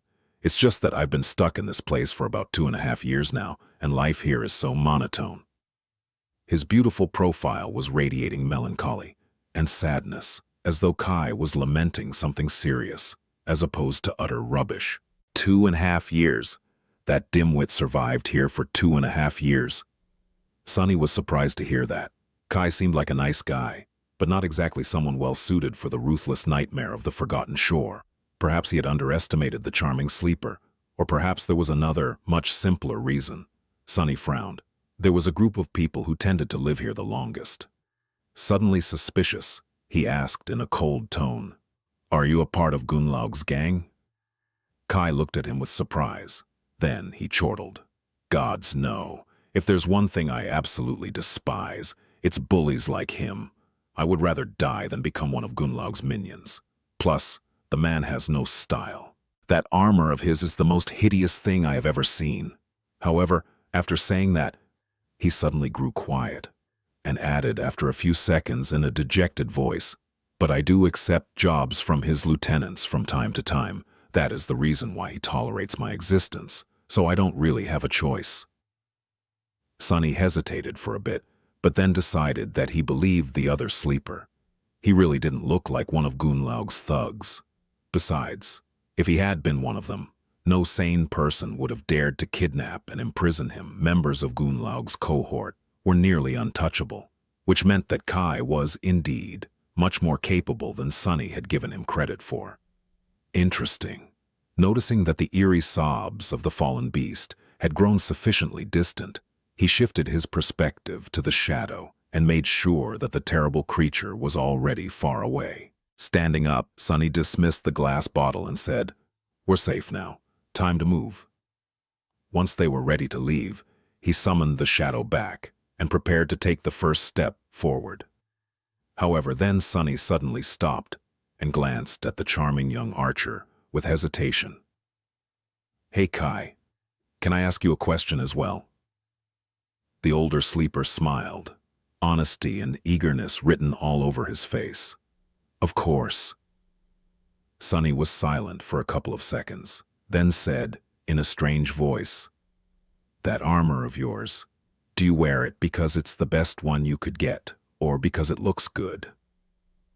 Kai looked at him with confusion. Raising one exquisite eyebrow, he said, "I don't understand the question. Is there a difference?" Sunny closed his eyes, sighed, and turned away. "Never mind. Let's go." As the sun rose above the horizon, they went deeper into the city, slowly approaching its center. The castle stood on a tall hill in the middle of the cursed city.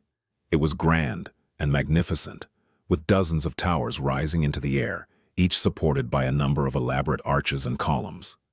Grotesque gargoyles were staring down on the ruins from under the eaves. The road leading to the castle was as impressive as the castle itself. It was narrow and heavily fortified, circling the hill in a way that allowed the defenders of the castle to endlessly rain arrows down on any possible attacker. At the end of the road, a grandiose staircase led to the gates of the castle.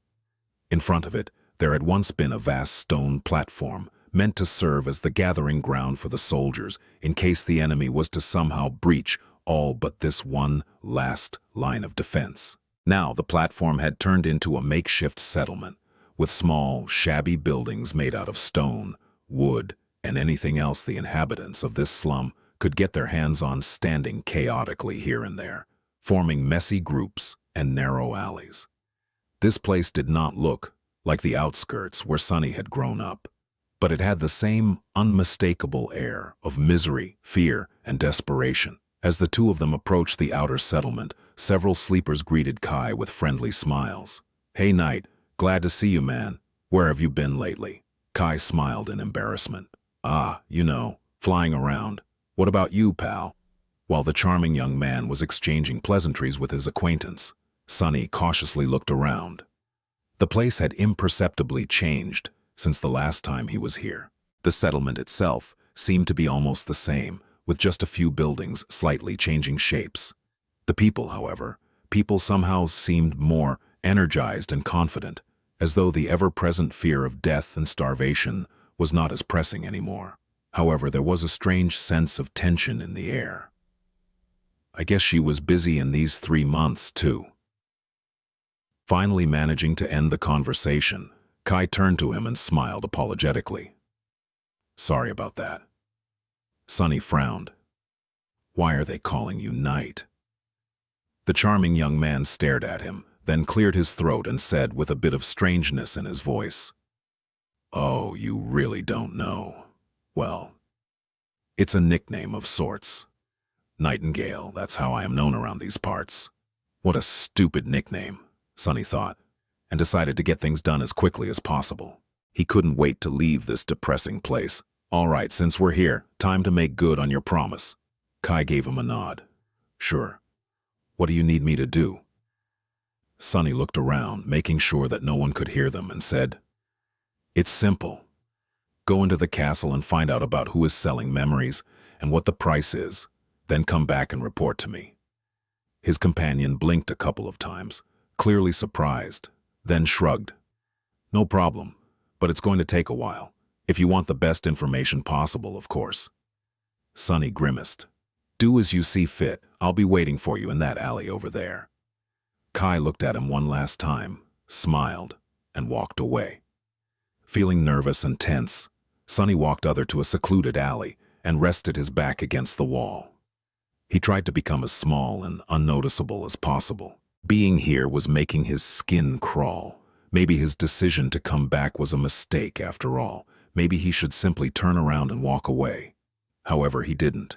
Deep down inside, he knew that he had to take this opportunity to gather as many memories as possible so that his shadow could become stronger as fast as possible. Perhaps he would never get this opportunity again. Time slowly passed. An hour went by, then another. Kai was certainly taking his sweet time, gathering the information Sunny had asked from him. However, nothing bad had happened, yet. Sunny was almost starting to believe that he was nervous for nothing. But then, of course, the thing he dreaded the most became a reality. A calm, painfully familiar voice suddenly resounded from somewhere behind him. Hi, Sunny. He froze, feeling like a beast caught in a trap, and then slowly turned around. A strange, complicated expression appeared on his face. Forcing out a smile, Sunny licked his suddenly dry lips and said, Hey, Neff, long time no see. Chapter 122. 4 months ago, Nafis changed a lot since the last time Sunny had seen her. Outwardly, she looked almost the same, tall, firm, and strangely distant, as though existing slightly apart from the rest of the world. She was still wearing the Starlight Legion armor, which accentuated the graceful lines of her slender, lithe body. Only now, there was also a white cloak draped over her shoulders, close in color to the pristine metal of the elegant plate armor. Changing Star's silver hair was much longer now, almost reaching her shoulders. Without the short tomboyish cut, she looked strangely mature and feminine, making Sunny's heart beat a little faster. Her calm gray eyes were as striking as ever. The true changes, however, hid much deeper. Perhaps only a person who knew her as well as Sunny did could notice them, or perhaps it was precisely because he had come to know her so well that the veil of detached indifference shrouding her true self cracked, revealing the deeper feelings beneath. Nefis seemed to be much more alive now, much more present. Her eyes shined with resolve and determination, radiating an almost infectious feeling of temperate confidence. This was her power, the power of conviction. Sunny shivered under that gaze. Neff was the person he longed to see the most and at the same time hoped to never see again. She was the true reason why he had to leave the castle. Stirred awake by this fated meeting, a torrent of memories rose to the surface of his mind. If only he had known at the time, well, it would not have changed anything really. Shitsi, 4 months ago, on the night that they had ventured into the cursed sea on a boat made of demons' bones, Sunny was shivering in the wind. After an eternity spent in the cold embrace of darkness, The endless night of their escape was finally drawing its last breaths. He shifted and turned to the east, where a ghostly line of pale lilac appeared over the horizon. Trembling, he licked his lips and said in a raspy voice, Cassie, it's morning." After he uttered these words, the last remnant of strength that had kept Sunny going disappeared, and he slumped on the stones, his chest rising heavily and then falling. A new dawn was ready to bathe the desolate hell of the forgotten shore in warm sunlight. They had survived. The three sleepers were perched on a giant stone hand that protruded from the black waves, as if held above the lightless abyss by a goddess. Sunny and Cassie were holding each other for warmth, while Nephis was lying in the center of the stone palm, still unconscious. Visible through the gaps in the shattered armor, her ivory skin was pale and listless. "We did it." They had escaped the clutches of Soul Devourer, sailed through the cursed darkness, and even lived through a battle with the horrifying Dweller of the Depths. By some miracle. Sunny couldn't quite believe that they had actually managed to pull their daring escape off. From the moment he had learned about the enthrallment hex put onto their minds by the ancient fiend, he felt that the chances of ever saving themselves from the gluttonous evil tree were more than slim. Perhaps because it had taken away his most dangerous and tested weapon, his mind, and yet somehow they had succeeded. Utterly exhausted, Sunny closed his eyes and listened to the dark sea as it retreated to hide from the coming sun. Without even noticing it, he slipped into the embrace of sleep. When he awoke, the sun was already high in the sky. Sunny expected to feel crippled now that adrenaline had left his battered body, but to his surprise, he wasn't in even half as much pain as he had anticipated. Blood weave was truly a miraculous attribute to have for someone as prone to disasters as he was. Even his broken finger wasn't hurting that much anymore. Sunny still had to groan while sitting up, though. Cassie was sleeping by his side, as drained by the events of the previous night as he was. Perhaps even more so. Her delicate face seemed vulnerable and pale, twisted in an anxious frown. Sunny sighed. Nephis had yet to regain her senses. At some time while he slept, the blind girl had used her cloak to cover Changing Star, helping her to preserve some warmth. Neph lay still and motionless, her face drained of all color. Only the quiet sound of her breathing told Sunny that she was still alive. He trembled, remembering the harrowing sight of her mangled flesh restoring itself in the crucible of purifying flame.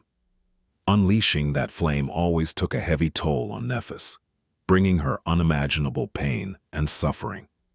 Who knew what price she had paid to pull herself away from the doors of oblivion?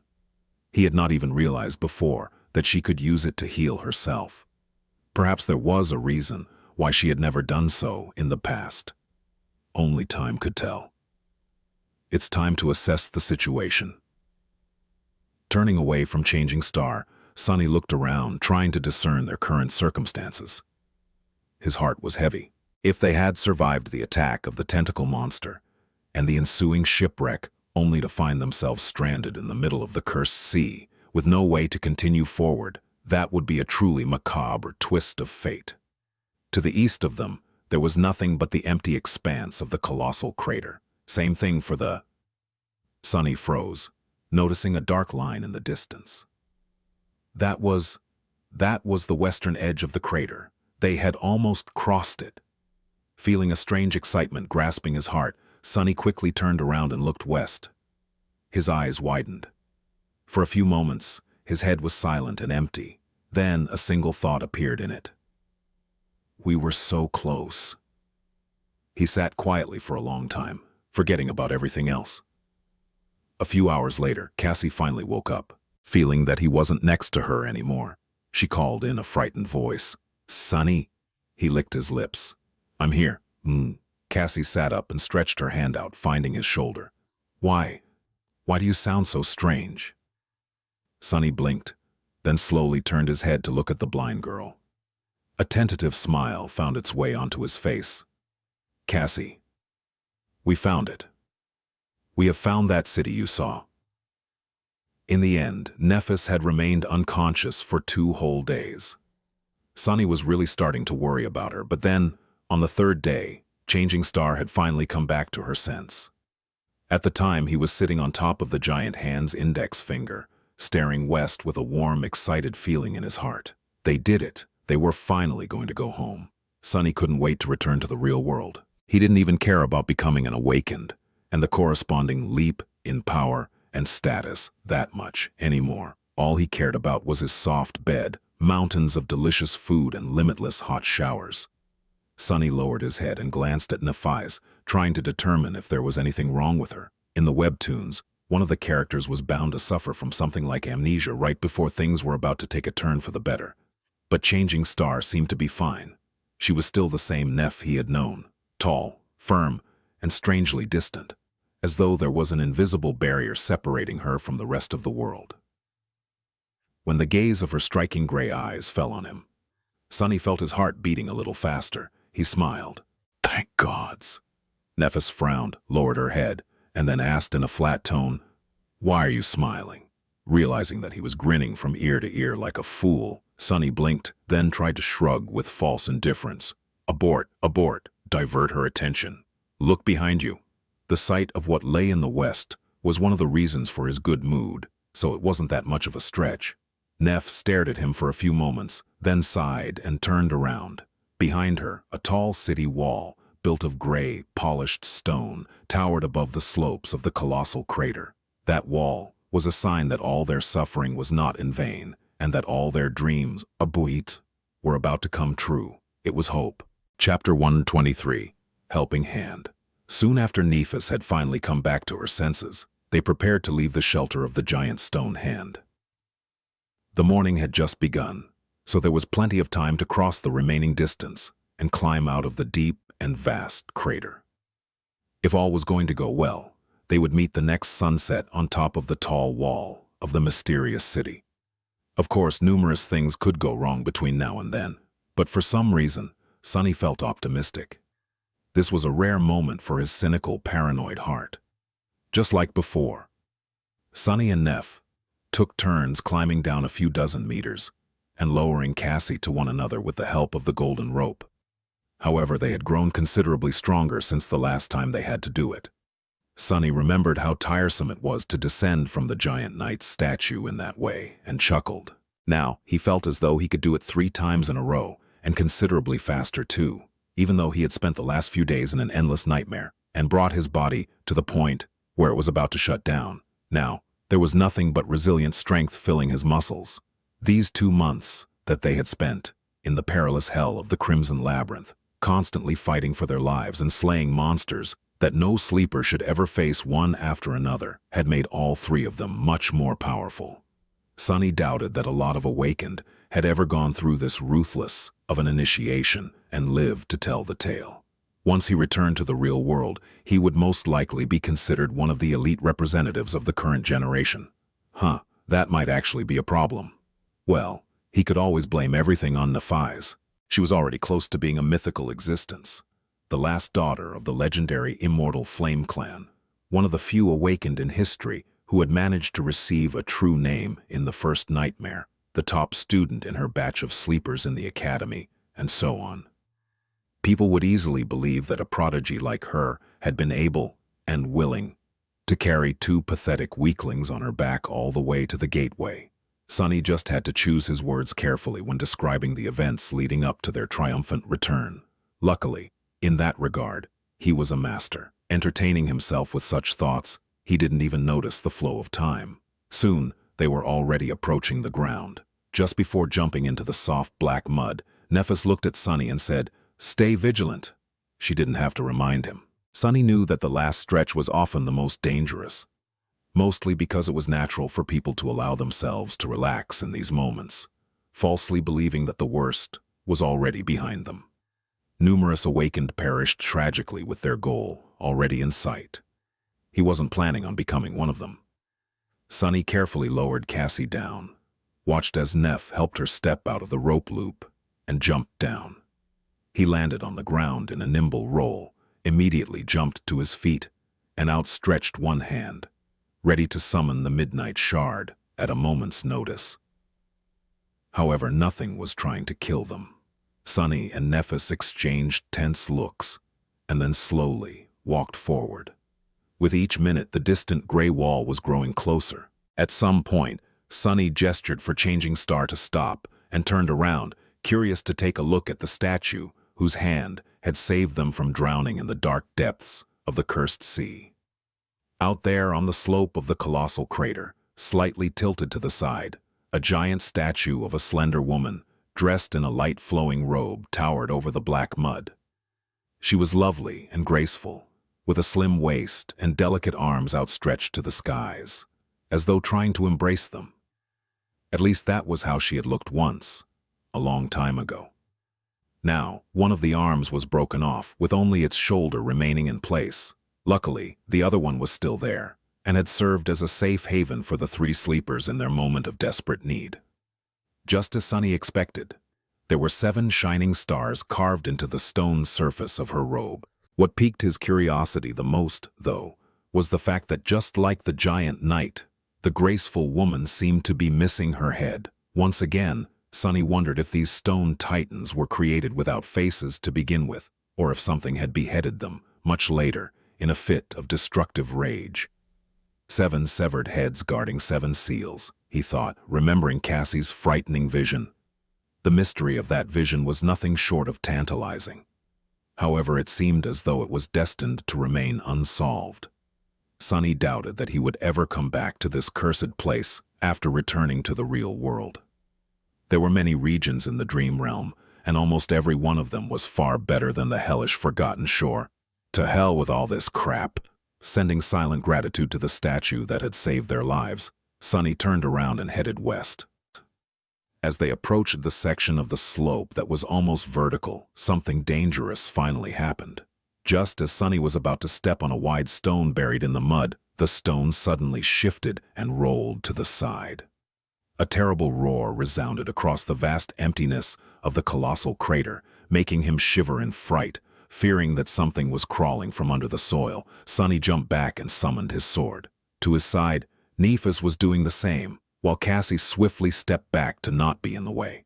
However, there was nothing moving in the mud. No giant beast rose from it to feast on their flesh. No horrifying abomination had extended its limbs to pull them underground into its maw.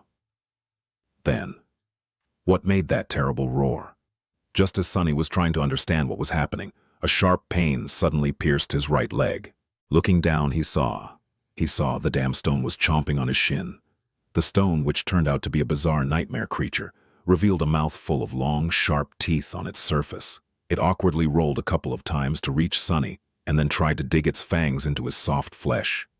It might have bitten Sunny's leg clean off, but luckily, the leather boot of the puppeteer's shroud turned out to be too tough for the stone's jaws. So it was just munching on the leather in powerless resentment. The situation was painful, but not at all dangerous. Sunny stared at the stone, then raised his head and glanced at Nephis in bewilderment. Her expression was as indifferent as always, but after all the time they had spent together, he was able to recognize the similar kind of amusement written clearly on her face. Sunny strained his muscles, raised the trapped leg into the air, and shook it a couple of times, trying to send the stupid stone flying. However, the weird monster was really stubborn. With another thunderous roar, it doubled its attempts to gnaw on Sunny's shin, its stone teeth on the verge of shattering from all the pressure exerted on them. What a pathetic thing. The only hope of killing me it has is if I die from annoyance, Sunny thought with a confused frown. How could a nightmare creature like this even exist? I guess there are losers even among their kind, eh? Shaking his head, Sunny allowed the shadow to wrap itself around the midnight shard and brought the tip of the blade down on the hungry stone with all the strength he had. The Tachi was met with some resistance, but managed to pierce and shatter the monster's stone body in the end. The bizarre creature died while still trying to take a bite out of Sunny, defiant till the very end. As the shattered remains of the stone fell into the mud, the voice of the spell whispered, "You have slain an awakened monster, Rolling Stone. Your shadow grows stronger. You have..." Seeing a strange expression on Sunny's face, Nephis asked, "What's wrong?" He looked at her and blinked a couple of times. I just received a memory," Changing Star raised her eyebrow and said in an uplifted tone, "That is great.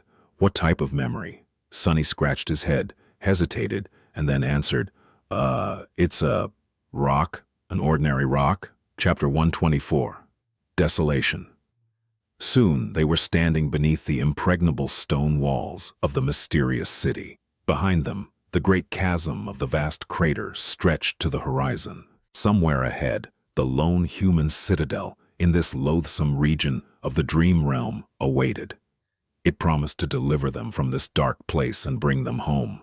Sunny really couldn't wait to be finally done with this nightmare.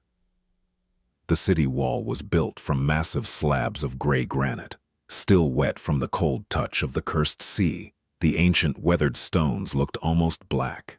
Despite the thousands of years that passed since the mysterious builders of the wall had disappeared into the fog of time, it still looked monumental and unassailable. The joints between the granite slabs were barely wide enough to insert a narrow blade. Looking up, Sunny tried to guess the height of the wall. It had to be 60 meters tall at least, twice as high as the Awakened Academy defense barrier, which was constructed with the help of both modern technology and various aspect abilities. For a few moments, he wondered about the people who had erected this wall, the city behind it, and the giant statues that still stood lonesomely on the desolate shores of this cursed land. Their creations had withstood the onslaught of darkness and time, but the creators were gone. Who had they been? What terrible fate had befallen the citizens of the ruined city? But then, Sunny angrily shook his head.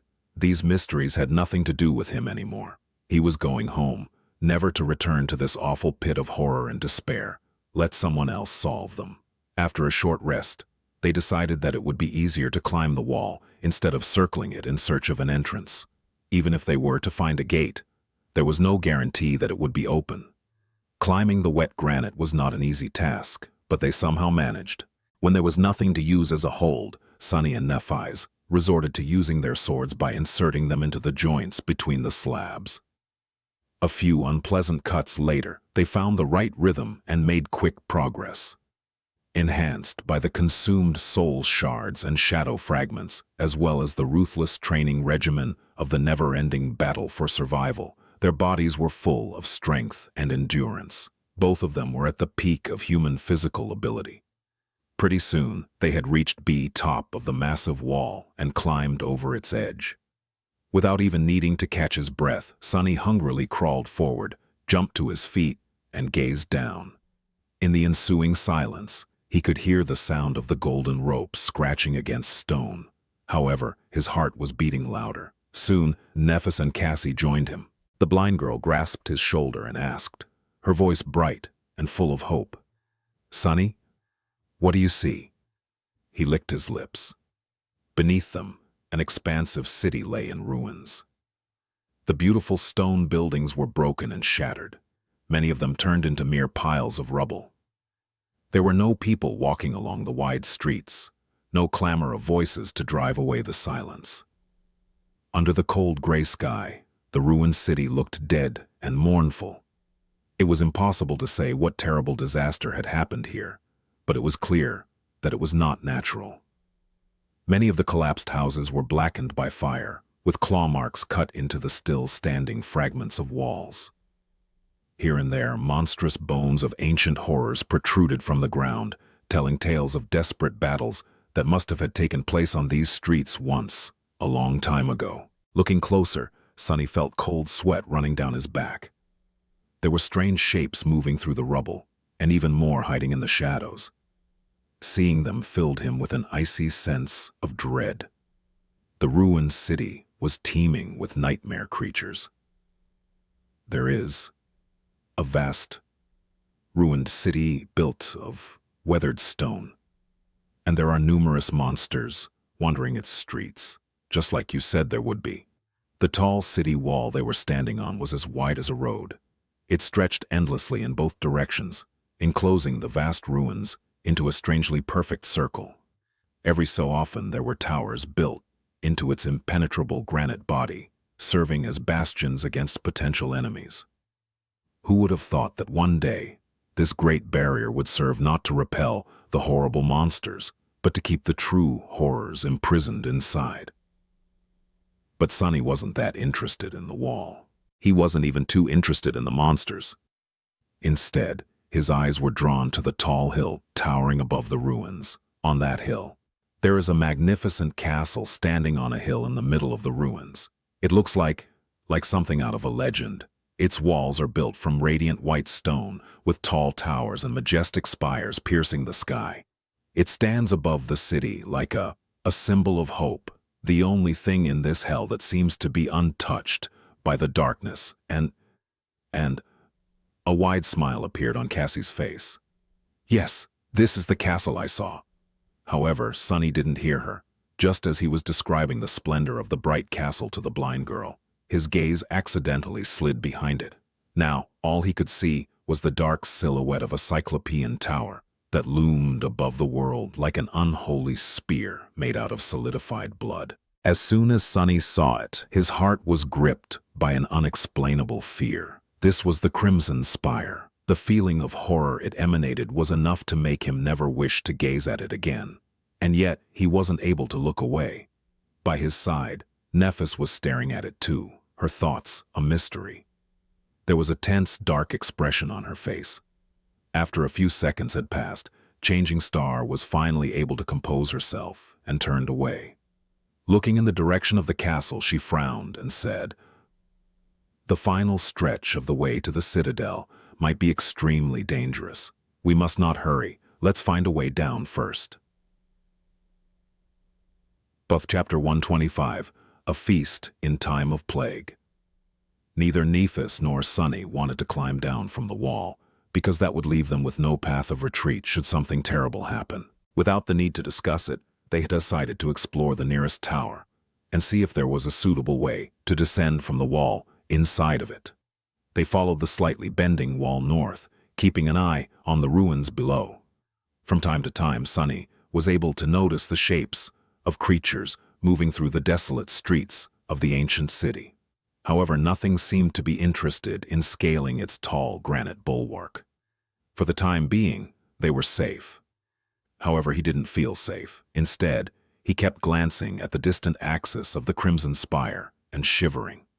That thing was seriously way too ominous. Good thing we will be out of here soon. That was the only thought that kept him from falling into an irrational panic. Their journey through the Forgotten Shore was about to end. They had endured a lot and survived through a lot. At times, he had not even been sure that they were going to make it out of here alive. But now, all their suffering was about to be rewarded. The path to freedom was already in their sight. They just had to overcome this one last hurdle to return home in glory. Soon they were closing in on one of the mighty towers built into the wall. The structure was round in shape, rising above the main embankment by a good dozen meters. There was a wide wooden gate leading inside the tower, which was broken a long time ago, with only a few splinters remaining on the ancient iron hinges. Behind the doorway, there was nothing but darkness. Sunny felt that the sight of this entrance was a bit creepy. Of course, darkness was nothing to him, and yet... Suddenly, Cassie tugged on his shoulder, forcing Sunny to stop. Both him and Nephis turned to her, their hands outstretched and ready to summon their swords. "What is it, Cassie?" Sunny asked, alarmed. In some situations, the blind girl was able to recognize danger before they could. Her keen hearing and sense of smell allowed her to sometimes perceive things that normal humans would not be able to. Now, there was a scowl on Cassie's face. Turning her head slightly, she whispered, "Listen." Sunny held his breath and followed her words, straining his hearing to the limit. Soon he was able to discern a strange sound coming from inside the tower. Chomp, chomp, crunch, chomp. It sounded like something was being devoured there, flesh and bones being ground by sharp teeth. The nauseating sound of meat being torn and chewed made him grimace. Sunny and Nephis looked at each other, then summoned their swords. Like usual, before the two of them moved forward, Sunny sent his shadow to investigate the potential enemy. The shadow glided on the stones, quickly approaching the tower. Then, it dove into the darkness and concealed itself in the vast shade that permeated the structure. Sunny was able to see inside. The first thing he saw was several dead monsters lying on the stone in puddles of blood. The bloody trails left on the stone floor suggested that their massive bodies were dragged here by something very powerful. They were cut apart and eviscerated, as though dressed down by an enthusiastic butcher. Then he saw a large pile of gnawed bones lying on the stones. Some of them still had pieces of meat stuck to them, while others were split apart and emptied of even the marrow. The next thing he saw was a fire burning in a circle of stone shards, with several skewers of monster meat roasting above it. Next to the fire, the source of the chomping and crunching sounds was sitting on the stones, munching on a well-roasted rib. It was a human. In fact, it was a young woman. She seemed to be only slightly older than the three of them. Sunny blinked. The young woman was tall and attractive. She had hazel eyes and beautiful brown hair, currently tied in a simple braid. Her build was extremely athletic, with perfectly defined lean muscles rolling under the dewy olive skin with each movement. And there was, a lot of skin on display, since she only wore a provocatively short white tunic, augmented with bronze greaves, vambraces, and a cuirass with leather tarouges. While Nephis was slender and lithe, this stranger radiated a sense of vitality and vigor. Everything about her was lavish and generous, screaming of strength, potency, and power. The strangest part, however, was that there was an absolutely relaxed, comfortable, and happy expression on her face. In the months spent on the forgotten shore, Sunny had never, even for a second, allowed himself to lower his guard completely. Neither had Nephis or Cassie. Even in the rare moments of rest, sheltered in reliable safety, they were always slightly tense, expecting all kinds of horrors to fall on them in an onslaught of teeth, poison, and claws. Even while under the hex of the soul devourer, there was always an invisible shadow in their hearts. However, the young woman seemed to be completely content with being in this cursed place. In fact, she looked happier than Sunny had ever been, even in the real world. As Sunny watched, the young woman messily devoured the meat of the unfortunate monster. The juices were flowing down her face and fingers. Done with the meat, she bit on the bone itself. His eyes widened. The adamantine bone of the nightmare creature was easily crushed between her teeth, and, closing her eyes in pleasure, the girl proceeded to suck out the marrow, then chew and swallow most of the bone itself. Crunch, crunch, chomp, crunch. Finished with the rib, she threw its remains into the disturbingly sizable pile of bones at her feet, loudly burped, with no decorum whatsoever, then immediately stretched her hand out to pick up another piece of monster meat from the fire, and sunk her teeth into it. Sunny blinked a couple of times more, then shifted his perspective back and looked at Nephis. "What did you see?" He lingered for a bit, and then said in a hesitant tone, "Well, it's either a very hungry human girl or a very gluttonous demon." Chapter 126, Effie. Nephis stared at him for a few moments, then turned her head to Cassie and said, "Follow behind us." The three of them cautiously approached the entrance to the tower and lingered there, uncertain of how they should proceed. In their minds, there were two outcomes to this unexpected situation. One, the mysterious young woman would turn out to be a local awakened. In that case, all their problems were going to be solved. If an awakened happened to meet a group of sleepers in the wild reaches of the dream realm, it was customary to guide them to the nearest human citadel. Of course, exceptions happened, but in general, awakened strived to take care of sleepers. In this alien land, humans had to band together. It was not only a moral obligation, but also in their own best interest. Two, the stranger would turn out to be a nightmare creature. In that case, they were going to have a tough fight on their hands. Since the rank and class of the enemy were unknown, it was impossible to predict the result. They just had to risk it. Drawing a deep breath, Sunny followed Nephis into the cool darkness of the tower. Immediately, the appetizing smell of roasting meat hit his nostrils. His stomach growled. Crap! Before Sunny could react, a piece of bone flew past his head and hit the wall with enough force to shatter into tiny pieces.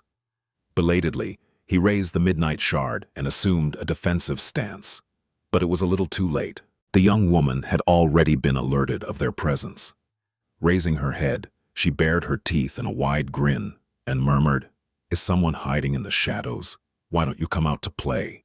Her voice was deep, smoky, and had a raspy huskiness to it. But what mattered the most was that she was speaking in the human language. She was human, probably. The stranger was still sitting in a relaxed pose, but Sunny didn't miss the subtle tension in her carved muscles. He had no doubt that the alleged awakened could explode into a whirlwind of violence at any moment. It was better not to provoke her. Glancing at Neff, he followed her example and dismissed his sword. Then, the three of them hesitantly stepped into the circle of light cast by the bonfire. The young woman looked at them in surprise and raised her eyebrows. "Humans? Huh? Unexpected." Then she smiled and shook her head. "Ah, where are my manners?" With that, she lightly rose to her feet. The white fabric of her tunic shifted slightly, revealing even more of her toned, powerful thighs. Sunny blinked. He had assumed that the stranger was tall, but only now did he realize how imposing her true height was. The woman stood considerably taller than even Nephis, not to mention Sunny himself. Complete with her robust physique, olive skin, and archaic armor, she looked like an ancient goddess. Craning his neck to look her in the eyes was sort of irritating, though. But Sunny had no choice. If he were to just look straight, his line of sight would land directly on her shapely, The young woman, meanwhile, wiped her dirty face with a forearm and gestured at the fire. "Here, would you like to take a seat?" Despite the polite invitation, they hesitated. After several seconds passed in awkward silence, Nephis finally took a step forward and asked the question that had been tormenting all three of them. With her voice uncharacteristically tense and full of suppressed emotion, she cautiously said, Are you human?" The stranger stared at her with a blank expression, then blinked a couple of times. "What else would I be? A horse?" With that, she threw her head back and laughed loudly, amused by her own silly joke. Nephis and Sunny glanced at each other, confused as to what to do. Meanwhile, the young woman giggled a few more times and looked at them with sparks of glee dancing in her eyes. "Of course I'm human. Why are you even asking? Anyway, come sit. My neck is tired from looking down on you." With that, she sat down near the fire and assumed a relaxed pose. Nephis, Sunny, and Cassie finally approached and lowered themselves to the stones, looking at the tall girl with hungry flames burning in their eyes. She looked them over, then frowned a little. "Haven't seen you guys around. Are you new?" Nephis gave her a nod. "Yes, we have just reached the city." She was trying very hard to act like a normal, well-adjusted person. It seemed that her endless attempts to improve her social skills had not been in vain. If Sunny didn't know how awkward and clumsy Neff's natural state was, he wouldn't have suspected anything. The young woman grinned. "In that case, my condolence." "Wait, you guys survived for 2 whole months in the labyrinth?" She whistled and looked at them with newfound respect. "That's a real feat. Congratulations." Nephis lingered for a few seconds, then said, "I'm Nephis, and these are my companions, Cassia and Sunless. We are sleepers who came here during the winter solstice." The young woman gave them a wide, friendly smile. "Nice to meet you. I'm Effie. Well, at least that's what people call me. I'm also a sleeper." Sunny frowned. So the beautiful giantess was not an awakened, just a sleeper like them. Strangely, he didn't remember ever seeing her in the academy. Still, too impatient to remain silent, he leaned forward and said, "Are you from the castle? There are people living there, right?" Effie glanced at him. In her eyes, there was a hint of a strange emotion. It almost looked like pity. "There are indeed people living in the castle, yes." Nephis and Sunny exchanged excited looks. Then, changing star, cautiously asked, "Can you take us there?" Effie shrugged. "Sure, no problem. Do you guys have shards?" Sunny blinked. What did soul shards have to do with any OT this? They had retrieved 2 from that weird stone he had killed at the base of the wall. Was she going to ask for payment? Nephis retrieved the soul shards and showed them to the tall girl. "We have 2. Effie sighed. "Only 2. Well, It's better than nothing, I guess. Keep them. You'll need them later. Not quite understanding the meaning of her words, Changing Star lingered, then said uncertainly, "We were hoping to reach the Citadel and access the gateway as soon as possible. How long will it take?" The young woman stared at them for a long time, and then suddenly bent over, in a fit of hysterical laughter. She laughed so long and hard that tears soon appeared in the corners of her eyes. Unpleasantly surprised, the three sleepers stared at her in shock. None of them understood the reason for this bizarre behavior. Is she insane? Sunny frowned, reevaluating the situation. Previously, the local girl just seemed to be a bit eccentric. But maybe there was more to it. Effie's laughter stopped, as abruptly as it had started. Wiping her tears, she shook her head and said in a strange tone, "Sorry guys. I just couldn't help myself. Please, forgive my lack of manners." Then she straightened her back, looked them heavily into the eyes, and said, "I can take you to the castle, but there is no gateway there. In fact, there's no way out of this cursed hell at all. I've been stuck here for 3 years myself already, so welcome to the dark city, I guess. Abandon hope, all ye who enter here, and all that." Chapter 127, Abandon all hope. Shell-shocked by her words, the three of them stared at the young woman with pale faces. Sunny felt something brittle and precious shattering in his heart, piercing it with an almost physical feeling of pain. No, it can't be. It just couldn't be true. How could all of this have been for nothing? How could all of his hopes, dreams, and desires just be destroyed with a couple of words? How was it possible? Somewhere beside him, Cassie suddenly said in a tiny voice, "What do you mean, there is no gateway?" Effie shrugged. "It's very simple, really. I'm sorry to be the one to break it to you, but deep down inside you must have known already, didn't you? The Forgotten Shore. It's not really a place where humans are supposed to survive. That's why you have never heard of anything like it in the school or the academy." Sunny's face got contorted with anger. Of course, the answer was always within his grasp. He was just too naive and foolish to grasp it. The dream realm was vast and strange, with most of its regions barely explored by humans. However, there was at least a small amount of information available about them. Some were even fully under human control, with large citadels like Bastion providing shelter to hundreds of thousands of awakened. And yet, when he had first come to the Forgotten Shore, Sunny didn't recognize any of the unique characteristics of this place. At the time, he had thought that his patchy education was to blame. He should have realized the truth when neither Nephis nor Cassie managed to succeed where he had failed. Why would a region as unique as this one be utterly unknown? The most logical explanation would be that no one had ever returned from this deadly abyss to the real world to tell others about it. What a fool he was. Just a few weeks in the comfortable life in the academy, and he had completely forgotten that the world never played fair against people like him. The truth was always worse than his worst expectations, so why would this time be any different? The world was a predator that always waited for an opportunity to devour you. Why would he even expect anything else? A familiar bitter taste appeared in his mouth. Meanwhile, Effie continued in a gentle tone. 15 years ago or so, a group of powerful and desperate sleepers managed to reach this city and claim the castle for themselves. Not because it had a gateway, but because it was the only place that could keep them safe, at least for a while. Ever since then, a few lucky or resourceful people would find their way to the castle each solstice, only to get stuck here with the rest of us. Nephis was sitting quietly, with only her clenched fists betraying the storm of emotions raging in her heart. Cassie was taking the news harder than both of them, though. After all, it was her vision that led them into this trap. Her face was deathly pale, with an expression of pain and shock contorting its delicate lines. Closing her eyes, she whispered, "But that is not fair." Effie looked at her with pity. Then she chuckled, smiled darkly, and said, "When was anything ever fair?" She was right, of course. Justice didn't really exist outside of the ethereal realm of human imagination. Sunny had learned that lesson a long time ago. While he was stewing in his indignant despair, Effie's smile suddenly lost its grim undertone and turned into a happy grin once again. Leaning forward a little, she said, "But it's not all bad. At least you have met me. You guys are incredibly lucky, really. If you hadn't run into a local, you would have been dead already." Nephis stared at her and asked in a flat tone, "Yeah, why is that?"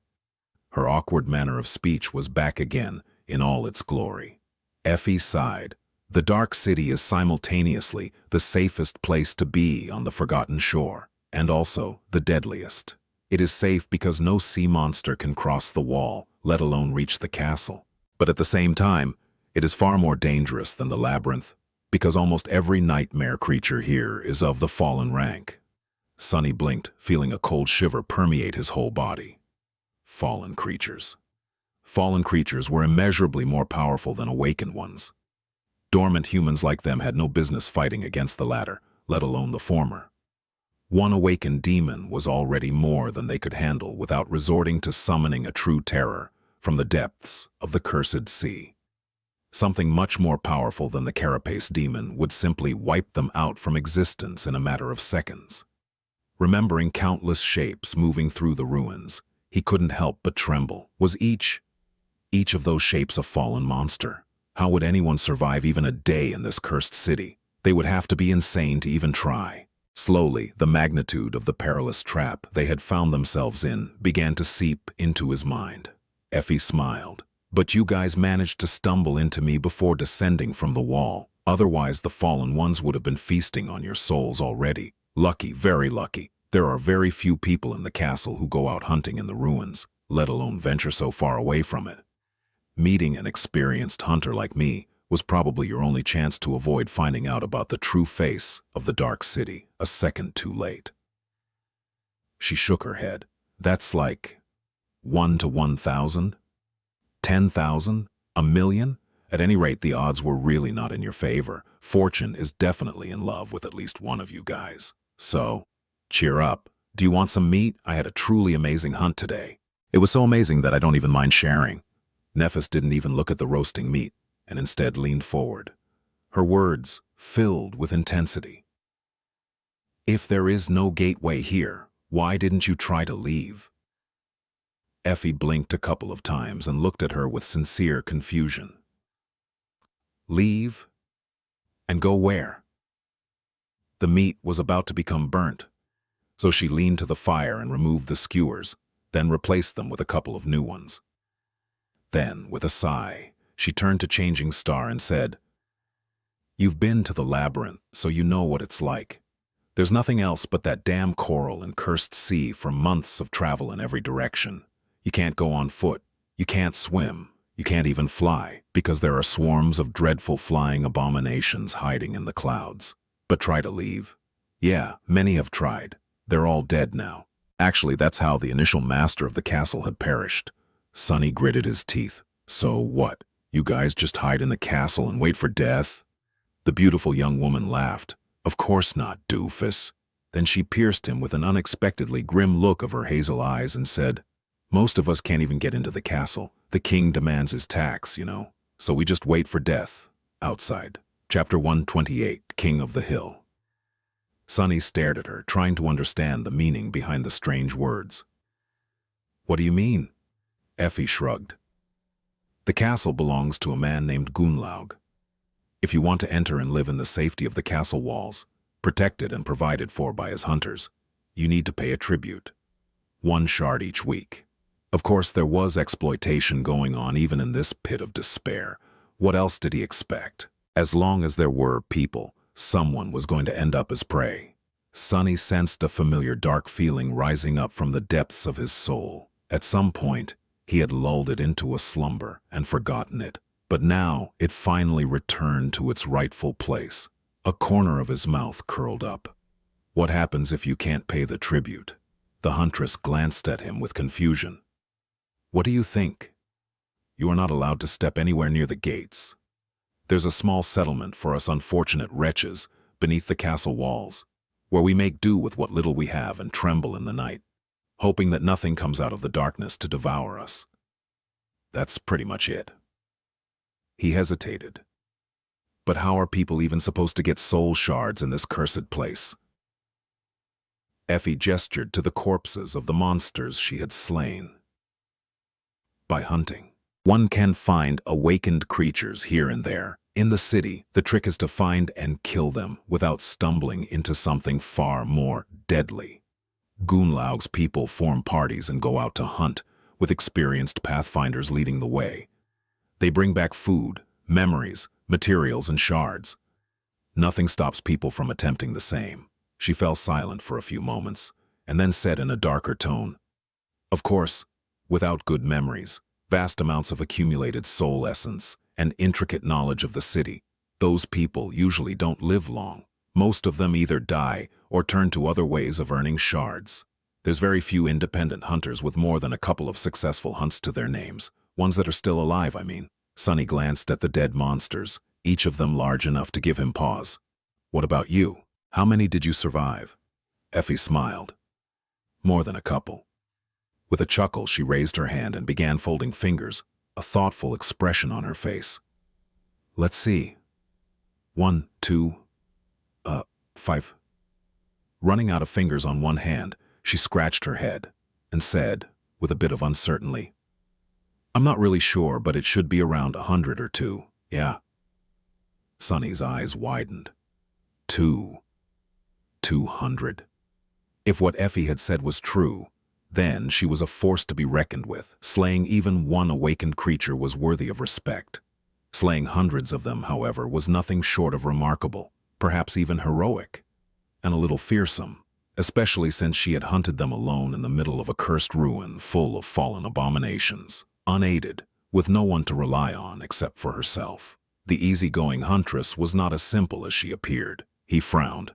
"If this is true, then you should have had no problem paying the tribute to stay in the castle. This doesn't make sense. Why haven't you?" Effie shrugged with ambivalence. The topic didn't seem to interest her. "Let's just say that I don't like the ambiance there." Sonny wanted to learn more, but suddenly, Nephis spoke again, her voice strangely tense. "You said that there were other ways of earning soul shards. What are they?" The huntress turned to her and was silent for a while, a hint of some dark emotion in her eyes. However, it was quickly erased by her usual laid-back smile. "Well, there's a few ways. If you have a useful utility ability, you can become a craftsman or an artifacts in the castle. There's not a lot of such sleepers, so they are well regarded and cared for. If not, there are other opportunities too. Boys can become Gunlaug's soldiers, while girls can enter his harem. Pretty ones like the two of you especially. No one will force you, of course." Nephis scowled. Sonny could see white sparks dancing in her eyes. "So, you can either become his soldier, his servant, his plaything, or die. But that is your own choice. No one is forcing anyone to do anything, of course." Effie grinned. "Smart girl, you get it." Changing Star looked down, her indifferent face turning hard and cold. Her fists were clenched so hard that they seemed bloodless. "So why hasn't anyone killed him yet?" The huntress laughed. "Kill Gunlaug? Oh, many have tried. Great people, terrible people, and everyone in between. You can see their skulls above the castle gate, actually." She shook her head. "I like your train of thought, princess, but you should forget it. Just consider him to be immortal. He practically is. Believe me when I say that no sleeper can defeat Gunlaug ever. It's simply impossible." Effie sighed. "Plus, no matter how much I hate the bastard, he is the only thing that holds this place together. Despicable as he is, without him, we would have all been dead already." Sonny watched Nephis, waiting to see her reaction. What he saw did not make him happy at all. On her beautiful ivory face, there was nothing but cold indifference and resolve. It was the same expression he had seen on it before the battle with the Carapace Centurion first, and the Carapace Demon later. Without even needing Cassie's prosthetic ability, he could easily imagine what was going on in her head. "This is going to become a problem." As though sensing the same thing, Effie grimaced. "No, seriously, trying to go against Gunlaug will only get you killed. If you're lucky. Don't even think about that. Thinking too much is not good for your health here in the Dark City anyway." Then she smiled and gestured to the fire. "Just have some of this delicious meat instead. Life is good when your stomach is full, right? Let me tell you, this is most likely your last chance to eat anything for free. Food is a real rarity in these parts. Can you believe it?"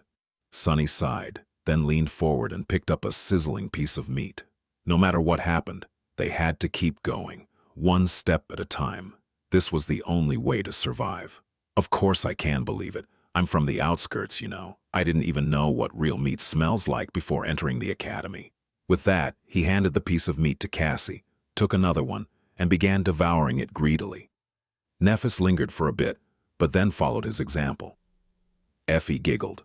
That's the spirit. See, Doofus gets it. It seemed as though Changing Star had listened to her advice.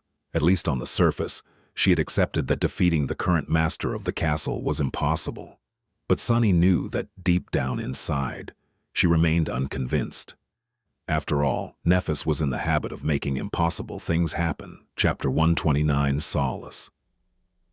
After the shocking revelation about the cruel futility of their long and arduous journey to the Dark City, the desire to reach the promised castle that kept the three of them going for so long had diminished significantly. However, they still wanted to get there as soon as possible. There was a tiny remnant of hope still burning in Sunny's heart. Perhaps Effie was lying to them, or wrong about everything, somehow. He didn't really believe it, though. The beautiful huntress seemed sincere and competent, if a little eccentric. More than that, her words made too much sense. But Effie wasn't in a rush to leave the granite tower. There's not enough daylight left to traverse that much distance. Moving through the ruins is a slow ordeal. Get comfortable and rest. We'll leave tomorrow at dawn. After that, she got busy dressing down the monster carcasses with a long knife that appeared in her hand. She even summoned a memory that looked like a leather apron to avoid getting blood on her tunic. Whistling an upbeat melody under her nose, the vigorous young woman looked like an enthusiastic gourmet chef. Nephis, Sunny, and Cassie were in no mood to talk. Each of them sat somberly by themselves, trying to digest the awful reality of their new situation. Sunny was utterly disheartened. He felt as though someone had pulled the batteries out of his body, leaving him with no strength or desire to do anything. The world had become dim and tiresome. That's hope for you. He didn't even have enough motivation to get angry. It was as though he had run an exhausting marathon and crossed the finish line, only to find out that there was another race waiting for him on the other side. In fact, he would have to keep running forever. He would never meet Master Jet and Teacher Julius again to thank them for the advice and teachings that had helped him survive, and maybe even repay their kindness. He would never become an awakened and learn more mysteries of his strange aspect. Most importantly, his dreams of becoming rich and spending the rest of his life in comfort were also not meant to be. Which hurt the most. Figures. Crestfallen, he made an effort to find some semblance of solace in this disastrous fiasco. Well, if you think about it, I'm still alive. That has to be worth something, right? His shadow glanced at him, not entirely convinced. Plus, I can easily stay alive for the foreseeable future. Yeah, the big picture changed for the worst, but our immediate situation has actually improved a lot. We are safe from the constant threat of drowning or being devoured by the dwellers of the deep, dark sea. We have also found a strong community of humans. No matter how things were run in the castle, there were hundreds of people living there. Numbers and experience meant everything in the dream realm. By becoming a part of a human collective, they were going to shed most of the burdens that had been silently crushing them all this time. Compared to the infernal gauntlet of the labyrinth, life in the castle was going to be like a dream, if they were willing to submit to its thug of a master, of course.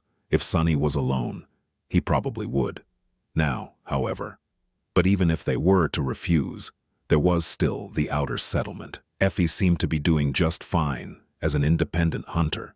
She didn't even seem miserable. In fact, she might just be the most contented person I've ever seen. Seriously, how can she be so laid back and cheerful? Is she insane? He cast a sidelong glance at the unreasonably tall huntress and frowned. Well, let's ponder about it. She has a roof over her head and a limitless supply of delicious food, provided that she hunts it down herself. That is already better than my life in the outskirts. Come to think about it, remaining in the Dark City for the rest of his life was not how he had envisioned his future, but it was not that different from struggling to survive in the slums of the real world.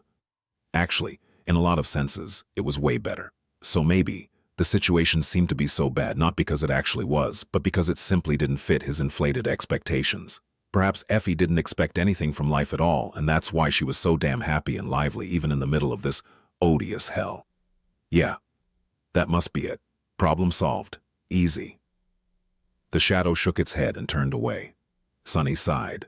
Despite his somewhat rational attempt to find the bright side in this calamity, he didn't feel any better at all. In fact, thinking about how inescapable and bleak their future was only made him more tired. Suddenly, his skin crawled. The familiar sensation of dread and unease flooded his mind. Only now, it was so much more profound and invasive. The shadow of the crimson spire had fallen on the dark city. Soon, the sound of waves crashing against stone informed them of the coming of night. Not in the mood to even stand up, Sunny silently sent his shadow to take a look outside. As the last rays of the falling sun colored the world in the shades of red, the cursed sea was surging out of the great crater. Sunny watched as the distant statue of the beautiful, faceless woman was slowly drowned by the darkness, until only her open hand remained above the waves. Then he shifted his gaze and looked down. The undulating black surface of the cursed sea stopped mere meters beneath the edge of the granite wall. It seemed as though he could almost touch it with his hand. On the other side of the stone barrier, the ruined city lay submerged in shadows, dozens of meters below the water level. Trapped between the endless expanse of the dark sea and the vast emptiness of the ruins, the mighty wall seemed to be as thin as a sheet of paper, and yet it silently withstood the crushing pressure of the black waves, serving as a dam that protected the city below from being erased by the terrible flood, just like it did for thousands of years. However, Sunny couldn't help but imagine all that crushing weight bursting through the collapsing wall in an all-consuming torrent of darkness. He felt shivers running down his spine. Commanding his shadow to return, Sunny finally forced himself to stand up and walked over to Nephis. Changing Star was sitting with her back against the wall, a dark expression on her face. Hearing his footsteps, she raised her eyes. Sunny sat down beside her, lingered for a while, and then said, "What do you think?" She was silent for a long time, simply looking at him with an inexorable expression. Just when he was about to think that there would be no answer, Neff finally spoke. As she did, white sparks ignited in the depths of her cold gray eyes. "We will find a way to return. No matter what has to be done, we will." Her words echoed inside the granite tower, making shadows on the walls dance in sinister glee. Chapter 130, Strength of a Dozen Men. In the morning, they set out for the castle. Before leaving the safe haven of the granite tower, Effie gave them a list of instructions. "Follow behind me. Listen to everything I say. Don't make any noise. Don't bleed. Don't think too much. Some of the creatures out there can hear noisy thoughts. Others can sense strong emotions, so don't feel fear either." Sunny stared at her with a grim expression. How was he supposed to control what he feels? The vigorous huntress grinned. "What, you never tried to solve math equations in your head to impress a lovely lady? Just do the same." As Sunny's cheeks began to turn bright red, she giggled and turned to Cassie and Neff. "Correction, the two of you try not to feel fear. Doofus, you try not to get too excited. If walking behind me turns out to be too much, ask to get slapped, all right?" Sunny scowled and uttered through gritted teeth, "That won't be a problem." Effie blinked a couple of times, then smiled. "Ah, playing for the other team? I see. What was that supposed to mean?" Trying to get his emotions under control, Sunny took a deep breath and counted to 10. "Math equations, my ass. Who does she think she is? Wait, why am I counting?" Making sure that they understood her instructions, the huntress turned around and rolled the massive slab of granite that blocked the exit from the tower to the side. Lean muscles tensed and moved under her olive skin, making for a picturesque view. Sunny stared at her back and gulped. That slab of granite had to weigh a couple of tons at least. How strong was the beautiful giantess exactly? Catching a glimpse of his stare, Effie raised an eyebrow and winked. "Like what you see." He answered on autopilot. "Yes. Huh. Wait, no, I mean, that's not why I was looking. How are you that strong? She glanced at the granite slab, then at him. Oh, that's my aspect ability. It's a strong all-around physical enhancement. That was a very rare and powerful ability to have. While not as flashy as many others, it was practically the ultimate warrior ability. With not only her strength but also her speed, agility, endurance, and resilience boosted, Effie was like one of those ancient heroes Neff sometimes talked about, especially since that boost seemed to be so extravagant. Plus, she had most likely absorbed a very large amount of soul essence over the years of hunting monsters in the Dark City. All those shards, the recalcitrant huntress refused to pay as tribute to the tyrannical lord of the castle, had to go somewhere. But why would she just admit what her ability was? Sharing secrets like that was not a wise thing to do, especially not in the ruthless reality of the Forgotten Shore. Noticing his surprise, Effie grinned. What? It's not like it's a great mystery. Around here, anyone with a pair of eyes knows what my ability can do. Do you want me to tell you what my flaw is as well? There was a mischievous glint in her eyes. Yeah, right, as if anyone is insane enough to share their... It's very simple. My aspect not only enhances all my physical attributes, it also does the same with all my physical needs. Why do you think I ate enough meat to create a literal pile of gnawed bones for the fun of it? She laughed and shook her head. Well, it was fun, not gonna lie. So the price for having the strength of many men was to have the hunger of many men as well. Out here in the Dark City, where food was scarce and hard to come by, it was a dangerous flaw to possess.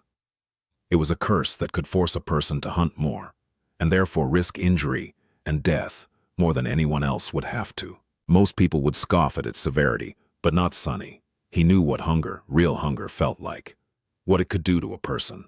Perhaps that was the reason why Effie was out here in the first place. Perhaps she had become a huntress not because she wanted to, but because she simply didn't have a choice. What other physical needs do people have? Sonny thought, a little confused. Air, then water and food, then, huh? Hey, I said not to get excited. Sonny flinched and looked up at Effie, who was staring at him and cackling. Embarrassed, he gritted his teeth in anger. Don't flatter yourself, beanpole. However, when he noticed that Nephes and Cassie were observing them with amusement clearly written on their faces, his anger somewhat subsided. Belatedly, Sonny realized that, perhaps, the experienced huntress had been joking around with him, not just out of pure mischief. Perhaps she was trying to lighten the mood, to get them into the right mental state, thus making traversing the cursed city less perilous. Meanwhile, Effie grinned. What, no answer? Sonny glared at her and said, Don't distract me. Then he forcefully changed the flow of his thoughts and reluctantly added, I'm solving equations. A minute later, they left the granite tower and stepped onto the streets of the Dark City. Effie had summoned the helmet of her archaic armor before venturing forth. It was of the Corinthian design, with a tall crest of blue horsehair and a narrow visor that left only her eyes and lips exposed. On her back there was a leather bag containing the meat, bones, and hides of the monsters she had slain during the hunt. Sonny knew for a fact that this bag was much larger on the inside than it seemed from the outside. Otherwise, in order to accommodate all of Effie's trophies, it would have had to be comically big. However, it still weighed way too much for an ordinary person to carry. Including the armor, the long knife, and the black leather apron, it was the fourth memory he had seen the huntress summon. He wondered how many more did she have in her arsenal. He had yet to see what weapons Effie used.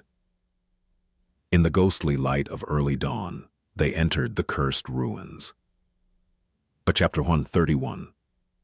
Traversing the Dark City, the mournful ruins of the once great city sprawled around them like a desolate stone maze. With gray skies above and nothing but dead silence surrounding the cohort of 4 tense sleepers, it seemed as though they were walking through a vast, cyclopean graveyard. Sonny had to constantly remind himself that there were countless horrors hiding in the ominous shadows of the Dark City. One wrong turn could land them in dire peril. In this ancient ruin, they had no choice but to entrust their lives to the hands of their guide. Luckily, The guide in question was not a morose dead poet, but a tall, extremely attractive young woman clad in a pleasantly revealing archaic armor. In their current circumstances, Sunny much preferred the company of a warrior to that of a useless scribbler. In fact, circumstances had nothing to do with it. He was having trouble imagining any situation where a writer would be helpful to have around. From what he knew, before, all writers were lazy, talentless hacks, whose only real skill was finagling money out of honest people while getting off on torturing them with sadistic cliffhangers. Not to mention that none of them had a backside like Effie. Wait, what? Getting his mind out of the gutter, Sunny frowned and reminded himself to keep his emotions in check. In a sense, this harsh necessity was a blessing. The perilous reality of the ruined city prevented them from concentrating on the bitter despair that had taken a stranglehold on their hearts after the grim revelation of the previous day. They just had to put one foot in front of the other and not think too much about anything. One step at a time. That was how he was going to survive. With a heavy sigh, Sunny glanced around and continued walking. Just like Effie had said, traversing the ruins turned out to be a slow ordeal. The huntress led them through the complex maze of wide and narrow streets, following a strange, convoluted path that only she knew. Often they would have to stop and hide, waiting for some unseen danger to pass. Sometimes they walked under the empty sky. Sometimes they dove into the weathered buildings and spent some time crawling through the piles of rubble inside. Other times, Effie was able to lead them straight through half-collapsed houses to emerge into secluded alleyways on the other side. Once or twice, they had even climbed to the rooftops and proceeded forward by walking on precariously rickety tiles or bared support beams, jumping across vast chasms and balancing on half-rotten planks of wood that had been placed there by someone to bridge especially wide gaps. During these moments, either Neff or Sunny would carry Cassie in their arms. Sunny was surprised to discover that the interiors of some buildings were incredibly well preserved. It was as though the inhabitants had just left a few days ago, as opposed to the thousands of years that had passed in reality. Because of that, he was able to catch glimpses of how the citizens of this ancient city had lived all that time ago. It was a strange and eerie sight. He was also able to clearly understand that Effie indeed knew the ruins very well. Everywhere they went, there were signs of her previous visits and preparations. From the planks placed across the gaps between roofs to the heavy slabs of stone used to hide improvised passages, it was apparent that she had spent years of meticulous effort turning large parts of this lethal maze into her own private hunting grounds. He had gained a new respect for the seemingly carefree young woman. She almost made traveling through the cursed ruins look safe and easy. However, he knew that this couldn't be farther from the truth. In fact, he suspected that death was constantly breathing down their necks, only barely held at bay by Effie's knowledge and timely judgment. Several freshly eviscerated carcasses that they had stumbled on served as a clear sign that Dark City was teeming with harrowing life. Even terrifying nightmare creatures were not safe here. More than once they heard the distant sounds of claws scraping against stone, sensed the ground trembling under heavy footsteps, or noticed swift shadows falling through the clouds. In those moments, Effie would change their course on the fly, or find a perfectly concealed hiding spot without fail. Meeting her had indeed been a rare stroke of luck. But with each hour that passed, Sunny grew increasingly somber. No matter what kind of future awaited them in this cursed place, he had no doubt that they would have to hunt for food as well. That meant that he was going to have to learn all the same things that Effie had learned, and maybe even more. The task seemed incredibly daunting. He wasn't even sure that he would be able to accomplish it. At least he wasn't going to do it by himself. There was Changing Star to partner with, and Cassie. Their presence calmed him down. Living in this terrible hell alone, he didn't even want to think about it. Such a wretched existence would surely kill him, and if not, at least drive him insane. At that point, he wouldn't wish to be alive anyway. Who would want to endure that kind of misery? Why think about something that is never going to happen? Glancing at Nephis and Cassie, Sunny hid a smile and hurried to catch up to Effie. Come to think about it, he had it way better than the recalcitrant huntress. There were reliable allies with whom he had forged bonds of trust and companionship at his side. The three of them made each other stronger. More than that, his own aspect was able to provide him with a similar comprehensive physical enhancement ability, albeit a lesser version of it. It was much more versatile, though, allowing him to transfer the enhancement effect into memories and inanimate objects, not to mention his invaluable ability to move and scout around without being seen. Sunny would offer the services of his shadow to Effie, but he wasn't sure about how safe that would be. If there were creatures in these ruins capable of sensing thoughts and emotions, what were the chances that some of them would be able to sense the gaze of the shadow as well? He would have to learn more and experiment before allowing it to wander around on its own. These thoughts had cheered him up a little. Soon, as the sun began to fall toward the horizon, they had finally reached the base of the hill on which stood the magnificent castle. Sunny looked up, sensing his heart beating wildly. A heavy and anxious feeling took hold of his mind. Depending on what happened next, their fates were going to change forever, either for the better or for the worse. Chapter 132, End of the Line. In the center of the cursed city, a tall hill towered above the ruins. At its base, an arch made of pristine white marble stood amidst the devastation. It was unscathed and spotless, as though protected from the entropic touch of the all-consuming darkness by some sublime force. Beyond the arch, a wide road paved with white stones scaled the hill. Sunny looked up as they passed beneath the arch, trying to imagine crowds of festively dressed people doing the same in the distant past. It was hard and a little heartbreaking thinking about how the ancient city must have looked before the mysterious calamity. Not turning her head, Effie said in a wistful tone, "There are areas in the ruins that many nightmare creatures tend to avoid, for some reason. The castle is one of these places. I was told that back when the original group of sleepers came here, hoping to carve a foothold in the city, there was only a single spire messenger nesting in the throne room, with no other monsters around. Those madmen actually managed to kill it." Nephis gave her a glance. "Spire messenger?" The huntress chuckled. "Big, ugly bastards with black feathers and pale bodies. You must have seen them hunting in the labyrinth. They come from the spire." Changing Star hesitated. "What are their rank and class?" Effie shivered a little. "Fallen beasts. That's why I said that those guys were a little mad. But they were a powerful bunch." She grew silent, and then added in a quiet voice, "It must have taken a lot to kill them in the end." Brought into a solemn mood by that last statement, they continued forward in silence. The stone road coiled around the hill, slowly climbing its sheer slopes. Here and there it was broken by long stretches of stairs and formidable but strangely graceful fortifications. No one was standing guard, though.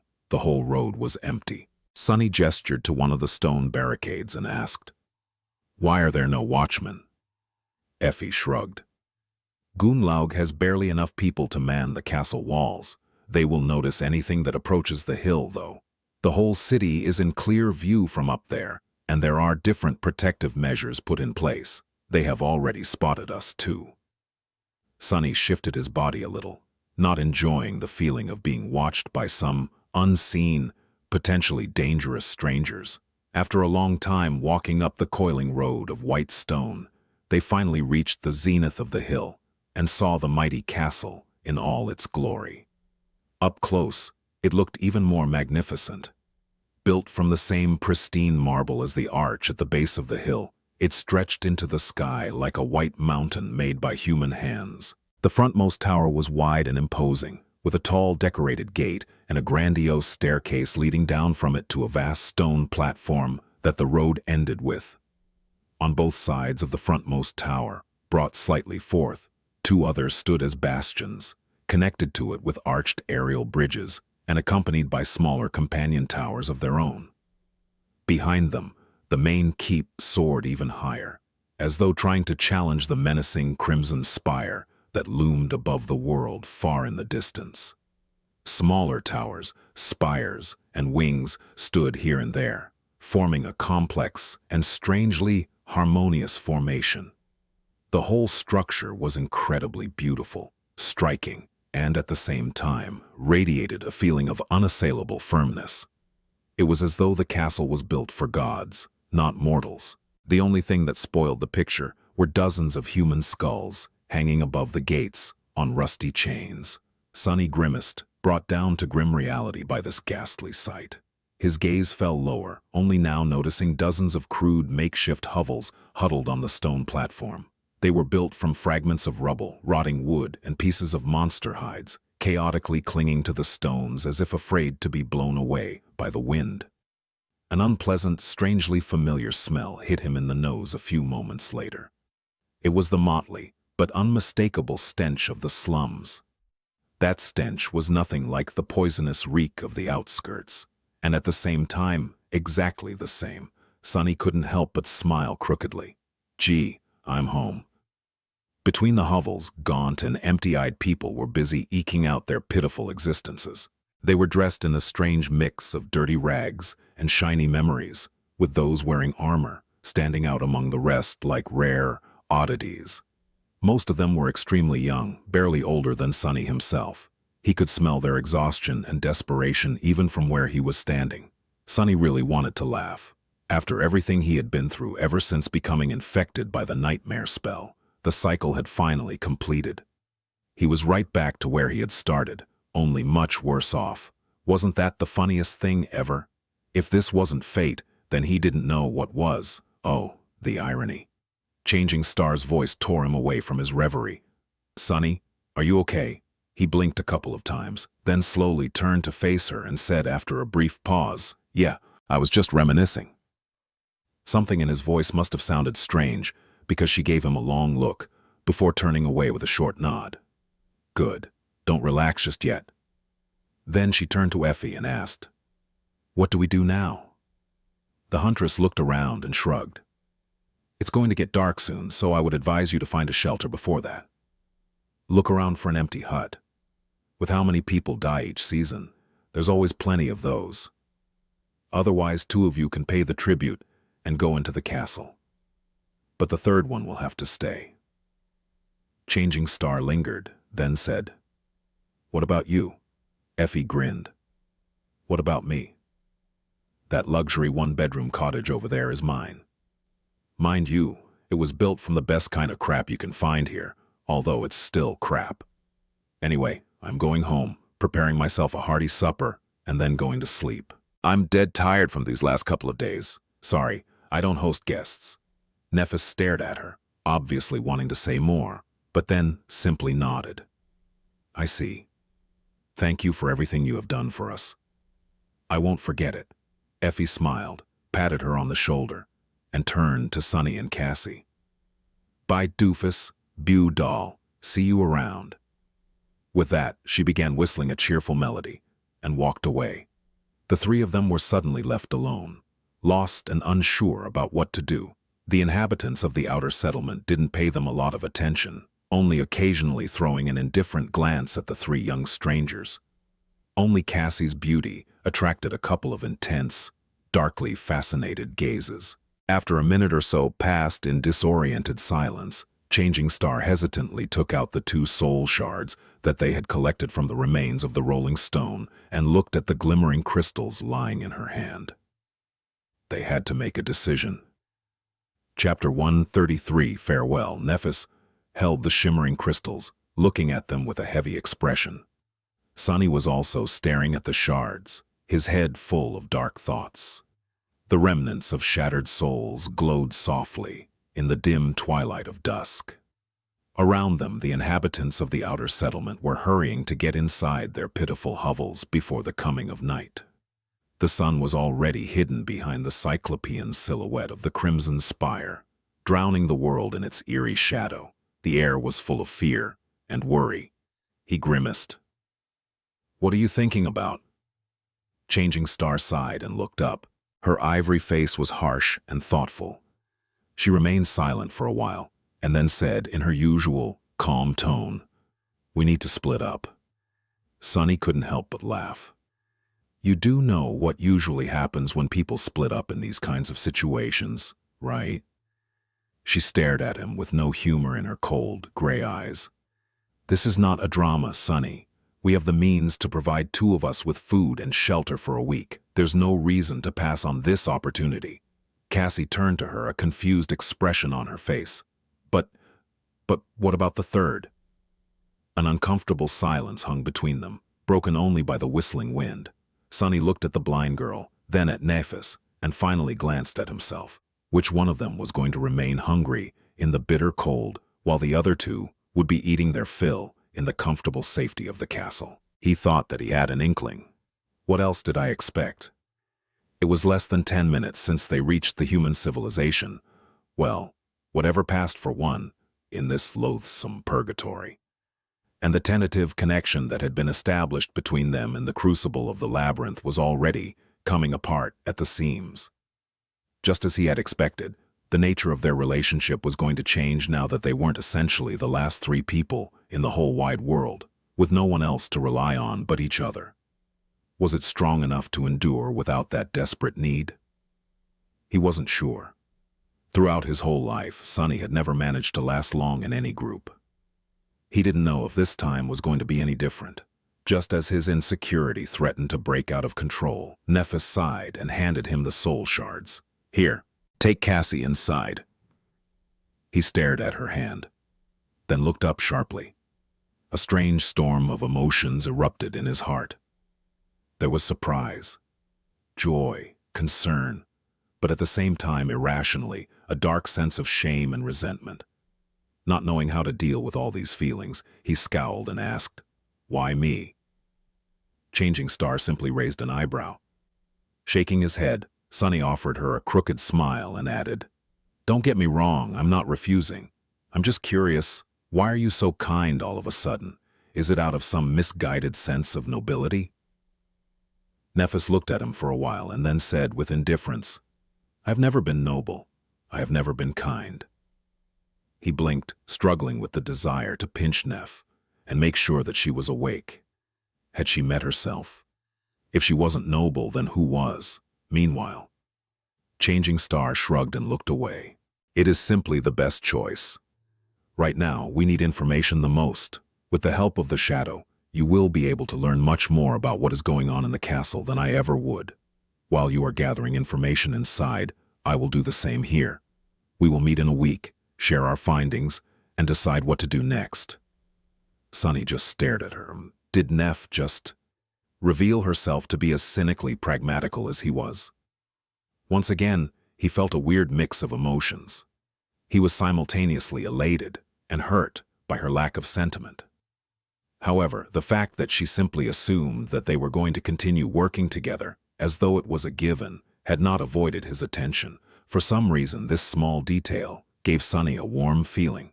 Nephis looked at him and added, "Besides, the terms of our trade have come to an end. Your promise was to give up on your share of spoils on the way to the castle. Well, here we are. That stone creature was your kill, so these shards are yours, by right." Trade? What trade? Oh yeah, the trade he had made with Changing Star to get her to teach him swordsmanship, and hide the fact that he had no way to absorb soul shards. He has almost forgotten about it. But she didn't. Now that Sonny had been reminded of its existence and realized that it was over, he felt a sudden pang of regret. It was as though one of the few strings that connected them together had been suddenly severed. With a sigh, he took the soul shards from her hand and gripped them tightly. "All right, then, I'll meet you in a week, I guess." Sonny opened his mouth, wishing to say something else, but then just turned away. Stepping aside, he gave the girl some privacy to say their goodbyes. Soon, Cassie's delicate hand found his shoulder. Sonny glanced at the blind girl, remained silent for a bit, and then asked, "Are you ready?" She hesitated before answering. When she did, there was a hint of sadness in her voice. "Yes." With that, they walked away and left Nephis behind, standing alone in the surging darkness of the descending night. Guiding the blind girl, Sonny approached the grand stairs that led to the ornate gates of the magnificent marble castle. Out here, there was nothing but the howling of the wind and the encroaching veil of darkness. It seemed as though the dwellers of the slum were not allowed to build their hovels on the wide stretch of stone that separated the marble steps from the outer settlement. Be careful, there are steps ahead. After warning Cassie, he sensed a cold feeling grasp his heart. For some reason, it felt as though once he stepped on these stairs, there would be no way back. Gritting his teeth, Sonny took a step forward and began his ascent to the castle. Soon they approached the apex and stopped in front of a couple of unfriendly guards. Both of the young men barring their way wore armor-type memories and wielded their weapons in the open, as though trying to warn anyone approaching to not test their patience. They looked at Sonny without even trying to hide their disdain. "What do you want, rat?" Sonny hesitated, then held out the soul shards. One of the guards glanced at them and grinned. "Well, would you look at that? The rat has brought us a present." Chuckling, he took the glimmering crystals and waved a hand. "Come on in. Someone will meet you inside." Struggling to not glare at the armed sleepers with murder in his eyes, Sonny forced out a pale smile and cautiously walked past them. Then, looking up at the dozens of human skulls swinging above them on rusty chains, he sighed darkly and led Cassie through the gates of the castle. Chapter 134, Bright Castle. As they passed through the ornate gates, a large hall opened up before them. Hearing a strange rustle from above, Sonny raised his head and saw tall windows with stained glass panes soaring to the distant ceiling. During the day, the hall must have been filled with cascading rays of beautiful light. Currently, though, several young women were nimbly moving from one window to another, draping them with thick sheets of crude fabric. The makeshift wooden ladders they used creaked and cracked, creating a strange and almost melodic sound. It seemed as though the sheets of fabric were being fastened in a way that prevented even the smallest glint of light from escaping the castle during the night. Sonny suspected that every window in the marble fortress was currently being covered in the same way. Just as this thought appeared in his mind, a loud noise thundered behind their backs. Turning around, he saw the ornate gates closing. The two guards who had met them outside were already sliding a heavy iron bolt into the sockets, their faces red from strain. The massive bar must have weighed more than the two of them combined. The castle was now sealed from the outside world, ready to face the onslaught of cursed darkness. Suddenly, Sonny felt like an animal caught in a cage. Trying to calm himself down, he looked around and noticed an opulent wooden desk that looked completely out of place in the grand hall. It must have been dragged here from some other part of the marble citadel. Behind the desk, a gaunt young man with nervous eyes was writing something down on a piece of parchment. The whole thing looked strangely similar to a reception desk in a luxurious hotel, or rather, to what Sonny imagined such a thing would look like. He had never actually been to a hotel, of course. Hesitating for a few moments, he walked over to the desk and addressed the young man. "Hey, we've been told that someone will meet us inside." The castle receptionist flinched and looked up from his paper, a fearful expression appearing on his face. When he realized who was speaking to him, though, the fear disappeared, replaced by a tentative smile. The young man had a thin face and a pale, unhealthy complexion. He looked hungry and weak, much more like those poor souls in the outer settlement than someone who lived in the castle. His clothes, however, were clean and tidy, without any signs of wear and tear like that of the people outside. "Ah, guests. Sorry, you gave me a fright there. Welcome to the Bright Castle. Whoa, you were just in time. A couple of minutes later, and the gates would have been closed." Saying that, he threw a tense glance at the two guard-seers and then quickly looked away. "Anyway, my name is Harper. I'm responsible for guest accommodations today. Let's get you...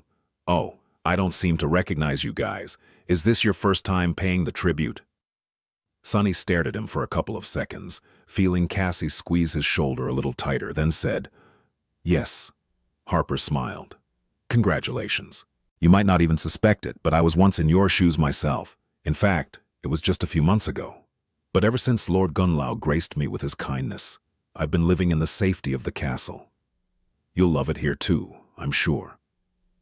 Right. Sunny didn't know if the young man was sincere in his gratitude to the local tyrant, or was simply saying these things for the guards to hear, and honestly, he didn't care. What piqued his interest, though, was that Harper did not seem as surprised by the timing of their arrival into the dark city as Effie had been. But then he realized that people living in the castle might not have known who came to the outer settlement and when. They would probably assume that he and Cassie had entered the dream realm close to the ruins, and then spent the last 2 months scrounging for soul shards to pay their way into the castle. This was a good detail to know, since Sunny didn't want to announce the true extent of their competence just yet. Judging by how impressed Effie was by the fact that they had managed to carve their way through the labyrinth, this would attract a lot of unnecessary attention. He smiled with the corner of his mouth. So, what do we need to do now? Harper picked up his quill and opened a large ledger. That's very simple, really. I'll just need your names to mark when the 2 of you paid the tribute, and that's pretty much it. We have a lot of spare rooms here, especially in the Tower of Dusk. It is very quiet, so how about I settle you there? There was a nervous glint in his eyes. Tower of Dusk probably means that it's in the western part of the castle, facing the Crimson Spire. No wonder people don't want to live there. But to Sunny, fewer people meant less danger. He gave the gaunt young man a nod. Sure, no problem. Harper smiled. Great, that's great. So your names? Sunny interrupted him, trying to avoid dangerous questions. I'm Sunless, and this is Cassia. The young man wrote their names down and marked the date of their arrival. Sunny stared at his neat handwriting. His eyes locked on the short strings of numbers. So, it had actually been exactly 77 days since the night they had arrived on the forgotten shore. The 3 of them had scrupulously kept track of time for a while, but after their harrowing experience with the Soul Devourer, Sunny had lost the grasp on the actual count. Out there in the real world, the spring was already starting. A whole season had passed. It felt like a lifetime. Not paying any attention to the storm raging inside Sunny's heart, Harper closed the ledger and offered them a polite smile. All done. Now leave your worries behind and follow me. Between these walls, you are completely safe. Nothing is going to hurt you. His tone was jovial, but Sunny didn't miss the quick glance Harper threw at the menacing guards standing silently by the sealed gate. Chapter 135, Cohabitation. Harper led them through the castle, explaining small details about the rules and customs one had to follow once inside. He was a talkative and friendly guy, so Sunny quickly got the gist of it. In general, it was very simple. They were free to do whatever they wanted unless it broke the basic rules of cohabitation, with a few small caveats. There were areas in the marble fortress open to everyone, and areas that only members of Gunlaug's host could enter. Those were marked by the symbol of a serpent coiled around a tall tower. As they walked, Sunny noticed several crude tapestries with that symbol woven on them. The cloth of the tapestries was black, with a stylized white tower and a golden serpent embroidered in their center. He guessed that this represented the Dark City, the Bright Castle, and its lord, respectively. Apart from that, there wasn't much to know except for when and where to find food, water, and other necessities. The last thing Harper said was about how they should behave around other inhabitants of the fortress. People here are very nice, but you still must remember to have manners, especially when you are interacting with the guards and the hunters. These guys protect us and risk their lives to provide for us, so they deserve our respect. If one of them, if there's a misunderstanding, be mindful of their burdens. Yes. Sunny threw a dark glance at the gaunt young man and translated that statement to, don't mess with Gunlaug's people, and if they are messing with you, just swallow it. How wonderful. Meanwhile, he was able to catch a few glimpses of how people actually lived inside the castle. To Sunny's surprise, they didn't seem nearly as put down and miserable as he had expected. In fact, everyone seemed to be more or less fine, going about their business with mundane casualness. Of course, there were signs of worry, stress, and pressure on their faces, but the same could be said about people in the real world. All in all, the inhabitants of the castle looked surprisingly ordinary. I guess humans can adapt to anything, and as Changing Star had taught him, adaptability was the greatest strength. As long as there was some semblance of stability, humans would find a way. And it seemed as though the tyrannical master of the ancient fortress, hateful as he was providing the sleepers trapped on the forgotten shore with that stability. Effie's words about how the bastard was the only thing holding this place together echoed in Sonny's mind. Perhaps he's a necessary evil? Finally, they reached the westernmost tower of the castle. Indeed, it was mostly empty and quiet. Few people seemed to want to stay here, driven away by the unnerving vision of the crimson spire looming in the distance. However, for the two of them, it was perfect. Cassie couldn't see at all, while Sonny was long accustomed to the presence of the spire because of his sensitivity to shadows. Plus, right now, all the windows in the tower were closed, hiding it from sight. Harper suddenly stopped and said in a somewhat embarrassed tone, I forgot to ask, would you guys be needing one room or two? Without thinking too much, Sonny and Cassie answered at the same time, 1, 2.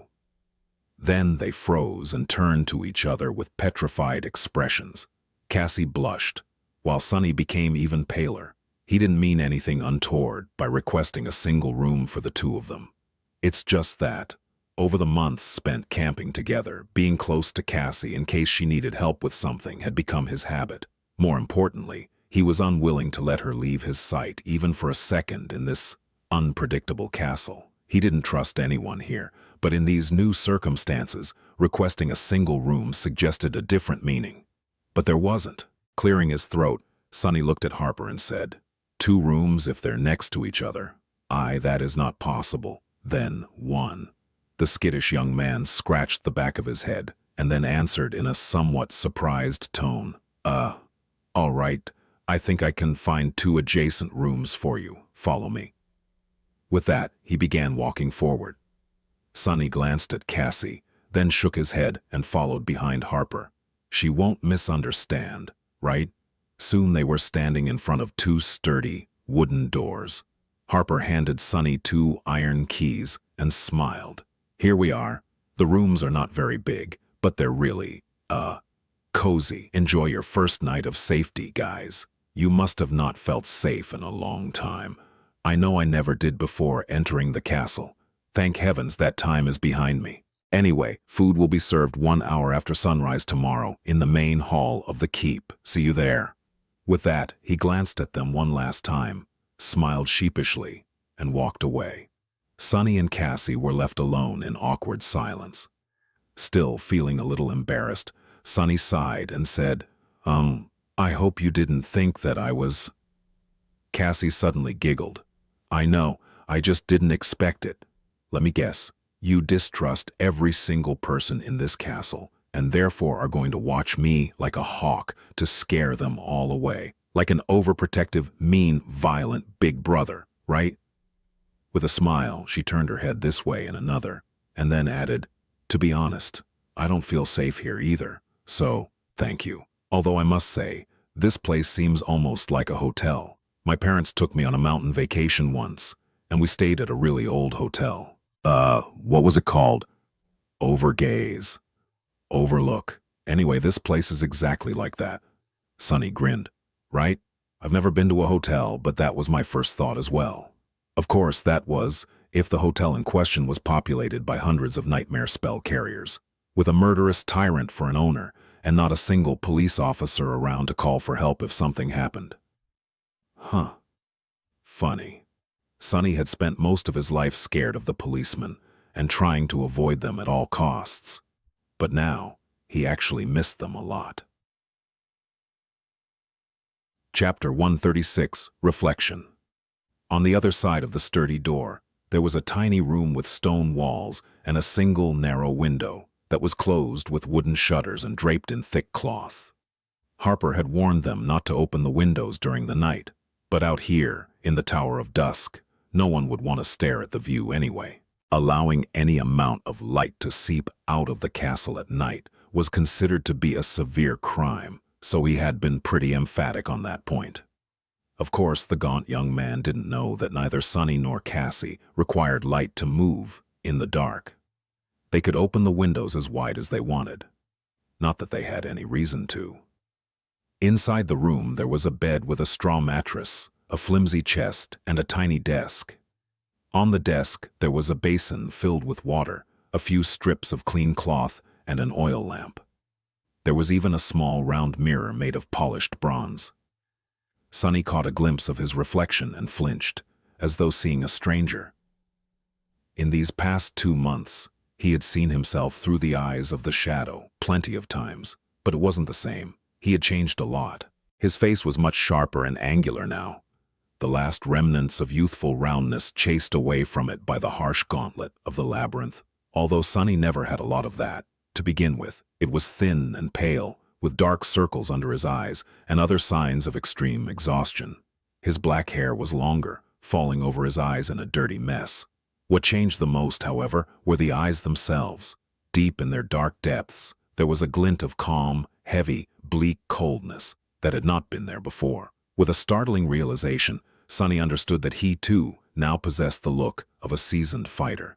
The type of calculating coldness hiding in the eyes of such men was known as the murder math in the outskirts. Hero and Nephis had that quality too.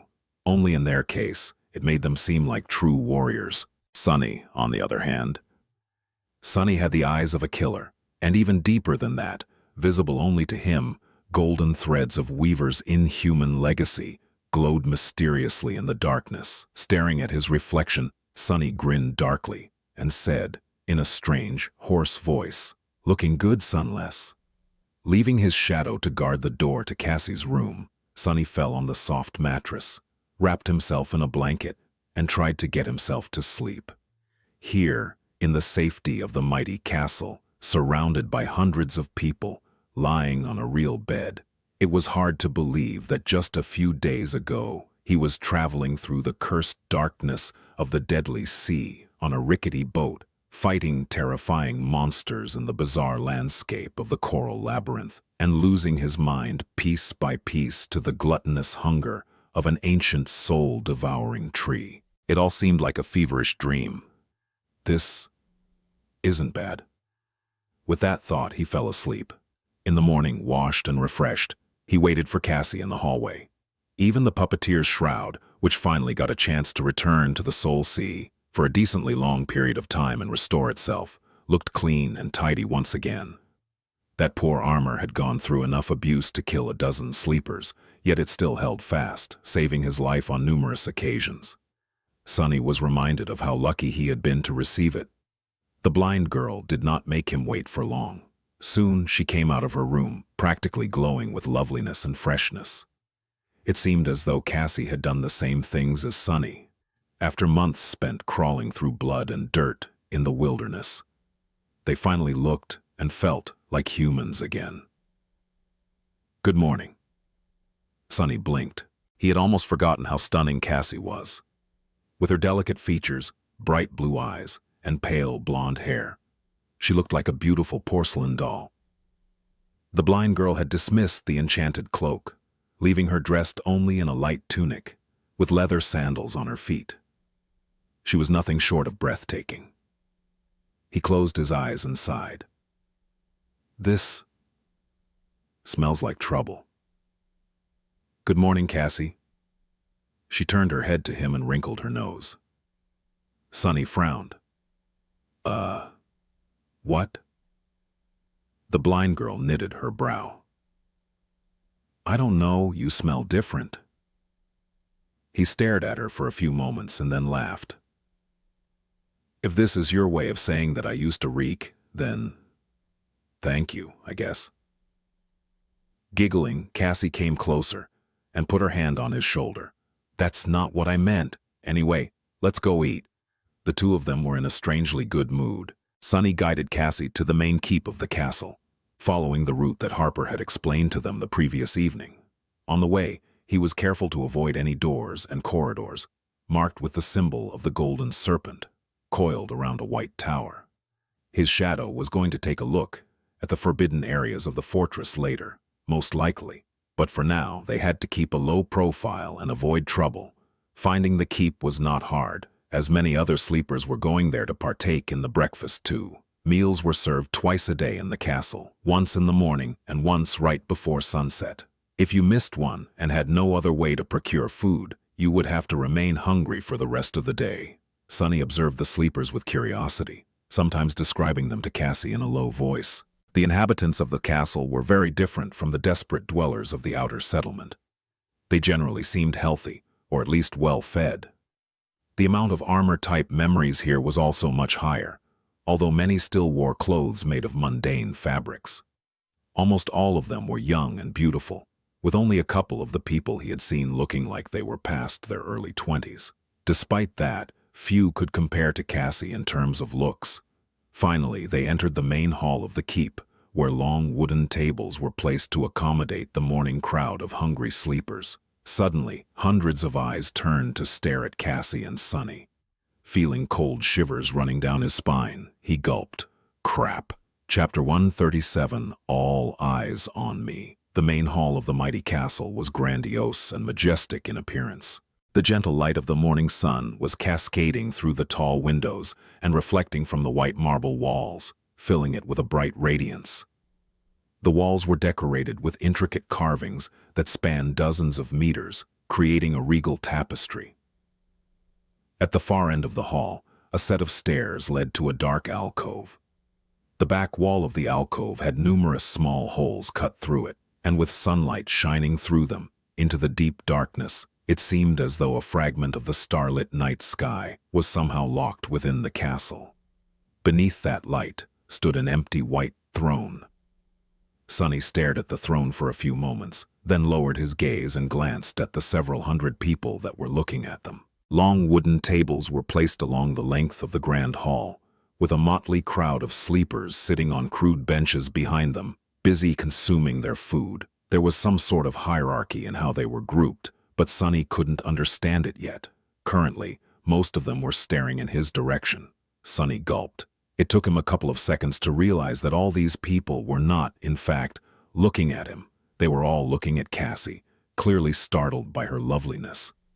Crap. Just as he had thought, this smelled like trouble. The blind girl, meanwhile, was oblivious to the commotion her appearance had caused. Sensing the sudden tension in his muscles, she asked, "Sunny, why did you stop?" He narrowed his eyes, gave the crowd of sleepers his most menacing scowl, and answered in a flat tone, "Just taking in the view." Then Sunny walked over to the young women rationing the food, received 2 plates of steaming monster meat stew, and guided Cassie to a relatively empty spot at the end of one of the tables. He even got 2 cups of something that closely resembled tea. Sitting down, he put the crudely made utensils into Cassie's hand and stared at his plate. He didn't like all this attention one bit. "Look at that, Cass. They even got vegetables. I swear there's at least 2 pieces of a tomato in my stew. Or is it a carrot? What's that thing that looks like a red potato?" Sunny had only seen vegetables in the academy's cafeteria, so he was not well versed in differentiating them. Teacher Julius had also only mentioned them in passing, since the chances of encountering a vegetable from the real world in the dream realm were not very high. To be precise, he had briefly showed Sunny pictures of the most common earth vegetables, and said that if he ever is to find something that makes him think, that thing looks familiar, he should turn around and run. Cassie smelled her stew and said with a smile, "I think it's a beetroot." Sunny blinked. "Never heard of it." While they were innocently chatting, he was observing the sleepers through his shadow, waiting tensely for things to go wrong. And pretty soon, they did. Sunny gritted his teeth when 2 rough-looking young men suddenly rose from their benches and headed across the hall toward them, with unpleasant excitement burning in their eyes. Here we go. Who would have thought that the thing that landed him in trouble would be Cassie's beauty, of all things? Usually, it was either his sharp tongue or his general obnoxiousness. Never, not even once, had it been his looks. Ouch, I shouldn't be jealous, right? The worst part was that the 2 approaching sleepers were obviously a part of Gunlaug's gang. It was apparent from their armor and the fact that they carried their weapons in actual sheaths, like a pair of idiots. Memories could be freely summoned out of thin air, so the only reason to keep them visible at all times was for the sake of intimidation. He had noted that detail after meeting the castle guards yesterday. What had Harper said? If there is a misunderstanding with one of Gunnlaug's people, remember that these guys carry a heavy burden. Treat them with respect. In other words, swallow it. The young men approached their corner of the table with vulgar smiles. They were clearly undressing Cassie with their eyes. Sunny turned his head and looked up at them. The sleepers sitting nearby turned away with heavy looks, clearly afraid and uncomfortable. Maybe they just want to say hi. Sunny opened his mouth. Respectful. Remember, be respectful. And said, "What the fuck are you degenerates staring at?" The whole hall was suddenly enveloped in silence. Once again, Sunny had found himself in the center of attention, but this time, everyone was actually staring at him instead of Cassie. I guess that's better. The few nearby sleepers who had pretended to not notice anything, a few seconds earlier, lowered their heads, as though trying to become smaller and disappear completely. Sunny glanced at them with disdain and turned back to the pair of young men who were currently towering above him, a dark and dangerous light dancing in their eyes.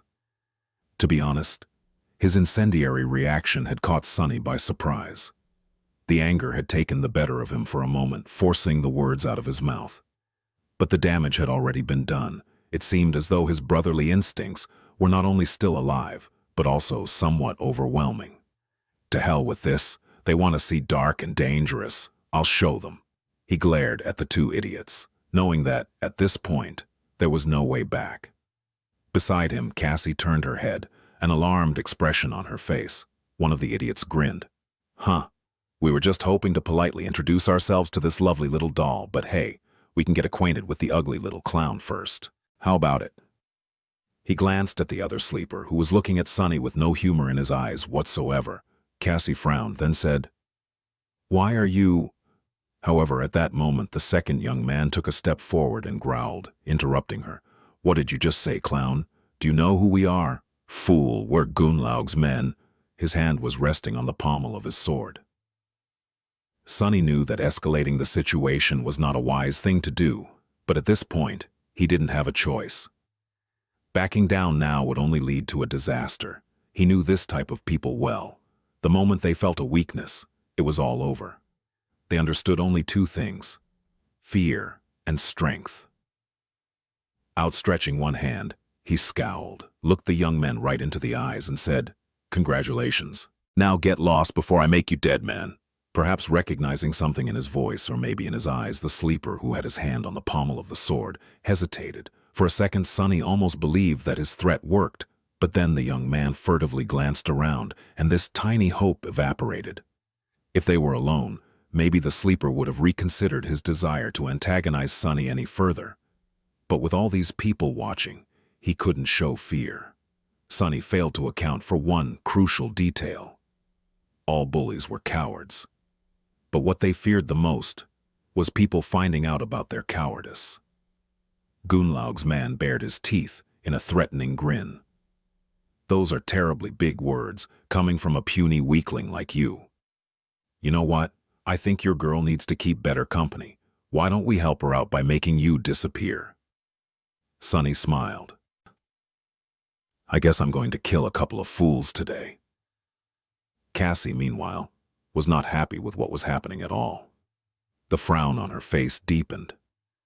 "I'll decide what company to keep myself. Now, please." However, they weren't listening to her. Sunny was already bracing himself for the worst-case scenario, prepared to summon the Midnight Shard at a moment's notice. But then, suddenly, a calm voice sounded from behind his back. "Leave them alone, please. They are my friends." Caught by surprise, Sunny hurriedly shifted his perspective to the shadow and glanced back. Behind him, a tall and confident young man stood calmly with his hands resting at his hips. He had brown hair and a gentle, handsome face. His eyes sparkled with friendly humor. It was Castor. Chapter 138. Unexpected Reunion. Without a doubt, It was Castor, the only person Sunny had ever seen defeat Nephis in a fight, even if it was just during training. Back at the academy, Castor had been a star of their batch of sleepers. Handsome and friendly, he was not only popular, but also respected. And although it pained Sunny to admit it, that wasn't only because of his lofty status of a legacy. Even other legacies looked up to him. Many even considered him to be the true king of the rankings, speculating that Changing Star had gotten her first place by mistake. Castor was powerful, skilled, and charming. He was also humble and had an amiable personality that made it hard for anyone not to like him. His background was impeccable, and his future was unquestionably bright. Basically, he was the polar opposite of Sunny. Damn, I knew that voice sounded familiar. Sunny turned his head and stared at the handsome young man in utter bewilderment. What was that guy doing here? The two sleepers, who didn't even know how close they had come to tasting the sharp edge of the midnight shard, were doing the same.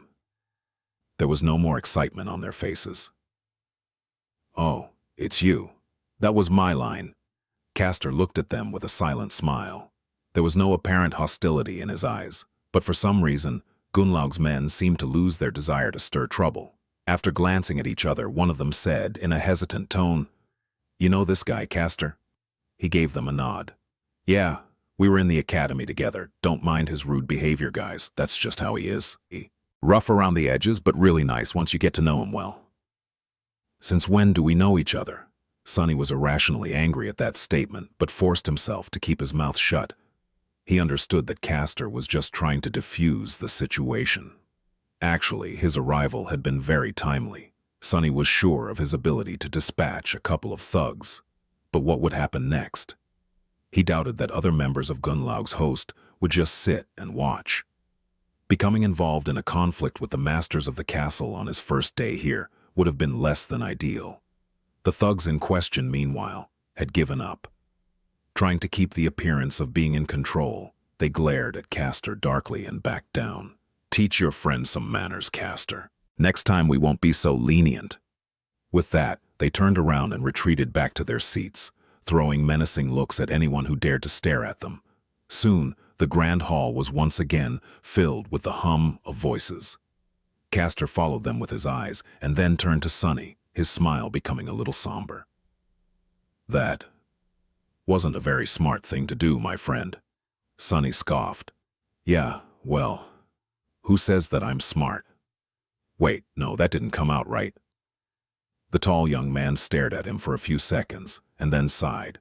"In any case, it is very nice to see you, both of you." With that, he sat down, as though somebody had invited him. Well, admittedly, there was some connection between them. Wishing to talk to people with whom you had attended academy was sort of understandable. Still, Sunny didn't like it. Throwing a quick glance at Cassie, he smiled coldly and said, "What, are you very shocked to see us alive?" Castor hesitated.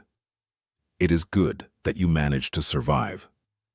It seemed that this was his way of admitting that yes, he was surprised, but in a pleasant way. It wasn't a secret that Sunny and Cassie had been seen as two walking corpses by all the other sleepers in the academy. Just like Nephis and Castor occupied the top two positions in the rankings, they were dead last. Because of that, the two of them had been shunned and ostracized. Of course, when it came to Sunny, he not only welcomed the cold treatment of his peers, but had actually been the one to engineer it. In any case, no one had wanted to be around them, as though afraid of becoming infected by the invisible aura of death that followed them wherever they went. Sunny himself had been guilty of avoiding Cassie as much as he could in the past. It must have been very strange to see the two of them alive and well after months spent among the horrors of the Forgotten Shore. Cassie smiled. "Thank you." Castor reciprocated her smile and asked, his tone strangely warm, "You are Cassia, right? And you are, Sunless?" Sunny gave him a curt nod. "Right. Although I'm surprised that you remember our names. Don't think that we've forgotten how you guys used to treat us." Cassie squeezed his hand and said in a disapproving tone, "Sunny." Castor chuckled. No, he's right. We behaved like a bunch of jerks. Looking back, there were a lot of things we did wrong. If only we had known better." His voice trailed off, and after being silent for some time, the handsome young man suddenly smiled with nostalgia. "But still, those days in the academy were not all bad, right? I still remember the first time I met you, Sunless. You made quite an impression. All those tall tales, spitting in the faces of awakened tyrants, slaying sword saints with a shake of a finger." He chuckled, remembering the good old days. Sonny grinned. He was in the mood for some mischief. "What, that trivial stuff? Child's games. You should have seen the things I've done in the labyrinth. Now that's something to brag about." Castor looked at him with humorous sparks dancing in his eyes. "Oh, well, do tell. What else have you done?" Sonny shrugged with profuse indifference. "This and that. Let's see." He pretended to think for a few moments and then said in a bored tone, "I guess the most incredible thing I've done was killing a great devil with just one strike of my sword. Finished him right off, no problem at all. I even got a memory from that kill. But before you ask, no, I can't show it to you because, oh, right. I ate it." Chapter 139. Castor stared at him for a long time, then suddenly laughed. Even Cassie giggled, entertained by Sonny's earnest delivery. Shaking his head, the handsome young man smiled and said, "I see your sense of humor did not change." "Good, that is good. Few people manage to preserve it here." Sonny blinked a couple of times and said, pretending to be offended, "What do you mean, sense of humor? It's the honest truth." He received another bout of laughter instead of an answer. There was food, safety, and laughter. He thought suddenly, remembering how Cassie had described the bright castle after dreaming of it for the first time. She had also seen Sonny leading her through its gates. Her prophetic visions were turning out to be frighteningly accurate. Makes you wonder about that other vision she saw. Not allowing himself to become distracted, Sonny chased away the ominous feeling and hid a smile. Then, with a shrug, he scoffed. "Well, don't believe me if you don't want to. That was just one of my many adventures anyway, although the other ones were, admittedly, less remarkable. You know, the usual stuff. Slaying dozens of awakened creatures, being resurrected from the doors of death by a beautiful princess, summoning ancient horrors from the depths of the cursed sea, outsmarting ancient fiends to escape from their clutches, sailing through the abyss on a boat made of demon bones, fighting gargantuan leviathans underwater, and so forth. Mundane crap like that." As he was talking, Cassie gradually stopped laughing and turned to him with a somewhat startled expression on her face. It seemed as though it was only now, with the harrowing journey already behind them, that she had finally realized how outlandish it all actually was. Put together, the facts of their bloody struggle to survive sounded like something out of a fairy tale. But they both knew that all of that had actually happened. It had happened to them. Castor chuckled. "Wow. Compared to you, Sonny, my own story sounds kind of lame. I just entered the dream realm near the city wall and spent a few days running away from a bunch of terrifying monsters, then stumbled on a hunting party from the castle, and that's pretty much it." He sighed. "By the way, when did you guys arrive? I'm sure I haven't seen you around before." There was no reason to lie, and Sonny couldn't anyway. Looking longingly at his monster stew, which was slowly growing cold, he sighed and said, "We reached the Dark City 2 days ago and entered the castle yesterday at dusk." The handsome legacy stared at him, then blinked a couple of times. Wait. What do you mean? Did you guys really spend 2 months in the labyrinth?" Uh-oh. Finally, the moment he had been wary of came. Sonny really didn't want for anyone to think that he was some kind of a powerful figure. First of all, there was no better advantage than being underestimated by the enemy. He still had to hide the fact that Changing Star had not been the only one to receive a true name in the first nightmare. Luckily, he had long thought of an exceptionally convincing excuse. When in trouble, blame everything on Nefis. Laughing inwardly, Sonny pretended to shiver and sighed. "Yeah, I don't even want to think about it. That place, it's pure hell. Honestly, if it wasn't for Changing Star, both of us would have been long dead." She wouldn't have survived without his help too, but Castor didn't need to know that. Sunny was pretty sure that mentioning Neff's name anywhere near the names of two losers, like Cassie and him were believed to be, would make anyone think that she had single-handedly carried the both of them to safety on her back. As it turns out, he was right. As soon as he mentioned Neffes, something changed on Castor's face. With a strange look in his eyes, the handsome man leaned forward a little and asked in a deceptively calm tone, "Changing. Lady Neffes is alive. She is here." He had already forgotten all about how unlikely it was for someone like Sunny to survive a long journey through the deadly nightmare of the labyrinth. Sunny narrowed his eyes slightly. Castor's reaction was a little bit more intense than he had anticipated. It was on the border of being weird. But then again, the tall and handsome Legacy had seemed to be strangely enamored with Neffes, even back at the academy. "You bastard." Enraged for some unknown reason, Sunny gritted his teeth and said, "Yeah, she's around." Turning her head slightly in his direction, Cassie hesitated for a moment and then added, We only had 2 soul shards when we came to the castle, so she is staying in the outer settlement. For now." Castor leaned back, a hint of disappointment appearing on his face for a fraction of a second.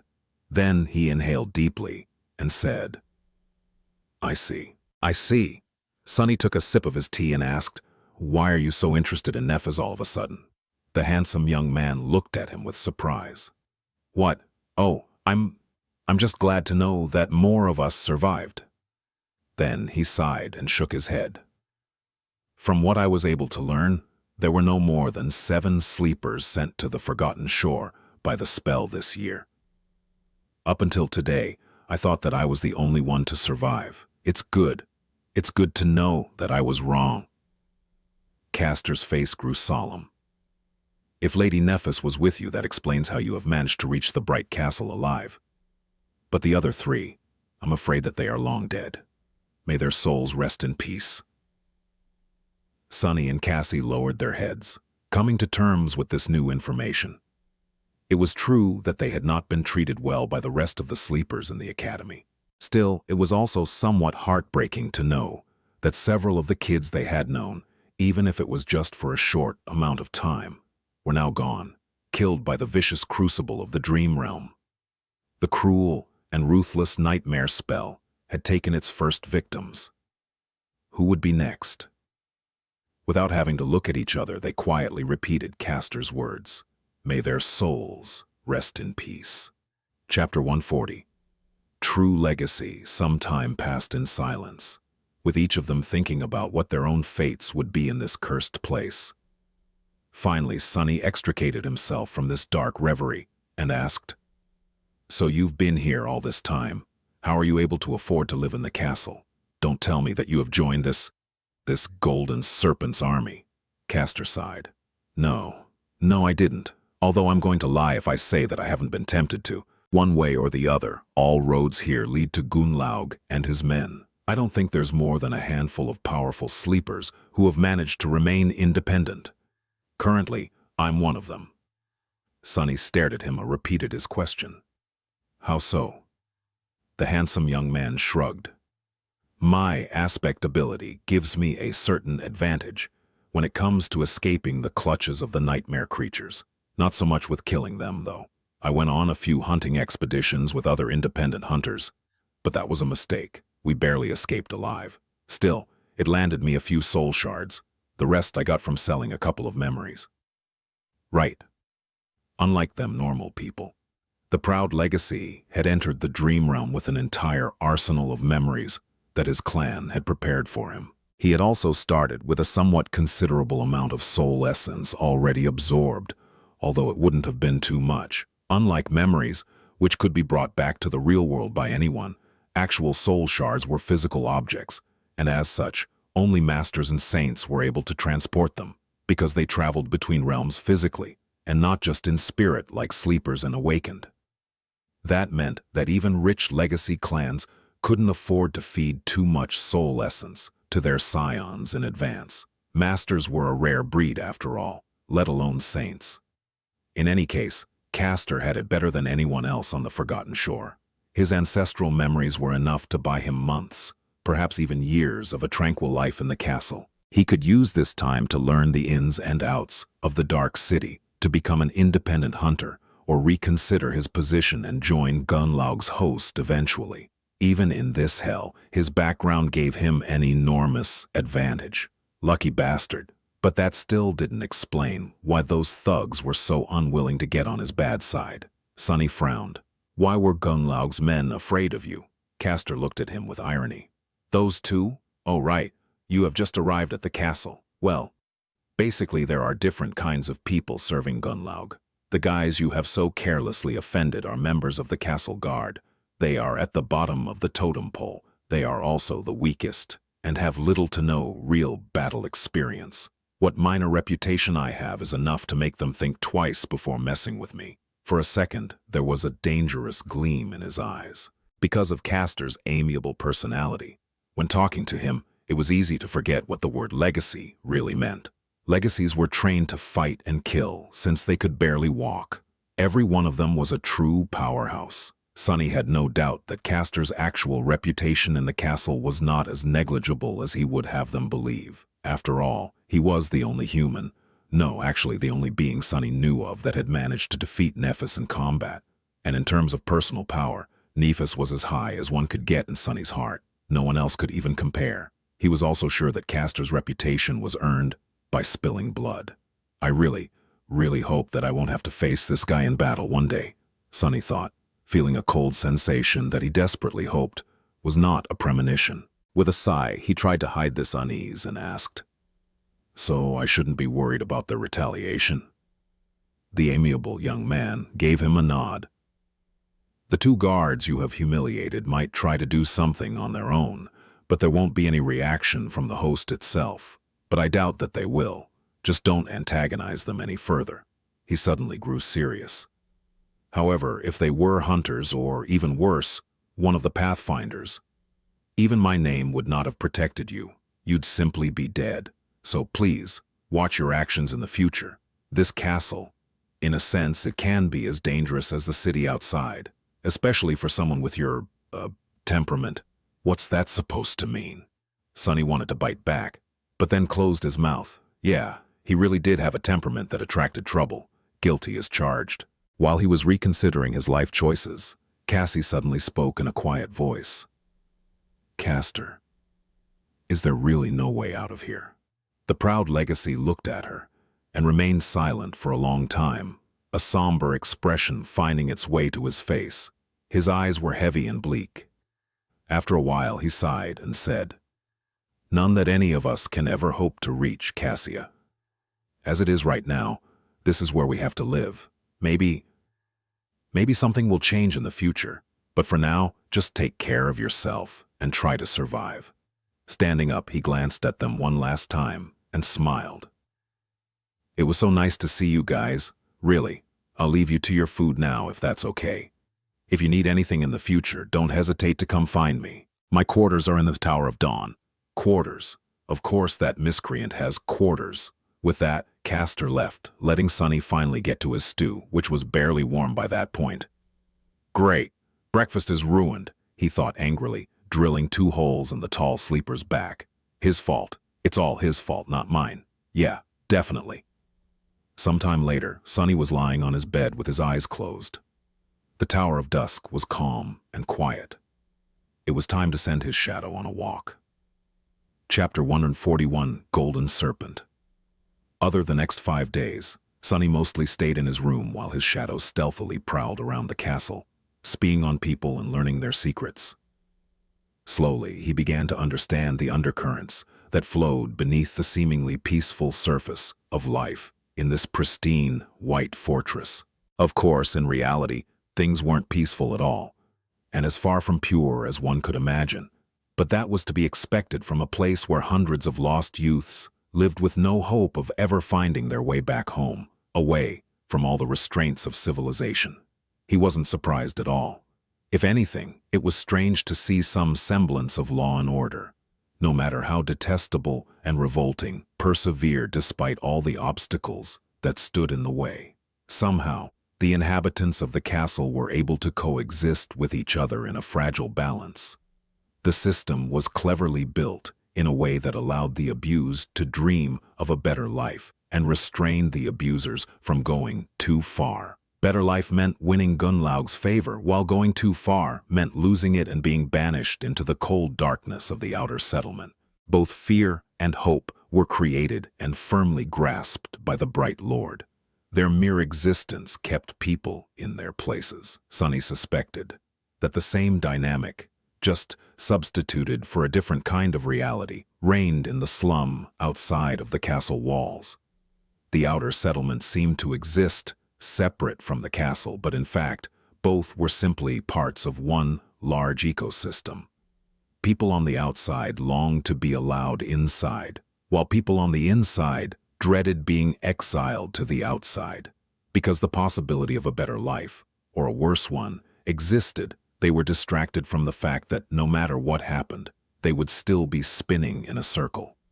Like a serpent biting its own tail, the bright castle and the outer settlement created a closed cycle of exploitation and abuse that paradoxically kept everyone in the dark city sane and alive. It was nothing short of ingenious. Of course, Sunny wanted no part of it. He didn't know how many people were currently surviving in the slum, but there were somewhere around 500 sleepers living in the ancient stronghold. However, not all of them shared the same status. There was a complex hierarchy in place, separating people into different castes. Some of these groups had a distinct place in the hierarchy, while others were less clearly defined. Most of the inhabitants of the castle, unsurprisingly, were directly serving Gunlaug. They were guards, hunters, pathfinders, artisans, and handmaidens.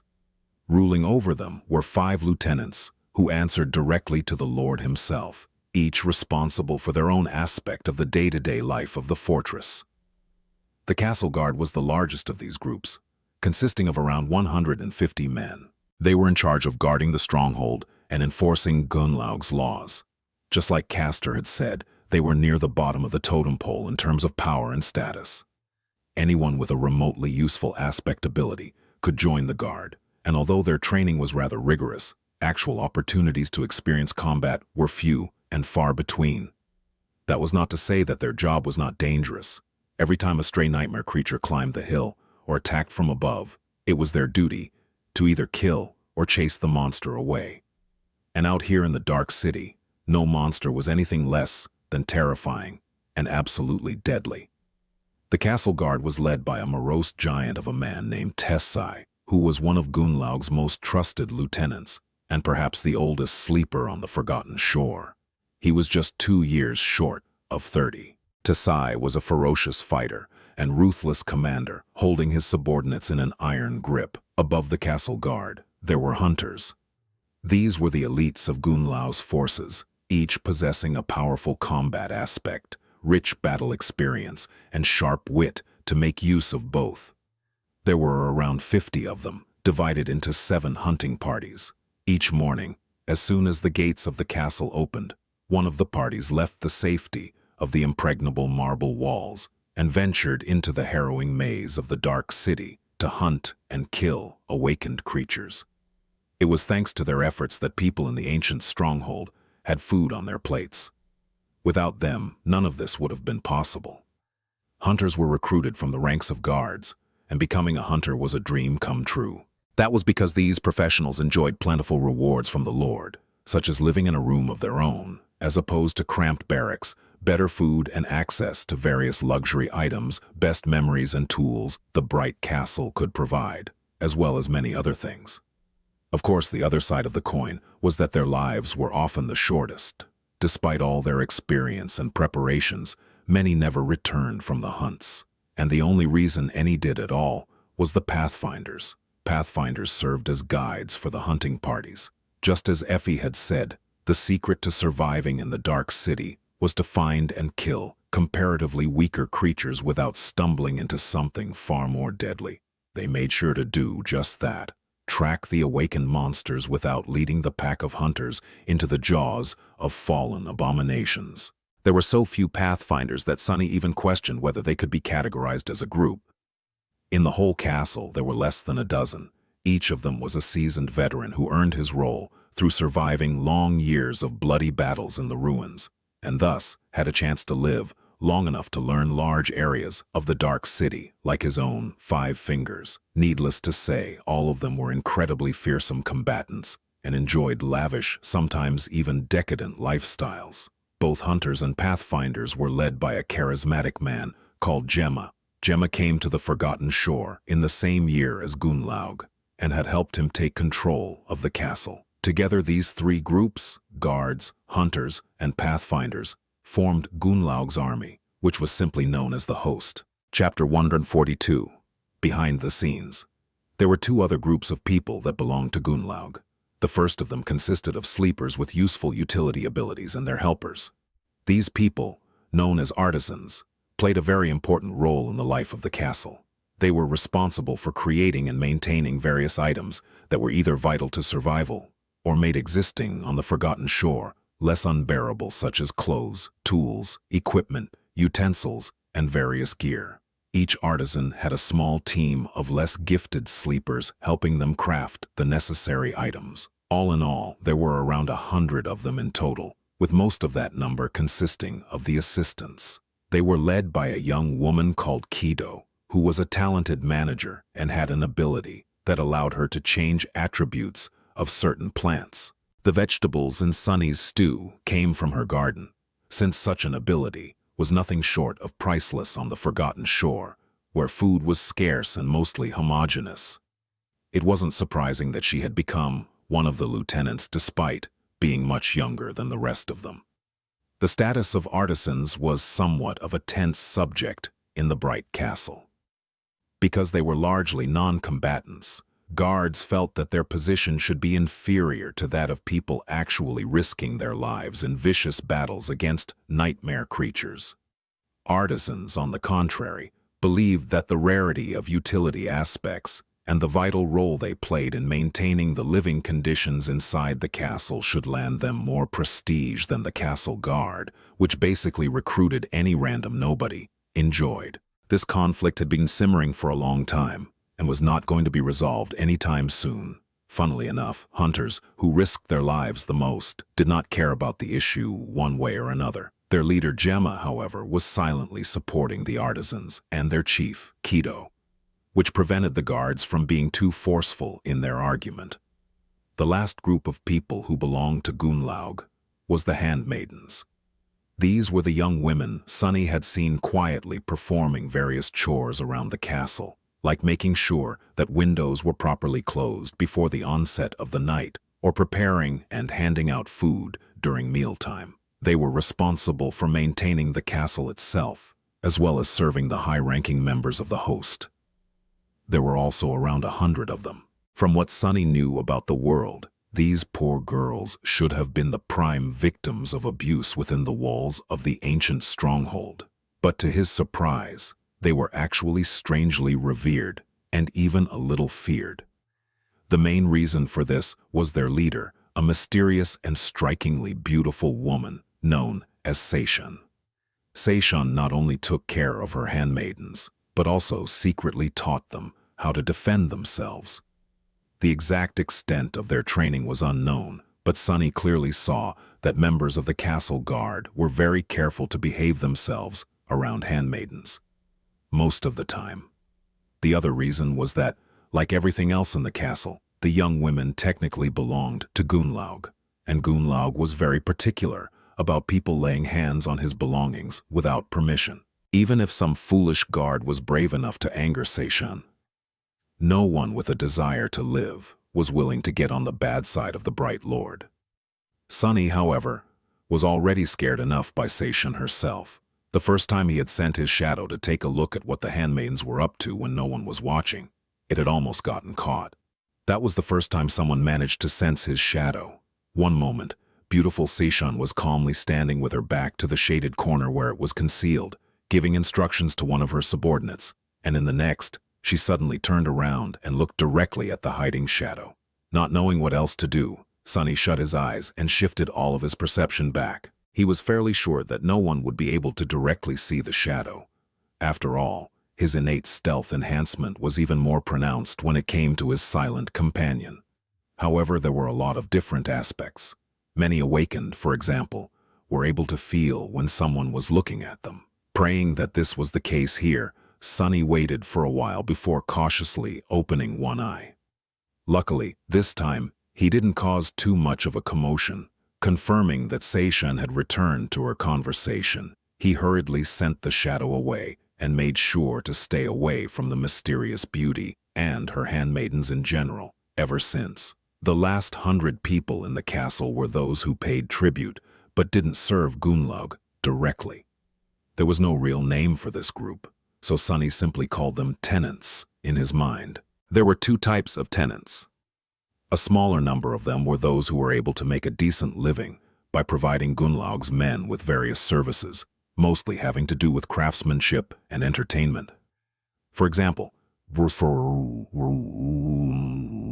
was a man who created something akin to a music lounge, another one who operated a small theater troupe, and even an entrepreneurial girl who owned a gambling den.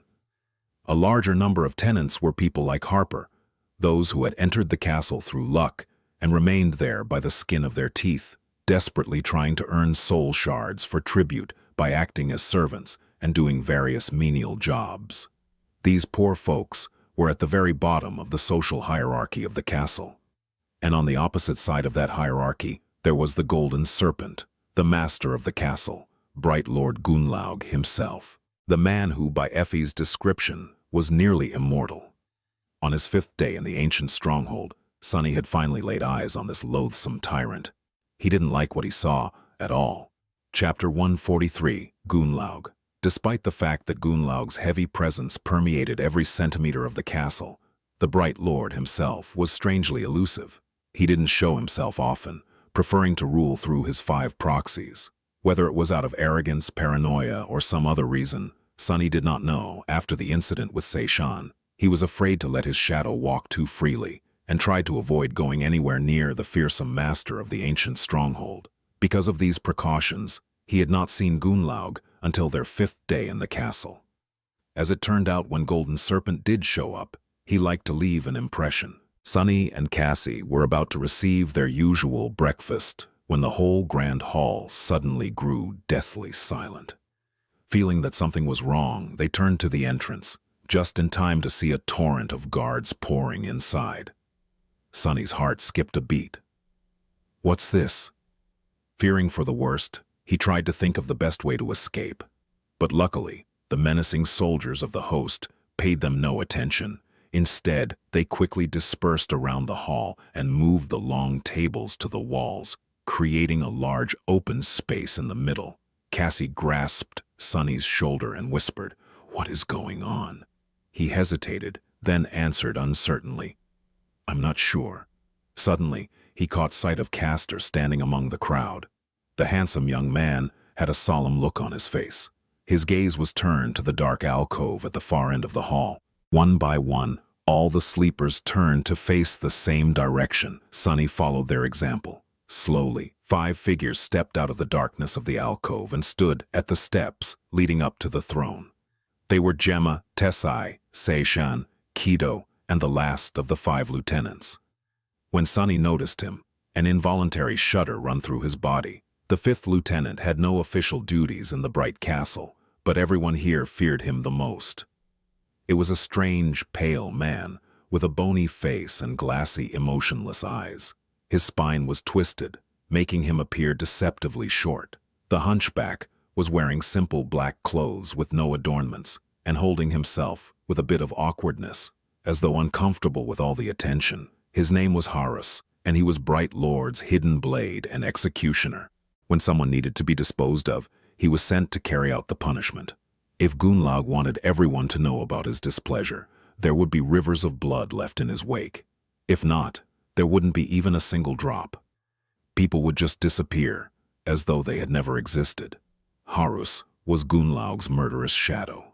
Many of the inhabitants of the castle had seen nightmares in which they awoke only to see his glassy, cold eyes staring at them from the darkness.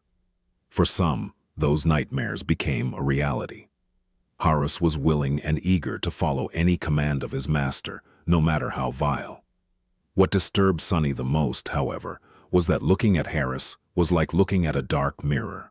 Despite the fact that they were almost nothing alike, for some reason, he couldn't help but recognize traces of himself in the sadistic butcher. Or, to be precise, of a possible future version of himself. No way. I'm much more pleasant on the eye. Forcing himself to look away before the hunchback felt his stare, Sonny turned his head and looked at the tall man who had finally appeared from the darkness.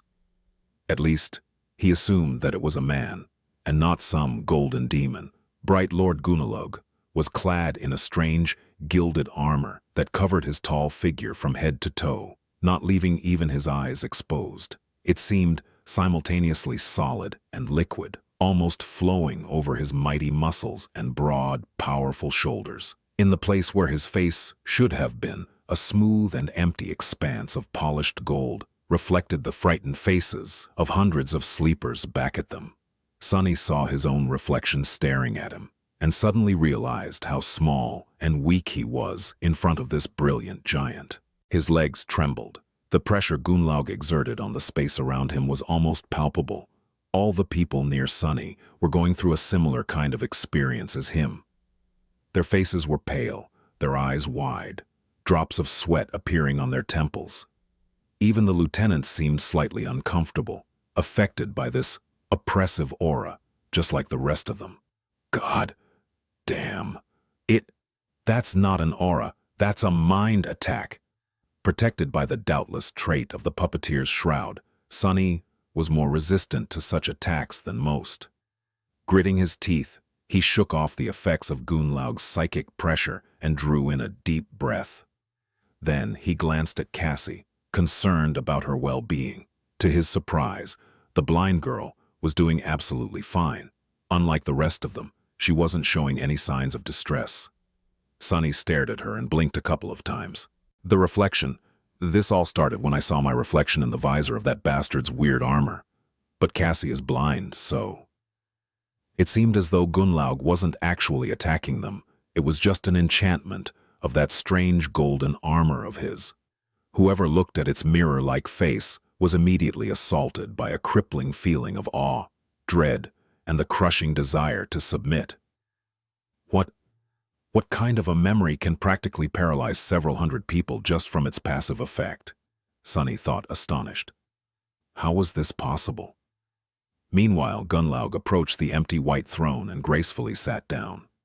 The light falling from the numerous holes in the back wall of the alcove reflected from his armor, making it appear as though he was enveloped by a bright radiance. The golden mirror that served him as a face turned to gaze at the rows of sleepers trembling at his feet. A few moments later, a deep and insidious voice resounded from all around them, as though the castle itself was whispering into their ears. Ah, what a nice day it is today. A perfect day for justice, don't you think, my precious wards? I've heard that there's a criminal hiding among us today. Well, am I not fair? Am I not just? Let me show you how just I am. Chapter 144.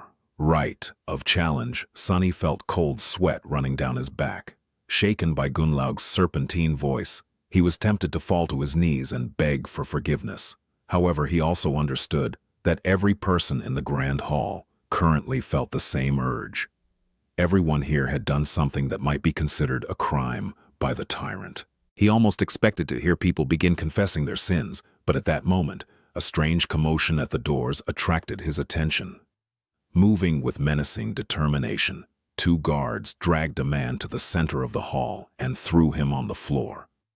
The man was dressed in rags and painfully lean, which betrayed his nature as a dweller of the outer settlement. However, there were ropes of powerful muscles rolling under his thin skin, and an angry, fearless look in his eyes that made the man appear proud and defiant. Throwing a contemptuous stare at the guards, he picked himself up from the floor and stood up, his back straight and his head held high. There was no ounce of fear on his face. Instead, there was dark, furious resentment. Gunlaug looked down on the brave man from his throne and slightly tilted his head. The outsider grimaced after seeing his reflection in the golden mask, but still didn't lower his head. That's pure willpower, Sonny thought, impressed by the stranger. Meanwhile, Bright Lord's voice resounded in the grand hall once again. My wards, we have a guest today. This man, called Jubei, is visiting us from the outer settlement. Recently, he had been heard leveraging an accusation against one of my men. As a just and benevolent lord, I have invited Jubei here to plead his case and expose the criminal. We must get to the bottom of this matter. After all, the law is our only guiding star in this dark world. Despite being free from the psychic pressure emanated by Gunlaug's armor, Sunny still felt strangely affected by his deep, soft voice. He even got goosebumps. With or without the golden memory, Bright Lord possessed a powerful and ingratiating charisma. It was hard not to listen to him. But the man called Yubei just smirked. "That's right. I'm here to accuse one of your thugs, Gunlaug. Let's see how you'll get out of this one, bastard."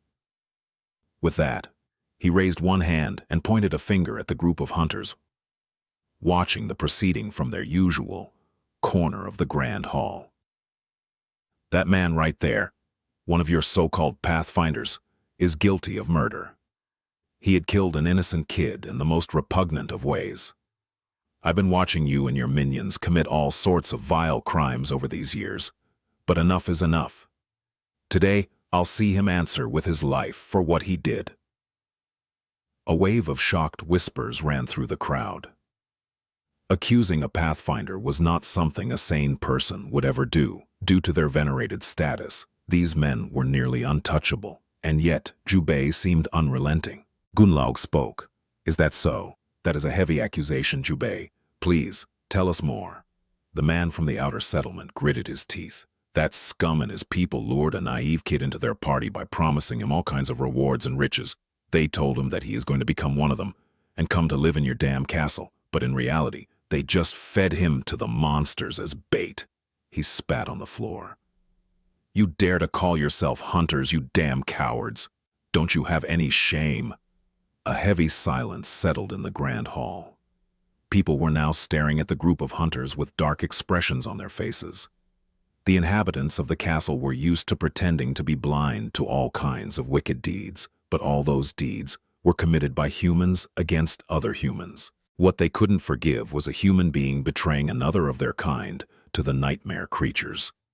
In the dark city, this was tantamount to sacrilege. Gunlaug turned his head to face the hunters, who shivered under his gaze. "Is this true?" The oldest of the group, the Pathfinder, glanced darkly at Jubei and scowled. "There must be some kind of a misunderstanding, my lord. The boy in question was a highly valued member of my party. We all had high hopes for his future. His death saddened all of us a great deal." His voice was steady and calm, perhaps even a little too calm. Yubei snarled, "Lies! I happened to be hunting on that day myself and saw everything with my own 2 eyes. I know what you did, bastard." Gunlaug turned to face the crows and sighed. After some time had passed, he solemnly said, "What an unfortunate situation. It seems that it is your word against his, Jubei." What to do, what to do? I trust my brave men wholeheartedly, of course. Who would be so ungrateful as to distrust these heroes when they are the ones keeping you all alive? Surely, there's no one that vile and wicked among you, my precious wards. Sunny held his breath, feeling singled out by the insidious voice. The chilling threat hidden behind these words was not very subtle. Gunlaug was silent for a few moments, battering the crowd with his oppressive psychic aura. Then he turned away, letting the people breathe, and said, "But it would be unbecoming of me to play favorites in such a grave matter. And this matter, oh, it is grave indeed. What a dilemma. How do we uphold justice, my wards?" In the ensuing silence, Gemma, the leader of both hunters and pathfinders, suddenly spoke. "My lord, if I may speak, isn't there a law that suits this situation perfectly? It has existed for as long as humans lived in this ancient castle. I'm talking, of course, about the right of challenge." He glanced at Jubei and smiled. If this brave hunter has any shadow of doubt about his accusation, he should step down. If not, he can challenge the criminal and prove it with blood. Of course, the real culprit here is me. As the person responsible for these men, any crime they commit in their roles as hunters is my fault. Gemma's charismatic smile was wide and friendly.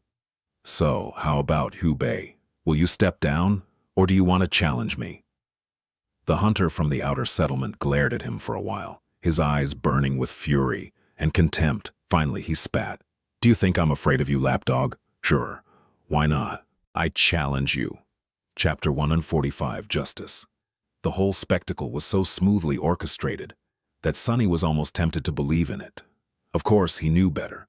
The only thing he didn't know was whether the bits performed by the Pathfinder and Gemma were rehearsed in advance or improvised on the fly to fulfill their lord's desire to maintain appearances while having the man who had dared to speak openly against him publicly executed. And that was what this was. An execution. Sunny didn't believe for a second that Gunlaug was going to give the brave hunter a chance to leave the Grand Hall alive. No, he wanted him dead, and he wanted everyone to see him die, lest they get the idea that it was possible to run their mouths against him and escape unscathed.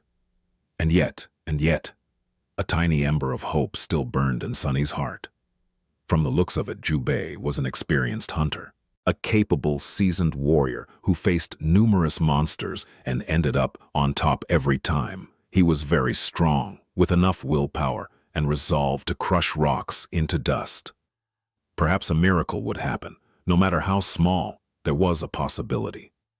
That's why Sunny couldn't understand why Gunlaug would be willing to risk his right-hand man's life in this farce.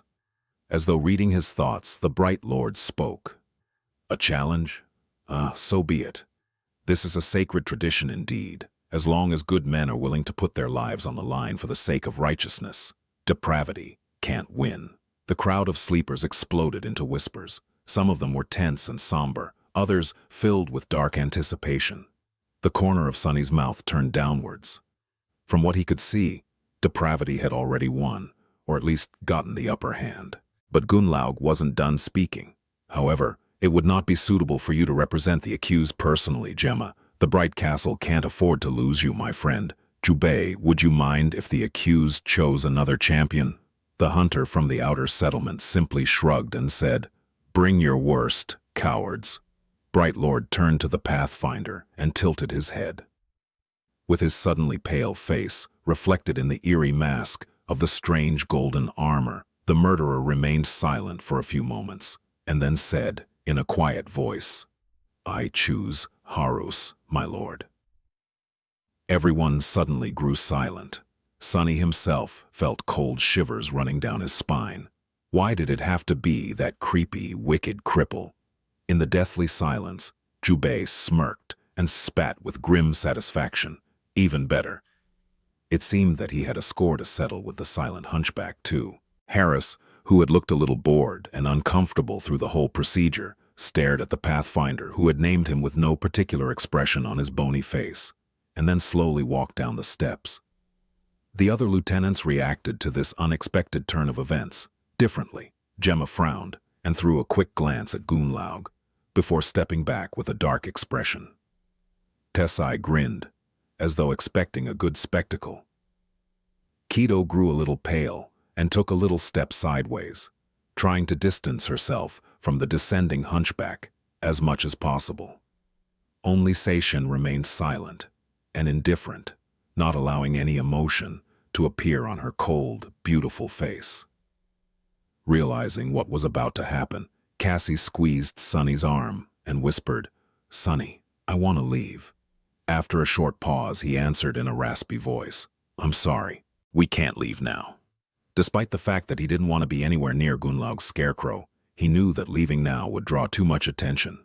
They couldn't risk that in the presence of all 5 lieutenants, not to mention Golden Serpent himself. What's more, his mission in the castle was to gather as much information as possible. He couldn't miss the chance to see one of the most dangerous creatures in this deceptively peaceful stronghold in action. And there was this dark feeling deep within his heart that one day, somehow, he and Harris were going to end up bloodied, with only one of them walking away alive from the fight. It was as though an invisible thread connected them together. Perhaps it was a string of fate. Meanwhile, the hunchback descended from the steps and stopped opposite Jubei, in the empty space that had been cleared in the center of the Grand Hall. His face was still motionless and a little bored. Sunny held his breath. As Gunlaug sat silently on the white throne, Jubei summoned his memories. A flexible armor made out of red scales appeared on his body, complete with a winged helmet and a kite shield. In his hand, a curved scimitar weaved itself from the sparks of light. Its blade was as sharp as a razor. The hunter glanced at Horace and said in a steady voice, "Let's see what you're capable of, butcher." The hunchback just looked at him with his glassy eyes and silently allowed his thick cloak to fall on the floor. Then he grimaced and straightened his spine as much as he could, suddenly losing the appearance of a small and fragile cripple. At his full height, Horace towered above most of the sleepers in the grand hall, losing only to the giant Tessai. His monstrous, twisted shape radiated a sense of deep, bestial power. He didn't bother to summon any memories, staring at the hunter with the same cold indifference. Jubei scowled. "So be it." Full of anxiety, Sunny held his breath. The proud hunter lunged forward, raising his shield and at the same time slashing with the scimitar. His movements were incredibly fast and nimble, his technique sharpened by years of bloody battles in the Dark City and guided by rich experience. Good. He's good. Did Jubei really have a chance? As Sunny's eyes widened, Horace seemed to miss the attack completely. As though forgetting that he wasn't armed, the hunchback simply raised a hand to meet the razor-sharp blade and gripped it with his bare fist, stopping Jubei's strike in its tracks. For a fraction of a second, everyone in the grand hall froze in astonishment, except for the hunter, who immediately tried to wrestle his scimitar from the iron grip of the Gunlaug's killer. But it was of no use. It was as though the saber was stuck in stone. It wouldn't have mattered anyway. In the next moment, Horace moved forward with a snake-like speed and put his large hand on Jubei's shoulder. Then, with a sickening sound, he effortlessly tore the entire arm off. Somebody screamed. As blood spilled on the marble floor, the proud hunter stared at the stump that had suddenly replaced his dominant arm in disbelief, not yet feeling the terrible pain that would soon follow. However, it never did. Before Jubei could even react, Horace grasped his head with both hands and snapped his neck in one brutal, violent motion. Then he hit the hunter in the chest, shattering his ribs and sending the body flying back a dozen meters. The broken corpse of the defiant challenger fell on the floor, rivers of blood flowing from its terrible wounds onto the pristine white stones. From start to finish, the whole fight took no more than 5 seconds. Horace looked at his hands, shook a few crimson droplets off, and then silently returned to his place beside the master of the castle, his expression still cold. However, it wasn't bored anymore. Instead, it was full of subtle glee. After all, he had just helped his lord pass down judgment. This was law, this was tradition, this was justice.